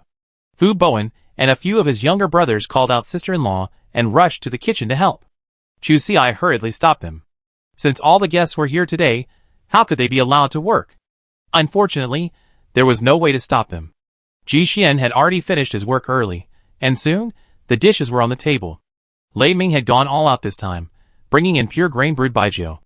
The others said they wouldn't leave until they were drunk. The women weren't as keen on drinking, but were more interested in gossiping and sharing secrets. After the 2 of them took turns toasting, the table split into 2 groups. Both the men and women were having a blast. Unexpectedly, near the end of the banquet, an unexpected person arrived. Chu Si checked her watch and saw that the person waiting outside was none other than elderly. Airly was the head of the inspection office, a powerful figure throughout the base. The others sobered up immediately. They come at this hour, so they clearly didn't know about the wedding banquet, which meant they had something to discuss. Since they were almost done eating, the group rose to take their leave. Airly hadn't expected so many people inside. After learning the reason, he chuckled and teased, "It wasn't in vain that I came here today. I'm just in time to give you a wedding gift." After the group left, Chu Si was still a little dazed. Although she only had a few drinks, she wondered if the high alcohol content of the baijiu had caused her to hear voices. She turned to look at Ji Xian. "Masterly said they assign us nominal researcher positions, pay us a monthly salary, and provide for our retirement." Ji Xian nodded, his own disbelief in the process. When he had originally submitted the purpose of the energy crystal, he had specifically requested no compensation to prevent any unforeseen consequences. The base, however, was discerning. Master Chi personally issued an order, emphasizing that the meritorious individuals must not be discouraged. Thus, the 2 of them received their minimum living allowance. Oh my god, it was so beautiful. What did this mean? In the future, as long as Base 46 survived, wouldn't they both be at risk of starvation? Chapter 584. After seeing Elderly off, Chu Si returned to the inner room, feeling a bit dazed. Have she and old Ji joined the organization? Although it was just a nominal membership, wouldn't the points be better than anything else? With her life guaranteed, her ambition to strive suddenly vanished. Seeing Ji Xian walk in, she began to dream her own grand dreams. Since we be getting a fixed salary from now on, can we go out scavenging on Mondays, Wednesdays, and Fridays, and rest at home on Tuesdays, Thursdays, and Saturdays? Surprisingly, Brother Xian nodded. Why not? We're out scavenging to survive anyway. Now that the most basic problem had been solved, what harm would it do to stay home a few more days? Besides, they had a small vegetable garden and a hydroponic room, which would take time to tend to. Chu Si sat up with a whoosh, her tone filled with disbelief. Is it really possible? The child was thrilled. Had she finally turned things around? Ji Xian curled his lips in a smile. Of course, but we still need to collect some high-quality seeds and a wider variety of plants in the wild, so some scavenging is necessary. Yeah, Chu Si nodded frantically. She didn't mind scavenging, but she hated working non-stop. Besides, she had several secret hunting and gathering spots outside, so she couldn't waste them. Brother Xian continued, when you have some free time, I can also systematically train you. Admittedly, the two of them had been abandoned for too long this winter, and the intensity of their training had indeed decreased. And soon, it would be time for the main group to go out scavenging again. By then, the mix of people and animals would be deadly, whether human or mutant. So, they had to brush up on their skills. Thinking of this, Ji Xian lost his composure. He kissed Chu Si and immediately turned to devise a training plan for the two of them. Chu Si was a little confused. She had thought she had rest on the 2nd, 4th, and 6th, but how had it turned into extra training at home? Looking at Ji Xian's back, she wisely shut her mouth. She still remembered that Ji Xian had previously ordered her to have intimate contact with the mutant centipede, but she had long since forgotten about it. Ji Xian loved to bring up old issues whenever he encountered a problem, so it was best for her to avoid him. Besides, although the training was tiring, the accomplishments it had brought her were unparalleled. At least she could now easily defeat Fu Bowen in a one-on-one fight. Although the name Hood's sister wasn't pleasant to hear, she had already become famous for her fierce fighting prowess. Even now, even with her face covered, she was still quite famous. After Ji Xian left, Chu Si began to tidy up the table, only to spot several wedding gifts placed nearby. According to local custom, these gifts were specially wrapped in a red wedding leaf. Chu Si opened them all at once, and saw that most of them were food, mostly dried meat, with 2 dried raspberries. Chu Si's expression lit up, and she immediately picked one up and put it in her mouth. The moment she took a sip, a rich fruity aroma immediately spread across her tongue, 9 parts sweet, 1 part slightly sour, making her mouth water. Finally, a faint floral fragrance lingered. Looking at the label, it was from Shuolan and Su Lejin. Sure enough, she still had to rely on her sisters. She immediately became excited about the remaining gifts, and quickly opened them. They were actually 2 boxes of facial cream. Chu Si had only one thought at the time, skincare products in the Wasteland, but after a moment's reflection, she calmed down. After all, there were no shortage of rich people with a little extra money there, and luxury goods had emerged, like wine for men and cosmetics for women. But thinking about the 4 of them was quite interesting. They each gave the same gift. 2 gave dried raspberries, 2 gave skincare products. Suddenly, Chu Si slapped her forehead. Due to Elder Li's arrival, the guests had urgently evacuated, and she had forgotten to take the wedding cakes she had prepared. How rude. She hurriedly took out all the bags she had prepared, thought for a moment, and added a small bundle of incense sticks to one, cut some linen around the outside, and then wrapped them all together. Since she had forgotten to give them then, she naturally had to deliver them one by one now. She called Ji Xian over, and the 2 of them hurried around. After an entire afternoon's work, they finally got their money's worth. Sitting in the car, Chu Si lovingly took out the box of face cream and carefully rubbed a little onto his face. It instantly felt smoother, and it had to be said that the effect was quite good. Ji Xian glanced at it curiously, and Chu Si quickly rubbed some onto his face. How is it? Moisturizing, right? Ji Xian, indifferent. After a moment's deliberation, he finally said, moisturizing. If you like it, we buy it later. Their family now had a guaranteed income, so these expenses were affordable. No wonder Su Dong, when he was pursuing his wife, had bought this stuff specifically for her on a mission. It turns out women really do like it. Chu Si shook her head. The fact that facial cream was being given as a gift meant it must be expensive. She could make some essential oils herself, which could also be used for skin care. Chu Si immediately decided to make peach blossom essential oil. There was a large peach orchard at the monkey colony's location, and she would surely be able to find some moderately polluted petals. Then, she could share it with the other girls. That is, making essential oils requires equipment. Ji Xian didn't know much about essential oil extraction. When he heard the word equipment, his mind immediately associated it with a mechanical operating table. Thinking of the price, Ji Xian's heart instantly went off alarm bells. He decided to gently persuade her. Buying the finished product is also very convenient. Chu Xi shook his head firmly. That won't work. We need sustainable development. Don't treat being curd as solid food. Ji Xian, Alright, whatever you say. Chapter 585. After the Shengsheng festival, the temperature rose noticeably. Within a few days, it felt like it had reached around 0 degrees Celsius. Chu Xi even made some adjustments to her clothing. She stood in the yard, watching the snow, which had accumulated on the tiles all winter, slowly melt. The water dripped onto the ground, creating small pits. It was only then that she finally realized, belatedly, that spring had finally returned. Ji Xian packed up his things, loaded several bags of conversion agent into the car, and then loaded the inflatable boat. Their plan for today was to address the toxic gas problem in the mine. First, sprinkle the conversion agent in and let it react for a while. Then, in 2 days, check the results. But Chu Xi wondered, are we going in a pickup truck? Ever since the mutant monkeys tortured the car, they generally opted for electric scooters for convenience. Today, she wondered why they choose a pickup truck. Due to weight constraints, a pickup truck definitely can't be transported on an inflatable boat. In that case, they have to leave someone behind to look after the truck. Ji Xian smiled and put a bag of food in the car. He reached out and scratched Chu Xi's nose. I have a surprise for you. Sister Chu was instantly excited. Could it be taking her to the next market? But that didn't seem right.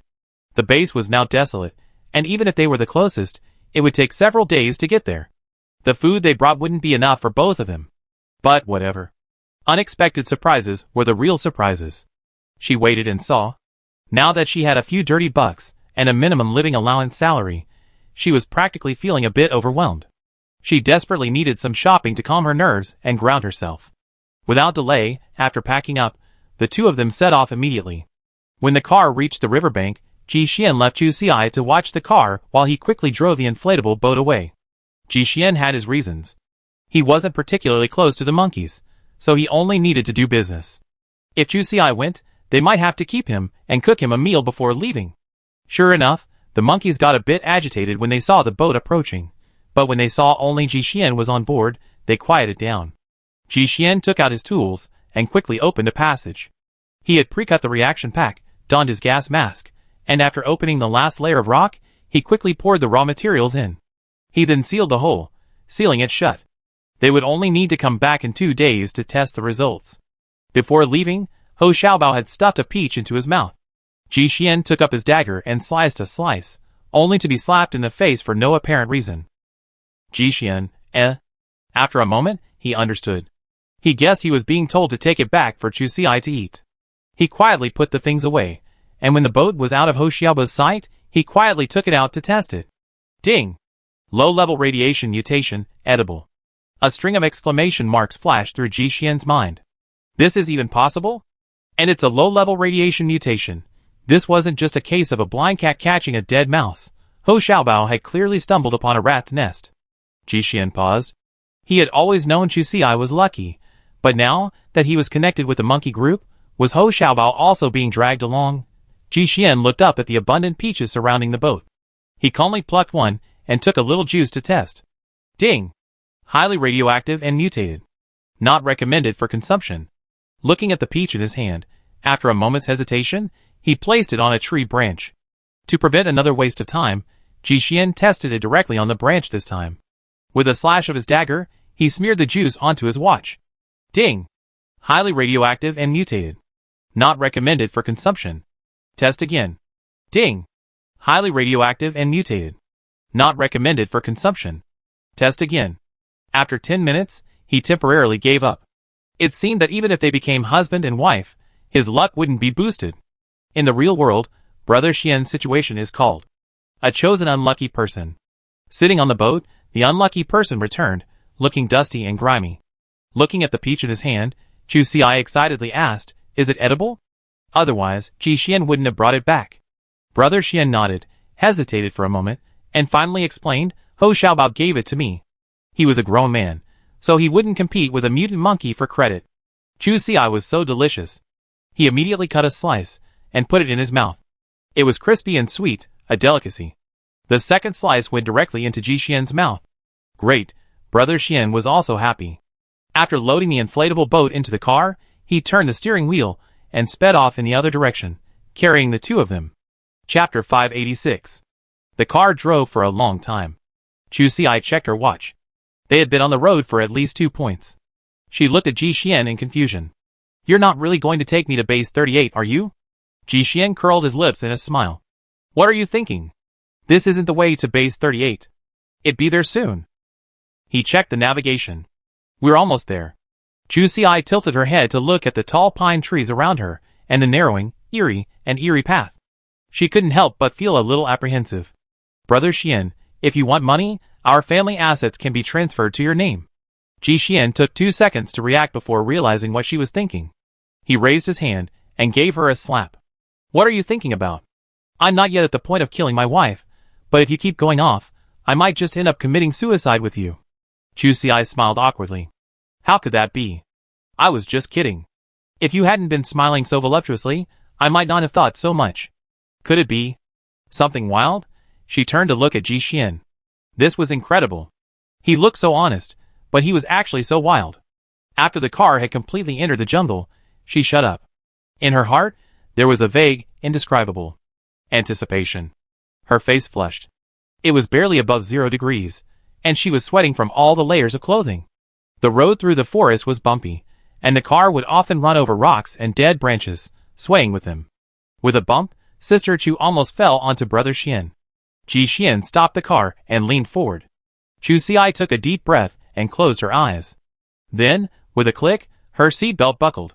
Ji Xian suppressed a smile and reached for the storage drawer in front of the passenger seat. He pulled out a small cloth bag and opened it, revealing a few dried raspberries. Fresh raspberries are large, so even dried, they're still the size of a persimmon. Ji Xian placed the dried berries directly to Chu Xi's lips. She still had her eyes closed when she first caught a whiff of the faint fruity aroma, then the sweetness reached her lips. She instinctively took a bite. Immediately opening her eyes, Chu Xi said with some surprise, You brought me this? Now that she's been eating too much meat, she really enjoys this. Ji Xian smiled but said nothing, but the car suddenly accelerated. Suddenly, a butterfly appeared outside the car window, only about the size of a palm. Chu Xi became nervous. After all, it was now a mutant beast, and she couldn't ignore any of them.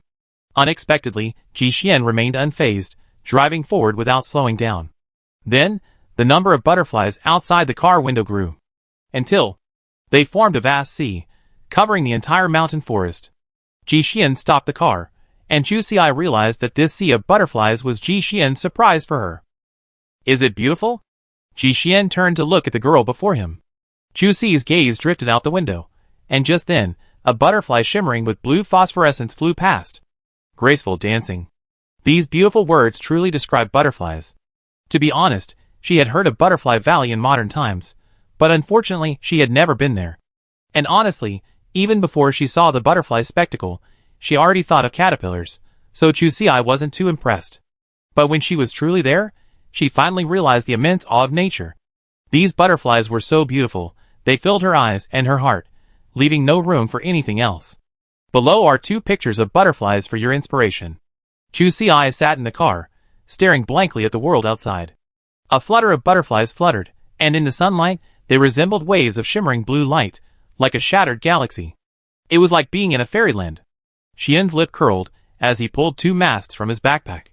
He unfastened his seatbelt and leaned over to put them on Chu Xi. Want to go down and take a look? Chu Xi was startled. Is it still possible to go down? He smiled and nodded. Of course. This mutant blue morpho butterfly is one of the few animals without any offensive power. However, the scales on its wings may fall off, so you still need to wear a mask to protect yourself, otherwise you might develop allergies. Chu Xi immediately opened the door and rushed out. She had a promise with the sea. The hand holding the mask still fluttered in midair, but the person was gone. Ji Xian shook his head with a helpless smile, then locked the car and followed him out. He had planned a date for the 2 of them. If he didn't act quickly, Chu Xi would be gone. After a while, Chu Xi stopped, quietly crouching behind a large tree, peering forward, not forgetting to turn and give Ji Xian a hushed gesture. Brother Xian immediately understood that it was no secret that there was a sea of butterflies in this place, so it was not surprising to meet other people. However, The nearest base was nearly 2.5 minutes' drive from here. Without proper transportation and sufficient military resources, they naturally didn't dare wander in casually. Otherwise, they'd be stuck here, unable to return.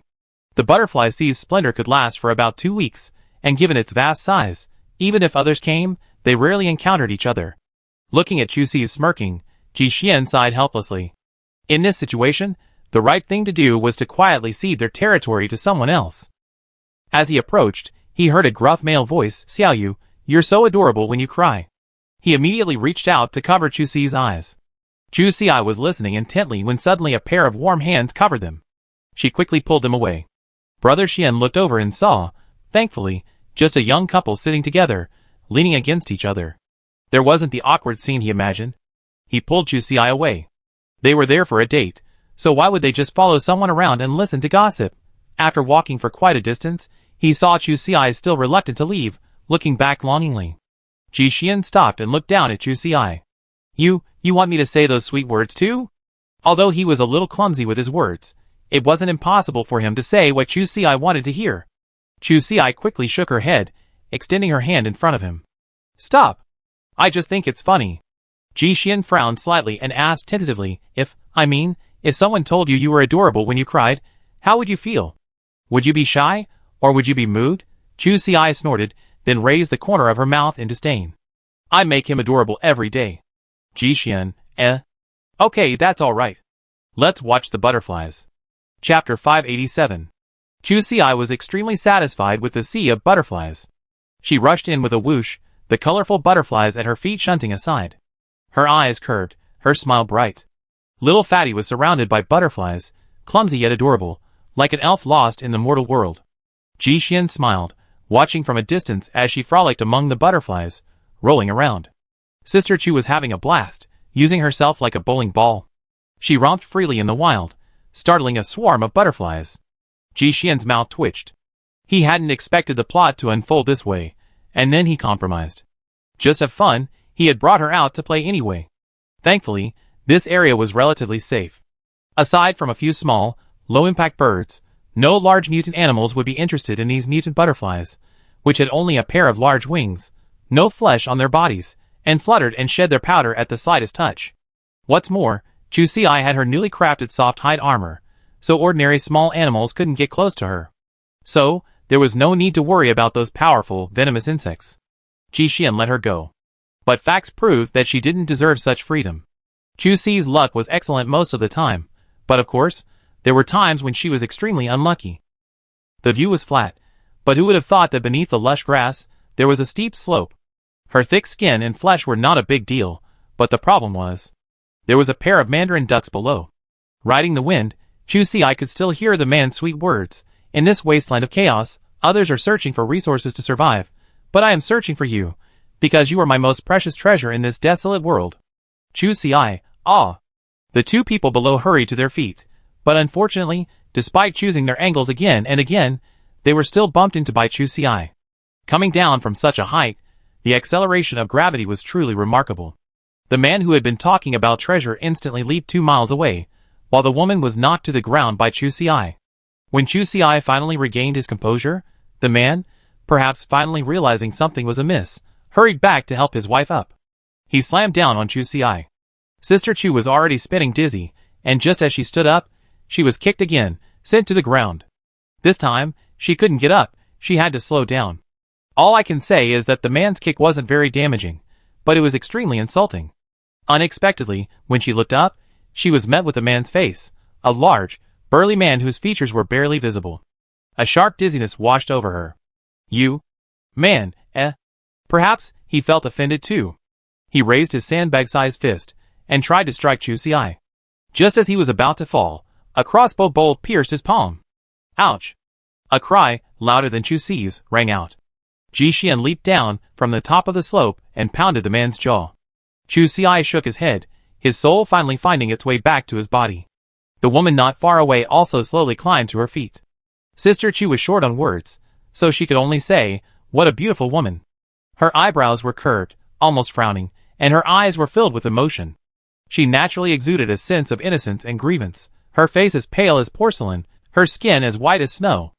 Perhaps Sister Chu was inexperienced, but this was the fairest person she had seen since arriving in the Wasteland. The fight was raging. Chu Xiai stood up, ready to break it up. After all, she'd been the one to knock the other guy down. Even though the girl looked fine now, she was clearly in the wrong. So she'd taken the initial kick, and as for the subsequent punch, Ji Xian neutralized her before she could even land a blow. There was nothing much to say. The most important thing was that time was limited. They only just arrived to hang out, so they couldn't waste their precious dating time on a fight. However, before she could make a move, the girl next to her started. But the direction she was taking was a bit confusing. If you want to break up the fight, just break it up. Why go after her, Ji Xian? Stop it, both of you. Neither the girl nor I are seriously injured. With that, she stumbled and fell towards Ji Xian. Chu Xiai, She was crazy. She finally realized this woman was trying to steal her away. It wasn't her fault for being slow to react. It was just that in this sea of butterflies, in her opinion, any man and woman who came together had already shared their feelings and could withstand a little testing. Why would they want to switch partners at the last minute? Luckily, Ji Xian was very cautious. He dodged, and the beautiful woman collapsed to the ground. He didn't even glance at the person on the ground. He turned and came to Chu Xiai, gently holding her up with his hand, looking her up and down. Are you hurt? There weren't many hard rocks on this steep slope, so Chu Xiai wouldn't have suffered any serious injuries from her tumble. It was just that he arrived a little late, and he didn't know if she had been tortured by the big man. Chu Xiai shook her head. Let's go. There's no point in fighting all the time. She glanced over there. A burly man had just climbed from the ground, his teeth bared, his nose bleeding, and there were knife wounds on his body. TSK, how tragic. Ji Xian lowered his eyes, and gave the big man a deep look. This was the result of him holding back on his blows. After all, exchanging one punch for a life was a bit excessive. Both were ready to call it quits, but the woman on the ground wasn't happy. She grabbed Chu Xi's shirt, tears streaming down her face. Little sister, help me.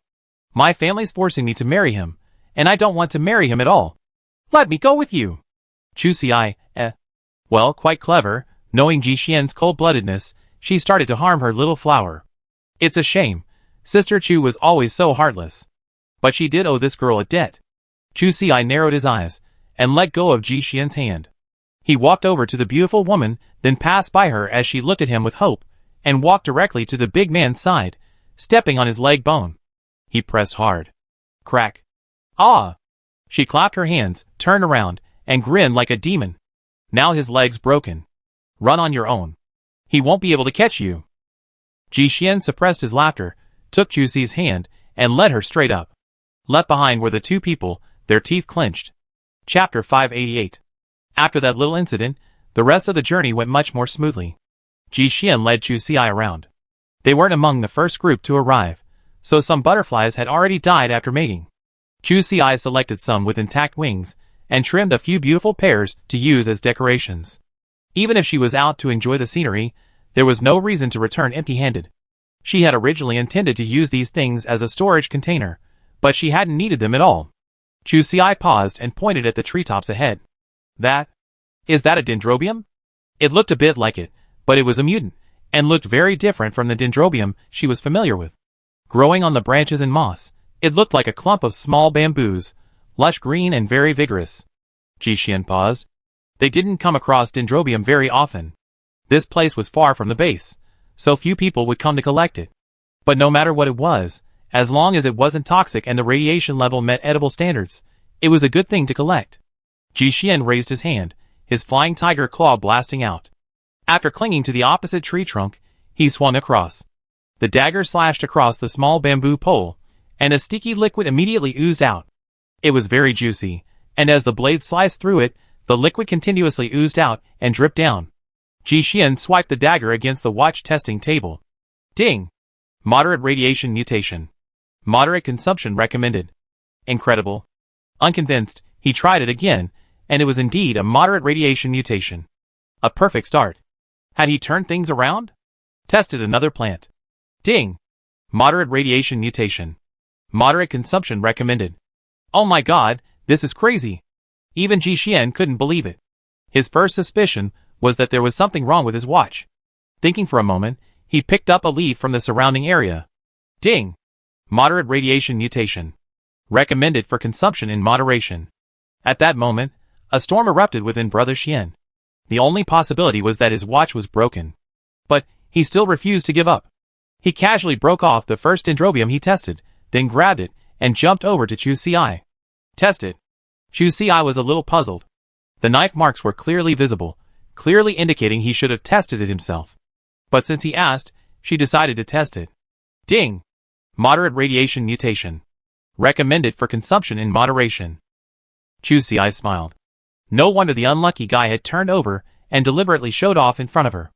It really was a moderate radiation mutation. Ji Xian's expression was brilliant. In other words, his watch was fine.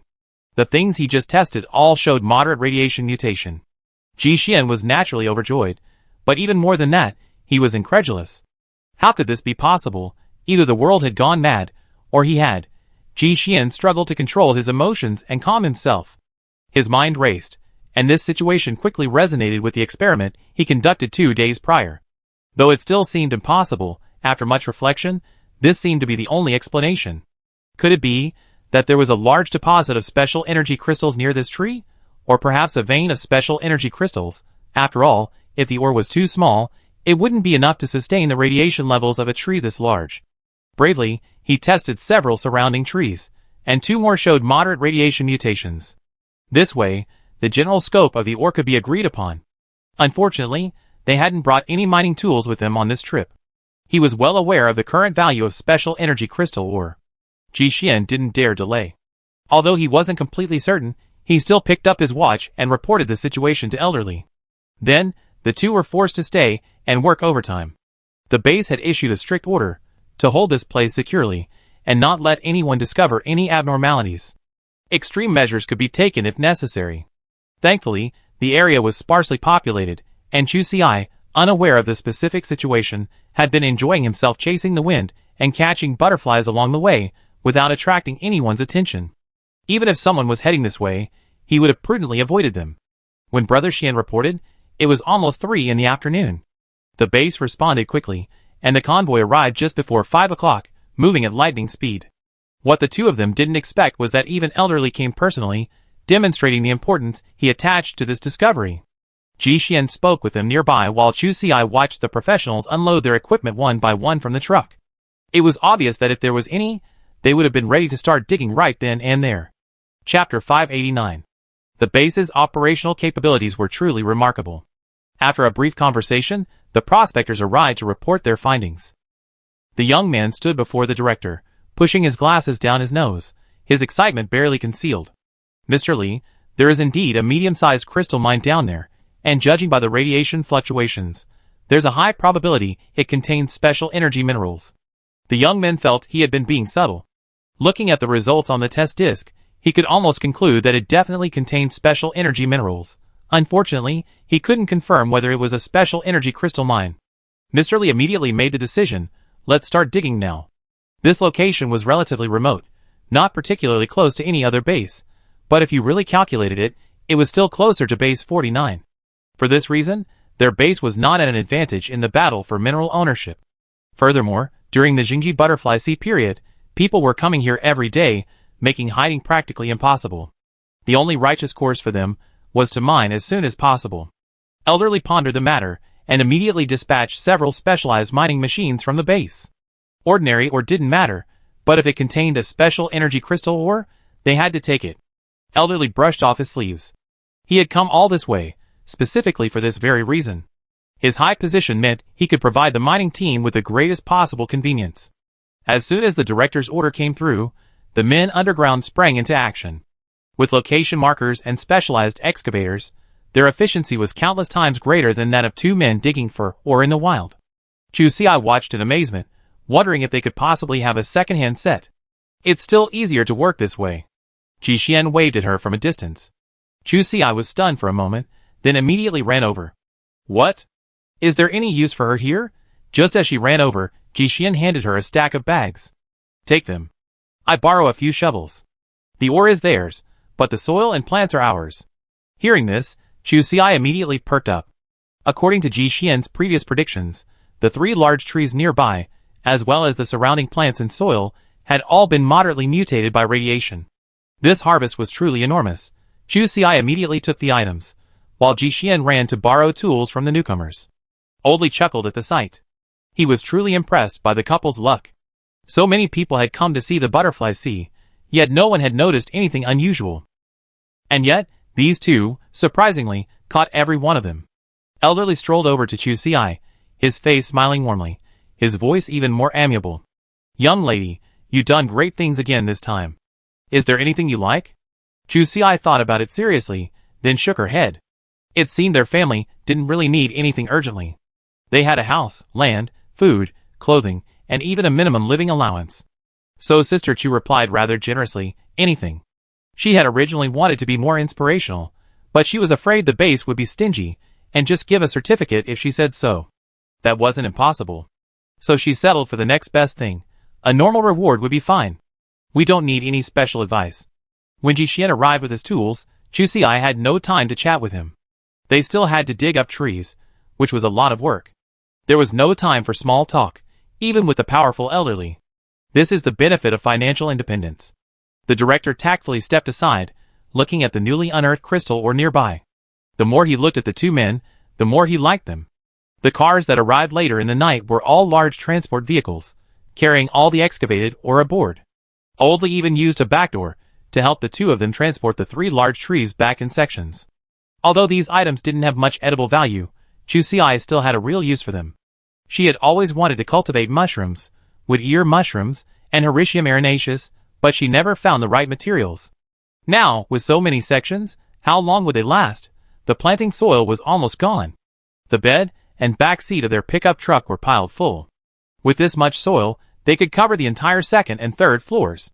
Chu Xi's heart was filled with excitement. Now, the two of them were truly small landlords, no longer having to worry about making a living. The biggest task was to go out and find high-quality seeds. After they finished their work, they requested permission to return home with the mining truck. The water in the crystal mine was deep, making it unsuitable for the two of them to get involved too much. When they returned home, the wood they had cut outside was neatly stacked at the door. The trucks were making a lot of noise. Even at this hour, many people were still awake. Looking at the unloaded wood, everyone was puzzled. Is this really that serious? But no matter how hard they tried, no one could have guessed that this was all moderately radioactive mutant wood, extremely valuable. Everyone was simply confused. The base had dispatched so many trucks at once. Had something happened again? Chapter 590. The wood was cut into large sections, and soon the two men had carried all the main branches inside. The bare branches were easy, they were neatly stacked and didn't take up much space. But the 3 lush, verdant canopies stumped Chu Xiai. First, they wouldn't fit through the main gate, and second, they wouldn't fit in the yard. But these were all moderately mutated ingredients from radiation. There was no way they could go to waste. Ji Xian didn't waste any time. Seeing that things were hopeless, he immediately went home and retrieved 2 chainsaws. He handed one to Chu Xiai, keep splitting them. Don't you want to grow mutant dendrobiums? You can cut the original stump and take it to the hydroponic room. Chu Xiai immediately perked up. Of course, there were still dendrobiums on it. She urged Ji Xian, hurry up and see if there are any other edible parasitic plants. Ji Xian smiled and shook his head, then began to dismantle the canopy from one side, piece by piece. He actually made a rather unexpected discovery. He sawed off a small section of wood, and found a few small wood ear buds just emerging from it, perfect for Chu Xiai to cultivate. Sister Chu, on the other hand, was scrambling up and down the treetops, searching for the dendrobiums growing there. Unfortunately, the dense foliage made her inefficient. Chu Xiai even found a few butterflies hidden in the canopy. She even went home to find a glass bottle to store them for later viewing. Yes, she had now achieved a lifestyle of the bourgeoisie. With a cry of ouch, Sister Chu leaped 3 feet high, then, with a swish, hid behind Ji Xian. Brother Xian looked up in confusion, only to see a fat, big-eared caterpillar crawling out from among the leaves. Ah! Chu Xiai hurled a chainsaw at the caterpillar, and before it could even let out a painful scream, it was already in 2. She huddled behind Ji Xian, daring not to move, her voice still wailing, debut, debut. It's horrible, it's creepy. Looking at the insect in the distance, struggling feebly, desperately complaining about the injustice of fate, Ji Xian felt that Chu Xiai was somewhat disrespectful to it. Feeling the person behind him still tugging at his sleeve, Ji Xian stopped them in front of him. Are you afraid of this? Chu Xiai, Should I say it, but she felt that the words were so familiar. Just like when they encountered that mutant centipede at home. How did that idiot Ji Xian handle it then? Oh, Chu Xi remembered. Ji Wangba had asked her to spend every day with the centipede to train her courage. Thinking of that horrible scene, her sanity finally returned. Forced into a grimace, she patted Ji Xian's shoulder. "Ha. I was just joking with you, just to see if you were scared." With that, she returned with a sullen expression, her chainsaw. Ji Xian actually believed it, and the result was that the newlywed was forced to sleep on the floor. Carrying the chainsaw, Chu Xi calmly scraped the ground nearby. Just as she was about to continue, Brother Xian had already reached the caterpillar, scooped up a little juice with his dagger, and dabbed it on his watch. Ding! Moderate radiation mutation. Moderate consumption recommended. He couldn't help but smile, as if he could actually eat it. Caterpillars, unlike trees or dendrobiums, can move around. It was truly a stroke of luck to have encountered one with moderate radiation.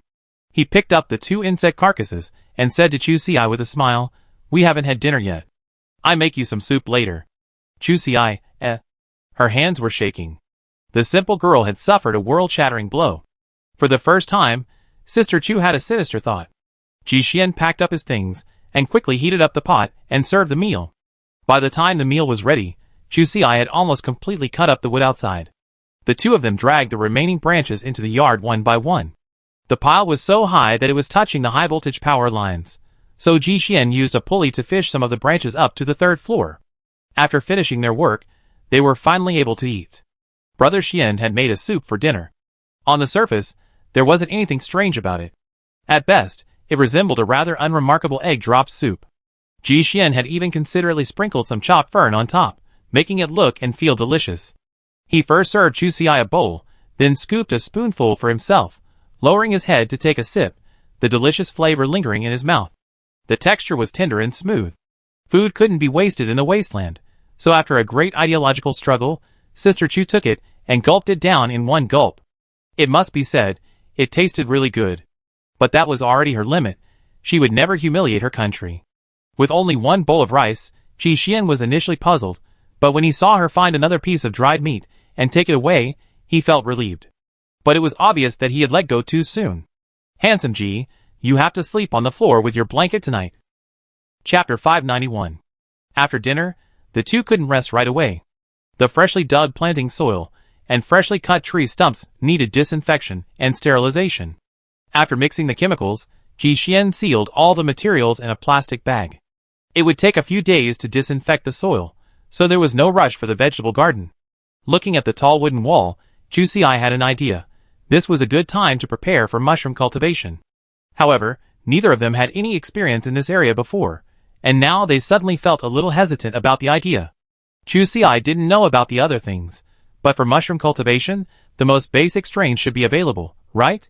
She did have some suitable mushrooms at home, like Hericium erinaceus and Poria cocos. However, how to turn the seeds into strains was a technical skill. They had no experience at all. After thinking it over, Ji Xian decided to consult a professional. His circle was rather wild, and he didn't know much about farming, let alone mushroom cultivation. But there was one person who was sure to find a way, Su Dong's wife. She worked at the plantation, and even if she didn't work there herself, she'd definitely come into contact with mushroom farmers. Chu Xi was immediately excited, but looking at the time, it was exactly 10 minutes until midnight, and it would be rude to interrupt him at that time. The two of them had no choice but to call it quits and contact each other tomorrow morning. The work was finally done. Ji Xian carried Chu Xi into the inner room, and what he saw was 2 sets of beds. He looked up in confusion, and Chu Xi patted his shoulder, then pointed to the bed on the floor. "You sleep there tonight." Ji Xian paused. What was going on? We only been married a few days, and already we were sleeping in separate beds? But Chu Xi was determined this time. After lights out, the two of them lay in their respective beds. Not long after, Ji Xian quietly crouched down at the head of the bed, hugging a pillow, and whispered into Chu Xi's ear, "I can't sleep." He couldn't believe it. In just a few days, he already fallen out of favor. If he hadn't looked in the mirror this morning, he would have thought he suddenly aged. But this was even more illogical. Chu Xi turned and saw the moonlight shining brightly on Ji Xian's profile. His features were resolute, his brows sharp, and his deep voice was alluring. She closed her eyes, then thought back to dinner. When she spoke again, Her tone was firm. No, you can run a couple of laps around the yard. You've been slacking off in training lately. Ji Xian, eh? Brother Xian was momentarily speechless. Chu Si's words always made him feel like magic was being defeated by magic. He settled back into his own bed. 5 minutes later, the person sleeping in the bed kicked off their covers. Ji Xian immediately stood up and went in with the covers. He already felt a little regretful. If he hadn't come over to tell her, Chu Si would have already fallen asleep. Why bother wasting time? Finally, he could hold his wife in his arms, and Brother Xian slept contentedly. The next morning, Ji Xian woke up earlier than Chu Si. After tidying up the quilt, he went out to make breakfast. Chu Si woke up at around 4:30. He had slept late the previous night, so he woke up half an hour later today. She stretched, then folded the quilt, got up, and washed. Looking in the mirror, she noticed another red plum blossom on her neck. It was so familiar, Chu Si thought nothing of it. Brother Xian, so awesome. He's even resorting to sneak attacks? But that's not a bad thing. She likes versatile people who can be salty, sweet, playful, strong, gentle, or domineering. Of course, the most important thing is that the hardware must be impressive. When they went out to dinner, Chu Si deliberately didn't wear a turtleneck, clearly revealing Ji Xian's incrimination. And then, as a matter of course, she made up for the goodnight kiss from yesterday. Chu Si slumped in his chair, contentedly listening to Ji Xian and Su Dong's conversation. After explaining their situation to his wife, a reply arrived shortly thereafter. Sister Chu immediately leaned over to check. The message was simple. It simply suggested they outsource the work. A short while later, a call came in, followed by a few beeps of data transmission.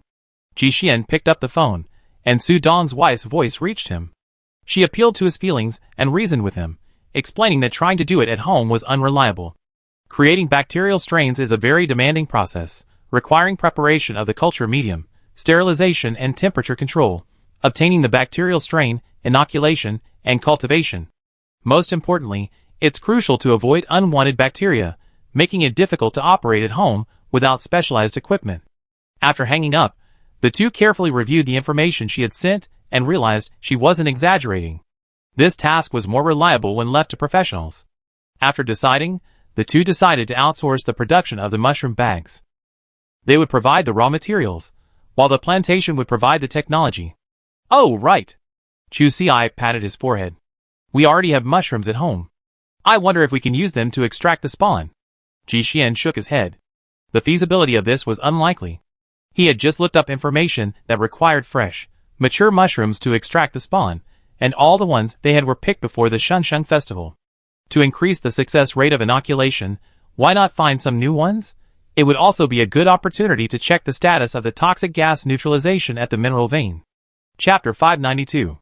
After discussing the outsourcing of the mushroom strains, Chu Si had nothing to do during the day, so they decided to drive to the monkey colony for a stroll. Ji Xian brought his measuring instruments. Today's main task, besides collecting fresh mushrooms, was to test the treatment of the toxic gas in the mine. Before leaving, both of them had their plans in mind. Never could they have imagined the scene they would encounter upon their arrival. The monkey colony's territory had changed hands.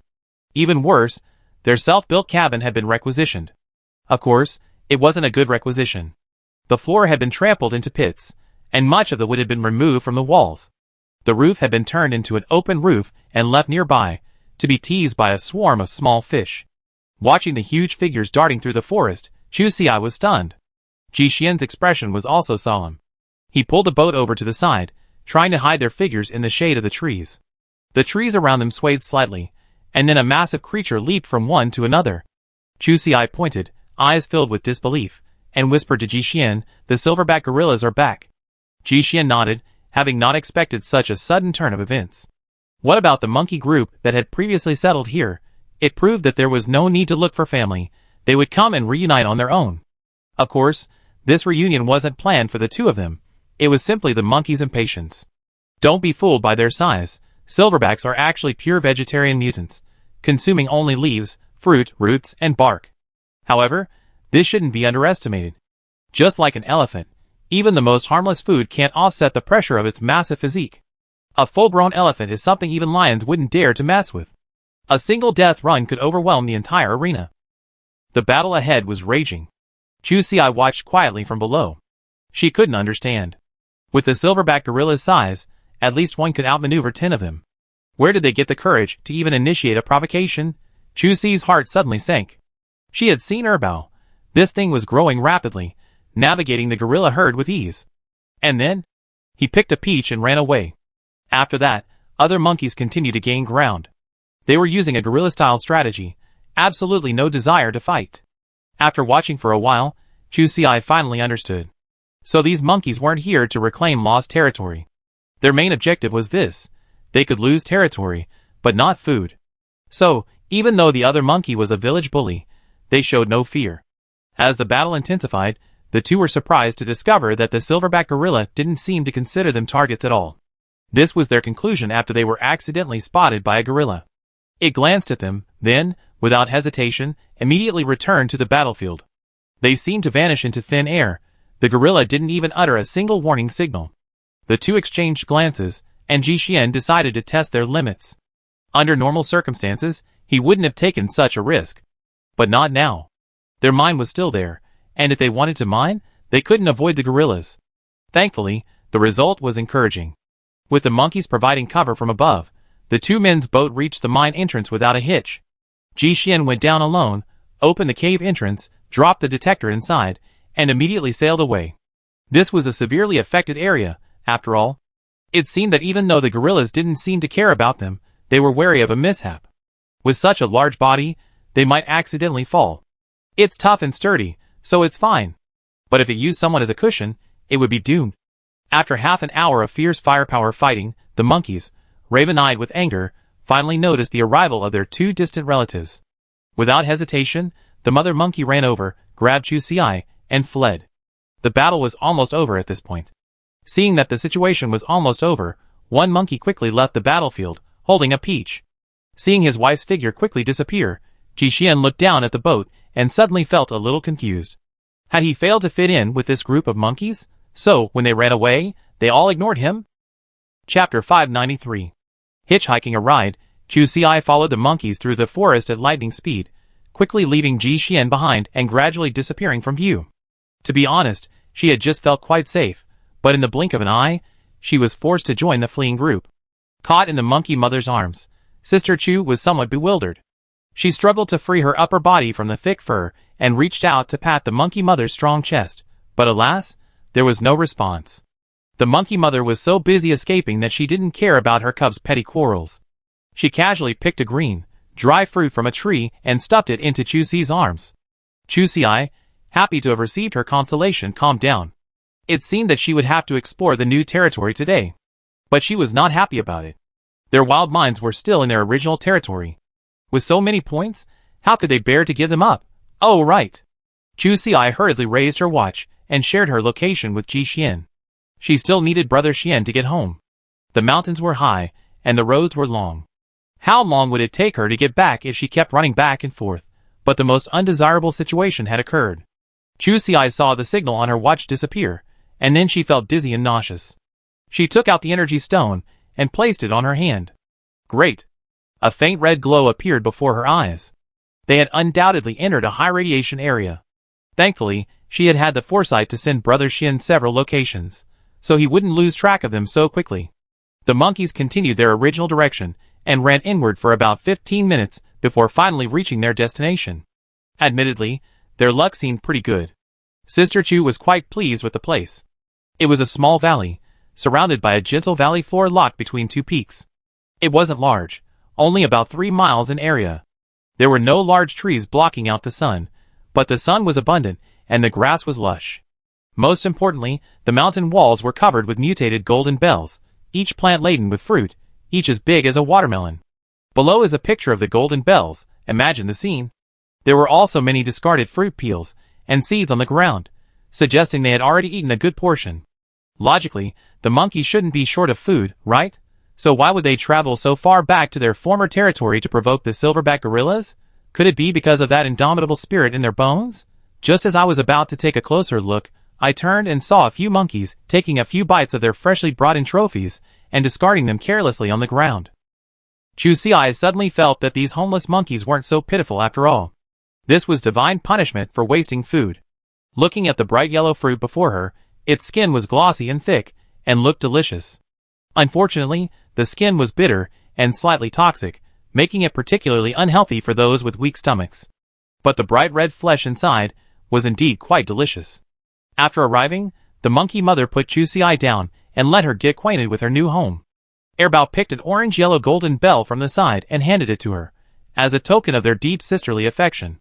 Chusi reached out to embrace it, pricked the skin, and dipped a little of the juice onto her watch. As expected, ding! Highly mutated due to radiation, not recommended for consumption. Please note, the plant's properties are cold and somewhat toxic. Chusi sighed slightly. She really shouldn't have thought too much. They were already in a high radiation area, so logically, there shouldn't be any edible plants. What a shame! They looked so tempting. Watching the monkeys beside her happily munching on melon seeds, Chusi drooled with envy. But she could indeed take a seed home. Could she use special energy crystals to create seeds that met planting standards? She thought the method was feasible, but ultimately, she reluctantly gave up. It wasn't cost-effective. There were so many more important things to do, so even these little cravings had to give way to them. She could only wait and see if she could find edible golden bells elsewhere. What a shame! After all her travels, she only just found it here. Golden bells aren't hard to keep alive. Could they have natural enemies out there? Chusi fondly touched the big golden pumpkin in her hand. As she did so, an idea struck her. It wasn't much, so could she take it to the silverback gorilla's territory as an offering? She didn't ask for much, just enough to allow them to mine smoothly. Chusi thought about it, and realized it was possible. Although silverback gorillas were known for their fierce personalities, she had touched a tiger's paw before. Thinking about it now, she felt even more certain that the silverback they saw today was the one she rescued. Although it had grown considerably, it still looked like it lacked the necessary brains. Chusi mused to herself that perhaps she could try to break it from the inside. After all, her size made it seem impervious to any danger from the silverback gorilla's perspective. After taking proper precautions, she could give it a try. By then, she could make some powerful snake venom hidden weapons, so that even if the deal fell through, she could ensure that she could escape safely. Chapter 594. Every minute spent in Happy Valley consumed energy stones. So Chusi didn't linger any longer. She opened her backpack and stuffed 4 golden bells inside, reaching her limit. She covered her bag, quietly said goodbye to the monkey mother, and then left the valley alone. Following her memorized route, Chusi paddled all the way to the last location where she had sent Ji-Xian her location. She had expected him to arrive quickly, but she had underestimated the monkey's speed. After sending a message to Brother Xian, the fragile boat took over 20 minutes to arrive. After picking them up, they immediately headed back. The total distance traveled today far exceeded their expectations. Although the boat was powered by both electricity and fuel, the electricity was almost exhausted, and the fuel was only for emergency use, so the reserve was limited. Ji-Xian was deeply worried, fearing that the remaining power wouldn't be enough to get them back to their starting point. Furthermore, their original planned route was essentially scrapped. The monkeys' former territory had been occupied by a group of silverback gorillas, forcing them to take a detour. But fate wasn't so kind to them this time. On their return journey, they encountered a giant mutant lizard. This creature's tongue was truly a powerful weapon, flexible, precise, and capable of automatic capture. The two of them desperately tried their best to escape. But because of this hunt, their remaining battery power quickly depleted. It had to be said that they had truly been badly outmaneuvered by the monkeys this time. Chusi scratched his head. What should we do? Shouldn't we just use the flying tiger claw and slowly swing back? Ji-Xian shook his head. If this place wasn't too far from the shore, this method would definitely be the safest. But that was clearly not the case now. Not to mention the mutant beasts in the forest, even with the manpower alone, it would be difficult for the two of them to complete the entire journey before dark. Plus, the electric car was also here, so if they traveled light, they naturally couldn't bring these things. This meant that once they reached land, they would still have to make their own way, which would take forever. After Chusi offered the 4 fruits, Ji-Xian immediately decided to take a risky tactic. When they had built the cabin, they had installed a solar charging device in the treetops to use appliances like the oven. If they could get the batteries there, their energy crisis would be easily resolved. To be honest, Chusi felt that this was a definite possibility. Because the mutant silverback gorillas were true vegetarians, and didn't eat meat, there was no chance of them being treated as prey. By negotiating, their chances of survival would at least be better. It was a good idea, but the gorillas wouldn't give them a chance to get close. If it were just 2 little karamis, they might have ignored them. But Mother Monkey did a good job, marking Chusi at the crucial moment. The mood of the matter had changed, especially after they just suffered a setback. Before they even approached the territory, their boat was blasted away by a barrage of pine cone meteors, making it impossible to get close, let alone even set foot in the territory. But now that the situation had been forced to this point, they had no choice but to bite the bullet. After a moment's thought, Chusi pulled 4 golden bells from her backpack and lined them up in the middle of the boat. Once they were back in the standoff area, she tossed one of the bells over. Luckily, a gorilla showed interest in it. Under Chusi's hopeful gaze, it took a bite of the rind and then tossed the whole bell back. With a crisp snap, the rind shattered, and a large ladle of red flesh spilled out. Chusi was completely stunned. That big silverback was so impatient. Wild boars can't eat shikong, right? Can't you be a bit more adventurous? No wonder they keep failing in defensive battles. Their brains are really not enough. After a moment's thought, she steeled herself, scooped up a highly radioactive red fruit, and tossed it into her mouth. Oh my god, it's so sweet. She reached out and grabbed another one. Jixian covered his mouth and coughed softly. Chusi awkwardly withdrew his hand. Just a demonstration, no need to get too caught up in the act. I thought this time would be a no-brainer, but after the loss last time, facing the melon, Chusi threw at them again.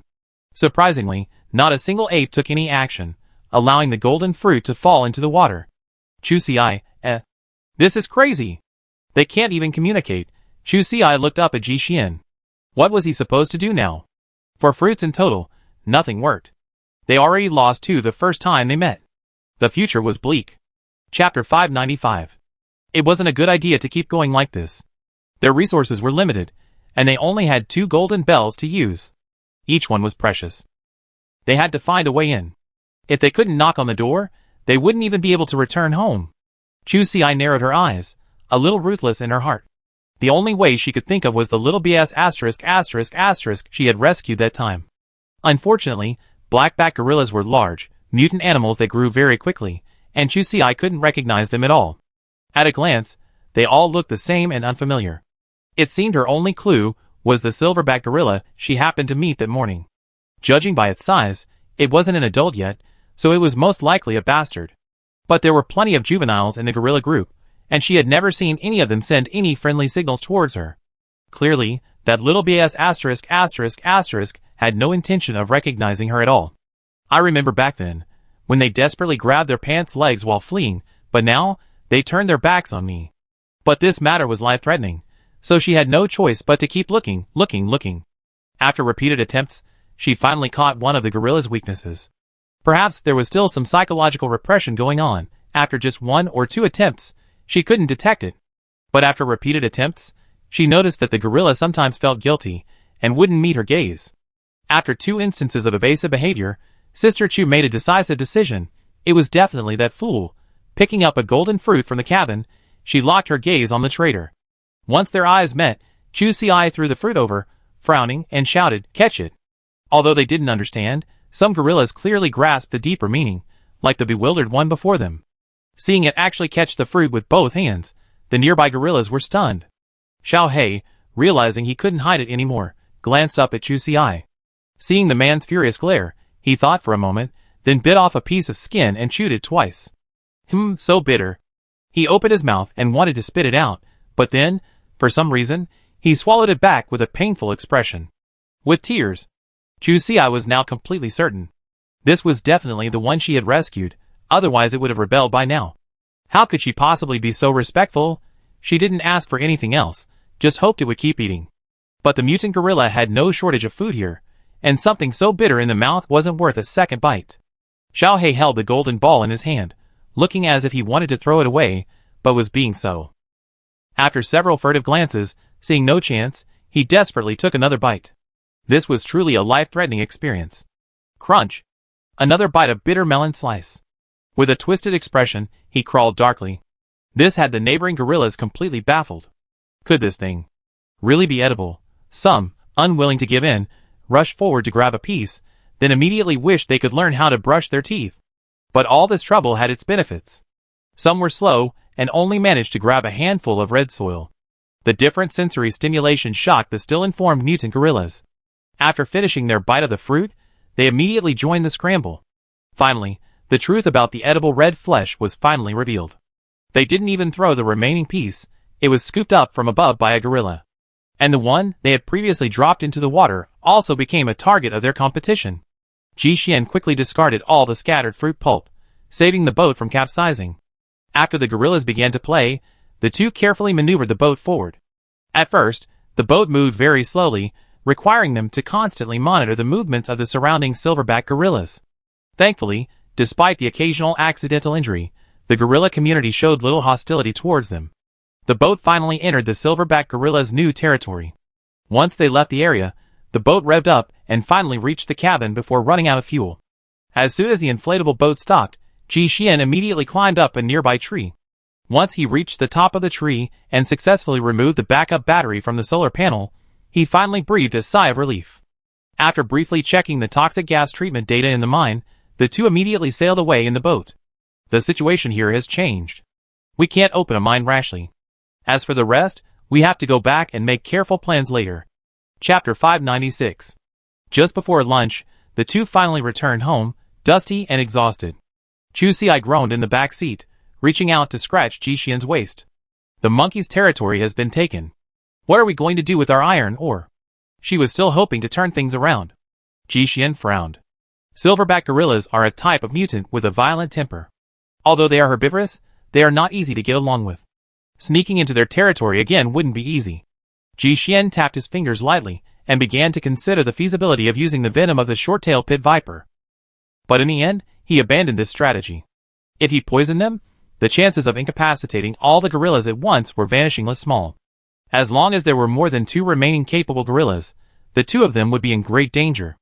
As a typical Wastelander, Brother Xian's first reaction was to clear the group of gorillas. As someone who had experienced this before, Chu Xi understood the importance of integrating into the group. Since Brother Xian didn't have any practical plans, Chu Xi simply dragged him along to carry out her suck-up plan. They had specifically filled 2 barrels of gasoline and prepared several batteries, fearing a recurrence of the previous situation. Ji Xian had no objection to this sleeping on straw and tasting gall attempt, but these gorillas were too picky. Ordinary offerings simply wouldn't satisfy them. The only fresh fruits they could find nearby were peaches, but they were so precious that even approaching them would immediately provoke the silverback's hostility, let alone picking them. Of course, they wouldn't even bother with inferior ingredients. There was no other way. After trying again and again, only the golden bell fruit caught her eye. So what else could she do? Pick them. Sister Chu began a life of juggling 2 roles. Fortunately, she finally achieved some success. On one side, she was the monkey troop's leader, on the other, she was promoted to the silverback gorilla's errand girl. She did the most tiring work, acting as the most powerful member of the troop. If anyone wasn't happy, they could come and do some work. Her harvest could be snatched away by other mutant gorillas at any moment. They were completely devoid of human rights. Sister Chu was driven to depression. She wanted to fight back, but the monkey tactics were clearly ineffective here. She couldn't defeat any mutant gorilla. Her impressive strength was truly insignificant in the eyes of these gorillas. She didn't dare resort to underhanded tactics, fearing she would be completely defeated. Gaining the trust of these mutant silverbacks was incredibly difficult, and Chu Xi didn't dare squander it. She was the one who had adapted better. Ji Xian, a fellow intern, had it much worse off. Although Xiao He wasn't much of a person and had never directly defended her, he still had a bit of a conscience and knew how to secretly lure away those naughty troublemakers. Ji Xian wasn't treated so well. Not only was he abused, he was also completely denied his own private space. But even as the lowest-ranking residents, the two of them were finally able to roam freely within the mutant apes' territory. But things weren't as simple as they imagined. When they were about to mine, a bunch of apes came over to watch and disrupt their work, making it impossible to get any work done. With both sides engaged in a fierce battle, they had to stay hidden as much as possible, lest they be treated as traitors by either side. After returning home once again, Chu Xi was utterly exhausted. After all, being subservient all the time wasn't good for her back. As soon as she entered the base gate, she saw a row of equipment parked outside her house, with 2 members of the first squad waiting nearby.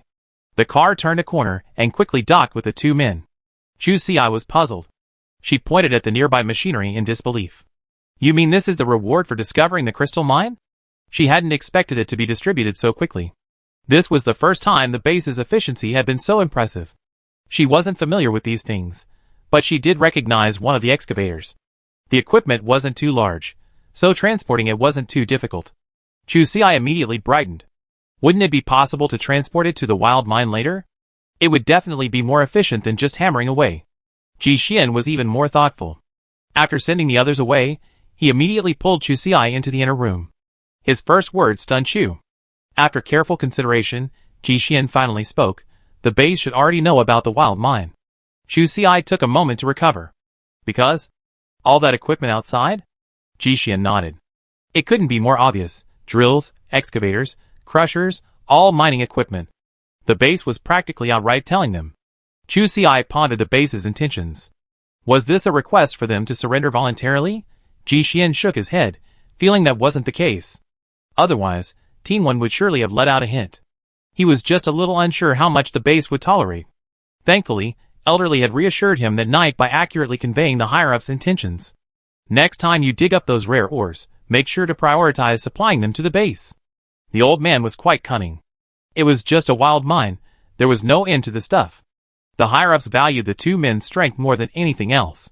Dahai is a place like this, and people visit it every year, so how come no one has discovered those crystal mines? He wasn't afraid to bring this up directly, he considered it an advanced investment. Chapter 597. During dinner, the two sat at the table. Chu Xi scratched her head.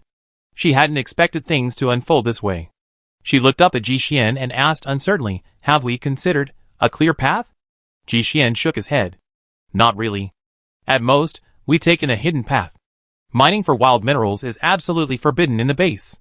This can't be made public. The convenience the higher-ups gave them was, at most, less scrutiny. Whether they could secretly dispose of it depended on their ability.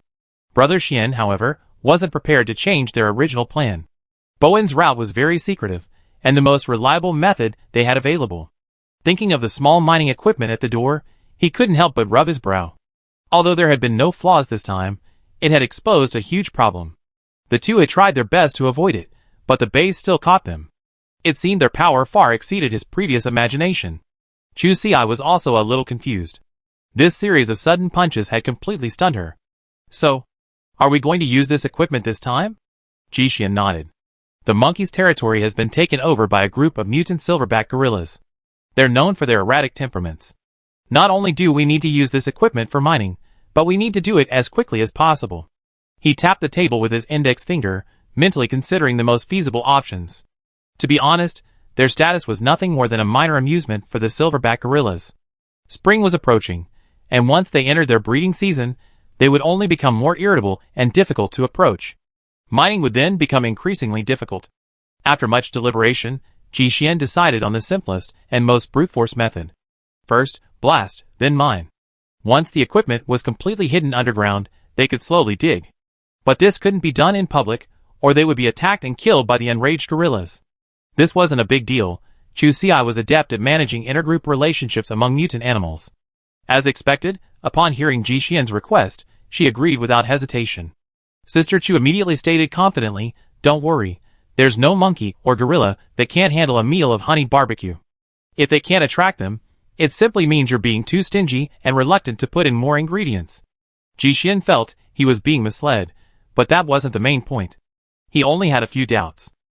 Well, silverback gorillas are mutant, purely vegetarians. Honey-baked meat. They probably wouldn't be interested. Chu Xi's expression froze slightly. She had truly forgotten about this. What then? Fruit dipped in honey? Thinking of the silverback gorilla's large size, she shook her head decisively. The limited stock at home still needed to feed the monkey herd. Who were these gorillas? Besides, they might not even know what they were made of. Then she'd have to spend a lot of time trying to sell them, and that would be a thankless task. How could they be distinguished from native fruit? Otherwise, these idiots might not even be willing to try it.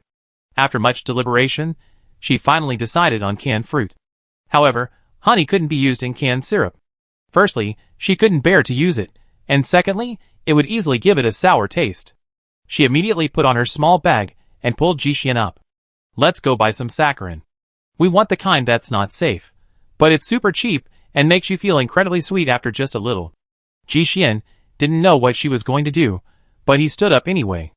The two of them drove their e-scooters to Old Lee's place and, according to Chu Xi's needs, spent 12 points to buy a small bottle of white powder. Old Lee assured them that a small spoonful of powder would make a large jar of sweetened water. Absolutely perfect. The next morning, after preparing their supplies, they set out early. They had to leave early to reach the peach forest before the gorillas, where they would harvest their main ingredients for the day. Chu Xi was picking peaches below, while Ji Xian was heating a pot directly on the upright branches of a large tree. Soon, Chu Xi returned with 2 large bags of peaches. She meticulously peeled them, cut them into pieces, and added a spoonful of sweetener. The fruity aroma instantly filled the air. The sugar syrup only needed to simmer for a moment. Chu Xi turned off the heat and stayed by the cauldron. Attracted by the aroma, the silverback gorillas would soon arrive. Ji Xian planned to take advantage of the opportunity while they were scrambling for food to blow up the mineral vein. Thankfully, they had already dug the hole, and the poisonous gas inside had been removed. Ji Xian's only task was to avoid destroying the upper rock and preventing the river water from flowing back in, otherwise it would require further effort. Soon, the silverback gorillas began to smell the scent and approached. Their deliberate shouting, which soon attracted a few more, left her with nothing to do. Seeing a fight, the other gorillas only became more active. She retreated to the sidelines, seeking her own well-being under the guise of making peach syrup. She cooked 2 more pots for them, essentially picking 3 that met radiation standards, which she carefully stuffed into her backpack. Suddenly, there were several muffled booms, and many apes jumped up in alarm, turning to look in the direction of the source. A few apes were about to leave, and new syrup was immediately ready. When they heard no more movement, they decisively turned back.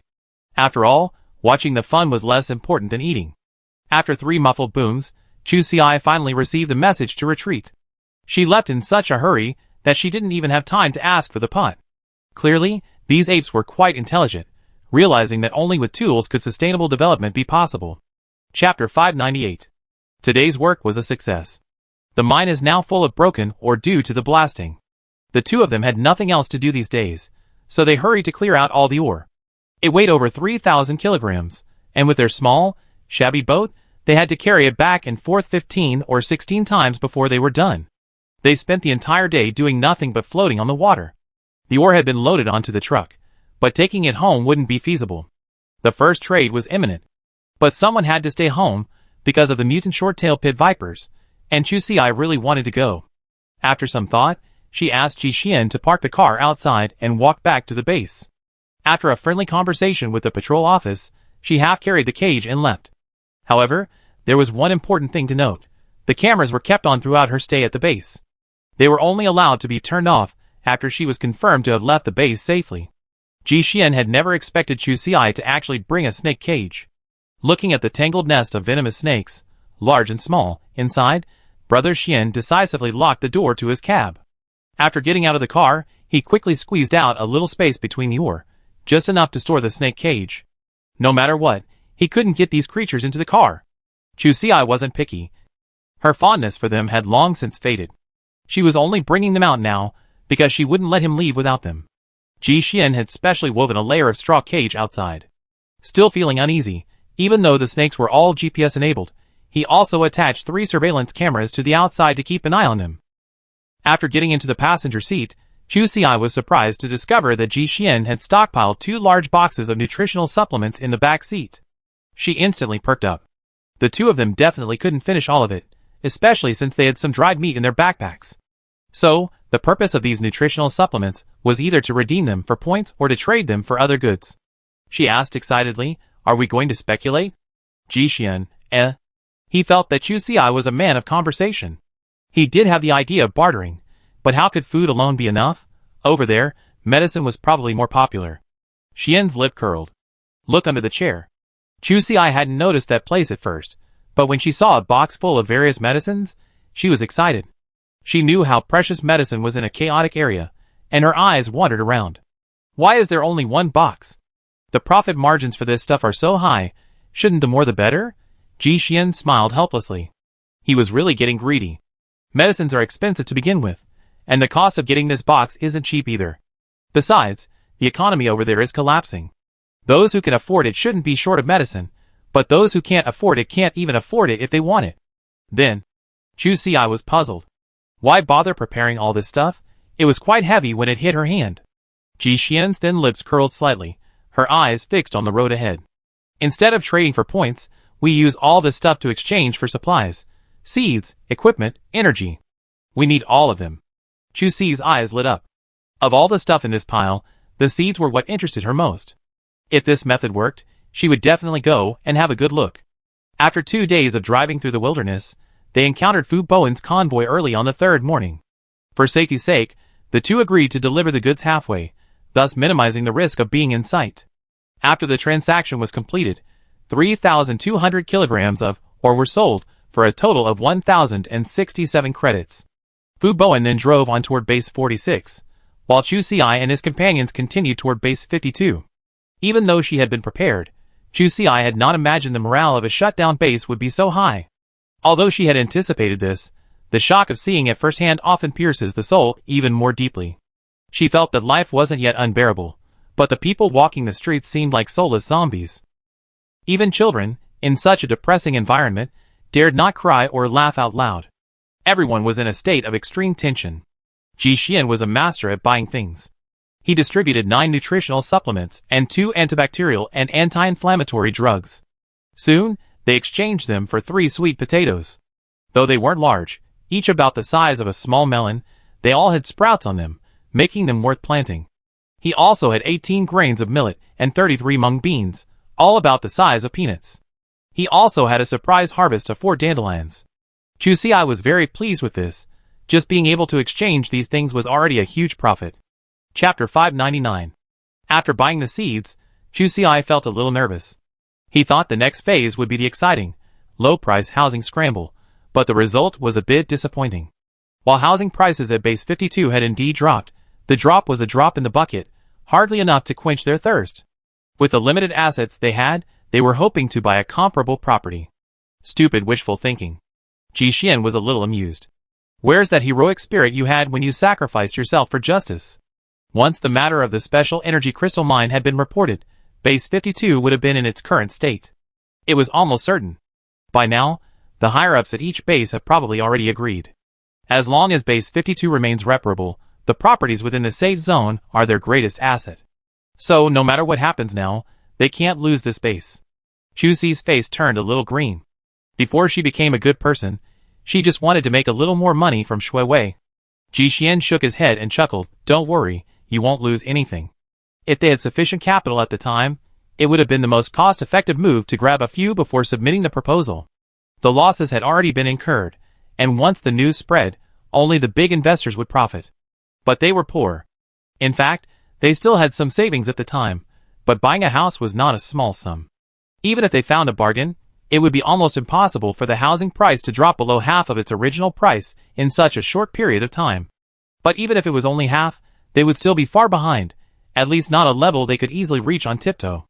As for borrowing money, a few points or 10 could be enough for emergencies, but as for larger sums like this, the moment you ask, you're treating them like you're not your friend. This is extremely rude. What fool would lend their hard-earned points to someone who could lose them at any moment? As for loans, the base offers this service, but unfortunately, the loan sharks don't target ordinary people. Taking advantage of them is truly difficult. Since the housing bonus was destined to be lost, Ji Xian remained undeterred. Base 52 collapsed, but there was more to the pie than just one. All they had to do was choose the perfect time to enter the market. Now, he thought, was just right. Looking at the current housing market, the base's money must have been invested. While the base has been preserved, with all sectors experiencing a rapid decline, they don't have the energy to maintain further growth. As a result, prices for other commodities remain chaotic, and some businesses that should have been supported have also been deprived of their financial resources, facing a bleak end. Private enterprises that could have relocated would have done so long ago. While relocation is painful, their future at Base 52 is almost predictable. If the base collapses, the corresponding supply chain and sales lines will be disrupted, making operations increasingly difficult. Everyone understands this principle, but not every factory has the opportunity to relocate. Take the example of the shipyard built by Base 52. The base is struggling now, and with all their money invested in the real estate market, the shipyard is left struggling to survive. Their factory typically takes orders for large offshore fishing vessels, a business that's as close as 3 years without opening, but profitable for 3 years after opening. In the past, even during a recession, the base would help them through. But now, who cares if they live or die? The land is still there. Even if the factory goes under, they can just reopen. But if the shipyard were to fail, the current leaders would be in a difficult position. Whether they have a say or not is one thing, but they might even lose their jobs. So, for the first time ever, they offered a special price on the boats. But demand is so low. Even if they open a service for smaller boats, they're still deserted. Few employees have been laid off.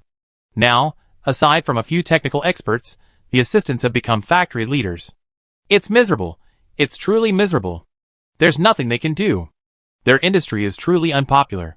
Even if the price is rock bottom, no one would be so idle as to buy a boat. Those without money could make do with a homemade canoe. For adventurers, an inflatable boat offers excellent maneuverability, and both are significantly cheaper than regular boats. Others might not need it, but UCI and his group did. The carrying capacity of an inflatable boat is truly poor. It's completely unreliable for transporting ore. Has this been their chance to snag a bargain? A barge, only 8.5 meters long, was custom ordered, and the two were ushered directly into the factory director's office. Served with aged tea, this would have been a no-brainer before. They'd previously only taken large orders, and an 8.5-meter barge was already pushing their minimum order limit. Jixian didn't say anything, simply stating that all configurations would be reduced to their lowest settings. Even then, the barge could still carry around 4 tons, more than enough for the two of them. Barges typically don't have a power system, so the one they were customizing would definitely have self-propulsion capabilities. The design drawings were quickly produced, and within about an hour, the two of them were presented with renderings. The barge they were customizing was a deck barge, with cargo stacked directly on the deck and surrounded by cargo barriers. The hull was primarily constructed of steel, offering a large cargo capacity and a shallow draft, allowing it to sail in shallow waters. All the necessary conditions met their needs perfectly. When it came time to bargain, the other party offered 12,000 yuan. Jixian didn't say anything, but instead looked at UCI. Sister Chu was bewildered. She had no idea how much the barge cost. Seeing Jixian's trusting look, she simply halved, in half. Of course, this time, her bargaining was in vain. The grocery store lady's tactics don't always work, especially with a dying business like this. The factory manager's eyes were red with anger. Although they left some room for maneuver in their offer, that wasn't to give the buyer free rein. If it weren't for the unique circumstances, this person would have been dismissed without a second glance. The final price was set at 11,300.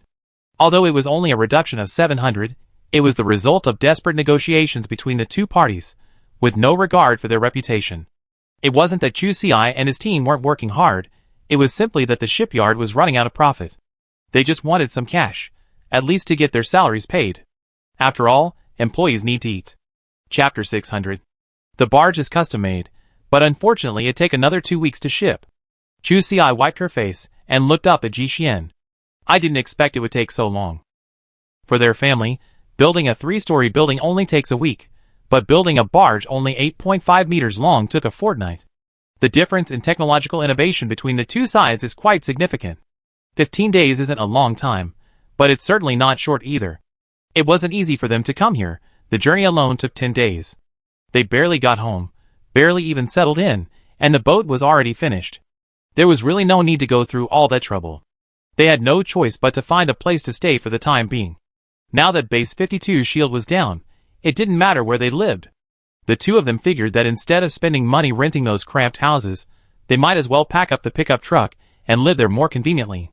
The most comfortable place to stay in the car was, of course, the cabin. It was highly secure, with soft seats and a specially installed heater. If Chu Xiai were alone, there would be no problem. Jixian made do, though he had to keep his legs bent at all times. But if two people were sharing, the limited space would definitely be insufficient. On the way here, they figured they have to stay on guard, so they just make do. But now that they finally entered the base, it was getting uncomfortable to stay cramped. Thankfully, the car's rear bed was spacious, with a retractable rain awning. If they could remove the front heater, they could make do. Besides, they already driven a long distance, so they already brought their own blankets and pillows, so there wasn't much they needed to buy. For safety's sake, Jixian even spent 10 extra points to find a parking lot with security personnel and full surveillance. Additionally, with alarms set up around the perimeter, he could sleep soundly. At night, when they were together, it was relatively safe. Even if there were any thugs, they wouldn't dare approach. But during the day, they would definitely need to go out, and leaving their belongings lying around in the back car wouldn't be safe. They had no choice but to make their bed before bed, and then lock everything in the car before leaving. The two of them chose a quiet spot in the parking lot. As soon as they parked the car, Chu Si was eager to run out. Having finally arrived at a new base, she naturally wanted to explore. Ji Xian was reluctant, but Base 52 was still too chaotic. He wasn't afraid of the hooligans. After all, his wife had never been a delicate flower. If they really messed with her, there was no telling who would be the first to fall. But the various factions within the base are now complex and unscrupulous, and they could easily become the next wild dog mercenary group. While they weren't afraid of such troublemakers, they preferred to avoid trouble, saving themselves the hassle of constantly dodging the traps others were setting behind their backs. Looking at Chu Si's hopeful gaze, he couldn't bring himself to refuse outright. Ji Xian looked at his watch. It was barely 4 in the afternoon, a bit early for bed. But the time was perfect. Besides the bustling market, Chu Si was sure to be interested in a place. He pulled her up. Let's go do some shopping. Sister Chu immediately perked up, thinking they were about to embark on a major shopping spree. Then, Ji Xian bought a bucket and a stack of long, thick hemp rope and left. Chu Si was a little confused. Why are we buying buckets and rope? And they weren't going in the right direction. The bustling market was clearly just behind them, so why were they heading out of the base? But soon, she noticed that more and more people were joining them. And their equipment was comparable. Some carried buckets, others sacks. Their equipment was considered rudimentary. Chu Si saw some people traveling with headlamps. A spark of inspiration flashed through her mind. Surprised, she pulled Ji Xian closer. Are we going out to catch cicada monkeys? The more she thought about it, the more similar the equipment looked. But what's that rope for? To tie up cicada monkeys? Ji Xian's lips curled up in a faint smile. If you want to catch cicada monkeys, I take you there later. Seeing the twinkle in Chu Si's eyes about to fade, he added slowly, today, I take you to catch jungle crabs. Base 52 is well located. Right at its entrance lies a humid jungle, where jungle crabs thrive. This is a source of meat for many of the ordinary people. If their protective shields are working properly, the people living at Base 52 will be far happier than those at Base 46. The guards hunted down the large mutants and then sprinkled repellent powder around the perimeter, effectively confining the forest. Needless to say, those that meet edible standards are also highly radioactive. Even those with highly radioactive shells can be recycled at the base and used to make fertilizer, killing 2 birds with 1 stone. Every year, the jungle crabs that breed there benefit many ordinary people. Catching crabs? Chu Si's eyes lit up. Born in the inland, arid land, she had never experienced such privileges. She grabbed the bucket, carried Ji Xian, and ran forward. Hurry, hurry! We'd be missing out soon. Chapter 601. Following the sparse crowd to the base's entrance. Chu Si had been quite calm at first, but once she entered the dense forest, she truly gained experience.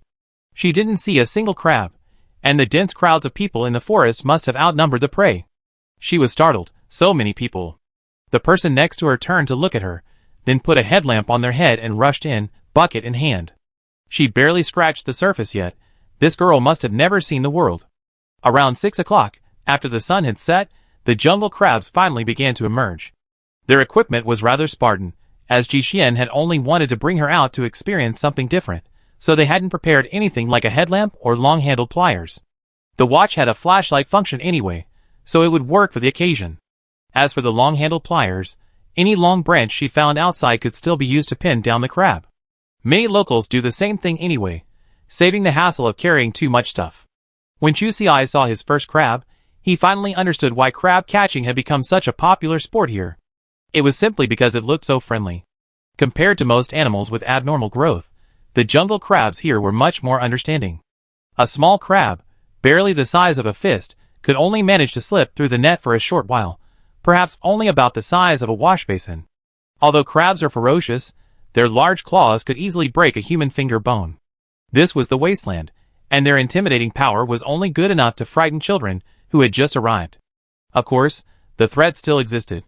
Everyone acted calmly about the missing fingers, as if it were just a trivial matter. Only Chu Si quickly stopped ruminating. Where did she get the nerve to do that? The middle-aged man next door only had 7 fingers on both hands, but that didn't slow him down at all as he caught crabs. The uncle's eyesight was exceptionally sharp. Chu Si didn't even see a shadow before he flew off with his Foshan shadowless kick. A flower-capped crab, that had just emerged from the grass was pinned to the spot. The crab was small, about the size of a palm. The uncle pulled a hemp rope from the bucket, moved his feet slightly, and lifted it by the shell, threading the rope between its large claws. And then? It was tied up? Chusi found it a bit unbelievable. To her, the uncle's movements looked like fast-forward. She wanted to learn secretly, so she crept a little closer. The large man glanced up and saw Chusi's empty bucket, instantly ignoring her. She was clearly from out of town. With her speed, even the kids in their base couldn't keep up. A watchman was accompanying her, but the man didn't mind as long as it didn't get in the way. He had no time to bother. Here, every crab was a must-have. His energy was limited, so he had to focus on this one. It was obvious she was a seasoned expert. A moment later, he spotted another with pinpoint accuracy. Chusi immediately focused her attention and approached, then unleashed a flurry of attacks. She was defeated. What a trick! Right at the rope, with 2 quick swipes, he tangled it up. Chusi watched in daze, as the things were dumped into the bucket.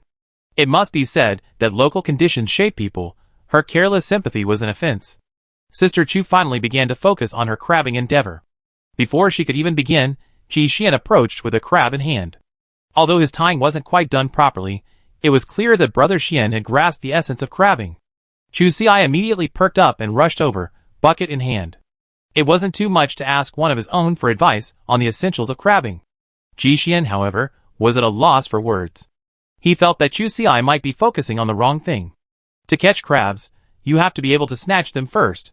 Chusi, The uncle's steady stream of crabs had given her a false impression. When it was her turn, she realized that no skill was ever learned in vain, just like the uncle's shadowless kick. This was Chusi's first time dealing with such prey, and her eyesight wasn't great. The slightest sign of trouble would have immediately drawn attention, even before the crabs even showed up, leaving her completely exposed. She finally spotted one high up, but before she could rejoice, a stone whizzed past, sending the crab plummeting from the tree. Before Chusi could react, 2 children scurried over, and in a flash, the crab was gone. This trip left a deep impression on Chusi. After a busy 3 hours, she still hadn't caught a single one. Finally, Ji Xian couldn't bear it any longer and led her further inside, finally finding one that had climbed high up the tree.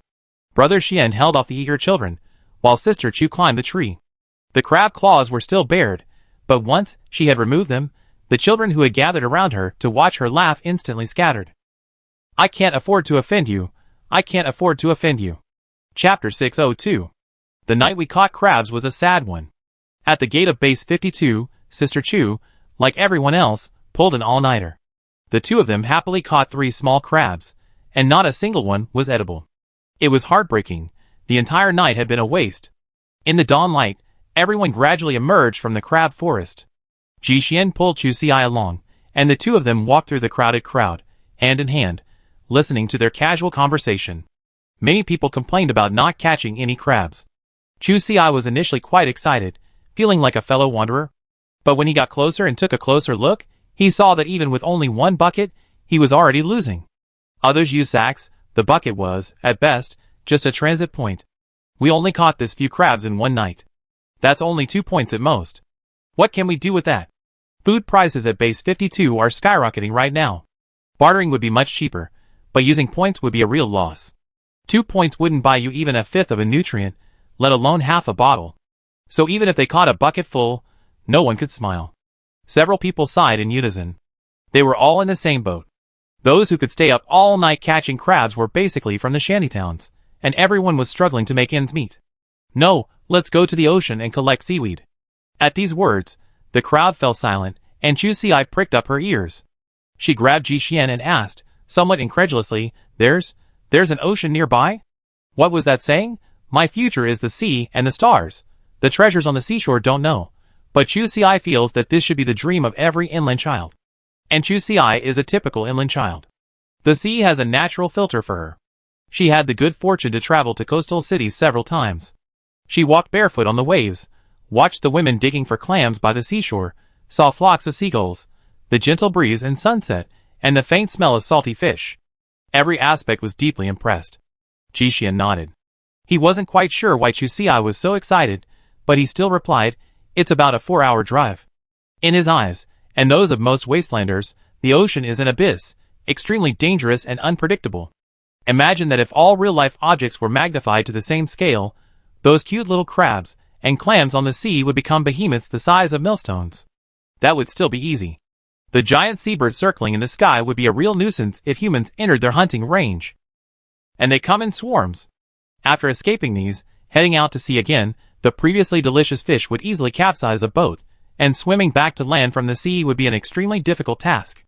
Furthermore, the seawater is constantly changing, and there's no clear boundary between high and low levels of radiation, greatly increasing the probability of radiation damage. And for the inhabitants of the wasteland, all of this is fatal. When the ocean represents death, even if it remains magnificent, in the eyes of the world, it becomes nothing more than a cold, bared-fanged monster. Who else would like this? So, even though seaweed harvesting has always been available, people would rather scavenge and catch crabs than join in the fun. When no one responded, the man suddenly became dissatisfied. Are you stupid? If it were still the same, would I have specifically asked for it? I heard that some rare mineral has been detected in seaweed, and the price of seaweed harvesting has increased several times over. But it's still too dangerous. How many lives are worth wasting? Although crabbing yields little, it's still something. And if they could catch one that meets radiation standards, wouldn't that solve their food problem for 2 or 3 days? Undeniably, safety was everyone's biggest concern. Even if they offered a lower price, it would be fine.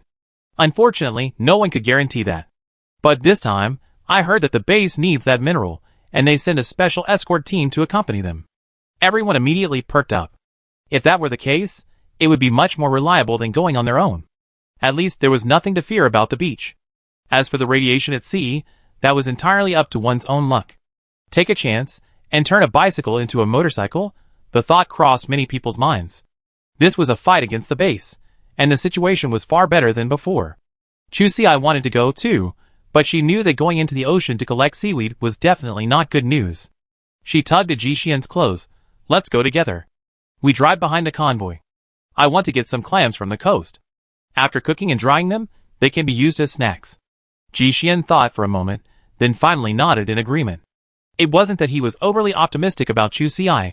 After all, the real environment was there.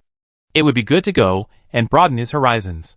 The crowd gradually dispersed, and Jixian dragged Chusi towards the parking lot. He left for a moment, then returned with a crab the size of a fist. After a night of hard work, he couldn't let his participation go to waste, so he simply used half a nutritional supplement to buy one. It made delicious porridge with it. Thankfully, he brought a dozen caryopsis fruits with him. The porridge simmered, revealing the crimson crab shells. A sprinkle of salt wafted through the savory aroma. It was just a shame there were no scallions or ginger on the leaves, so the spicy flavor was missing. It was a slight disappointment. Chapter 603. After breakfast, the two, after a busy night, finally settled into the truck bed to catch up on some sleep. But sleeping outside made Chusi feel insecure. Her ears were good, and the constant flow of cars in and out of the parking lot would easily alert her when they passed by. Sister Chu stared at the ceiling with dark eyes. She was drowsy, but her mind wouldn't let her sleep. It was too hard. Jixian tucked her into his arms, half sitting up, and bent down to kiss the top of her head in his arms. Okay, I watch over you. Go get some sleep. Although it wasn't right, hearing Brother Xian's words immediately made her feel better. She barely closed her eyes for 2 minutes, when she already gone straight into dead-end mode. What an annoying little devil. A day in Butterfly Valley had made Brother Xian's cheesy love talk a big improvement. Jixian gently lifted a corner of the car curtain. He knew Chusi still liked a little light coming in. Sure enough, a ray of light hit her face, and her furrowed brows immediately relaxed. Jixian suppressed a smile, and silently pinched her nose. Sister Chu's beauty required careful observation, like her perfectly balanced eyelashes, her perfectly balanced eyes, and her lips, the perfect color. Everything about it left a mark on Jixian's heart. But sleeping Chusi had no romantic sense at all. She felt so good in her sleep that she reached out to scratch her ear before rolling away with the blanket. Sleeping with the two of them was still a bit crowded. Really shameless, Jixian just lay naked on the bed in just his shirt.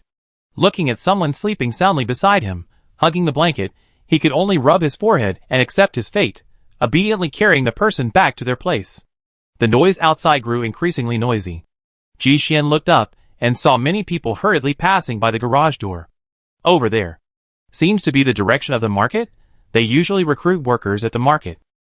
It seems that quite a few people are indeed planning to go to the sea to collect wild herbs. Sea collection rarely takes place during the day, as there is no shelter, and the radiation damage is too great. Therefore, the fleet usually chooses to go out to sea after 3 p.m., which means it is impossible to return that evening. Any sea voyage usually requires an overnight stay. Ji Xian didn't plan to stay here for long. He wanted to leave as soon as possible, so he might as well join the fleet that left at noon today. He checked the time, set the alarm, and immediately began to catch up on sleep. They both woke at 10:40. Chu Xi rubbed her eyes at the sound of her alarm, then lay in bed to check the time. Why so early? Let's skip lunch today. Ji Xian quickly regained consciousness and, seeing her head buried in the quilt, couldn't help but laugh. Go back to sleep. The fleet to the beach will leave at noon. I go buy 2 shovels so I can shovel sand. After all, you need some tools for catching clams. Hearing him say this, Chu Xi perked up immediately. Although her actual catching clams was extremely limited, her videos showed her extensive experience. There were tips and tricks everywhere for digging clams, such as which bulges to look for and so on. Thinking of this, she quickly climbed out and put on her coat. Wait for me, let's go together. I want to buy something too. Her movements were even more agile than Ji Xian's. She rolled up the blankets and stuffed them into the cab. Brother Xian stood quietly beside the car, deeply experiencing what Chu Xi's speed was. It seemed that he had not developed his wife's potential before. This was his dereliction of duty. It was almost 11 o'clock, and Chu Xi, fearing they'd be late, pushed the others outside in a hurry. Entering the store, they picked out 2 steel shovels, adjustable in height, and made of high-quality material. They wielded them with a powerful, swift movement, evoking a sense of security. Chu Xi then asked for 2 large bags of salt, something Ji Xian hadn't expected. Why do you need so much salt? Although it wasn't expensive, it still cost points. Chu Xi smiled mysteriously and patted Ji Xian's shoulder. Don't worry, you won't lose out. She remembered a particularly easy seafood to dig up on the coast, something called razor clams. From watching the videos, it seemed incredibly easy to dig. Just scrape the dirt off the surface, and you find razor clam holes. Pour salt on them, and they grow back on their own. It looked like it would be even more fun than catching cicada monkeys. This was a wasteland, and since the mutated animals were bound to be much larger, she prepared 2 large bags of salt. It was definitely more than enough. As they left, she carried 2 bags of salt in one hand and held Ji Xian's arm with the other. Don't worry, we won't waste any of this salt. If we can't use it all, we can eat it ourselves. Watching them leave, the shop owner quietly emerged from behind the counter and silently wiped the sweat from his forehead. Just now, when the girl was testing the shovel, the wind blew right into his face. This time, it was like a hurricane passing through. She must have done quite a bit of damage. Young men have good physiques, so they're still so energetic and alive. Chapter 604. After buying their groceries, the 2 of them restocked their water supplies. Seeing that it was almost 11 o'clock, they didn't dare to delay any longer and immediately drove their pickup trucks towards the market. The seaweed picking market had suddenly exploded in popularity. The 6 trucks parked on the roadside were already packed, and many people were trying to squeeze in through connections. And this was after many ordinary people had already fled the famine. The scene rivaled that of Al-Qaeda scavenging. Chu Xi couldn't help but sigh, what a bustling scene. People love to gather in groups. The more people participate in an event, the more everyone thinks it's a good thing. Just like the seaweed harvesting now. Ji Xian nodded. This was understandable. After all, the base had already taken action, and with so many people behind the scenes, it was impossible for even this little thing to be impossible. Just like Base 40's campaign to encourage the public to hunt mutant giant salamanders, there are many ways to do this. As long as the rewards are right, people will flock to it. Chu Xi was a little excited, and couldn't help but feel a little eager to try. How about we go to the sea and try it out? Before Ji Xian could speak, she thought about it, and decided against it. Going to the sea was even more dangerous, and all the seaweed they collected had to be turned over. It was just hard-earned money, and Chu Xi wasn't interested in this. She preferred to get her own food. The convoy over there quickly gathered and started moving.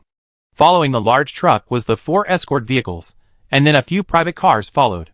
The convoy was moving very fast, almost reaching speeds of over 150 kilometers per hour as soon as they left the base. Chu Xi and the others were in a better position. While their car was secondhand, it was still a pickup truck after all. However, there were also 3-wheeled vehicles traveling with them, especially some that were pulling their own boats, which further slowed them down. They were about to fall behind. Alas, no one slowed down. It was obvious that these people also wanted to join them in the sea, but this was an individual act, and they could keep the seaweed they harvested. After all, who wouldn't want a piece of the good stuff? But the base's bargains weren't so easy to come by. This was something they clearly needed. While they couldn't order the public to stop private collection, they still needed to be skilled to take advantage of the convenience. Chu Xiai sat in the car, watching the other vehicles slowly lose sight of him. Jixian placed a dried raspberry to her lips. Chu Xiai obediently turned her head and continued to follow the convoy ahead. She always had to remember that in the wasteland, the fittest survive. She had to do what she could, or she could be left behind at any moment. The car had been driving for almost half a day, and she had slumped in the seat, the scenery around her numb. Suddenly, she caught a whiff of the light sea breeze and sat up immediately, her expression filled with longing. The sea, I'm finally here. This was the reunion of two worlds, an extremely rare fate. Ji Xian couldn't help but curl his lips. Okay, stop being so frivolous. The seaside is still very dangerous. You can't move around freely after you get there. Chu Xiai nodded. Her entire mind was now focused on her upcoming meeting with the sea, and she had no time to think about anything else. Naturally, she followed whatever Brother Xian said. She was always extremely obedient. Finally, after about 10 minutes, she heard the cries of circling seabirds and the crash of waves against the rocks. Enchanted. The car finally emerged from the dense forest, revealing a vast expanse of ocean. All vehicles entered the camouflaged area, and people gradually disembarked. Chu Xiai took a deep breath. The air here was so fresh, so refreshing. The sea breeze blew her hair, creating shimmering waves in the distance. Clusters of snow-white waves crashed against the rocks, then scattered into the sea like countless pearls. Above, a flock of large snow-white birds circled, their cries echoing far away. Could this be the legendary Koenpeng? Will it transform into a giant fish as it swoops down? Chu Xi's gaze gradually blurred. This place seemed to connect with the classic of mountains and seas. Before approaching, the scene was truly beautiful. But they were here to catch some seafood. Such a large flock of seagulls was definitely dangerous. She pulled a shovel from the car and turned to Ji Xian. What should we do? Even though Chu Xiai felt good about herself, she didn't dare challenge that group of aerial overlords. She was like a giant spicy noodle in front of them. Even if one bird couldn't take her down, what if a team of birds couldn't kill her and then dumped her into the sea? Ji Xian checked the time. Wait a little longer. Seagulls are diurnal creatures. Their job is to wait for others to get off work and rest. But this time couldn't be wasted. He released all their mechanical spiders, and then marked the location of their prey based on the traces on the beach, making it easier to find them later. Obviously, everyone here knew the rules, and they all waited quietly until sunset. But there were always a few who didn't believe in superstition, and, hoping to gain more opportunities, they still ran out a little early. And then, the early bird gets the worm. It was snatched away in a flash, extinguishing the small spark of desire in many people's hearts. It wasn't until the sun had completely set that everyone rushed towards the beach. Chapter 605. So many people came together, most of them to pick seaweed, requiring them to traverse the shore and take a boat into the sea. Only a very small number, like Chu Xiai and his companions, came specifically to catch the seafood. The temporary camp was still some distance from the beach. Chu Xiai hadn't expected such a large-scale operation simply to enter the sea. 2 bulldozers were deployed ahead to clear the way. The rumble was quite exaggerated. Her heart tightened. The beach must not be as safe as she had imagined, otherwise the base wouldn't have gone to the trouble of bringing 2 such massive vehicles. Many of them were clearly not new here.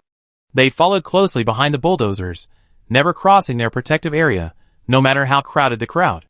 The car slowly drove onto the beach, and as the bucket advanced, the dangers previously hidden in the sand finally surfaced. Chu Xi's pupil shrank. This is a mutated sand crab? Sand crabs are small to begin with. Before the mutation, they were just the most inconspicuous crabs on the beach, with adults only about 2 or 3 centimeters long. They often gather in large groups on the beach. Despite their small size, these little creatures are incredibly agile and have strong digging abilities. They are also skilled at pushing sand balls. The rows of sand balls, large and small, on the beach are all their work. Before, these tiny crabs were just at the bottom of the beach food chain, but now they've grown. Each one is as big as a wash basin. This is definitely a very successful metamorphosis. Although other animals on the beach have also mutated, they haven't gained much advantage. Aside from eating a little more, they haven't achieved any advancement in their social status. But now things were different. Here came the worst of all human, his fragile skin completely defenseless. Although the attack power of a single mutant sand crab wasn't high, even an ordinary person would only feel pain for 2 days if pinched by one. These sand crabs' attack power, when carefully calculated, couldn't even match that of a jungle crab. But no matter how you slice it, they couldn't withstand their sheer numbers. The swarm would force even a King Kong to shed its skin. When the bulldozer arrived on the beach, the buried sand crabs were pushed aside, leaving them densely packed. Chu Xiai truly witnessed the terrifying power of this species. No wonder so many people chose to go to the sea to gather seaweed rather than go to the beach to pick up those large seafood. Here, the roles of prey and hunter can be interchanged at any time. Even Sister Chu, who prided herself on her courage, couldn't help but back off. Without some skill, who would dare to roam around on the beach? I was fortunate to witness a few crabs levitating with the skill of light-footedness, and then watch them escape with cries of relief after being pinched. Chu Xiai had successfully mastered the secret to catching crabs at the beach. It was sheer speed. Despite the abundance of crabs on the beach, as long as you ran fast enough, you only get pinched a few times and still escape. Because sand crabs only hang around their burrows, they won't relentlessly pursue intruders or prey. So even though the beach is now a sand crab den, it still can't stop the enthusiasm of skilled catching crabs. This was the moment when the importance of Ji Xian's preparatory work became particularly clear. On the beach, every step was a burning sensation. Ji Xian had previously used a small robotic spider to record the locations of suspected prey. They only needed to go there and confirm them, eliminating the need to traverse the beach searching for clams hidden in the sand. Since there were many marked locations, the two of them split up and began their work. Following the marked areas, Brother Xian soon unearthed a hairy clam from the sand. It was grayish, but roughly the size of a millstone. Unfortunately, the shell was very hard and tightly sealed, making it difficult to examine it here. He said hello to Chu Xiai and quickly pushed the hairy clam to shore. Chu Xiai also searched several locations, but unfortunately, her luck wasn't great. She didn't know if it was because the time had passed and the items underneath had disappeared, or if there was something wrong with her digging method, but after painstakingly digging a large hole, she found nothing. Undeterred, she continued inward. Near the sea, she finally found some oval holes, some of which were covered with a film of transparent water. Chu Xi's face lit up with joy. Wasn't this her target? She fished out some salt from her backpack and sprinkled a handful into the hole. This was definitely a clam hole. It looked incredibly similar to the one she'd seen in previous guides. Amidst her anxious wait, a bamboo pole as thick as a bowl finally emerged from the sand. She immediately reached out to pull it out. Then, the thick bamboo pole instantly retreated. Chu Xiai hurriedly swung her shovel at the dirt, but she couldn't keep up with its speed. Thankfully, there were still many caves nearby.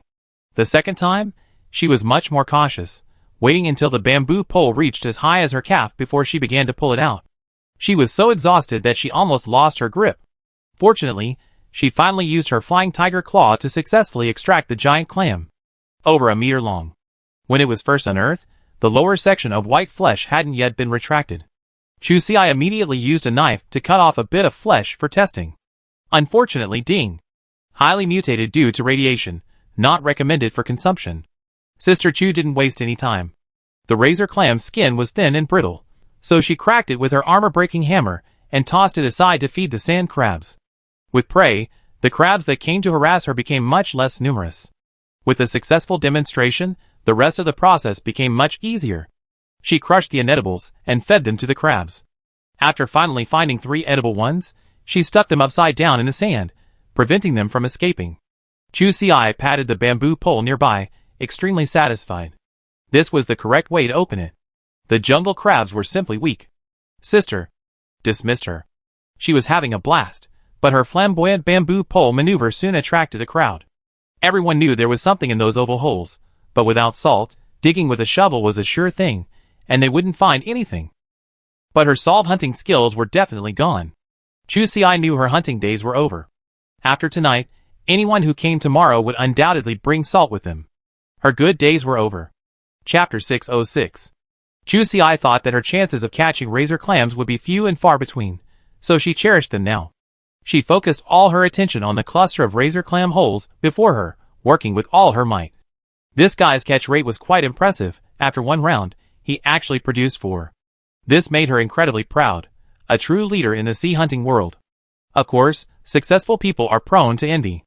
Just like these three clueless people before her, Chu Si scratched her head. Are you here to steal my salt? What a joke. She had finally managed to illuminate her own wisdom once, so how could she use it to make a wedding dress for others? This made them feel really embarrassed. The three young men were quite sturdy, and in this era of food and clothing scarcity, they all had towering figures. Several people slowly approached, forcing her into a corner. She remained remarkably calm, and between bending to sprinkle salt, Chu Si glanced up. After all, after so long, she had become fully acquainted with her own brute strength. She was completely unafraid of a physical fight. Many people were already paying attention to Chu Si's situation, and now they were secretly observing the excitement. Ji Xian had just finished testing the radiation level of the hairy clams when he looked up to see his wife surrounded. His eyes turned cold. Brother Xian wasn't as optimistic as Chu Si, because those who had come to the beach to catch fish were all well off, at least owning a tricycle. The likelihood of them being able to purchase guns was very high. Pushing aside the sand crabs, he quickly headed towards Chu Si. He had barely taken 2 steps when the battle erupted. At first, everyone held back. The three hadn't anticipated Chu Si's combat prowess, so they held back a bit. Chu Si, meanwhile, only wanted to teach her a lesson, not to kill her over a bag of salt. She simply sent them packing. But these cowards, unable to accept defeat, threw all her salt. Soon, all the clams in the area had fled.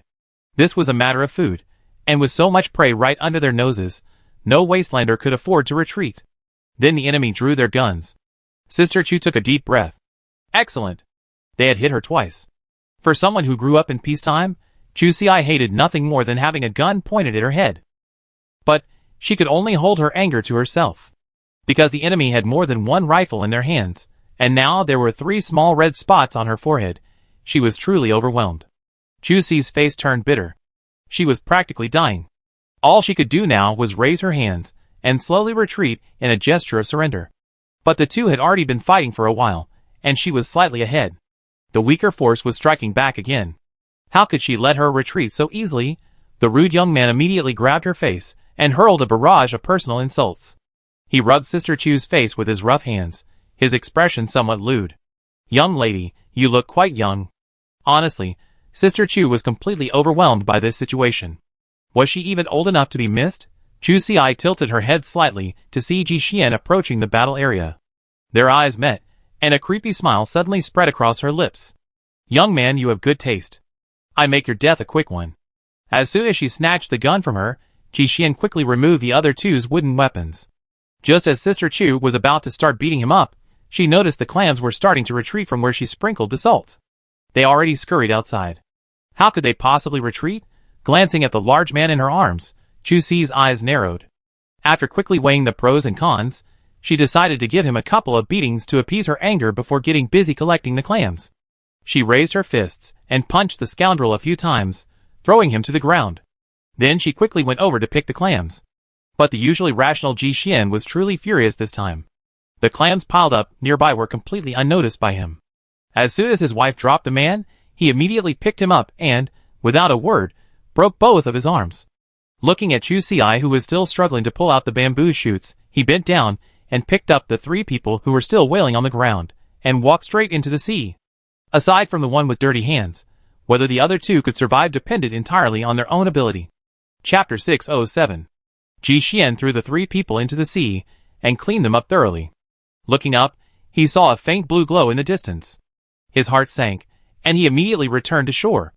Many people on shore had noticed this unusual phenomenon. Hearing the chatter of others, Chu Si looked up amidst her busy schedule. In the distance, a blue ribbon-like glow appeared above the sea. In the pitch-black night, echoing with the stars in the sky, what a romantic scene. The scenery was so breathtaking that she took a deep breath. Truly, to borrow a line from a song, life is more than just the immediate, but also about poetry and the field beyond. But before she could take in this magnificent scenery for a second, she was awakened by the continuous sound of beeping. Just then, Ji Xian also walked over, covered in sweat. He checked his watch, and his expression darkened even more. Chu Si couldn't help but curse when she saw the message. Damn it, she knew there was no such thing as a free lunch. She rubbed her head, somewhat incredulous. Portrait of a Portuguese man-of-war? This was completely out of character. She heard before that its tentacles were extremely poisonous. She only heard of it before, and now they were going to fight it in person. The base ship issued a level 1 alert for everyone, and 3 subsequent notices were recruiting volunteers. The jellyfish moved very quickly, and their danger was undeniable. The first priority was naturally to evacuate everyone as quickly as possible. But when collecting seaweed, everyone was dispersed, each with a small kayak, drifting on the sea. These were simple boats that could only be paddled.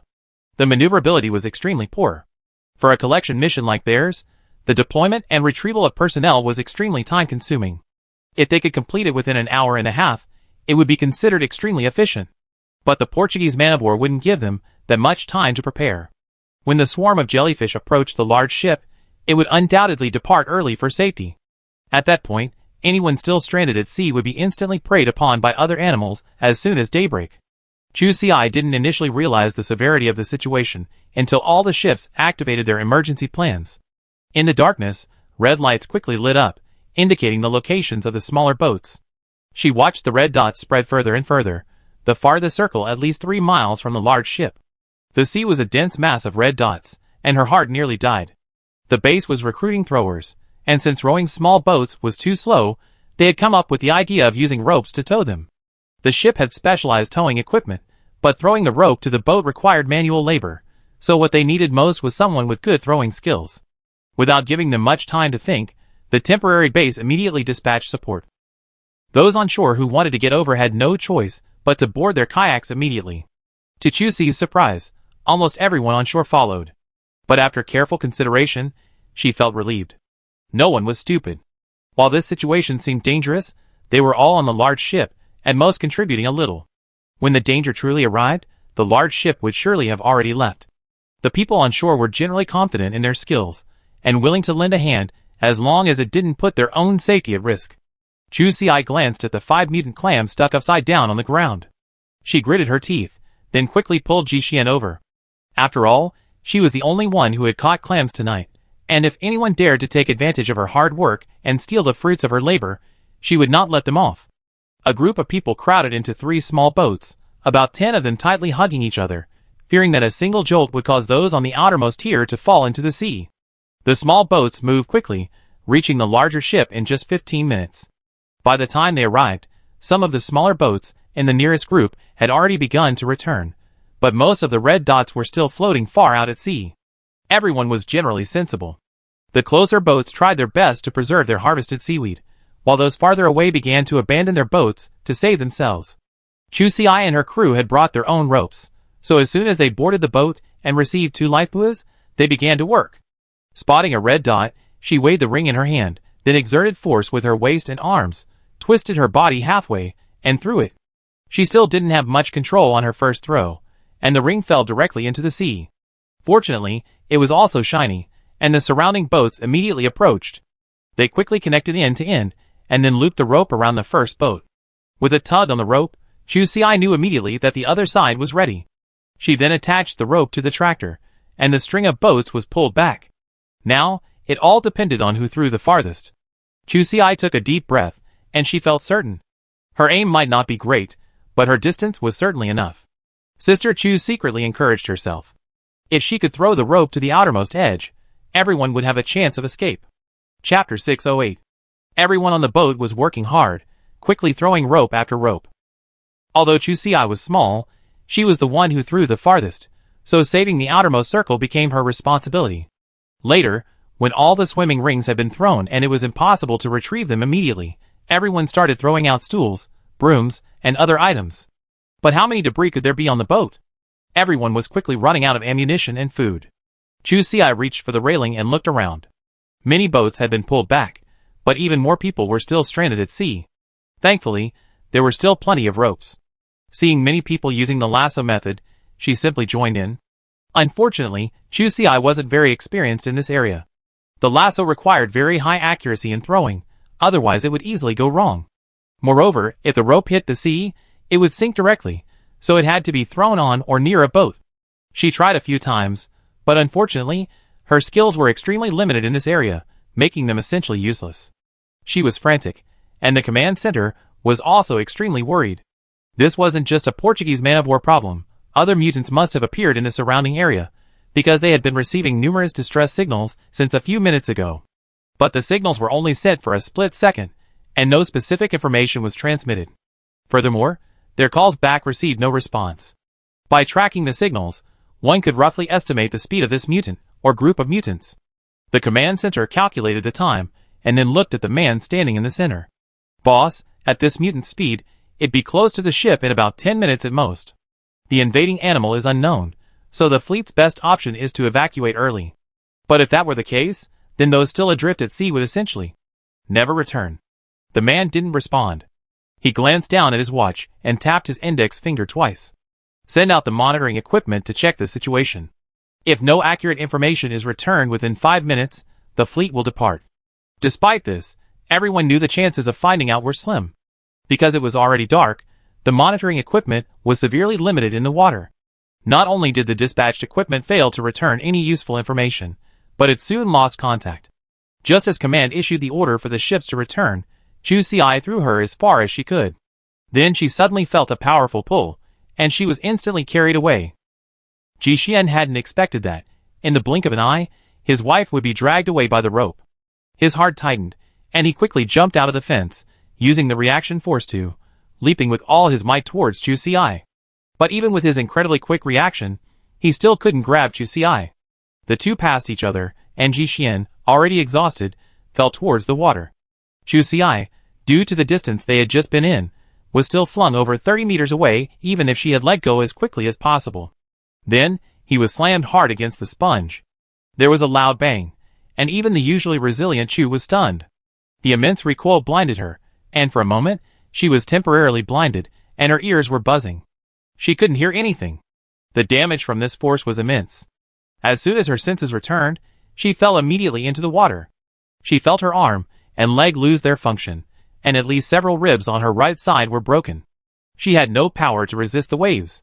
The energy stone was right next to the glove, but it hadn't yet cleared the skin. As luck would have it, it was right on the broken arm. It was the first time she realized that with a broken arm, even the fingers couldn't move. She could only choke on the water, the excruciating pain, and awkwardly move her other, still intact arm. She reached out, ready to dig out the energy stone. But what good part of Chu Ci's body was there now? Even the other half of her body, which still looked functional, felt like an old, worn-out device, trembling and powerless. And then, the energy stone she had finally dug out fell into the sea. And fell even faster than she had. At that moment, Sister Chu felt completely hopeless. She had never imagined that her little koi would end up drowning. Thankfully, before she died, through her blurry eyes, she saw her beam of light swimming quickly towards her. Chapter 609. Sister Chu's ray of light seemed short-lived. Not long after Ji Xian grabbed her, the tentacles of the Portuguese man-of-war jellyfish drifted over, following the waves. At this moment, the beautiful blue ribbons became deadly ropes, completely blocking their path. Ji Xian's purpose in this trip was to provide Chu Ci with a sufficient supply of energy stones. After her consciousness gradually returned, he removed the special energy stone from his neck and placed it between his legs, separated by clothing. Being stung by the Portuguese man-of-war jellyfish's tentacles was unavoidable, and the more this happened, the more he couldn't afford to waste the energy within the special energy stone. Otherwise, he might be completely exhausted. So, he could only gamble that Chu Ci could successfully escape him, and then use the special energy stone to remove all the energy from him. When Sister Chu awoke, all she saw was the gentle ribbons. Dangerous, yet incredibly beautiful, it felt like being in a dreamland. Ji Xian protected her well. Even with the dense streamers, even when he was unconscious, he still held her tightly in his arms, meticulously protecting any exposed skin. In contrast, Ji Xian's hands and neck were already red and swollen. Chu Ci took a quick look and immediately came to her senses. She hugged Ji Xian with her backhand and swam towards the surface.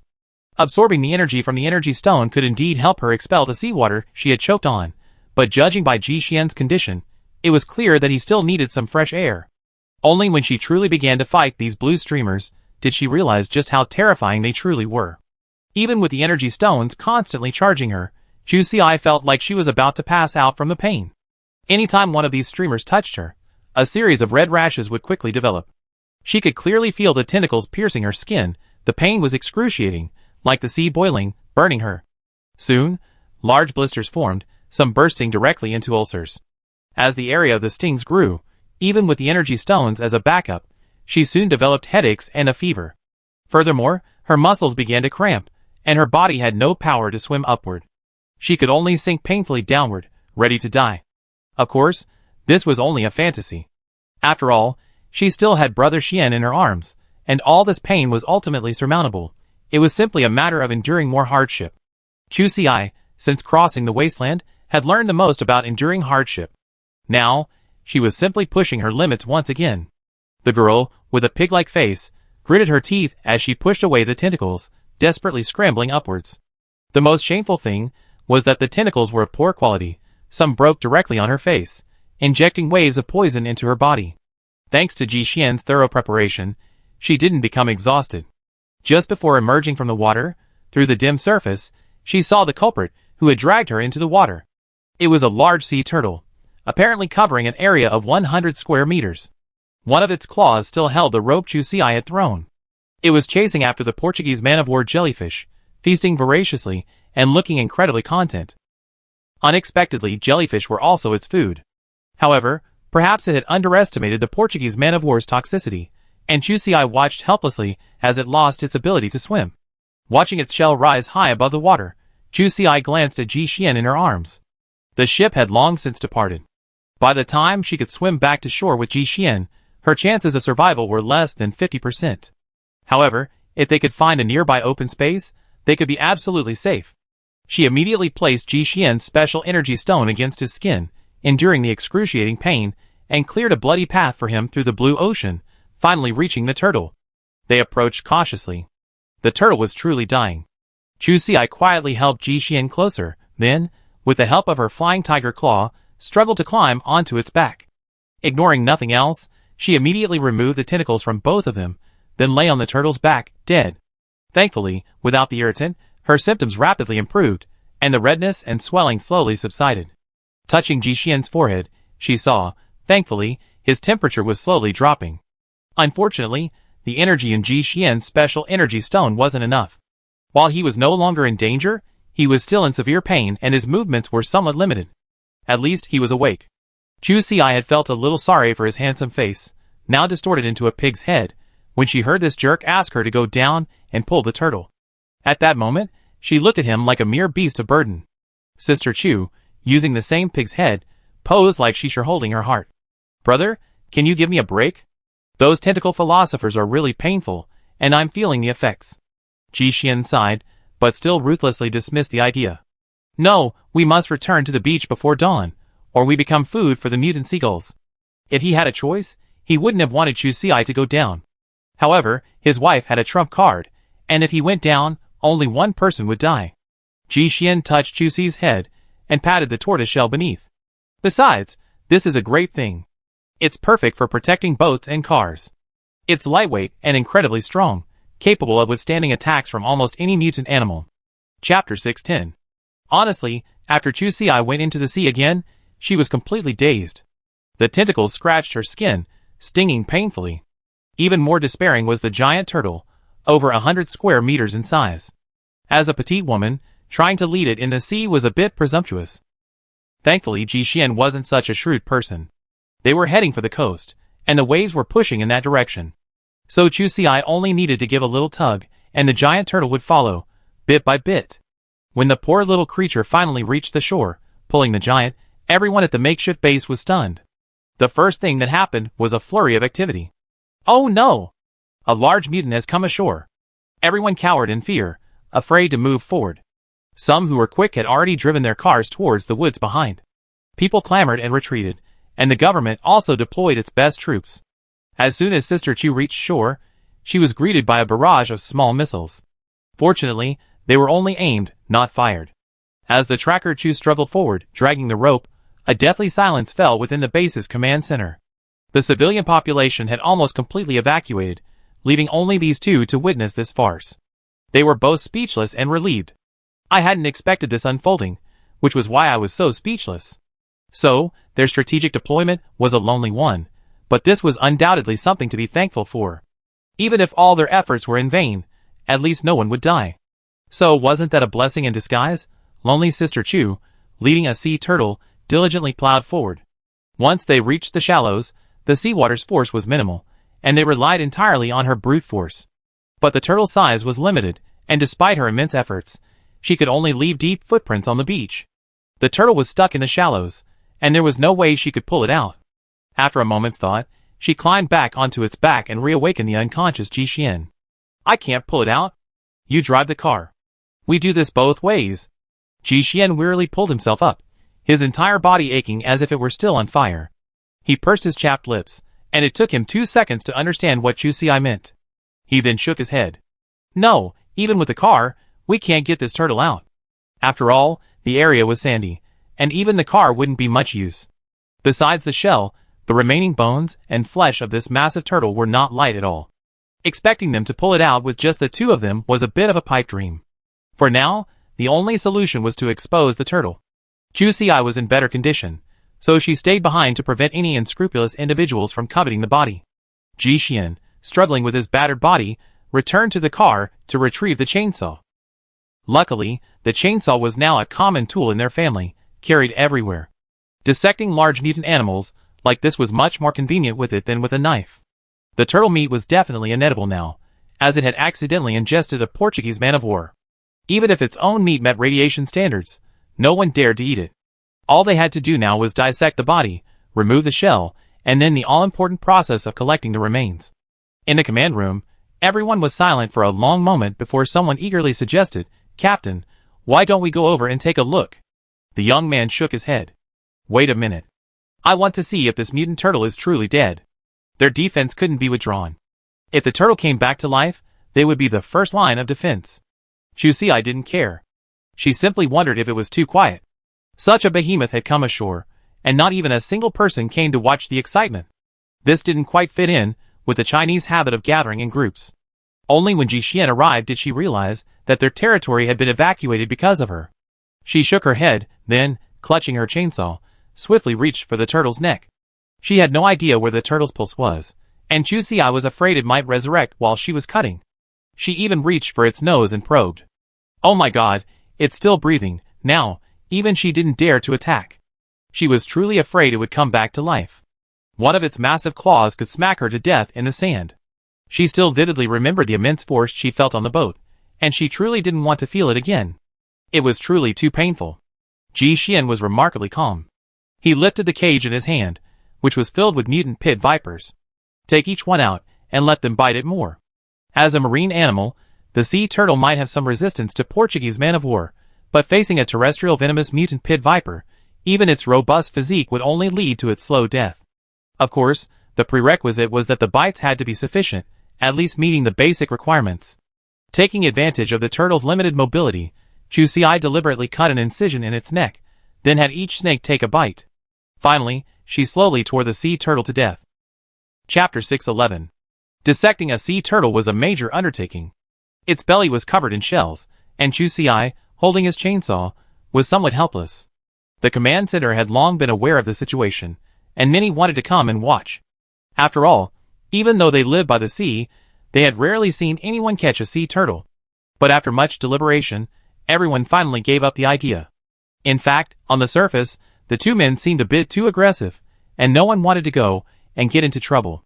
Chu Xi sat aside with the chainsaw, figuring that since he had to remove the shell anyway, he might as well start from the neck and cut out the flesh bit by bit. Thankfully, while the turtle's carapace and plastron were extremely tough, the exposed skin was relatively easy to break. Its skin was soft, and it seemed even less defensive than that of a mutant snake. Of course, this only applied to the skin. Once it reached the bones, it would be an extremely tough nut to crack. Fortunately, turtle shells are all exposed, leaving very few bones inside their stomachs, so she had no problem carving a path through them. The first step was to create a tunnel through her, from front to back. Otherwise, wind wouldn't be able to enter, and she would have risked suffocation inside the turtle's body. Chu Xi consumed an entire oxygen mask to do this. The initial work was incredibly difficult. Even with the painstaking effort of manipulating the cut meat, the newly carved tunnel was easily obscured by other objects. Finally, she cleverly cut along the turtle's carapace. Although this route created a curve, gravity would only widen the tunnel. Chu Xi carefully examined such a large turtle. As a result, even with the utmost caution, it was still inevitably vulnerable to secondary damage. Mainly, the Portuguese man-of-war jellyfish it had previously swallowed now served as its first line of defense against Chu Xi, the executioner. Sister Chu, wanting to retrieve the corpses, inevitably engaged in another confrontation. Surprisingly, these jellyfish also contained valuables. The energy stones inside were small, but the lethality of these Portuguese man-of-war jellyfish was obvious to all. Having devoured so many small fish and shrimp, it seemed like it was finally time for them to give back. Bearing the risk of being stung, she discovered over 10 E-grade energy stones and 1 D-grade one in a single jellyfish carcass. And that was just one. This sea turtle had swum all the way here, risking its own life, to eat at least 10. Unfortunately, not every jellyfish came to repay its debt, but even with the smallest harvest, it could still yield 2 energy stones. This delivery efficiency was far superior to the mutant animal she hunted before. Chu Xi even wondered if the ocean's mineral reserves were richer than those on land, giving these fish a higher chance of encountering raw energy stone ores. Then the girl shook her head. Overthinking it was pointless. The seabed was too dangerous, and she wouldn't go down there even if she died. Besides, she was lucky enough to find a cuttlefish bone that met edible standards. It has astringent, hemostatic, and analgesic properties, and is also a very useful Chinese herbal medicine, so she could keep it at home. Sea turtles are omnivorous. Besides jellyfish, their primary diet is seaweed and sponges, with a small amount of coral mixed in. Chu Xi couldn't help but feel a little regretful. It was a shame that these things had been contaminated by Portuguese man-of-war jellyfish. Otherwise, Base 52 would have definitely recovered them. After all, their main reason for coming this time was the discovery of rare minerals in the seaweed. Since sea turtles roam the seabed, their range of activity must be even wider. For this reason, she had deliberately taken samples of several types of seaweed while dissecting the turtle. The items were already piled on the shore. If they really needed them, they could return to retrieve them. After finally collecting the corpse, the rest could be handled with less meticulous care and with a more aggressive approach. Ji Xian couldn't do the corpse collection because his special energy stone was depleted, and encountering the Portuguese man-of-war's tentacles would be a waste of time. However, he could help with the transport of the meat. The two of them worked together, quickly reducing a giant mutant sea turtle to a skeleton. The two men threw the cut meat as far away as possible, as it would be fed to the seagulls during the day. They also tried to keep the turtle bones as clean as possible, fearing the gulls would throw the shell back into the sea for the 2 ounces of meat. After completely hollowing out the shell, the two men deliberately dragged it further out to sea. Chu Xi worried, how are we going to get our pickup truck back with such a large shell? Even if the weight could be supported, the shell was too large to be tied down. Ji Xian nodded, don't worry, I already contacted Bowen. The large shell was difficult to transport, but it was also undoubtedly coveted. If not contained, a bloody battle was inevitable. As expected, after they had been here for so long, many of the retreating personnel had noticed something unusual.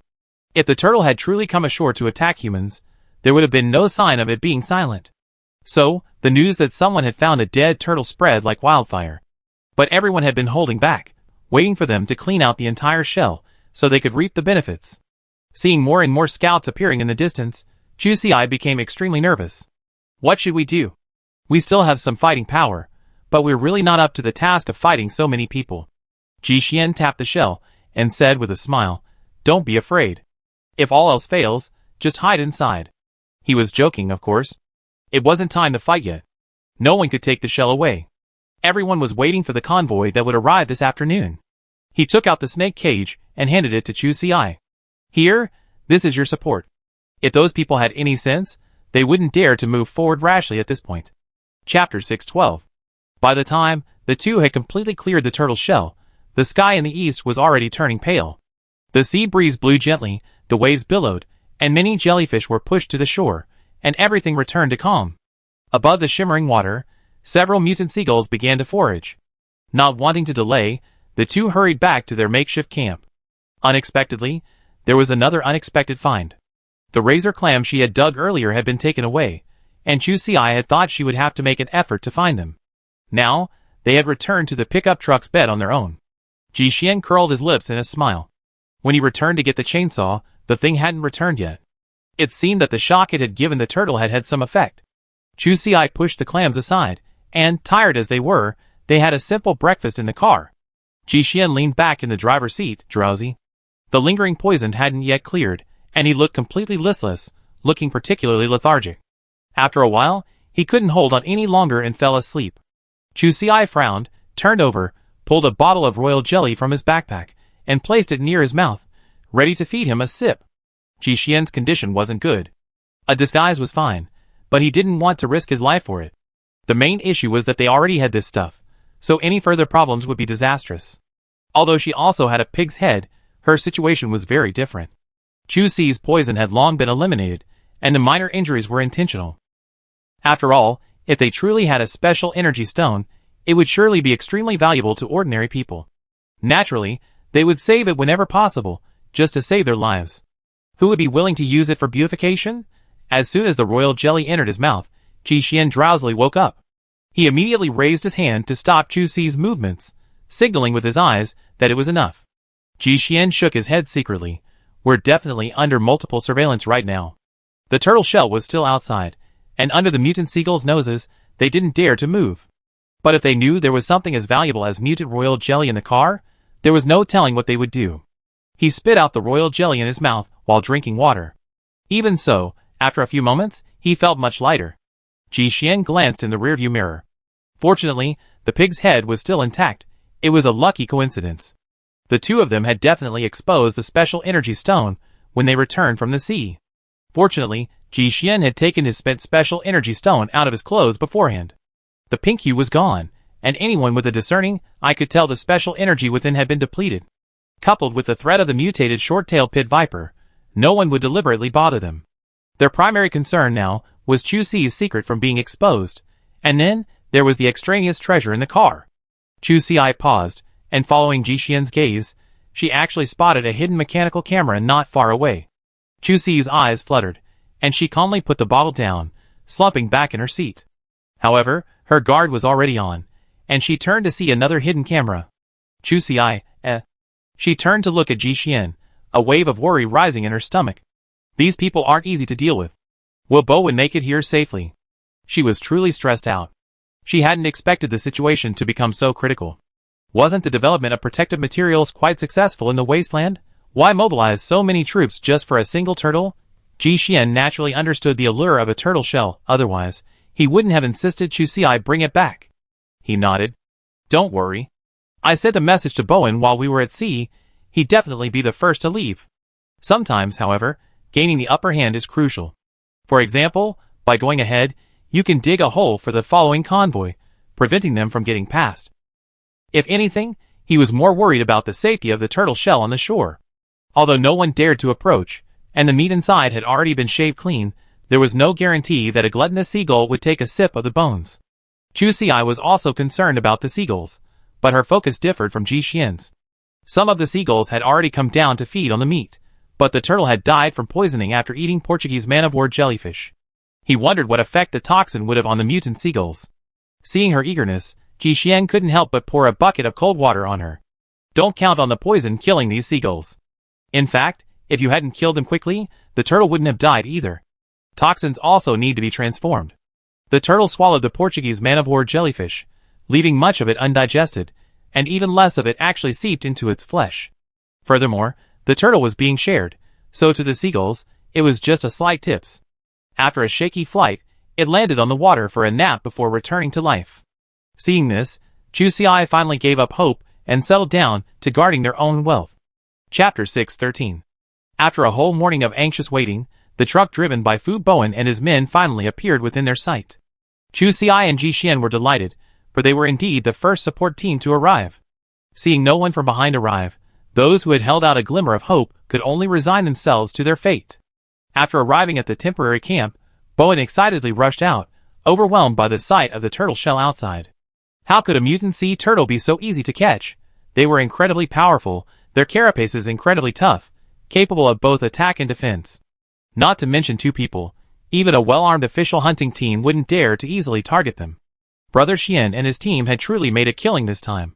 As soon as the group arrived, they greeted Ji Xian and immediately rushed to the front of the temporary base, gazing longingly at the legendary giant turtle shell. Zheng Sikheng couldn't help but sigh, the captain is truly amazing. Even though he's retired now, his abilities are undeniable. The others nodded in agreement, but Fu Bowen gave a mysterious smile. What do you know? You're all clueless, unable to tell the difference between a big king and a small one. But he was different. Fu Bowen was now a die-hard fan of his sister Chu. Seeing the others still looking bewildered, Bowen shook his head. Never mind, there's no need to elaborate. He's just one lackey, otherwise too many would be too cheap. Thinking of this, he immediately returned to the car, pulled out a fresh cherry, and ran over. He handed it to Chu Si, his smile flattering. Sister Chu, catching such a large turtle must have been hard work. Here are some cherries I just harvested. I'm giving them to you to try. Chu Si immediately stepped back. You're kidding. This is the Wasteland. There's no reason to eat someone's food for free, especially when it's such a precious fruit. Don't love me. It's fruitless. Her feelings for Ji Xian were unwavering. Ji Zhutu rubbed his brows. He looked up at the young man still flirting with him. His eyes narrowed slightly, and he kicked Fu Bowen. Get out of here. You're acting so much. Chu Si admitted that seeing the new fruit, especially the cherry she had always loved, did make her lose control a little. But this is the Wasteland. Eating someone's food requires responsibility. Unexpectedly, Fu Bowen, who usually seems quiet, is actually capable of great things. Suddenly giving her such precious fruit, bombarding her with sugar-coated bullets, this guy was trying to steal his brother Xian's girl. Quite a grand ambition. She touched her face. Her skin was indeed much smoother than before. Plus, she'd been eating more meat lately, so her face had become rounder. She had a rather girl-next-door vibe, sporting the same pig-headed face as Ji Xian, and she felt more relaxed. Could it be that, having not looked in the mirror in so long, she become sleek, delicate, and incredibly beautiful, without even realizing it? Fu Bowen was also startled by Chu Si's reaction. He quickly took a step back, cautiously turning his head to check brother Xian's expression. He felt as though his flattery had backfired, and a smile uglier than tears appeared. Sister Chu, please don't hurt me.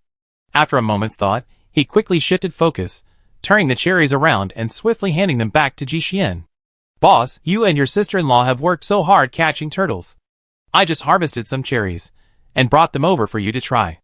Mainly, I like to represent Team Lei, and see if we can discuss a turtle shell deal. Chu Si blinked, her fist itching. Could this guy even talk? Just talk business. Why did he learn all these shady tricks?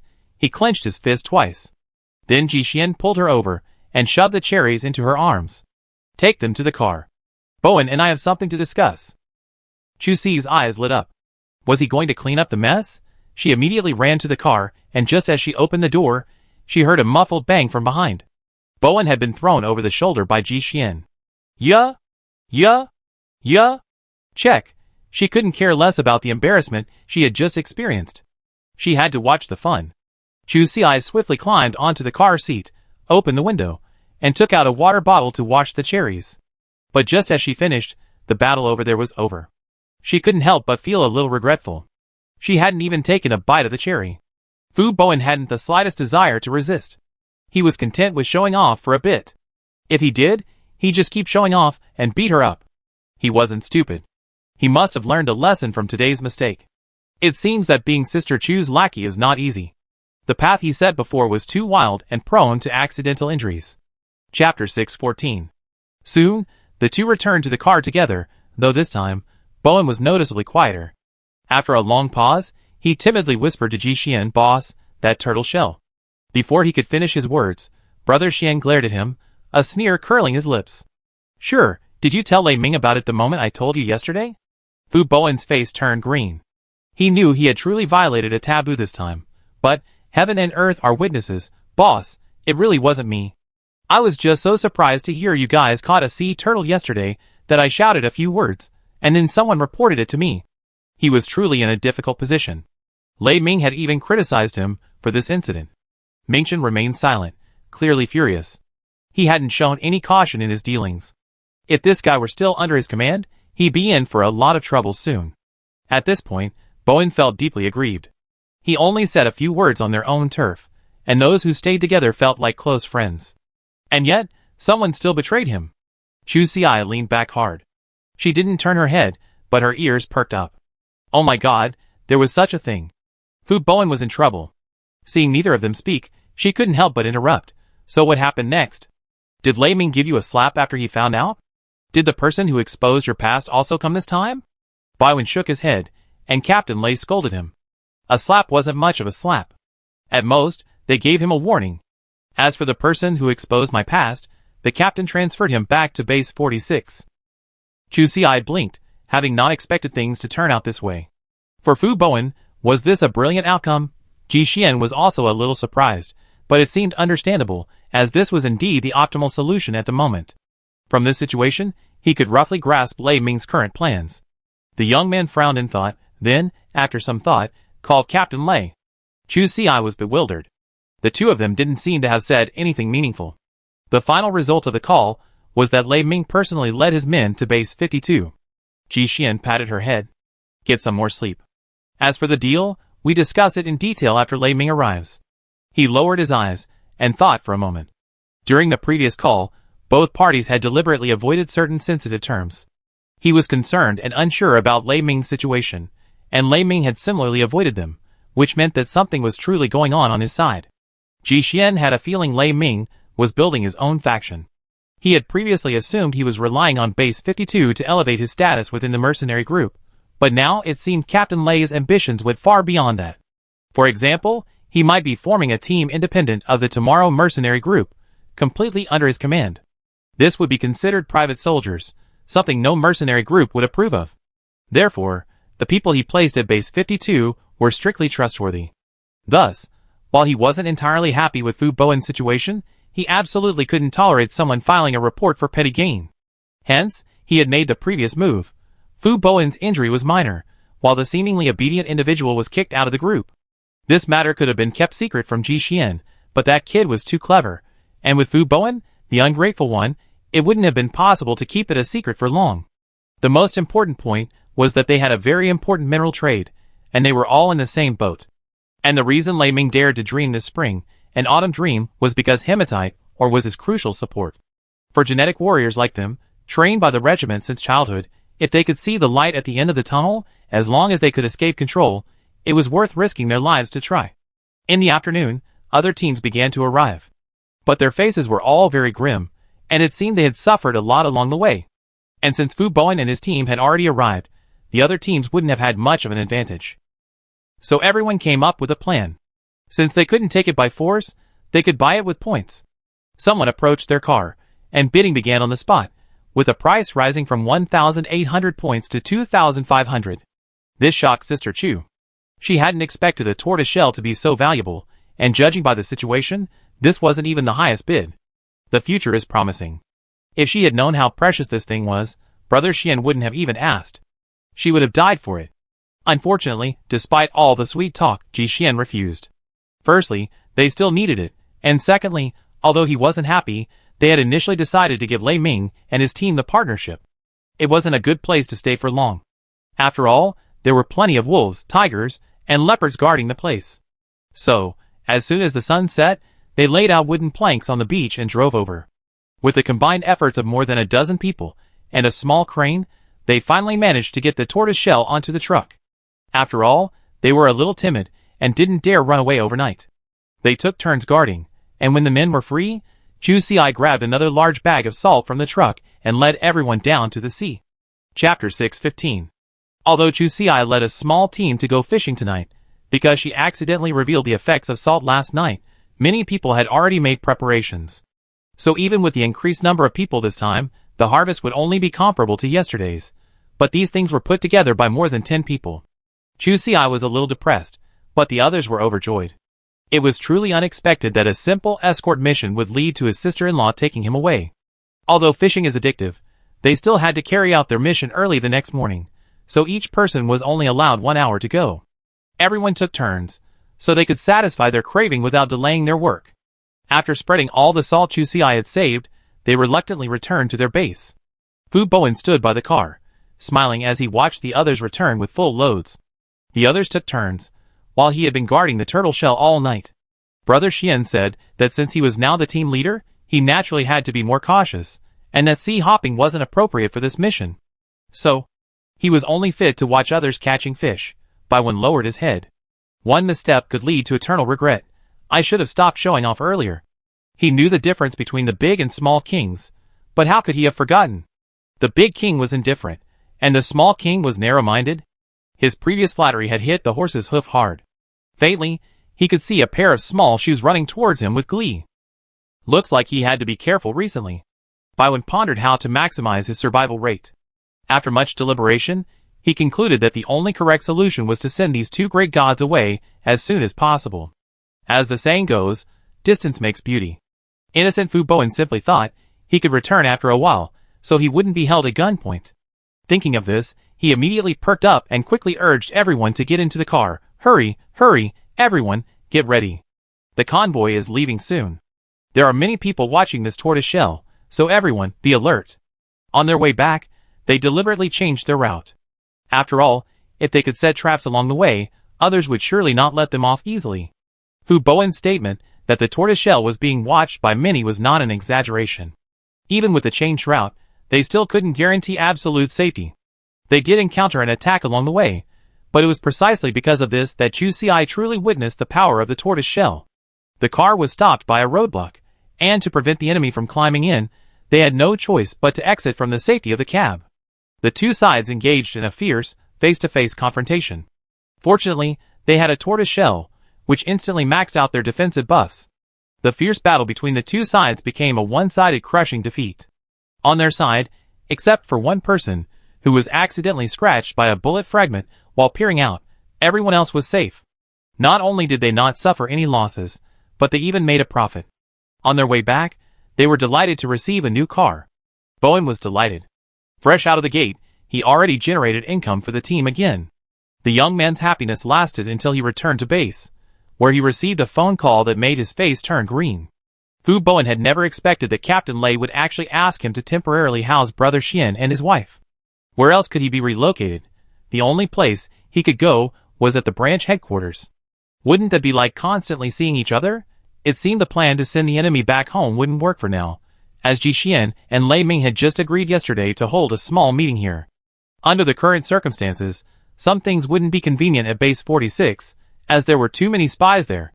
Lei Ming would need 5 days to arrive, and since he invited them, it was naturally up to him to take care of Ji Xian and the others' food and lodging for the next few days.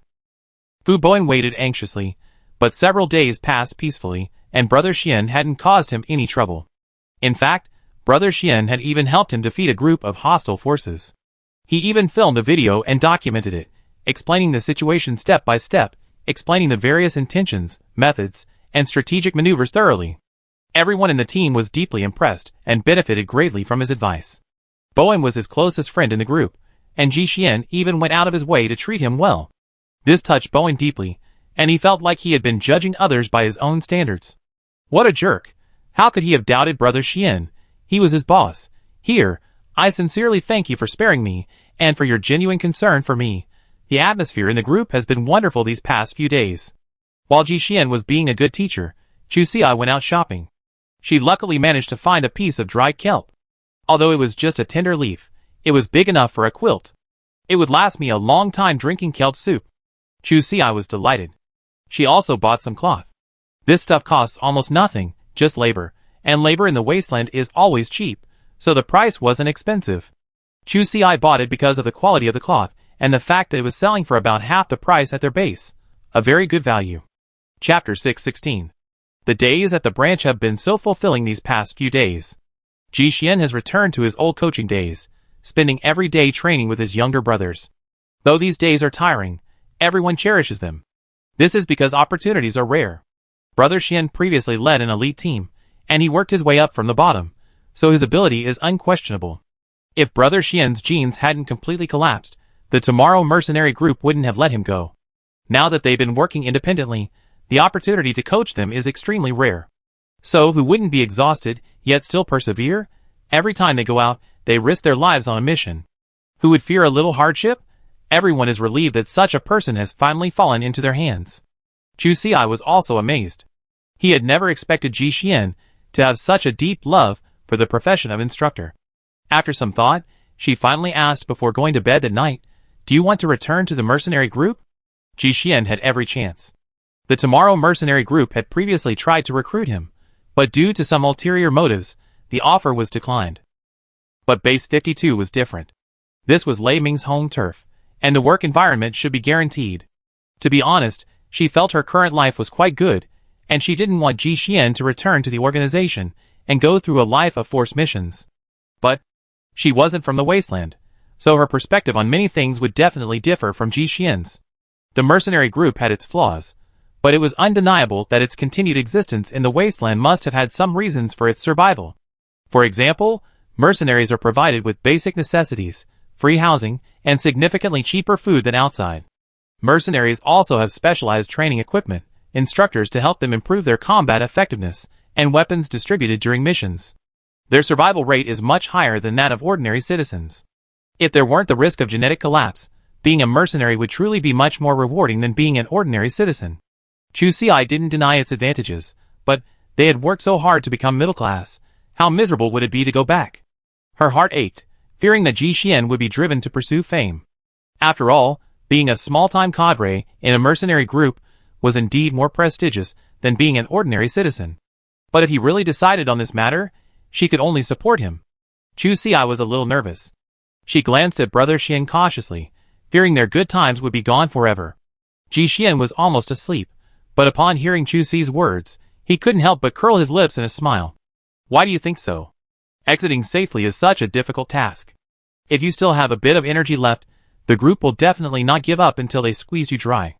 After thinking for a moment, he asked Chu Xi, do you know why Lei Ming is going to such great lengths to establish a branch of the mercenary group at Base 52?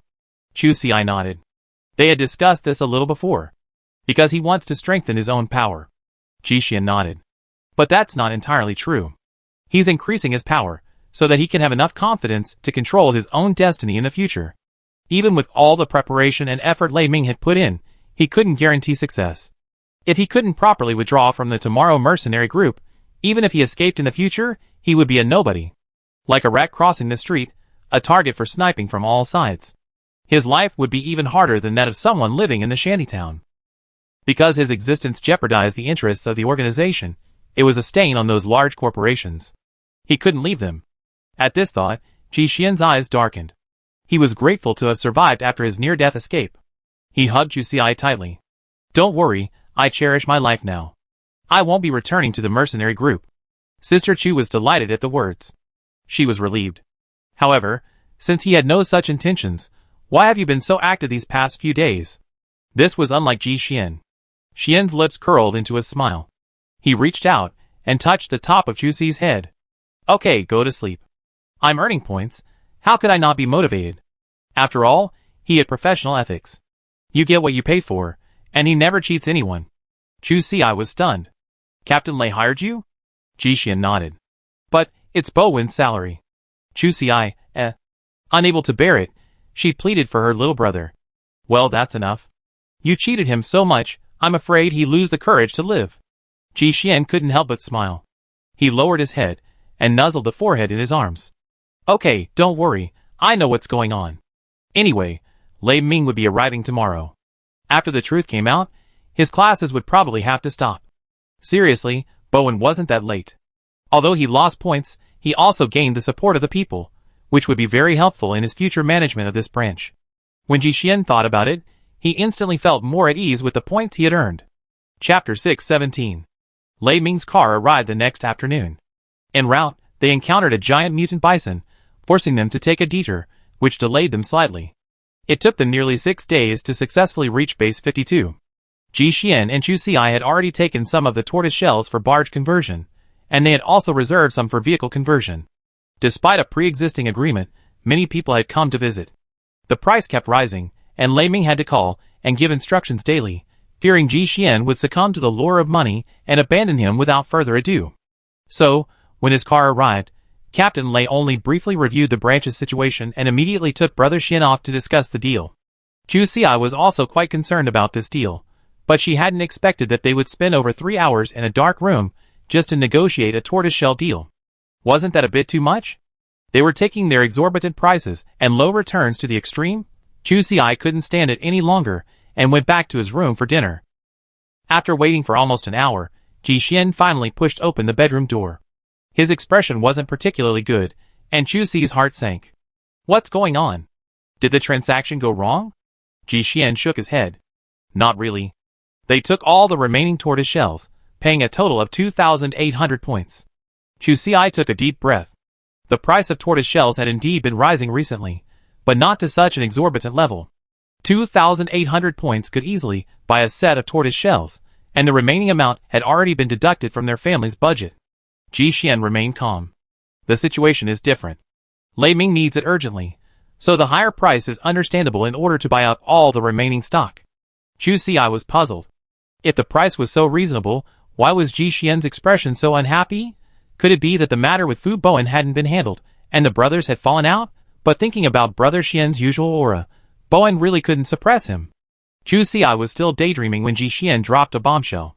The reason the tortoise shells are selling for so much money is, firstly, they really do need them urgently, and secondly, Lei Ming wants to use them as a stepping stone to gain a foothold. Want me to join this branch? Chu Xi was speechless with shock.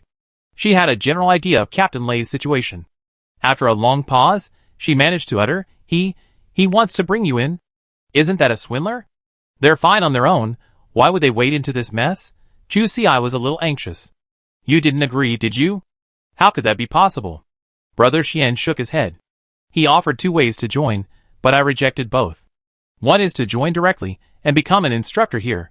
This guy must have seen the effectiveness of the past 2 days of training and wanted to invite a senior commander to take charge. Fu Bowen, after all, was still a little naive. Seeing that Ji Xian had no intention of joining, he offered a second way of cooperation, becoming his partner. Ji Xian would join the team through the iron mine and share control of the branch. It had to be said that Lei Ming was truly sincere. For the average person, becoming a high-level partner in a promising mercenary group was a rare opportunity, not something that could be achieved simply by spending a few points. Even not long ago, Ji Xian might have risked everything, given the stark difference between being a partner and an instructor. He wanted to give Chu Xi a more stable home. The Wasteland was a world of untamed survival. Their individual combat power was adequate, but within the organization, it was still difficult for them to protect themselves. Just like the wild dog mercenaries last time, they were merely motivated by greed, but Ji Xian had made extensive preparations to bring them down. And there were so many leverages involved, otherwise, they would have suffered. If they had originally held equal status, the wild dog mercenaries would certainly not have dared to act so recklessly. So, this offer was indeed very tempting. It was a ladder to ascend the social ladder. As long as this newly established mercenary group could establish itself, its resilience would be highly resilient. Ji Xian's heart, from the beginning, was simply to give Chu Xi a stable home, so that they could safely survive in this precarious wasteland. But now, that was no longer necessary, because since the energy crystals were submitted, they had officially acquired the base's status. It was a truly secure job, far superior to this kind of venture capital. Although Ji Xian had denied the matter, he had also formally signed a long-term hematite trading contract with Lei Ming. Lei Ming was already caught up in the scheme, and it was impossible for Ji Xian to completely exonerate himself. After all, you were still dependent on them selling it. And now, Lei Ming desperately needed a stable, large-scale partner. In reality, his primary concern was still the ore.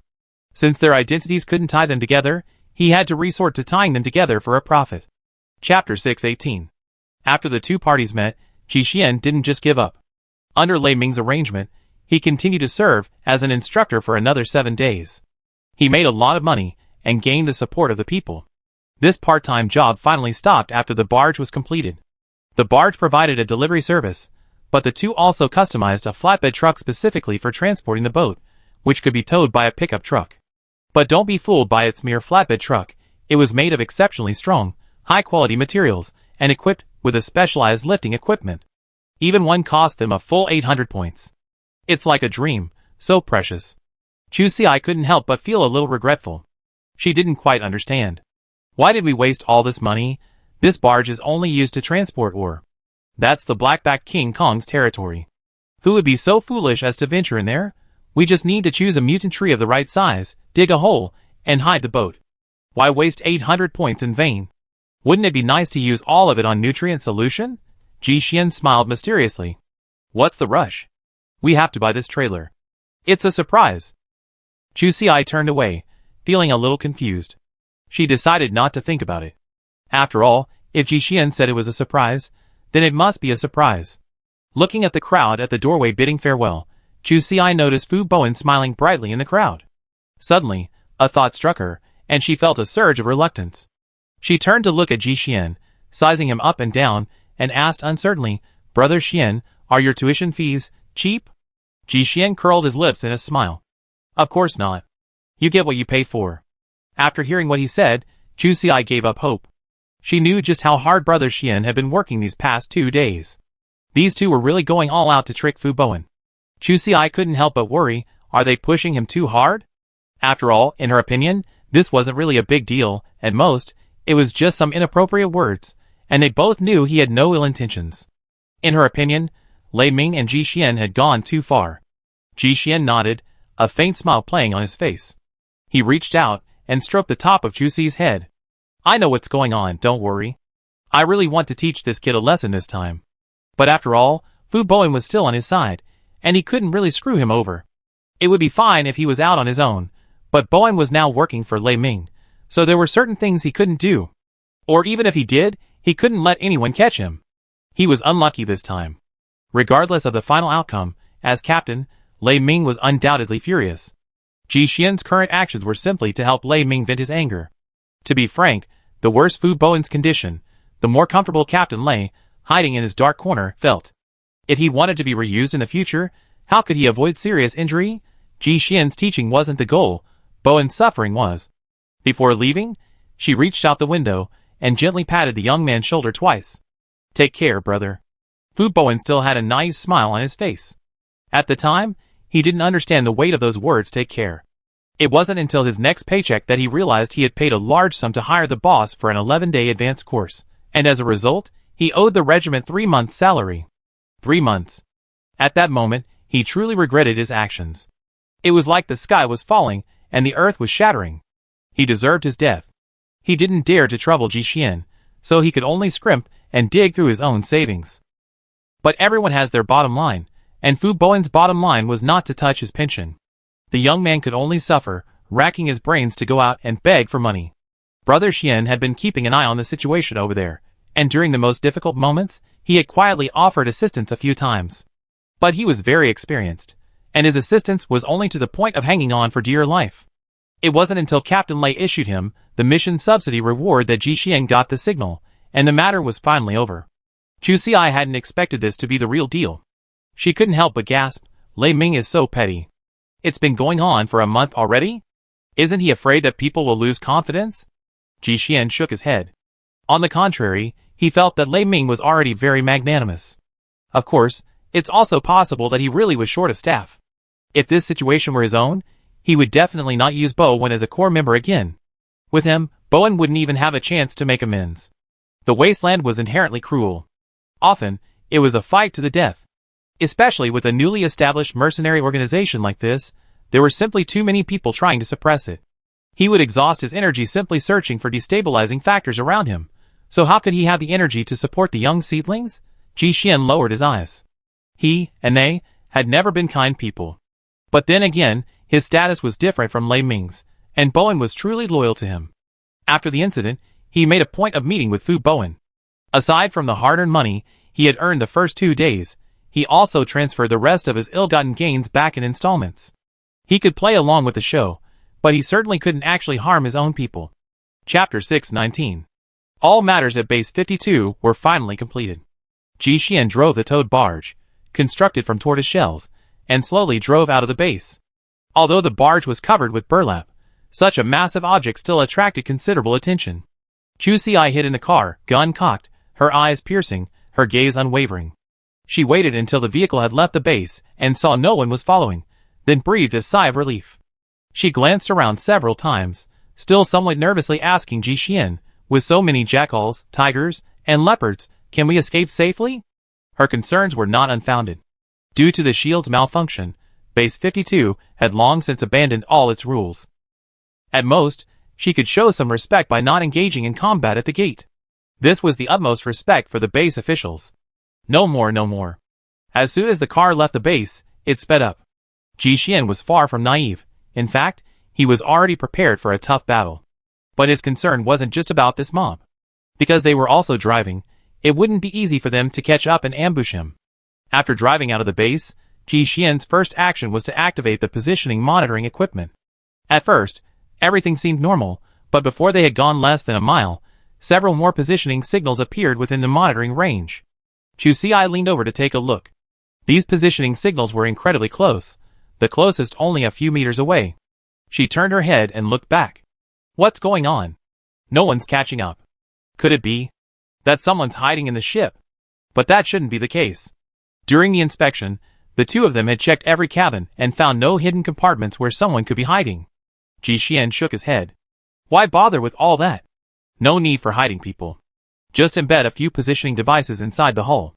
Then, remote activation, on-site transactions, and no detection. This was also why he disliked buying things in unfamiliar places. Regular places were fine, but if a business wanted to expand, stricter oversight was naturally necessary. He hadn't expected the official shipyard at Base 52 to have fallen so low. In truth, they hadn't really planned to do so, given its previous value. But after the tortoiseshell transformation, some people were indeed tempted. Several people had their eyes on the ship, primarily because they hadn't yet fully colluded internally, and a few individuals had already formed two factions. They were all thinking of selling the same thing twice.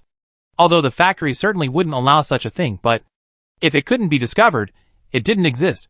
Ji Xian figured these people probably didn't want to break the ice yet. If so, they certainly wouldn't act immediately after leaving the city. This gave them time to prepare. The car sped forward for a bit before reaching a fork in the main road. Ji Xian slammed on the brakes and brought the car to an abrupt stop. Chu Xi clutched her seatbelt, but her body still flew forward. Her first reaction was to lift the wooden barn. Ji Xian held it down. It's okay. He reached out to turn on the signal jammer. After seeing that all the detection data had cleared, he turned over and pulled out two sets of roadblocks from the back seat, handing one to Chu Xi. You go set up the roadblocks on the left, and I work on the middle one. The signal jammer is already on. Let's hurry. If they can't detect the signal, they know their plan has been exposed and will definitely act early. Chu Xi's spirits immediately perked up upon hearing this. She took the roadblock and swiftly jumped out of the car. She loved things that caused trouble for others. Ji Xian had prepared high-end puncture roadblocks, their spikes sharp and sharp, with a built-in road skin. They were invisible until close up, the kind that looked incredibly wicked. The two of them each walked about 200 meters forward, quickly laying down the roadblocks, and then hurried back to the car. Ji Xian had prepared a lot, but unfortunately, time was running out, otherwise, he would have certainly given them a hard time. After everything was in place, the two of them didn't waste any time and quickly drove onto the western road. After driving past, they pulled another roadblock from the back seat and laid it in a similar spot. This made all three roads identical, so anyone who caught up from behind wouldn't be able to immediately determine their direction of travel. After confirming everything was correct, they sped off. Looking at the scenery along the road, Chu Xi wondered, this doesn't seem like the way back to Base 46, does it? Ji Xian nodded, indeed not. Since the shipyard staff had specifically installed GPS tracking on their ship, they would surely have investigated their origins. Ji Xian worried that they would set an ambush on the way back, making it difficult to escape the traps they had prepared for them. And his worries were not unfounded. 30 miles further along the mill route, a group had already set up an ambush. They knew the tortoiseshell's incredible defensive power, and the pickup truck's glass was bulletproof, making it impossible to take them down in one fell swoop. So, they had prepared several sets of piercing and barred roadblocks. In addition, they had specially prepared a set of attacks similar to the Flying Tiger Claw for the two men. Even if Chu Xi and the others had noticed, they wouldn't have been able to get through the adjacent woods. It was more than enough to capture the two men. It was truly extremely dangerous. Chapter 620. Just as Brother Xian had predicted, the group immediately responded after they lost contact. Although most of the elite troops had been dispatched for the ambush, some reserve personnel were still retained at the base. However, their armaments were limited, and since their vehicles had already left, the remaining troops could only pursue on motorcycles.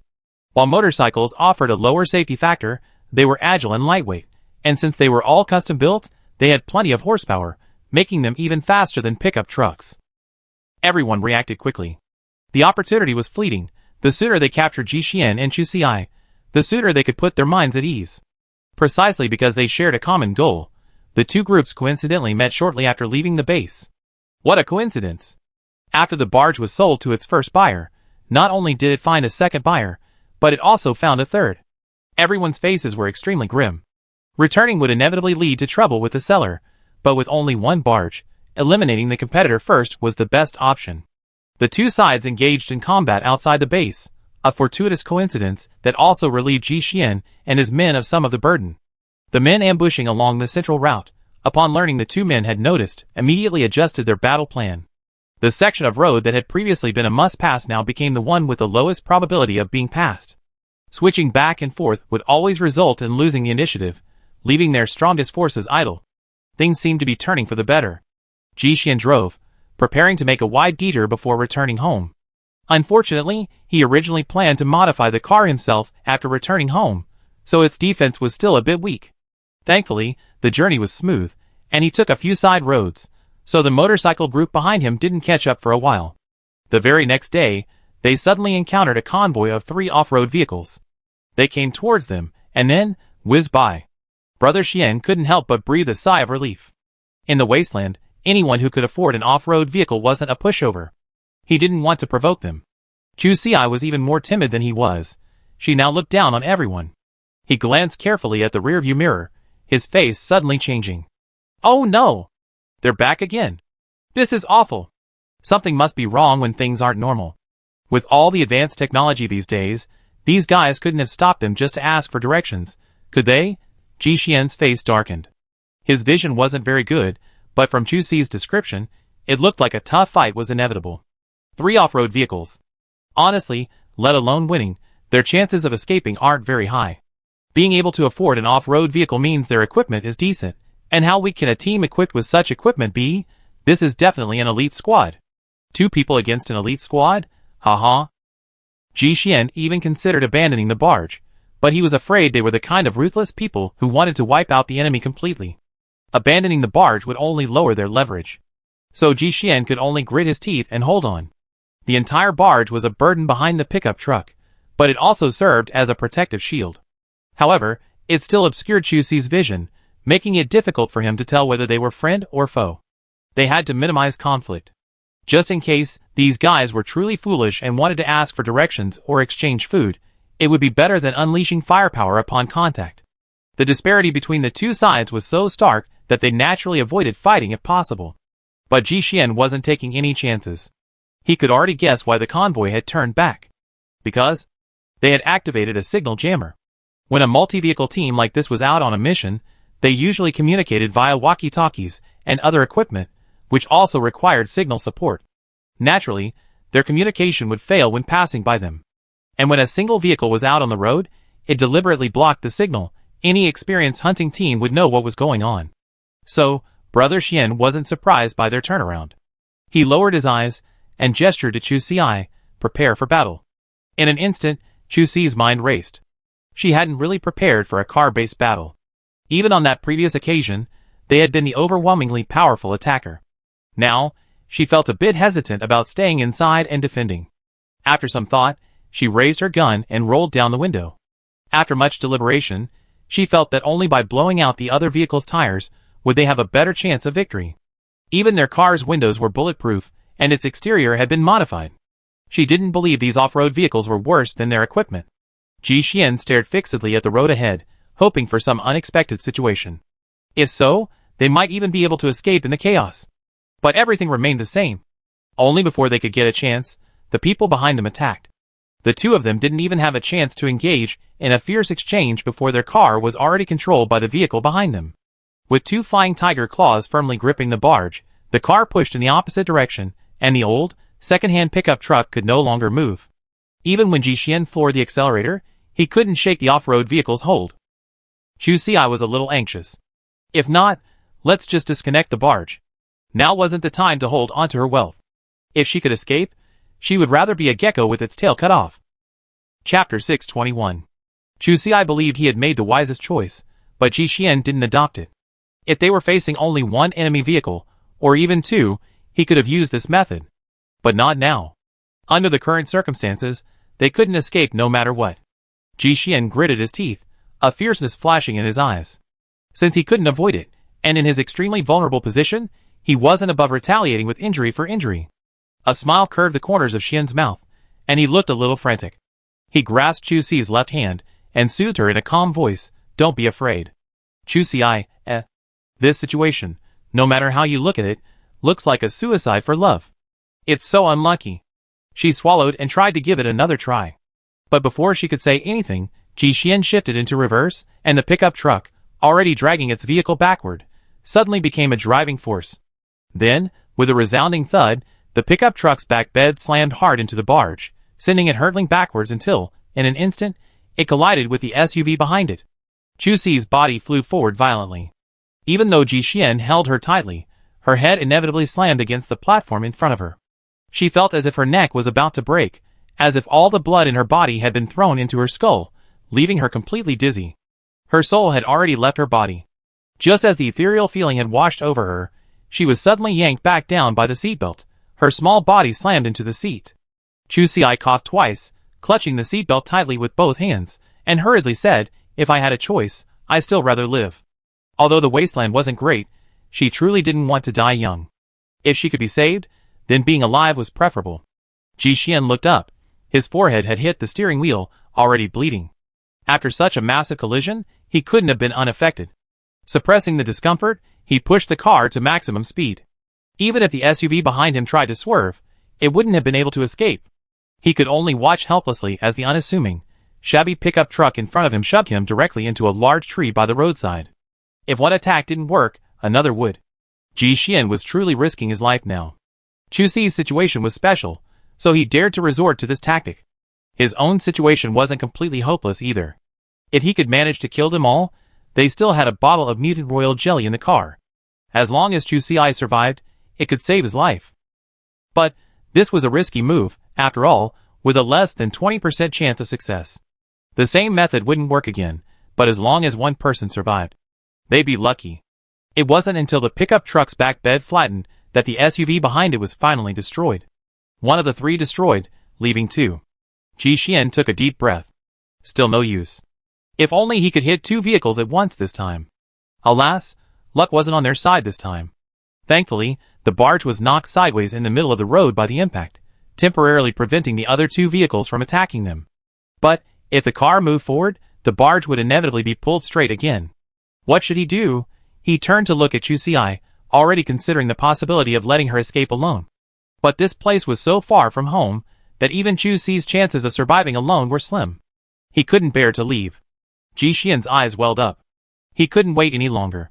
Delays could lead to disaster. He snapped Chu Si's seatbelt loose and grabbed her backpack from the back seat.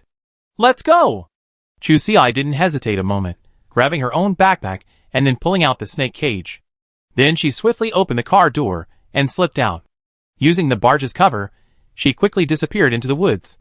Ji Xian should have been delighted, but seeing Chu Si grab her snake nest before she fled, she hadn't even asked a question about him, a living being. Ji Xian felt deeply that he might die with regrets today. Watching Chu Si run into the woods and disappear, he didn't dare waste any more time and immediately drove away. After killing everyone in their car, the two SUVs naturally wouldn't let him get away. Ji Xian held his gun in one hand and the steering wheel in the other.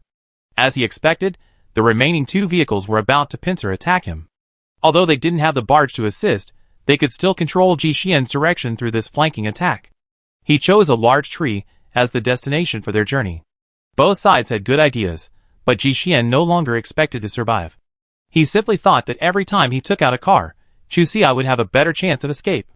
Crashing into a tree wasn't a big deal, but even if it did, he had to take one with him.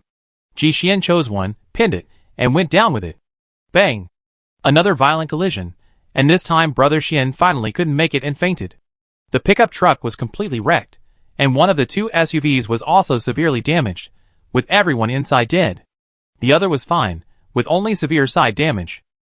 Ji Xian's situation was grim, while the enemy's losses were even more severe. 8 team members, plus 2 off-road vehicles, had truly lost a fortune on this deal, but now, no amount of talk would be of any use.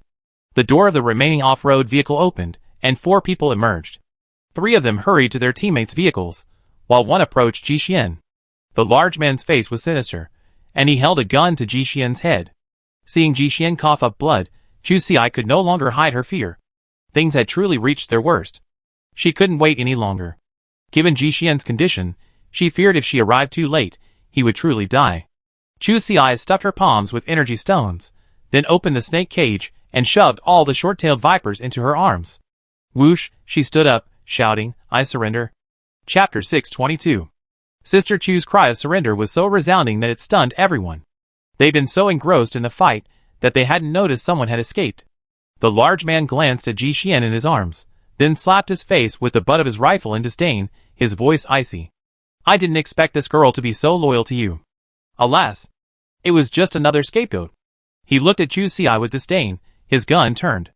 Haha, this guy is ridiculous. He didn't think he let them live just by shouting surrender, did he? How naive. Since both sides had become mortal enemies, the fight would be to the death. Clearly, Ji Xian and his men were defeated. Bang! He simulated the sound of a gunshot. Then Chu Si actually fell to the ground, his face pale. After a long while, he shakily climbed to his feet, his steps trembling like a complete coward. This situation was naturally not her normal state. But Chu Si was afraid that carrying snakes would be noticed, so she deliberately hid them outside her inner garment, covered with several layers of cotton outerwear. Even if a few of them moved slightly, it wouldn't be immediately noticed. This presented a flaw.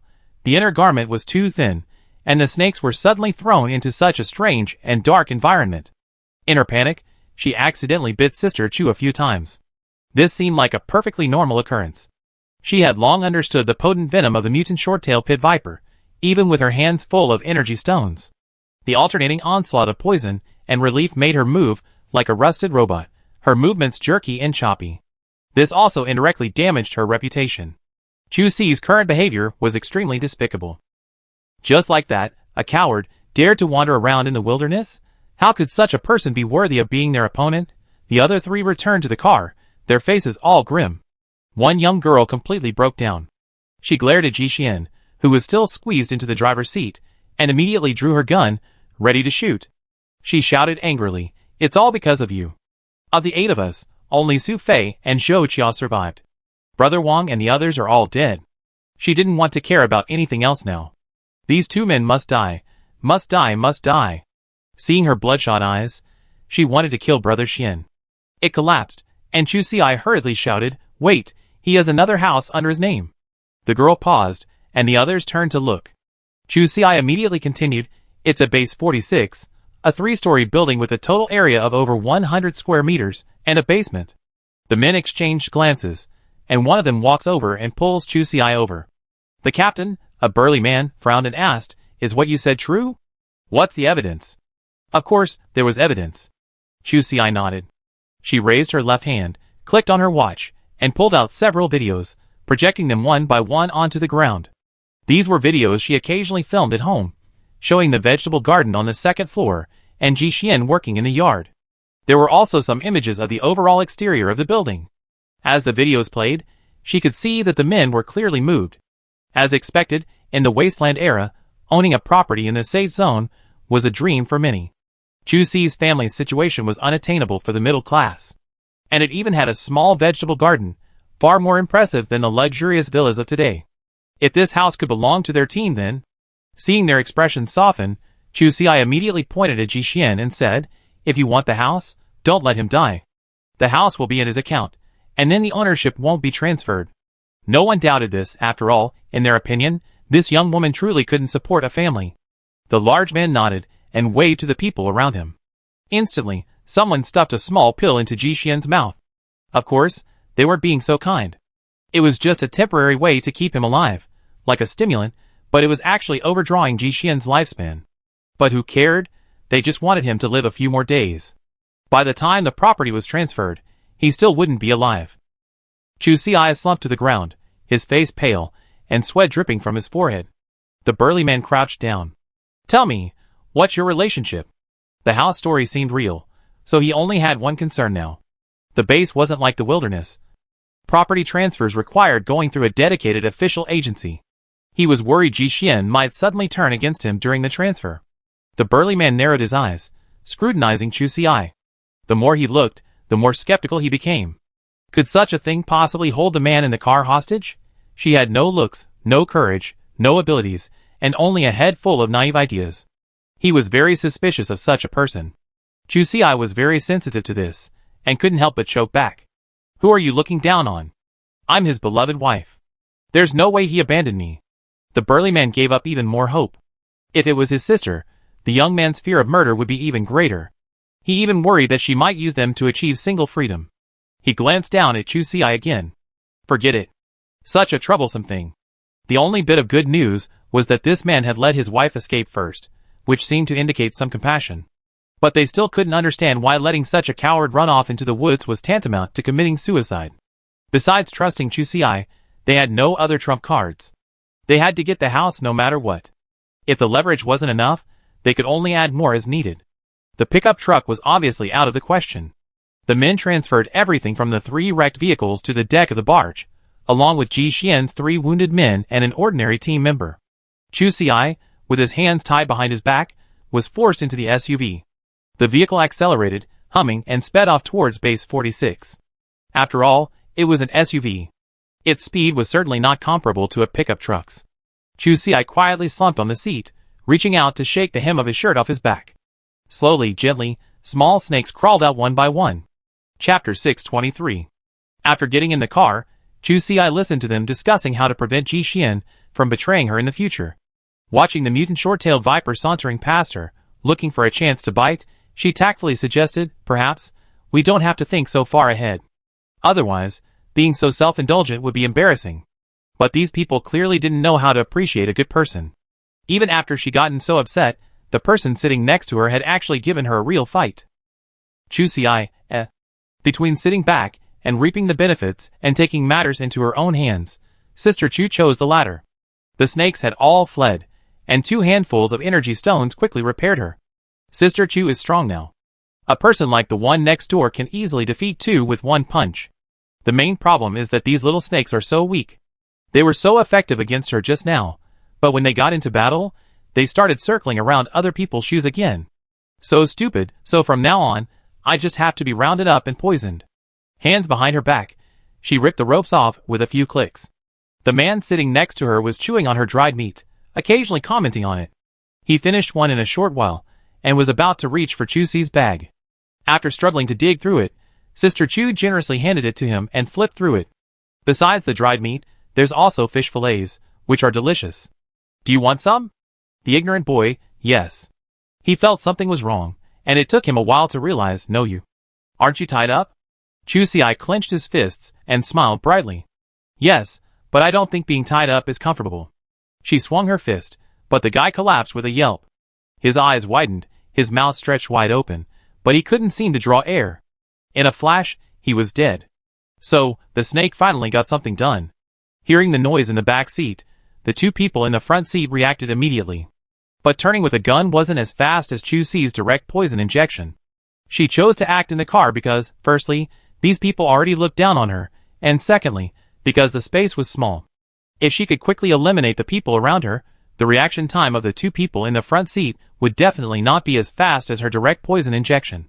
Even with the same snake venom, there was no leeway to give the opponent 2 seconds to recover. They couldn't launch any effective counterattack. The poison injection entered their bodies, and both were instantly incapacitated. One person was still in the driver's seat. Chu Si quickly leaned over and stopped the car first, making sure they didn't crash into a tree. Although Sister wasn't a great driver, she at least knew where the parking brake was. Though a little hasty, the car eventually came to a complete stop. The sudden braking caused Chu He, who remained on the barge caring for the wounded, to be sidetracked. Why did it stop so suddenly? He looked up and saw the young girl they had just captured shakily stepping out of the car again. Chu He frowned slightly and immediately drew his gun, aiming it at Chu Si. Sister Chu looked down, speechless. She had accidentally stepped on a snake while getting out of the car, and that jerk had just hit her back. Were these extras being turned? Otherwise, she could have quickly attacked the one on the boat as soon as she got out of the car. But now, she had a gun pointed at her head. Chu Si desperately tried to control her expression, forcing a smile uglier than tears, her gesture of surrender expertly executed. Brother, don't get excited. The captain said I was taking up space and told me to get on the barge out back. The young man lowered his eyes, peering through the front window. Seeing the other 3 still seated, he nodded and let Chu Si pass. But something seemed off. Shouldn't the boss have informed him about this? How could he have let a little girl just wander over here alone? The instant he realized it, he quickly pulled the trigger. Something must have gone wrong with the boss and his men. Chu Si watched his expression closely, and at the slightest change, she reacted instantly, successfully dodging the bullet this time. She didn't hide nearby, but instead sped towards the barge. Ji Xian was still up there, and she absolutely couldn't give him time to react and let him use him hostage. Pa! Several poison needles shot out, But unfortunately the man was in such a good position that they missed him. When Chu Xi used the force to pull himself up onto the deck, He was still in a state of confusion. He was confused. He had just been a weakling, and his body was shaking like that. It was his body's natural reaction, not something he could fake. So, who was standing before him now? Chu Xi's first action was to snatch the gun. The man had tried to struggle, but in the end, his efforts were in vain. Ever since he joined this mercenary squad, they were the elite of the elite. He had never imagined that he would be knocked unconscious by someone in the future. And then, there was nothing else. Chu Xi used the poison needles to eliminate the man and several other wounded soldiers, then quickly began to treat Ji Xian. They collected the men's belongings, leaving the bodies on the road with only their undershirts. They caught all the venomous snakes in the car and returned them to their cages. After verifying their numbers, they immediately loaded Brother Xian back into the SUV. They were currently out of special energy stones. They hadn't brought many with them, but fortunately, they still had a bottle of mutant royal jelly. Since the situation was urgent, they couldn't afford to worry about that. They simply gave Brother Xian a sip. We couldn't stay here for long. Ji Xian needed to regain consciousness immediately. Even if he couldn't drive, it would still be helpful to have some instructions. Chapter 624. Mutated royal jelly is truly a treasure. Even with Ji Xian's severe injuries, he regained consciousness after a short while. However, internal use does have some side effects. The effect was so strong that Brother Xian was delirious. Chu Xi had been in the passenger seat for so long, so she had no problem starting the car. She fastened Ji Xian's seatbelt, started the engine, and drove off. However, the internal structure of an off-road vehicle is somewhat different from that of a pickup truck. She was a little unsure. After a while, Ji Xian finally regained his composure, and Chu Xi's expression immediately brightened. I'm really a bit overwhelmed. Why don't you do it? It wasn't that Brother Xian was ill, but she was simply overwhelmed. There were too many buttons on the car, and her movements couldn't be synchronized. The chaos was so chaotic that Ji Xian felt worried. However, he looked at his leg and tried to lift it with great effort, but it wasn't working. Ji Xian felt helpless. Take your time. Just follow my instructions. Chu Xi, She looked at Ji Xian's leg. Paralyzed again? His leg was indeed disabled, but it was only temporary. Seeing Chu Xi's look, Brother Xian felt offended and had to correct himself. It's not paralysis. The technical term is a broken leg. After returning to base, I just need to go to the hospital for treatment and stay home for a month to recuperate. This problem was much less serious than a genetic breakdown. To him, it was just a minor flesh wound. Chu Xi immediately realized what was happening, gave a polite smile, and tapped on the steering wheel. Don't get me wrong, it's just a slight difference. The former mercenary ace turned out to be such a fragile big brother. Seeing her cunning eyes, Ji Xian coughed helplessly. All right, let's quickly familiarize ourselves with the vehicle to avoid another car chasing us. So fragile, this was definitely not what Ji Xian had imagined. It's just, following Chu Xi, accidents always come so unexpectedly, and most importantly, they happen so frequently. Even a fortress of steel would be riddled with holes by now. He was quite pleased with himself, at least he had survived. Forget about the average person. Even someone of Lei Ming's level, if they encountered mutated Portuguese man-of-war and sea turtles in the ocean, they would have no choice but to die. Thankfully, there was Chu Xi. This was a double-edged sword that didn't distinguish between friend and foe. When he got ruthless, it could even sting himself. After groping for a while, Sister Chu felt she had mastered it. Brother Xian was also very satisfied. We can increase the speed a bit. Chu Xi shook his head seriously. No, the CPU is already maxed out. Any lower and the program will fail. Ji Xian hadn't been in a hurry at first, but then he saw motorcycles chasing them in the rearview mirror. A rough count showed about 7 or 8. His expression was a little serious. Chu Xi was excited. She was afraid of similar-sized vehicles, but these motorcycles were like a bowling display board. She patted Ji Xian's arm soothingly. Don't worry, I got the ultimate bumper car experience. A few motorcycles with such weak protection were a complete disaster. Even though there were only 2 of them, one of them severely disabled, they couldn't withstand her madness. Seeing that the younger sister was about to turn around and confront him, the young man quickly stopped her. Speed up immediately. He unbuckled his seatbelt and laboriously slid closer to Chu Xi. Follow my instructions. I handle the steering, and you handle the rest. I show you the exact instructions. Now, press the right accelerator and don't let go. With that, he immediately took the wheel. The car suddenly accelerated, and the patient held on tightly to the steering wheel to avoid being thrown off. Chu Si sat comfortably in her seat, acting as a backup, and whenever she had a chance, she opened the window and shoot a few shots back. The race was so exciting, the speed was so high, and she was completely thrilled. She didn't dare speak to Ji Xian casually. Only after they reached a long straight road did she finally dare to ask cautiously, "Why can't we just fight?" Ji Xian glanced back. "Not only do we have roadblocks, but these people do too. If they just throw a few more nails, we're in trouble." Though their combat equipment looked rudimentary, if they could hold them back, others would soon arrive to reinforce them. By then, escape wouldn't be so easy. He silently reached out a hand and rubbed Chu Si's head. It wasn't her usual tendency to talk nonsense. She truly had to thank the heavens. If it weren't for the heavens' blessing, his wife, so young and already so proficient in the art of death, wouldn't have survived until now. Thankfully, now that they were finally together, he could relieve the heavens of their burden. The off-road vehicle's speed far surpassed that of a pickup truck, and it was miles ahead of those motorcycles. God rewarded those who worked hard. They had finally gotten rid of him. Chu Si still felt a bit unsatisfied. What a shame! There are 3 junked cars back there. They're really getting away with it. Perhaps there are still some good parts inside. At the very least, they could make a killing just selling the metal. It's truly heartbreaking. Ji Xian couldn't help but curl his lips and smile. There's nothing wrong with being greedy, but we should be moderate. Trading a used pickup truck I assembled myself for this SUV is already a huge win. Besides, the mercenary group's vehicles all have GPS tracking. We have to get their location information on the black market before we return. But these people are also from Base 52. Taking these vehicles back would be like walking into a trap. So, if we give them these vehicles, they might not dare to take them. Who knows if the location signal is blocked by some piece of metal? Huh? Chu Si was only worried about one thing. Will our vehicle be tracked too? Ji Xian nodded. Not a big deal. There are people on the black market who specialize in this. Seeing the familiar gate, after more than half a month, they finally returned to Base 46. I had only intended to simply pick up some goods, but I hadn't expected to be so overwhelmed.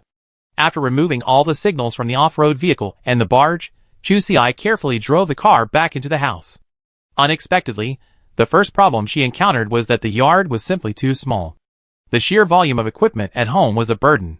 She couldn't leave it out front so casually, so she had to ask Lei Ming to find someone to take a look while she went through the paperwork and rented a place. The most urgent task now was to get Ji Xian to the hospital. Although his leg had healed temporarily, Sister Chu hadn't set his bones, so now it had to be broken and reattached. This was a sweet side effect. Chapter 625.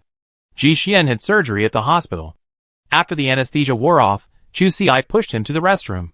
Seeing the familiar peeling wheelchair, Sister Chu couldn't help but smile. You two are quite connected. Luckily, Brother Xian was just around the corner, so she didn't get too excited and threw it away.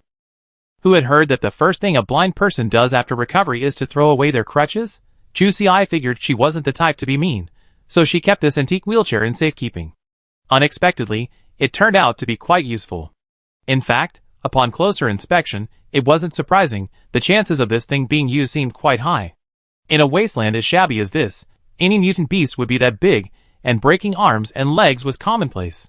So, not only could this thing not be thrown away, but it would need to be taken out and maintained regularly to prevent it from being prematurely damaged. Ji Xian, He was silent for a moment, but finally relented. Brother Xian glanced up at Chu Si. Well, it's fate, so be it. With my wife's efficiency in expanding territory, if I slowed down a bit, I'm afraid I'd be bound to more than just a wheelchair in the future. After returning from the bathroom, Chu Si carried him back to bed, then began scribbling on the edge of a notebook. Ji Xian looked up and saw a flood of numbers and some irregularly sized squares. He raised an eyebrow. What's going on? Chu Si bit the pen, a little worried. I'm calculating how much money I'm going to lose. Looking at the numbers, her blood pressure shot up. She gritted her teeth and accepted the cost of the barge, but she hadn't expected such a large expense later on. Our yard needs to be expanded. It's not long or wide enough.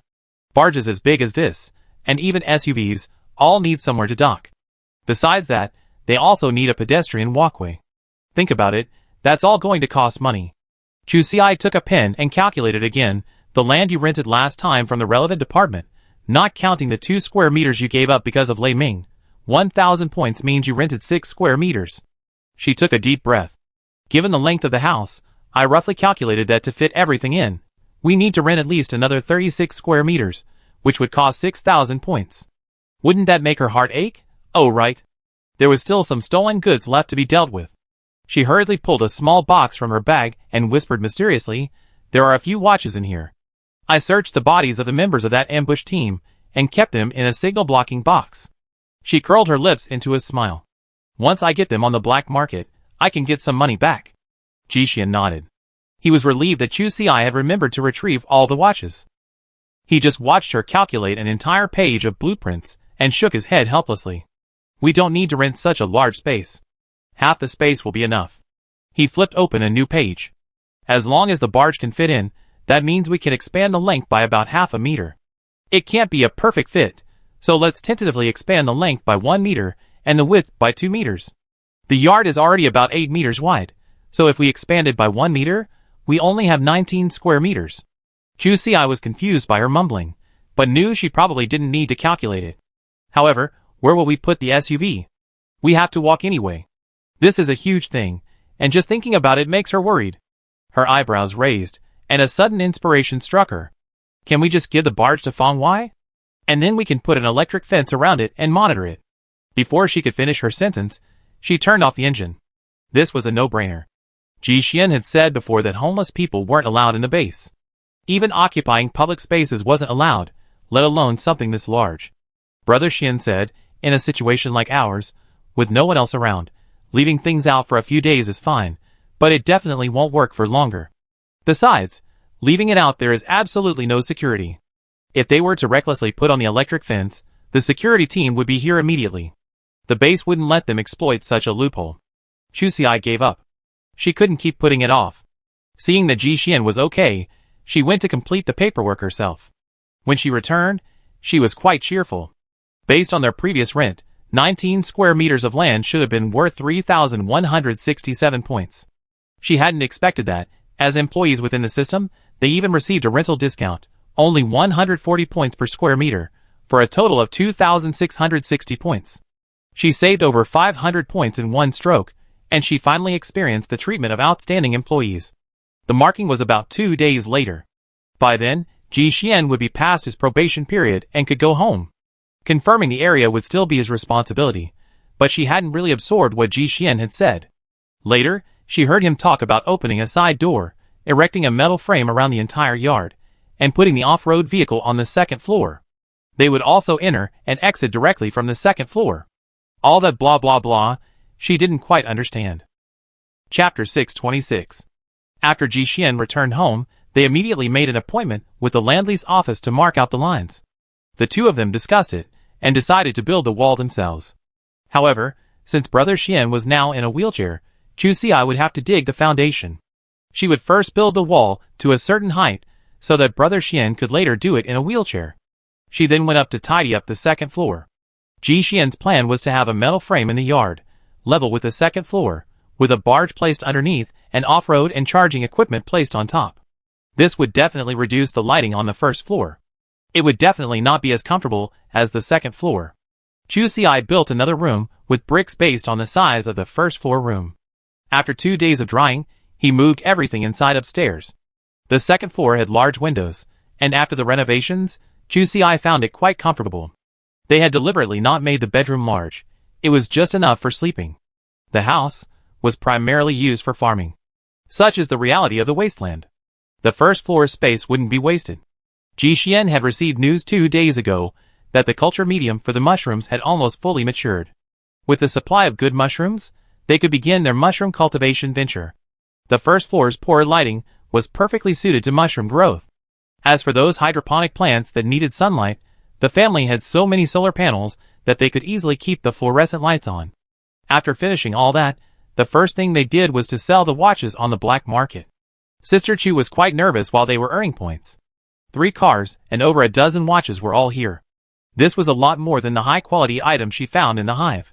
At least none of them were from the shantytowns. The reality didn't disappoint her.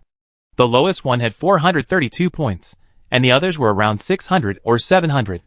They were all definitely fat sheep. It was just a shame that this time, she wasn't as lucky as last time. The highest one was only a little over 1,000. But she was already very satisfied. Sister Chu had also confiscated some weapons and armor from those people, but unfortunately, Ji Xian wouldn't let them sell them. They were all valuable items. They could keep them for their own use. As usual, the money raised from the black market should have been spent directly there. But this time, they had pulled in so much money, and they didn't need any big-ticket items, so they had to pay the exorbitant transaction fees to convert it into regular cash flow. 1/10 of the transaction fee. Sister Chu's eyes were still wet when she left the black market. She turned to look at Ji Xian. Can we try some black market business? The money was coming in so quickly. One sale netted over 700 points. Even robbery wasn't as fast as that. Ji Xian couldn't help but laugh. Let's not dream about it. It's called the black market, but which company doesn't have the backing of powerful figures? This is where the competition is fiercest. Even with a strong backing, a single step could be fatal. He lowered his eyes. These people's methods were far more deranged than those of the wild dog mercenaries. After a few casual exchanges, Ji Xian turned his wheelchair. He had more serious business to attend to. Suddenly, he stopped and looked to the right. 7 or 8 burly men emerged from the alley, strutting toward them. Ji Xian sighed. Chu Xi stood there, his expression somewhat innocent. Were we sold on the black market? Brother Xian nodded. It seemed that bringing so many points out had violated their taboo. He'd have to find another place next time. Several men surrounded Chu Xi, grabbing her and trying to drag her into the alley. Sister Chu screamed, "How many points does it take to kill me?" Ji Xian, He glanced at the 2 men left behind.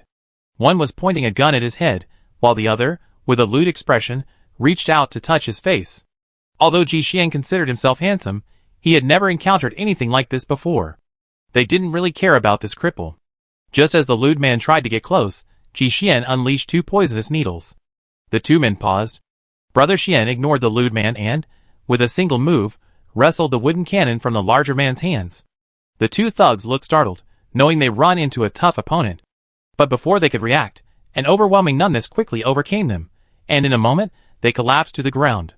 Ji Xian had shown mercy, using only a sedative. Those in the black market were even more unrestrained.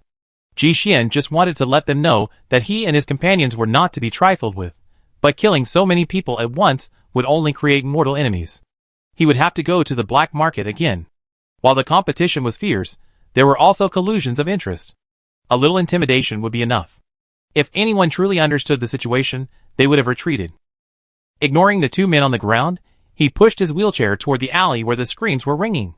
The men with guns had already had their wrists removed by Chu Xi. A row of guns were strapped to her waist, and they were now engaged in a frenzy of fighting.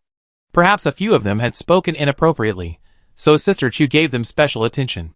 As Ji Xian pushed the wheelchair in, he saw some lying on the ground, bruised and swollen, pretending to be dead. The wheel rolled over his fingers, and the man glanced up quietly. A flicker of fire flashed in his eyes, but it was extinguished by a scream. And Anqing lay back down and pretended to be dead, but now the King of Heaven has arrived. I also fainted. Chapter 627. Although there were some minor issues with this black market trip, the flaws outweighed the merits. With so many points in her pocket, and Sister Chu's array of pistols, she was quite satisfied. After dealing with the group, the 2 of them didn't delay any longer and headed straight for old Li's shop. Ji Xian had come to customize a set of shelves for the yard. Because they would have to support large items, like the off-road vehicle, they naturally needed to be of high quality. The existing solar charging shed also needed to be raised to the roof, so the steel frame structure had to be stable. This was a technical job, and since Brother Xian's physical condition wasn't ideal, and he couldn't climb up and down, he had to find someone to customize it, which also included installation. Ji Xian also ordered a magic device here. It functioned like an outdoor elevator, except that while ordinary elevators go straight up and down, this one was foldable. It was a large platform with 2 rows of sturdy guardrails along the support plate. At any time, with a single command, the off-road vehicle could be transported directly to the 2nd level of the shelf. Similarly, they could enter and exit by standing on it. Chu Xi was incredibly excited. While the safety factor had been a bit of a concern, it was no longer a problem. Firstly, Sister Chu was now quite well-traveled. Since arriving here, she had ridden even the wobbly chain elevators. This one with welded rails was considered a luxury. Secondly, the elevator was quite limited in height. Even if she jumped down, she wouldn't break a leg. As long as the money was in place, Old Lee's efficiency was excellent. However, customizing the equipment still took time. After a day, everything was ready. The two sides agreed on a time, and 7 people arrived. After working for about an hour, all the equipment was installed. Chusi's smile was so wide that it showed on her face as she rode the elevator up and down several times. Although her family already had a lot of high-tech equipment, this impressive-looking elevator instantly made her feel even more impressive. Given Xian's condition and the fact that the family had enough food, Chusi didn't rush out to scavenge. Even at home, they weren't idle. For example, their vegetable garden needed to be replanted for crops. Chusi took stock of the seeds she had on hand. This time, she planned to plant rice, mung beans, sweet potatoes, dandelions, peanuts, and potatoes. The first 4 were all acquired from their recent exchange at base 52. Chusi wasn't expecting high yields. She simply wanted to expand her seed supply through planting. As for the peanuts and potatoes, she planned to grow them hydroponically, and the potatoes in the ground. Hydroponically cultivating peanuts was a necessary evil. Although they had brought back a good deal of soil last time, these were mutant plants, after all, and required a much larger area than ordinary plants. To ensure a sufficient supply of seeds, crops like rice and mung beans had to be planted in the ground, and to guarantee a high yield, high-yielding potatoes naturally had to be planted in the ground as well. Thus, the only crops left to suffer were the seemingly easy-to-grow peanuts. Fortunately, there were already designated peanut collection sites here, so even if her planting failed, she wouldn't have to worry about seed sources. Chusi pondered for a moment. Oh, there were still 2 trees. She pulled out her backpack and rummaged through it, pulling out several peach pits and a precious cherry pit. She clutched a few seeds in her hand and squeezed them. They were incredibly precious. That cherry, forget about that. It was Fu Bowen's lucky escape. She hadn't even heard of cherry trees anywhere else. As for the peaches, they used to be the monkey's territory, so it was fine.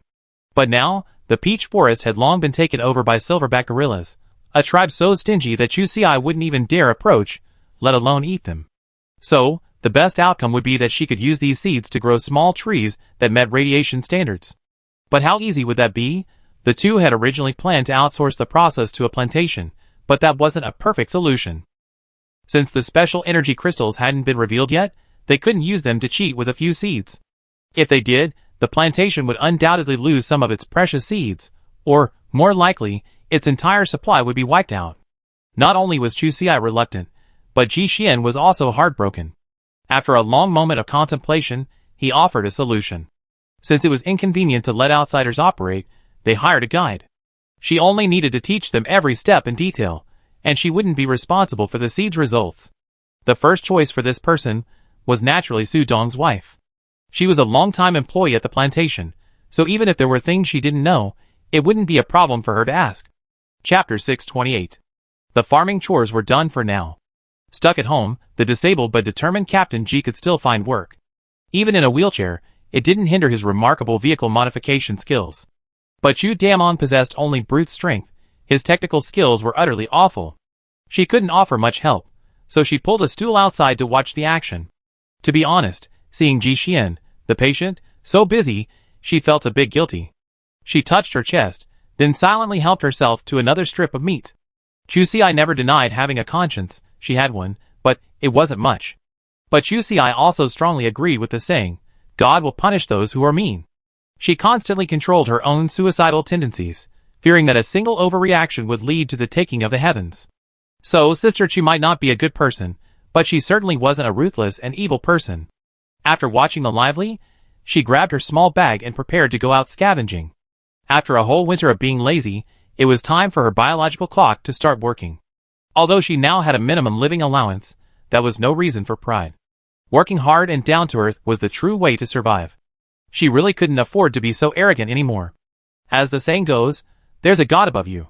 If she continued to be so arrogant, she was afraid she joined the wrong organization. As the saying goes, if you're in a different circle, you can't force yourself to fit in, otherwise, you definitely have endless trouble. After finishing her dried meat, Chusi looked at her watch. It was barely 5 in the morning. Although it was a bit late to leave, thankfully they had an e-mule, so they could go somewhere nearby without having to worry about getting caught in the sun. After checking the remaining battery, she packed her backpack and prepared to leave.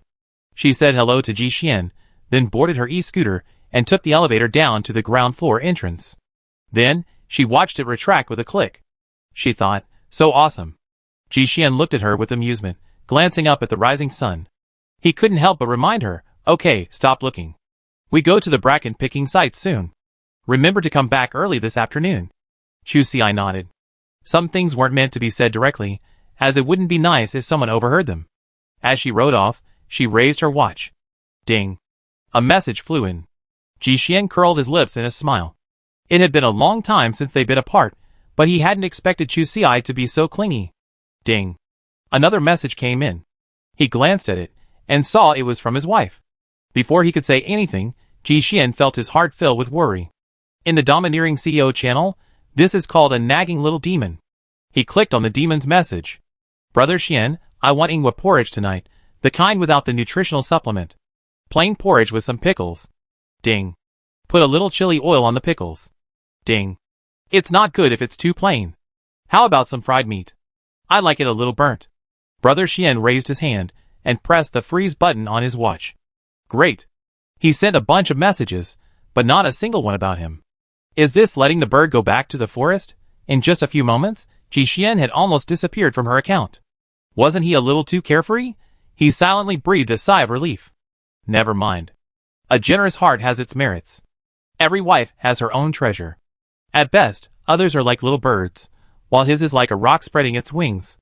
Ji Xian stroked his forehead, holding back for a long moment before replying to his wife with a okay. He reread the message and quietly changed his wife's nickname to Heartless. Heartless rode his electric scooter, making no delay, and heading straight for the fern collection site. But this year, somehow the news leaked out, and the area was overcrowded. Chu Xi's electric scooter wasn't convenient for scavenging in such a crowded area. He needed to wade through the underbrush to inspect the fern, and an electric scooter, unlike a pickup truck, carried the risk of theft. Chu Xi could only move on to the next location. The closest was the foxtail grass collection site, but that location had been discovered by others last year, and at a glance, there were at least 5 or 6 groups of people. She figured, since the humus soil at the plantation had already been prepared, she might as well go pick mushrooms with the silverback gorillas. It was a beautiful idea, and Chu Xi was going to a familiar spot. She excitedly drove her electric scooter there. Since she didn't have a boat this time, she even cosplayed as Tarzan. She hid the electric scooter in a large tree in the water. It was a sparsely populated area, so there was little risk of theft. Afterwards, Sister Chu left in a hurry. She had never expected that after just over 2 weeks of absence, her status would decline again, and she would face physical bullying again. Chu Xi was somewhat dissatisfied, and during the scuffle, she broke one of her arms. Forced into a corner, she gave in. Sister Chu temporarily stopped fighting. Although the energy stone could quickly repair her wound, she hadn't properly aligned the bones, resulting in a misaligned position on one of her hands. This was a disaster. Even clinging to a tree wasn't secure. After finding a simple mutant Poria Cocos, she immediately headed home. As for any grudges, she needed to go home and prepare. Chapter 629. Ji Xian's injuries hadn't healed yet, and Chu Xi had already taken herself to the hospital. She hadn't asked Brother Xian to accompany her, stumbling over on her own, thinking it wouldn't be a big deal. But once she got there, she realized she'd been overly simplistic. The whole thing was like a chainsaw. Listening to the noises inside, the sizzle of a chainsaw slicing through flesh and bone. Accompanied by the patient's screams, Chu Xi froze in her seat, terrified. Looking at the attendant calling the patient's number, she couldn't help but whisper this. Isn't there any anesthesia? How could he scream so miserably? It feels like a shady operation. The nurse was also helpless. He chose local anesthesia. He might feel something, but it definitely wouldn't be that painful. I guess it's just the psychological pressure. Chu Xi, She was half believing. Thankfully, after she went in, the doctor only asked her to get an x-ray. When she returned, she had the opportunity to witness some of the doctor's tools of crime, such as delicate hammers, short, sleek saws, bone-prying tools, and sharp bone knives. These 18 artifacts would have been perfectly ordinary if they weren't used in today's situation. But the thought of them coming upon her made her feel as if the cold light flashed from them, ready to devour anyone. This wasn't an exaggeration. She was genuinely terrified. Although she was usually careless and injuries were inevitable, today was different. Chu Xi had anticipated these injuries, but her own layers of mental preparation had only magnified her fear. She stood at the doorway, her legs buckling. The patient at the front of the line had been carried away. The doctor briefly attended to them at the sink. Seeing Chu Si still standing there dazed, she couldn't help but slam the table. Next. Chu Si, The pioneer's wails still rang in her ears. She reached out to hold onto the doorframe, thought for 2 seconds, and swiftly made way. She turned to the older man behind her and politely said, "I'm not in a hurry. You go first." The middle-aged man was stunned. He turned to look at the patient being carried out, then back at Chu Si. Such a thin, tiny person. Never mind. He gritted his teeth and stepped forward, his steps towards the doctor looking somewhat heroic. Sister Chu silently thanked her older brother and quietly closed the door. This guy was a real tough guy. Even though he was so frightened he couldn't walk, his clumsy movements still bought her some time to recover. Chu Si sat in the nearby rest area, anxiously listening to what was happening inside. The first 2 minutes were normal, but soon, the howling screams of a fierce man rang out. She shuddered with fear and quickly looked back. After a break, there was a little kid in the queue behind her. Before they even got in, they were crying even more miserably than the big guy. Before Sister Chu could even do a good deed, she heard his mother soothing him. "Okay, don't cry. The next one's up there is the sister in front. Don't be afraid, baby." Chu Si wanted to say, "Sister, she's scared too." But she wasn't so heartless as to push the child to the front. And most importantly, his mother wouldn't agree. The more she tried to control her emotions, the worse they became. By the time the man in front of her was helped out, tears were already welling up in Chu Si's eyes. Seeing her utter fear, the doctor finally showed his compassion. "Don't be afraid, little girl. Let's take a look at your test results. It's minor, maybe just a bit of bone straightening will fix it. Don't be afraid." Chu Si breathed a sigh of relief, feeling relieved. Her condition seemed fixable. Handing the x-ray to the doctor, she rolled up her sleeves to show him, hope in her eyes. The doctor tapped his pen twice on the paper and offered a sound suggestion: break it and reattach it. There was a small examination room at the back. With that, he stood up and gathered a few instruments onto a tray. Chu Si watched helplessly as he put the hammer and drill in. A few screws clattered in the corner. Unable to bear watching any longer, Sister Chu felt completely unwell. Who could possibly understand her feelings at that moment? All her senses drifted away, her ears were blurry, her mouth was weak, and she was unable to speak. The psychological pressure was truly terrifying. She even considered breaking her arm herself, but Chu Si was afraid that even if she did, she still wouldn't be able to reattach her arm. As the tray filled up, Chu Si could sense that she would soon face a major undertaking. At a time like this, she couldn't afford to back off. She grabbed the doctor's coat and argued, "Doctor, can I avoid surgery?" The thought of cutting open, breaking the bone, and then placing a plate was horrific. After a long negotiation, the doctor finally agreed to feel the fracture and break the bone, then use a lifting and traction method to reset it. But this was, after all, a blind operation, relying on the doctor's experience and technique. Chu Si also performed 2 fine-tuning adjustments after taking x-rays. Honestly, it felt worse than straight surgery. Thankfully, there was no need for a plate to be inserted, no need for a second removal. After applying the plaster, she immediately had the bone fixed as soon as she left the hospital. After turning the corner, she smashed the plaster she was holding outside and headed in the other direction. This crime she had endured couldn't be in vain. She had to return for revenge. Chapter 630. Sister Chu suffered a loss this time, so she naturally wouldn't go back to compete in martial arts. After all, the racial gap was there, and catching up wouldn't happen quickly. This time, she went to the black market alone and specifically bought a few packets of medicine powder. Chu Si also considered poisoning them directly. She had a lot of poisons at home, like the venom of the mutant short-tailed pit viper. Even if it didn't kill these big guys, she thought it would make them feel better. But she ultimately decided against it. Chu Si remembered that snake venom seemed to be mostly protein, so consuming it directly wouldn't be very effective. These gorillas were so fat and strong that it would be digested immediately upon entering their stomachs. Besides, not every silverback gorilla would come to eat when she went to feed them. By then, if anyone who had eaten her food had been infected, and the others were still alive and kicking, even if they had low IQs, she probably wouldn't be able to return. Chu Si thought again and again, deciding she should face reality.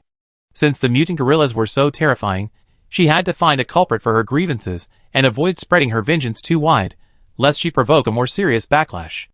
If she only dealt with one, she felt somewhat confident. Spring had arrived, a season of growth, and she felt the need to use some chemical weapons that emitted pheromones. But this sister was being ruthless. The one she was fighting was a male silverback gorilla, and Sister Chu had bought a chemical powder that emitted female pheromones.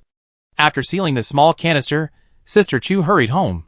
She ran into the inner room, grabbed a can of highly radioactive honey from the storage room, stuffed it into her backpack, hopped on her electric scooter, and set off with the inflatable boat.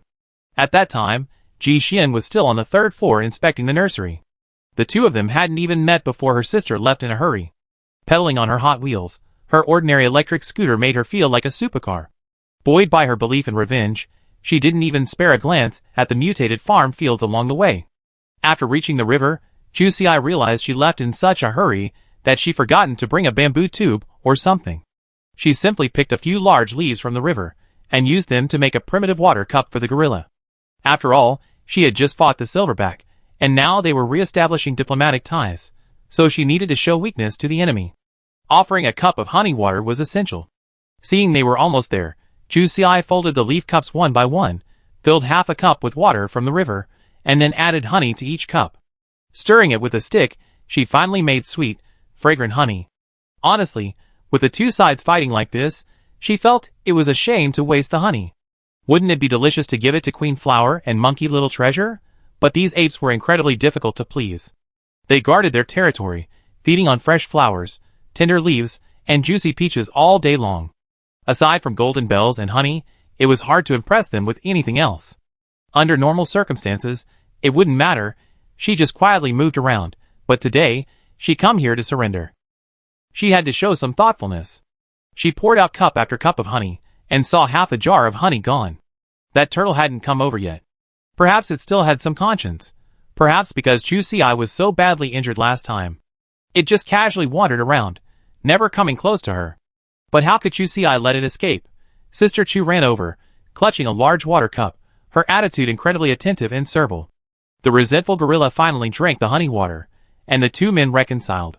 Of course, the rules of superiors and subordinates still had to be observed. Chu Xi humbled himself, serving it with tea and water, and the mutant gorilla's attitude finally softened. Seeing that the groundwork had been laid, Sister Chu played along for a while, then, as she left, silently extended her talons. She transferred a sealed vial with an extremely fragile shell to the mutant gorilla's butt. Sister Chu immediately withdrew. A moment later, the resentful gorilla slumped against the tree. Crack! With a slight crackling sound, the pheromones in the air began to rapidly ferment. Then, it was Silverback's enjoyable moment, of course, due to the plot. Nothing outrageous had occurred. It was simply exhausted from running. The resentful creature couldn't understand why it had suddenly attracted so much attention from its own sex. Of course, it had noticed the alluring fragrance, but alas, no matter how beautiful its wife was, it wasn't as important as its own chastity. Product of human chemicals, guaranteed long-lasting fragrance. The resentful creature had been in a terrible state these past few days. It had been avoiding its own kind, even daring to eat at its usual feeding spots. And the food it was eating was all things it normally disdained. The combined blow of mental and physical pressure had driven the young man into a state of complete isolation. It was completely desolate, and miserable. But that wasn't the end of it. After the fragrance had almost dissipated, Chu Xi, taking advantage of offering it a peach, unleashed a second volley of powerful little pills. Chapter 631. The Great Resentful One had been extremely depressed recently, and it didn't understand why its life had become like this. Hiding in dark corners all day, the usually sunny and cheerful gorilla now twisted and crawled in the darkness. He cast a sinister glance at the few gorillas still happily jumping around. This one was the most diligent in chasing it. The Great Resentful One's heart had become perverted. It wanted revenge on society. One sunny morning, it chose a sneak attack. Alas, it wasn't very smart. When it attacked, several silverback gorillas were present, and it almost couldn't escape. From then on, revenge was hopeless, and the Great Resentful One's world was shattered. Watching this guy become so depressed, his temper became irritable, and all his thorns were pointed outward, completely shutting himself in. He wasn't active in eating, nor was he active in seeking revenge. Even Chu Xi felt a little sorry when he saw it. After all, she had only intended to settle scores, but her opponent had collapsed. They weren't mortal enemies. Although the grudge had fought without restraint, breaking one of her arms, he hadn't killed her and had known to stop at the crucial moment. So Sister Chu was going to give it a chance to mend its ways. Looking at its current state, it seemed the third small potion she prepared for it wouldn't be needed. Chu Xi gathered up her shattered sympathy and prepared to lead the grudge to a new life. Avoiding the other silverback gorillas, she quietly approached its hiding place. Chu Xi whispered, "Grudge, are you there?" The silverback gorilla ignored her, sitting motionless in the branches. Sister Chu had to climb several branches before finding it. The resentful one. No, her mindset was wrong. Now that the previous incident was over, she had to change its name. Avenger? Avenger. Dahe? Seeing Dahe didn't resist, she took advantage of the situation. Chu Xi saw clearly that the main reason for Brother Revenge's current state was that he was still holding a grudge. As the saying goes, a heart disease needs a hard medicine. Sister Chu's top priority was to help him vent his anger. Based on its previous focus, a one-on-many approach was unrealistic. She planned to find an opportunity to defeat them one by one. But these three scoundrels belonged to a small group and usually huddled together, making it difficult to catch them individually. Chu Xi couldn't keep an eye on them all the time, so while she was paying tribute, she installed a GPS on each of them. After observing their movements for a few days, she finally discovered their weakness. This weakness is that when they go to the restroom, they go individually, but they return quickly. Although the time is short, it's enough for Dahe. That day, in the Black Gold Zone, the enraged Dahe achieved a life-changing comeback. The egg broke from the inside out. Dahe rose to prominence, and a different way of living took hold in his heart. With his anger having found an outlet, the next few days were unstoppable. From beating one child after another to beating many, Dahe quickly rose to prominence among the silverback gorilla children. And Sister Chu, as the most important close minister, also saw her status rise with him. With Dahe leading the charge, she could now dominate the small group. This pace was something Sister Chu had never expected. Although she should have been delighted, she suddenly thought of the eunuch's monopoly of power. The happiness in her heart instantly distorted. Fortunately, for Chu Xi, healing her heartbreak was simple. For example, she could casually wander around the silverback gorilla's territory, picking a Hericium arenaceus and a handful of wood-ear mushrooms, and then, on her way back, she might be lucky enough to find a large peach that met radiation standards. Her anger immediately subsided. After returning home that evening, she handed her things to Ji Xian. The 2 mushrooms still had to be delivered to the plantation. The previous Poria cocos had already been delivered, and the new strains had been cultivated. They had already taken some mushroom bags back for planting. There was some leftover culture medium, so these 2 could be processed to increase the diversity of the species at home. Seeing her carrying so many bags, Ji Xian was puzzled. "You've been so secretive these past few days. What on earth have you been up to? It looks like it's working well." Chu Xi paused. Previously, she had always felt that her revenge plan might not be very friendly to men, so she had never told Ji Xian. But now, after all, she had won a complete victory, and it was okay to reveal a little. After listening to her story, Brother Xin fell silent. It wasn't that he was particularly sorry, but as a fellow male, he couldn't help but put himself in her shoes. Looking at his wife again, he consciously subdued a bit of his edge. Seeing him remain silent for a long time, Chu Xi couldn't help but defend himself. As the saying goes, there's no friendship without fighting. Ji Xian curled his lips into a smile, and inwardly mourned for the resentful species for 2 seconds. "It was quite unfortunate for it to meet you. It must be said that having provoked Chu Xi was a fateful disaster for it." Chapter 632. Chu Xi has been having a wonderful time these past few days. The mutant gorilla has been taken care of, and the seedlings in the vegetable garden at home are also sprouting. Although the fungi don't seem to be very different yet, a closer look reveals some white mycelium. Dahe, through his own hard work, has become the recognized #1 among the next generation of gorillas. Not only has he helped Chu Xi, but even Ji Xian, Chu Xi's companion, has been treated with special favor. Of course, this special favor is relative to the past. In short, not having to bother him anymore and allowing Brother Xian to stay in the territory and mine peacefully is already a great honor. As for the previous situation, they had already planned to dig deeper and continue working underground. Not being able to mine according to the ground veins would definitely have many disadvantages. Not only would the work efficiency be very slow, but there would also be significant safety risks. Now, they were free to work. The silverback gorillas only watched from the sidelines, none of them offering to lend a hand. With the mining equipment, 3,000 kilograms of ore had been mined in less than 2 days. Ji Xian had previously signed a contract with Lei Ming, specifying the minimum monthly transaction volume. After transporting all the ore to the boat and agreeing with Fu Bowen, the transaction could be completed immediately. The 2 chose a river for this transaction. After Lei Ming bought the tortoise shells last time, he had also invested heavily in a boat, making the transaction much more convenient. This was a decision he made after careful consideration. Firstly, he saw the extremely high returns from sea-based hunting and gathering. Secondly, since the underground river in the mountain was drilled through, Base 46 had suddenly gained access to numerous water systems. Having his own boat would certainly make things easier. As for Ji Xian, it was truly a coincidence that created a benefit for him.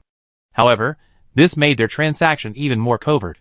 This move not only benefited Ji Xian, but also the safe storage of the ore was of paramount importance to Lei Ming and his team. After the accounts were settled, Brother Xian sailed the boat, taking a detour and returning directly to base. Not far from the west gate, the ship docked. Ji Xian first unloaded the off-road vehicle from the deck, then retrieved the trailer from the cabin. It must be said that you get what you pay for. This trailer is absolutely worth the price. Once the hook is secured, it will automatically pull the barge up. But Chu Si's good mood didn't last long before a message appeared on both of their watches.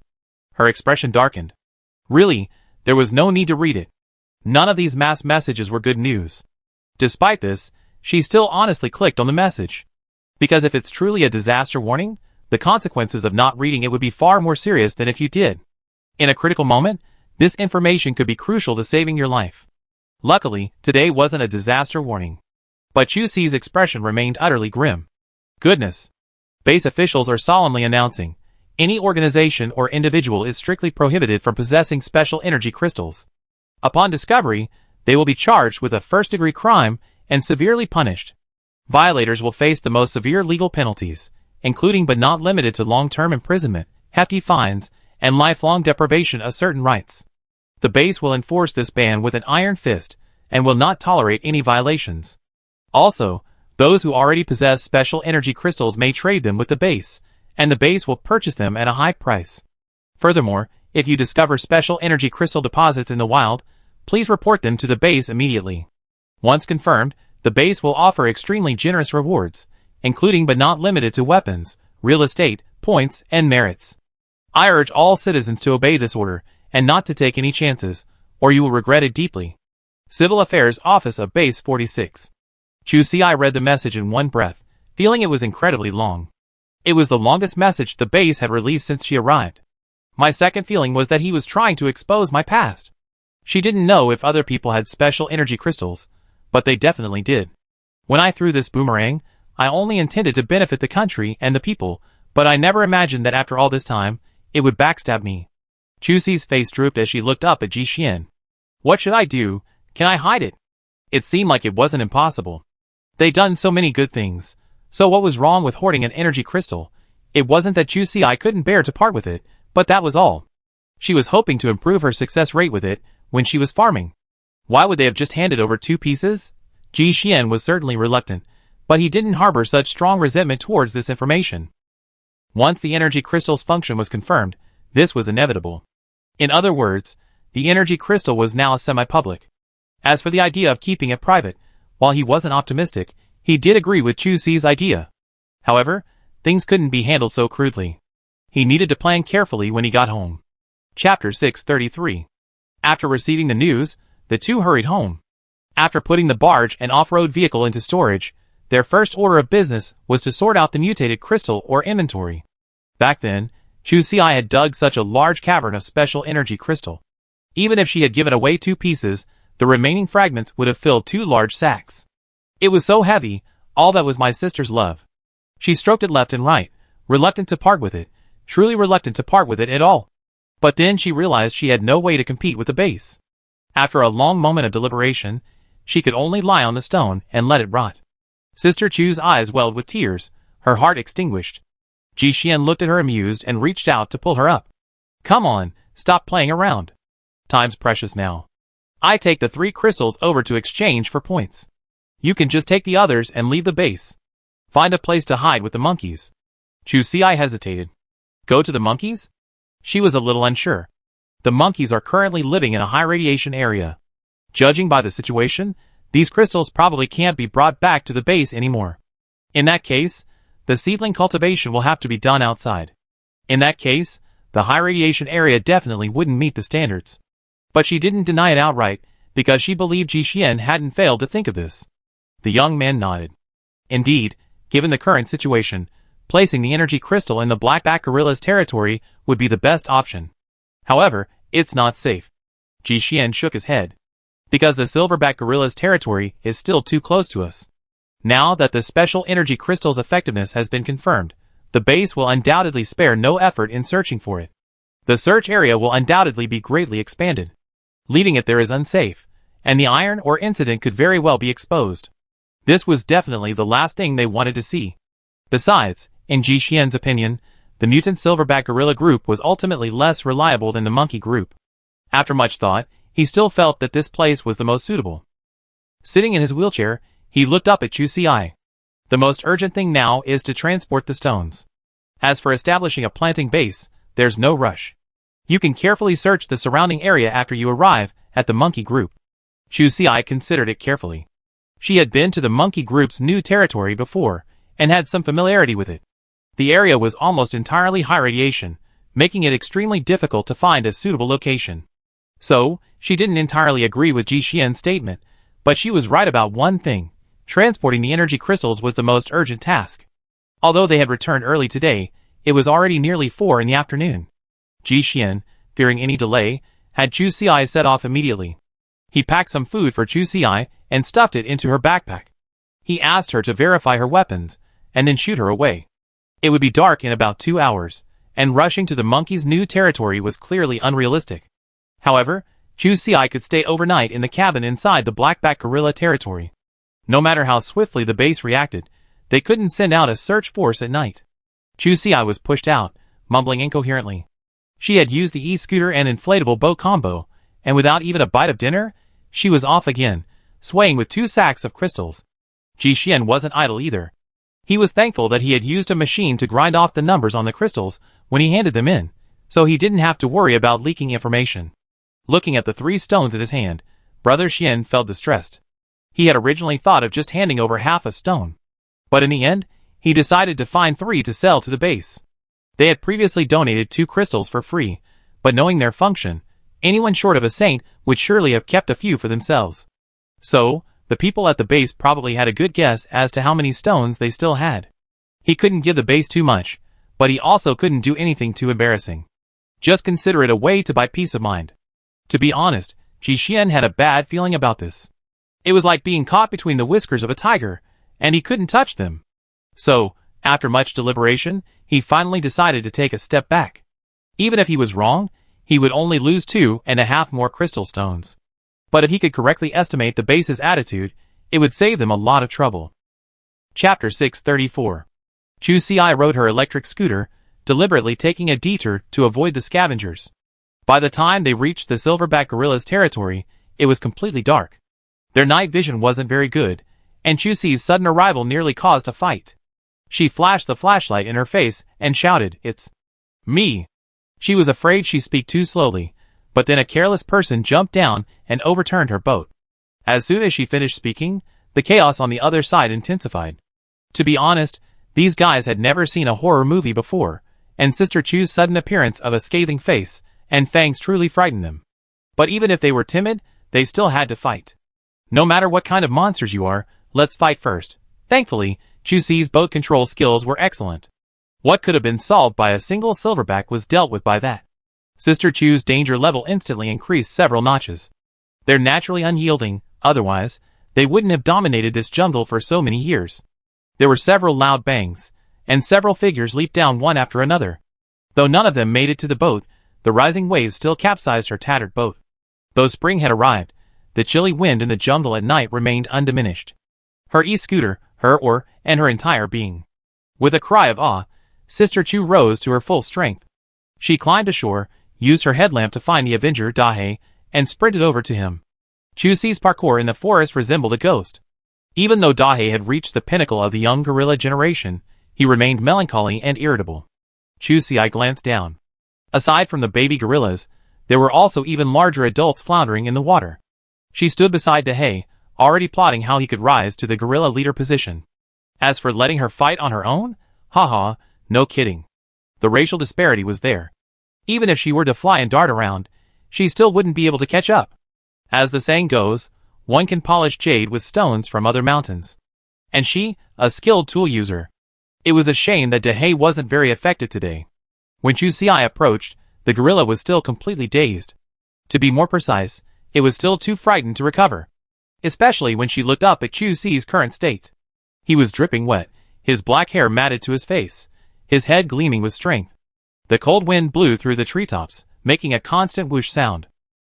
All the effects were at full force, so when the dot of light flew to its branch, Dahe's real desire was to plunge directly into the water. But now, he had lost even the most basic control of his body.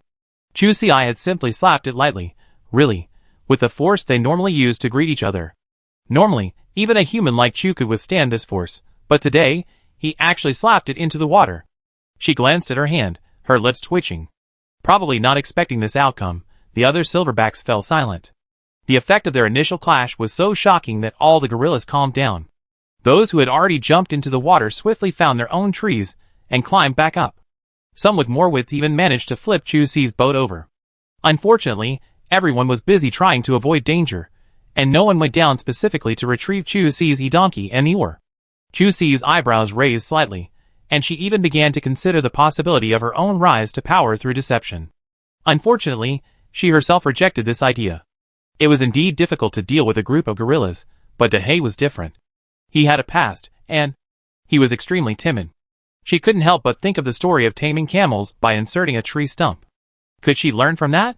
She didn't have a tree stump, but she could use drugs and pornographic movies to intimidate people. Watching the Avenger scurry off, she felt that this method might be useful. And after this scare, Chu Si felt that Dahe's mental state had returned to normal. No longer that aloof and arrogant look. As soon as Chu Si left, Ji Xian quickly processed the 3 energy stones he had and set off in his wheelchair. Arriving at the transaction location, he knew he had made the right choice. After verifying his identity, the staff showed no sign of surprise at his arrival. He even noticed they had a comparison chart. There were several more people inside, suggesting the base must have conducted a preliminary investigation. It wasn't that Elderly and the others had specifically provided clues, it seemed they had discovered a method specifically for finding the mutant energy shafts. Brother Xian wasn't entirely sure about this. It all depended on their actions over the next few days. The base's price was indeed generous, 3 times its usual price, but this level of leniency was likely to spark interest in the business. The moment the announcement was issued, major organizations and black market forces immediately infiltrated, scrambling to acquire the crystals. Even if they didn't know their specific uses, it was always a good idea to save them. But they misjudged the base's stance this time. They were truly ruthless, regardless of their backers. They struck without mercy. Those who stepped forward were crushed, and those who were tempted to make a move were immediately hushed. Everyone finally understood, whoever touched this pie was doomed. But the base's tactics went far beyond that. They gave the ordinary people a night to react. The next day, professionals, equipped with equipment, searched every corner of the base based on the radiation frequency of the special energy crystals. Those who had intended to hide the crystals were wiped out. Those with strong connections had their crystals confiscated, while others, less fortunate, were made an example of. Ji Xian waited at home all morning. Although Chu Si had already moved the energy crystals, there was nothing to fear. But as he thought about the table, he became uncertain about how much the base actually knew about this. It seemed the device could definitely detect where the special energy crystals were, but he wasn't sure if it could even give an approximate number. Thankfully, no one had come to his door, and Ji Xian breathed a sigh of relief. It seemed he'd gotten away with it. It was also fortunate that the device was newly invented, and some of its functions were still incomplete, which gave them an opportunity to exploit it. The story of how a wooden stick tamed a camel. Chapter 635. Sister Chu had truly made a name for herself tonight. Regardless of her future plans, no silverback gorilla wanted to stay with her anymore. Soon, they all vanished in a flash. Chu Si was silent. Why were they running so fast? Her belongings were still soaking in the water. She had no other choice but to dive in and retrieve them herself. The rest of her belongings were fine, but her BMW was wrecked. Tomorrow was destined to be another Tarzan-like day. After being in the water for so long, she was already soaking wet. A gust of cold wind blew, and Sister Chu couldn't help but sneeze. She had hoped to find a silverback to roost with for the night, but alas, looking around, she saw only a barren sea of trees. She could only return to the dilapidated wooden house and spend the night dazed, braving the icy wind. The next day, As expected, she caught a cold. Luckily, she had a panacea that allowed her to recharge for a short while and feel energetic all day. Sister Chu personally went to the Silverback's lair and politely invited 2 capable men to come over. Yesterday's car had been destroyed, so today they were tasked with transporting the energy crystals. Thankfully, the intimidation from yesterday still lingered, and the task was quickly accomplished. She left the inflatable boat and electric donkey where they were and went on the expedition lightly, while the 2 Silverbacks were each responsible for transporting a bag of energy crystals. The work was shared, and they moved quickly. Chu Xi calculated the time, and found it was no slower than if she had driven the boat herself. It must be said that this world's inability to tame mutant animals is a great loss. When they were almost approaching the monkey's territory, Chu Xi ordered them to stop. She tied the 2 bags together with a rope, carrying them on her back, one in front and one in the back. She was already small, and the 2 large bags made her look even smaller. She was also still dripping with dampness, looking incredibly pitiful. The typical image of a ragpicker. So pathetic. When she appeared at the valley entrance in this state, the entire monkey colony erupted in excitement. The mother monkey was more stoic. Her first reaction was that the base was destroyed, and then her baby had escaped with great difficulty. She figured that since Ji Xian hadn't come along, he was probably dead. The mother monkey picked up Chu Xi, ignoring the 2 bags of rocks beside her. She brought Chu Xi back to her nest and stayed there quietly, combing her hair with her claws, and silently warming her with her body heat. This time, little Erbao finally proved reliable. Soon, he brought back several varieties of fruit for Chu Xi, including golden bells grown right in their valley. Although he already had enough of those, he still had a precious stash of his own, several fist-sized dates, which little Bao had also brought along. Chu Xi was deeply touched by Erbao's kindness. The mischievous monkey had finally grown up, and within 2 seconds, a fierce battle was brewing. How dare this jerk go through her bag without permission? This kind of arrogance must not be allowed to fester. Chu Xi swiftly jumped off the monkey mother and rushed over in a few steps. We couldn't give it too much face. Let's start the fight. Honestly, Erbao was stunned. The boss had clearly already taken his own things, so why was he still fighting him? The mutant animal was simple-minded. Chu Xi had taught him well. The idea of barter had been deeply ingrained in it. It was like if you wanted to drink Tiantian's water, you had to trade it for other prey. It had also handed it its food today, but all it got was a meal of prawns. Monkey Xiaobao was so upset. Finally, the fight was forced to end when the mother monkey couldn't bear it anymore. She handed a leaf dipped in honey to the distressed second child, and Chu Xi was immediately taken back. The queen flower was also worried sick.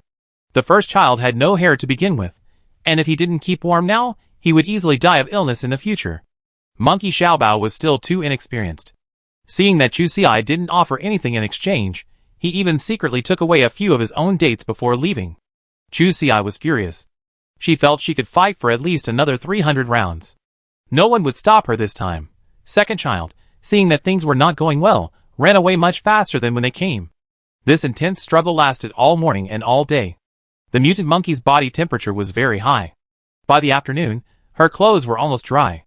In the late afternoon, she could join the monkeys in patrolling their territory. She took this opportunity to see if she could find a suitable location for a breeding site. Such a trip would be difficult, so she had to be as thorough as possible. Chapter 636. Chu Xi walked along, recording the scenery along the way with her watch. The screen would occasionally flicker due to the high radiation levels. Overall, the recording results were passable. She had thought that if there were several locations nearby that met the required radiation levels, she would record them and let Brother Xian choose.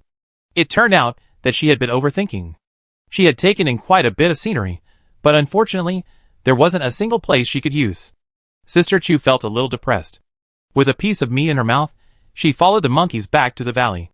Well, this trip had been in vain. Afterward, she felt a little reluctant, but it was already completely dark, making it inconvenient to continue exploring. She could only wander aimlessly along the valley, hoping to stumble upon a rare find. Idle here, Chu Xi couldn't sleep well. The valley floor where the monkeys had taken root was a high radiation area, and every second she spent their required energy stones. Sister Chu wept bitterly. With such a huge expense, she must devote herself to this end, even to her death. But she had miscalculated.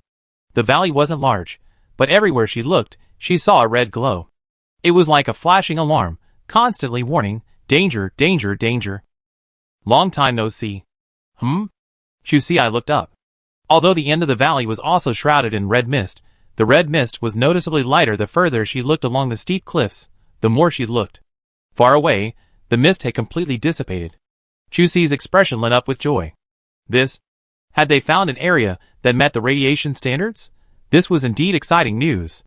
By digging a hole inside, could they directly establish a plant cultivation base inside? She climbed up the cliff face for a distance, using her watch to record the surrounding environment. Unfortunately, the exposed rock here was made of hard granite, making manual mining quite laborious. But these weren't big issues. As long as they found the right direction, they could just get to work. That night, Sister Chu, to save on unnecessary expenses on energy stones, simply hung on the rock face. The next day, at dawn, she fled. Although their family had some food left, no amount of money would justify such a waste. Chusi was truly terrified, but it wasn't all bad news. With this super protective barrier, at least no one outside would dare to risk their lives to escape. Moreover, without the special energy stone to stop them, even if they didn't encounter an attack from the mutant monkeys, it would be difficult for them to reach the innermost part of the valley from the valley entrance. Thinking of this, Sister Chu immediately perked up. She rushed home at full speed, not stopping for a moment. Because her e-scooter was broken, she had notified Ji Xian in advance to come and pick her up. But within a short while of leaving, something happened at home. When they returned, the 3-story villa had been surrounded by a group of armed men. The situation seemed very serious. The two exchanged glances, Chusi's mind swirling with questions. Could it be that the energy crystal incident had been exposed? The main issue was that the stolen goods had been moved out, and they couldn't find anything even after surrounding the house. Their confusion didn't last long, because as soon as they appeared, they were immediately identified by the surrounding residents. Wow, they were immediately invited for tea. Only when Chusi arrived did he discover that a murder had occurred in the family's home. Sister Chu was shocked. She hadn't expected the matter to be so serious. After questioning, they discovered that it was the short-tailed vipers in the family who had been responsible, having taken down a group of public officials who had come for a surprise inspection. This matter should have been dealt with severely, but who had come unannounced? Plus, Chusi and Ji Xian had snake-keeping permits issued by the inspection office. No matter how unwilling the group was, the matter had to come to a close. They originally tried to disguise the matter by saying they were raising snakes, but when they saw that the person who approved it was Mr. Li, their anger suddenly subsided. On their way out, they were even escorted out by someone special. Their attitude was a world away from when they arrived. Chusi remained silent as she walked along the road. She wondered if she hadn't locked the cage properly. With so many layers of defense, how could the snakes escape? Honestly, she blamed herself. After all, it was a living life, gone so easily. If she had been more careful, perhaps this tragedy wouldn't have happened. In truth, she had never once doubted their intentions. Public officials, what could possibly have bad intentions? Chapter 637. Ji Xian's expression remained quite calm throughout the journey, though a faint glint occasionally flickered in his eyes, adding a touch of coldness to his expression. Brother Xian raised his watch, casually tapped it twice, and soon a map filled with red dots appeared. Most of the red dots were still clustered together, while the few that wandered off hadn't strayed far. A careful count revealed that 3 location markers were missing. Escape was unlikely, as he had deliberately added several layers of defense outside the room before leaving. The 3 missing markers were likely because the snakes were dead, their biogenerating capacity gone, and no energy was available to transmit the location signal. He took Chusi's hand, and saw that her eyes were red. There were some things Ji Xian couldn't say right now, but Chusi, seeing the coldness in his eyes, felt a chill in her mind. She took a deep breath, and her emotions gradually settled. After returning home, the two put away their watches and retreated to the bedroom, where there were no surveillance cameras. Chusi asked, puzzled, "What's going on? Could it be?" She didn't dare to speculate. Did Ji Xian deliberately release those venomous snakes? But Brother Xian immediately confirmed her thought. Yes, it was me. They would unhesitatingly sacrifice the use of energy crystals for humanity, and they never regretted it. But no one should try to test Brother Xian's limits with his rare conscience. He had only intended to be prepared, but the result truly did not disappoint him. Those who dared to do such a thing would not be of old Li's caliber. From their visit to the inspection office today to collaborate on the case, it was clear that they were completely unaware of this connection. But driven by the enormous profits, initial chaos was inevitable. And the people I ran into today were pure bad luck. They were just a bunch of small-time soldiers using chicken feathers as a token of authority. But positions like these are always lucrative. In the eyes of these people, those with wealth and no strong connections automatically transform them into fat sheep to be slaughtered at will. Ji Xian had a clear understanding of human nature. After all, this was the Wasteland. When hunger was scarce, one had to worry about starvation at any moment, and when one finally managed to save a little, one had to constantly fear someone would come and rob them. And this was nothing new. The strong survive, the weak are eliminated. This was a reality most vividly reflected in the Wasteland, a reality that never needed to be tested. And what Ji Xian had to do was to nip them in the bud. Hell, a life. Perhaps they weren't at a loss. At least they saved themselves a lot of trouble. From now on, these small soldiers would basically avoid his family whenever they saw them. Seeing Chu Xiai still dazed and unable to recover, Ji Xian couldn't help but sigh. If we can't stop this now, it will only lead to more serious consequences. Although they looked pitiful now, it was simply because their positions had changed, and they encountered a tough opponent. To be honest, they weren't pitiful. Otherwise, what would the other families suffering persecution at the base say? Although the matter had been satisfactorily resolved, Brother Xian was still a little depressed. He was about to continue to comfort Chu Xiai, but was immediately interrupted. Sister Chu is not incapable of distinguishing between close and distant relatives. You can attack my people, but you absolutely cannot covet her property. This matter is non-negotiable. How easy is it for her to get a few bites of food? Snow and hail are pounding us all day long.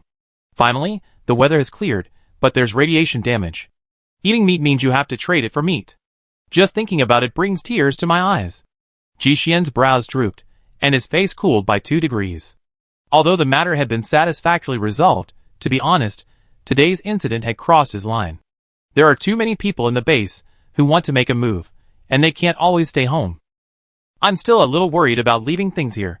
It seems that there's more than just the energy crystals that need to be moved. Chapter 638.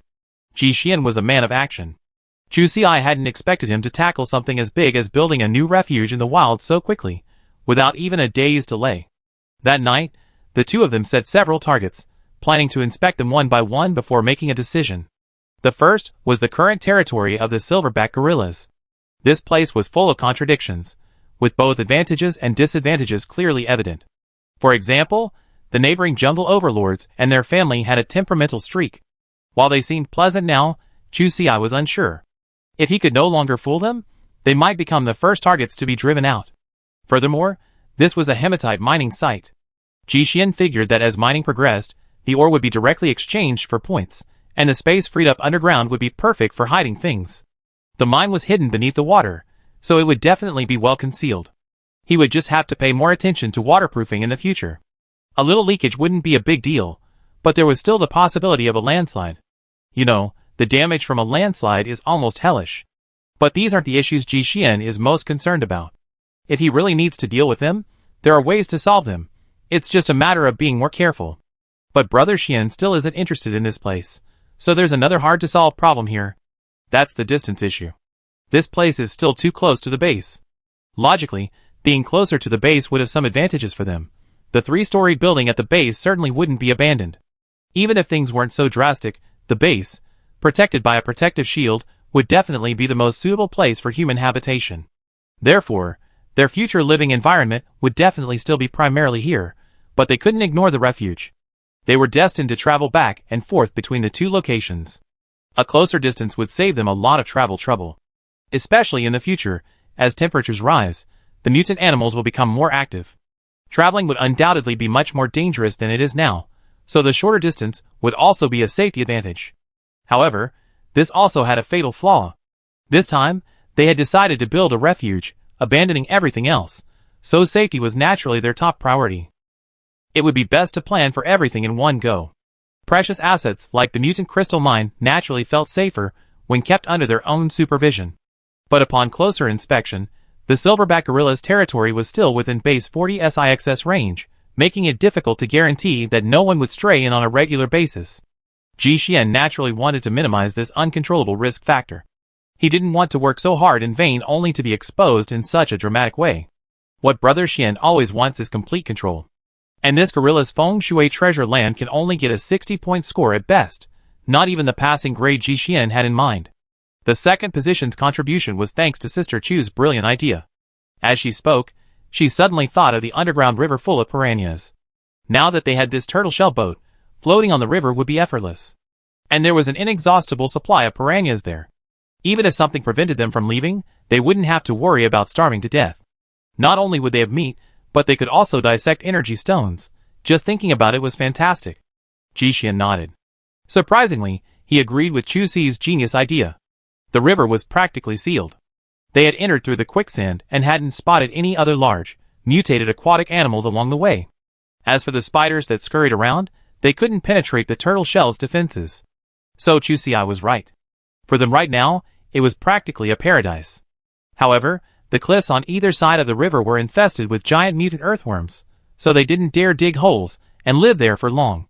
Keeping the barge as a home was a bit of a waste. It would have to be opened up again. For things like transporting, or they couldn't always carry their entire belongings back and forth, could they? After thinking about it, Jixian gave this place an 80. However, even if they didn't end up living there, it was still a rare hunting spot. Sometimes, when they had some free time, they could really go there for a hunt. Besides, there were only 2 of them inside, so it could be a honeymoon of sorts. Jixian had a nice idea, and he even marked it with a star. Chapter 639. Brother Xian also suggested 2 locations. One was the small fish hunting spot Chu Si had encountered during her initial exploration of the Wasteland, and the other was the plant cultivation base she had just found. Sister Chu was bewildered. The 2 locations Jixian mentioned weren't suitable for ordinary people to stay in for long, because they were all located near high radiation areas. Even those that met the standards were in the transition zone between high and low radiation, still causing significant damage. Even Chu Si had only planned to visit them daily while cultivating seeds. But a shelter is ultimately a place to live, and radiation is the greatest threat in a wasteland. Furthermore, their family had a genetic vulnerability, so this issue required extreme caution and repeated consideration. Jixian nodded. That's why I prefer these 2 locations. The high radiation level acts as a barrier, naturally creating a significant deterrent effect for everyone. In reality, apart from someone with a special constitution like Chu Si, no one would have the leisure to wander around a high radiation area. Most importantly, high radiation areas can be detected with a wristwatch. This is everyone's survival instinct, and the body's reaction is extremely rapid. At the slightest sign of discomfort, the first reaction is to evacuate immediately, greatly reducing the risk of exposure to their base. Chu Si's mouth twitched. After much deliberation, she finally warned, "We only have 1 bottle of gene repair potion. You better be careful. No matter how powerful Brother Xian is, he's still just an ordinary person." She doesn't want to be a widow at such a young age. Thinking of Jixian's paralysis in bed, Chu Si's eyes couldn't help but. Suddenly, a large hand came over, and Sister Chu's vision went dark. Brother Xian coughed lightly, feeling offended. Helplessly, he explained, "It's because of the radiation issue that I decided to choose the monkey colony's new territory." Chu Si, are you crazy? The monkey colony's valley was a vibrant red. Considering radiation? What the hell was he thinking about? Chu Si felt that she might not have been clear enough before, causing Jixian to misunderstand her new plant cultivation site. That place is really only suitable for short-term, rapid seed cultivation. It's not suitable for human habitation. Forget Jixian. Even if she lived there, she'd probably have to flush her body with energy stones every day. It was definitely a high-end private room, not something most people could afford. Furthermore, to enter the valley where the monkeys live, we first have to cross a large area of high radiation. This is essential. Chu Si can use some ordinary energy stones, but Jixian only has special energy stones. If this continues, even Sister Chu won't be able to afford them. Brother Xian nodded. So, we need to observe. But this is the place he's most optimistic about. The valley is secluded, guarded by monkeys, and it's also a high radiation area. No one who commits suicide would be so desperate as to choose such a place. And his bet is on the thickness of the mountain. Based on the information Chu Si had provided, he made a bold prediction about the radiation concentration trend along the mountain. If this area has always been a moderate radiation zone, then the transition zone is only about 100 meters. As long as the mountain can withstand this length, they can give it a try. And these things still require further investigation. This time, Jixian was thinking of going there himself. Although his leg was still in a cast, after so many days, Brother Xian could actually walk slowly, so he simply removed the cast and slowly began to walk around with the help of a cane. Jixian's brow furrowed slightly. In reality, even if he went along this time, he wouldn't be able to make much of a difference, as the area was heavily exposed to high radiation, making it difficult for him to walk freely. It was just that the signal was poor at the monkey colony, so Ji Xian went there to more easily communicate with Chu Ci. With Sister Chu's stamina, if anything really happened, she could run back in half an hour at most. Chapter 640. After finalizing the plan, the two packed up and set off again the next day. Ji Xian chose the farthest point, near the monkey's territory, and waited carefully outside the high radiation zone. Chu Ci rushed in directly. This time, she arrived in an off-road vehicle, which was a far better experience than her last time. She even prepared 2 highly radioactive rabbits and a large jar of honey. Sister Chu wasn't stingy this time. After all, they might become permanent neighbors. She was being generous, so she wouldn't be stopped when they were digging in the mountain in a few days. Chu Ci was incredibly busy that morning. Compared to yesterday, she felt like she was returning home in glory. Monkey Xiaobao took out his dates again. The weather had been fine, but suddenly it turned cloudy, and the child was bound to get a beating. Sister Chu was getting angry just by looking at these dates. After serving the monkeys a delicious breakfast, they continued their patrol of their territory. Chu Ci had learned her lesson this time. She brought a writing tablet and, upon reaching a location, sketched a rough outline in simplified Chinese. It was truly simplified, and anyone without a solid grasp of the subject would have trouble following. Her masterpiece could only be interpreted by herself, but Chu Ci was meticulous. For places she couldn't quite distinguish, she even marked them with a pen, like the words to the left of the maple tree and above the river. The map was in hand. Ji Xian was silent for a moment. Chu Ci's drawing was quite full, and overall, it resembled a misplaced spider web. Sister Chu reached out and pointed. The blue line represents the river, the black line represents the mountain range, and the dots indicate the points of entry for the radiation changes. Sister Chu was proud. She felt she had compiled all the necessary information. This was the cultivation of a self-improving individual. Ji Xian carefully looked through it, then again. Suddenly, he had the thought that he might as well go back and walk through it himself. Chu Ci's stuff was better than nothing. The mountain's height, slope, and radiation intensity and direction were not marked. She should also mark nearby property owners, so he could have a general understanding of the environment. Chu Ci, His eyes were starry. Sister Chu felt she deserved praise. Ji Xian's fingers silently traced the paper for a moment, trying to organize his words, but not daring to speak. After all, he could scold his subordinates, but his wife needed encouragement for her healthy growth. After much thought, he decided to take the board from his wife and draw a topographical map of the surrounding area. He even meticulously recorded the width and depth of the river. That truly is like seeing in person, no need to miss someone. However, even from Chu Ci's handwritten sketches, he could spot a problem. The monkey's new territory is very short on water. Several rivers are located on the edge of their territory. Ji Xian asked, "What's the water volume like in those rivers? Do many animals come to drink from the water?" Chu Ci thought carefully. "Not much. It looks like the water is less than halfway up my calf, and about 3 meters wide. As for the mutant animals that have come to drink from the water, there haven't been many." Chu Ci thought this was relatively normal. After all, this was the monkey's territory, so it was normal for other animals to be afraid to come. But Ji Xian disagreed. Drinking water is the nature of every animal, and in nature, there's often water sharing, but this situation here wasn't right.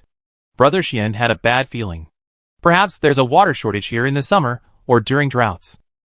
Ji Xian's guess turned out to be correct.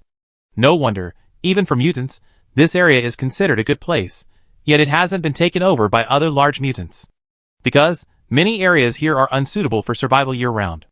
But for Chu Ci and Ji Xian, this wasn't really a problem. It was just a matter of digging a well. Even if they didn't settle here, they could dig a deep well in the valley. If they taught the monkeys how to draw water, even during droughts, the monkeys wouldn't be left without water. Thankfully, hard work paid off. In the evening, Chu Ci followed the monkeys for another stroll, and this time, she finally discovered a small mountain range with acceptable radiation levels. Although this was a branch of the Monkey Valley, it wasn't far from the valley. As long as they carved an entrance there and dug a deeper cave, they could still enter with complete secrecy.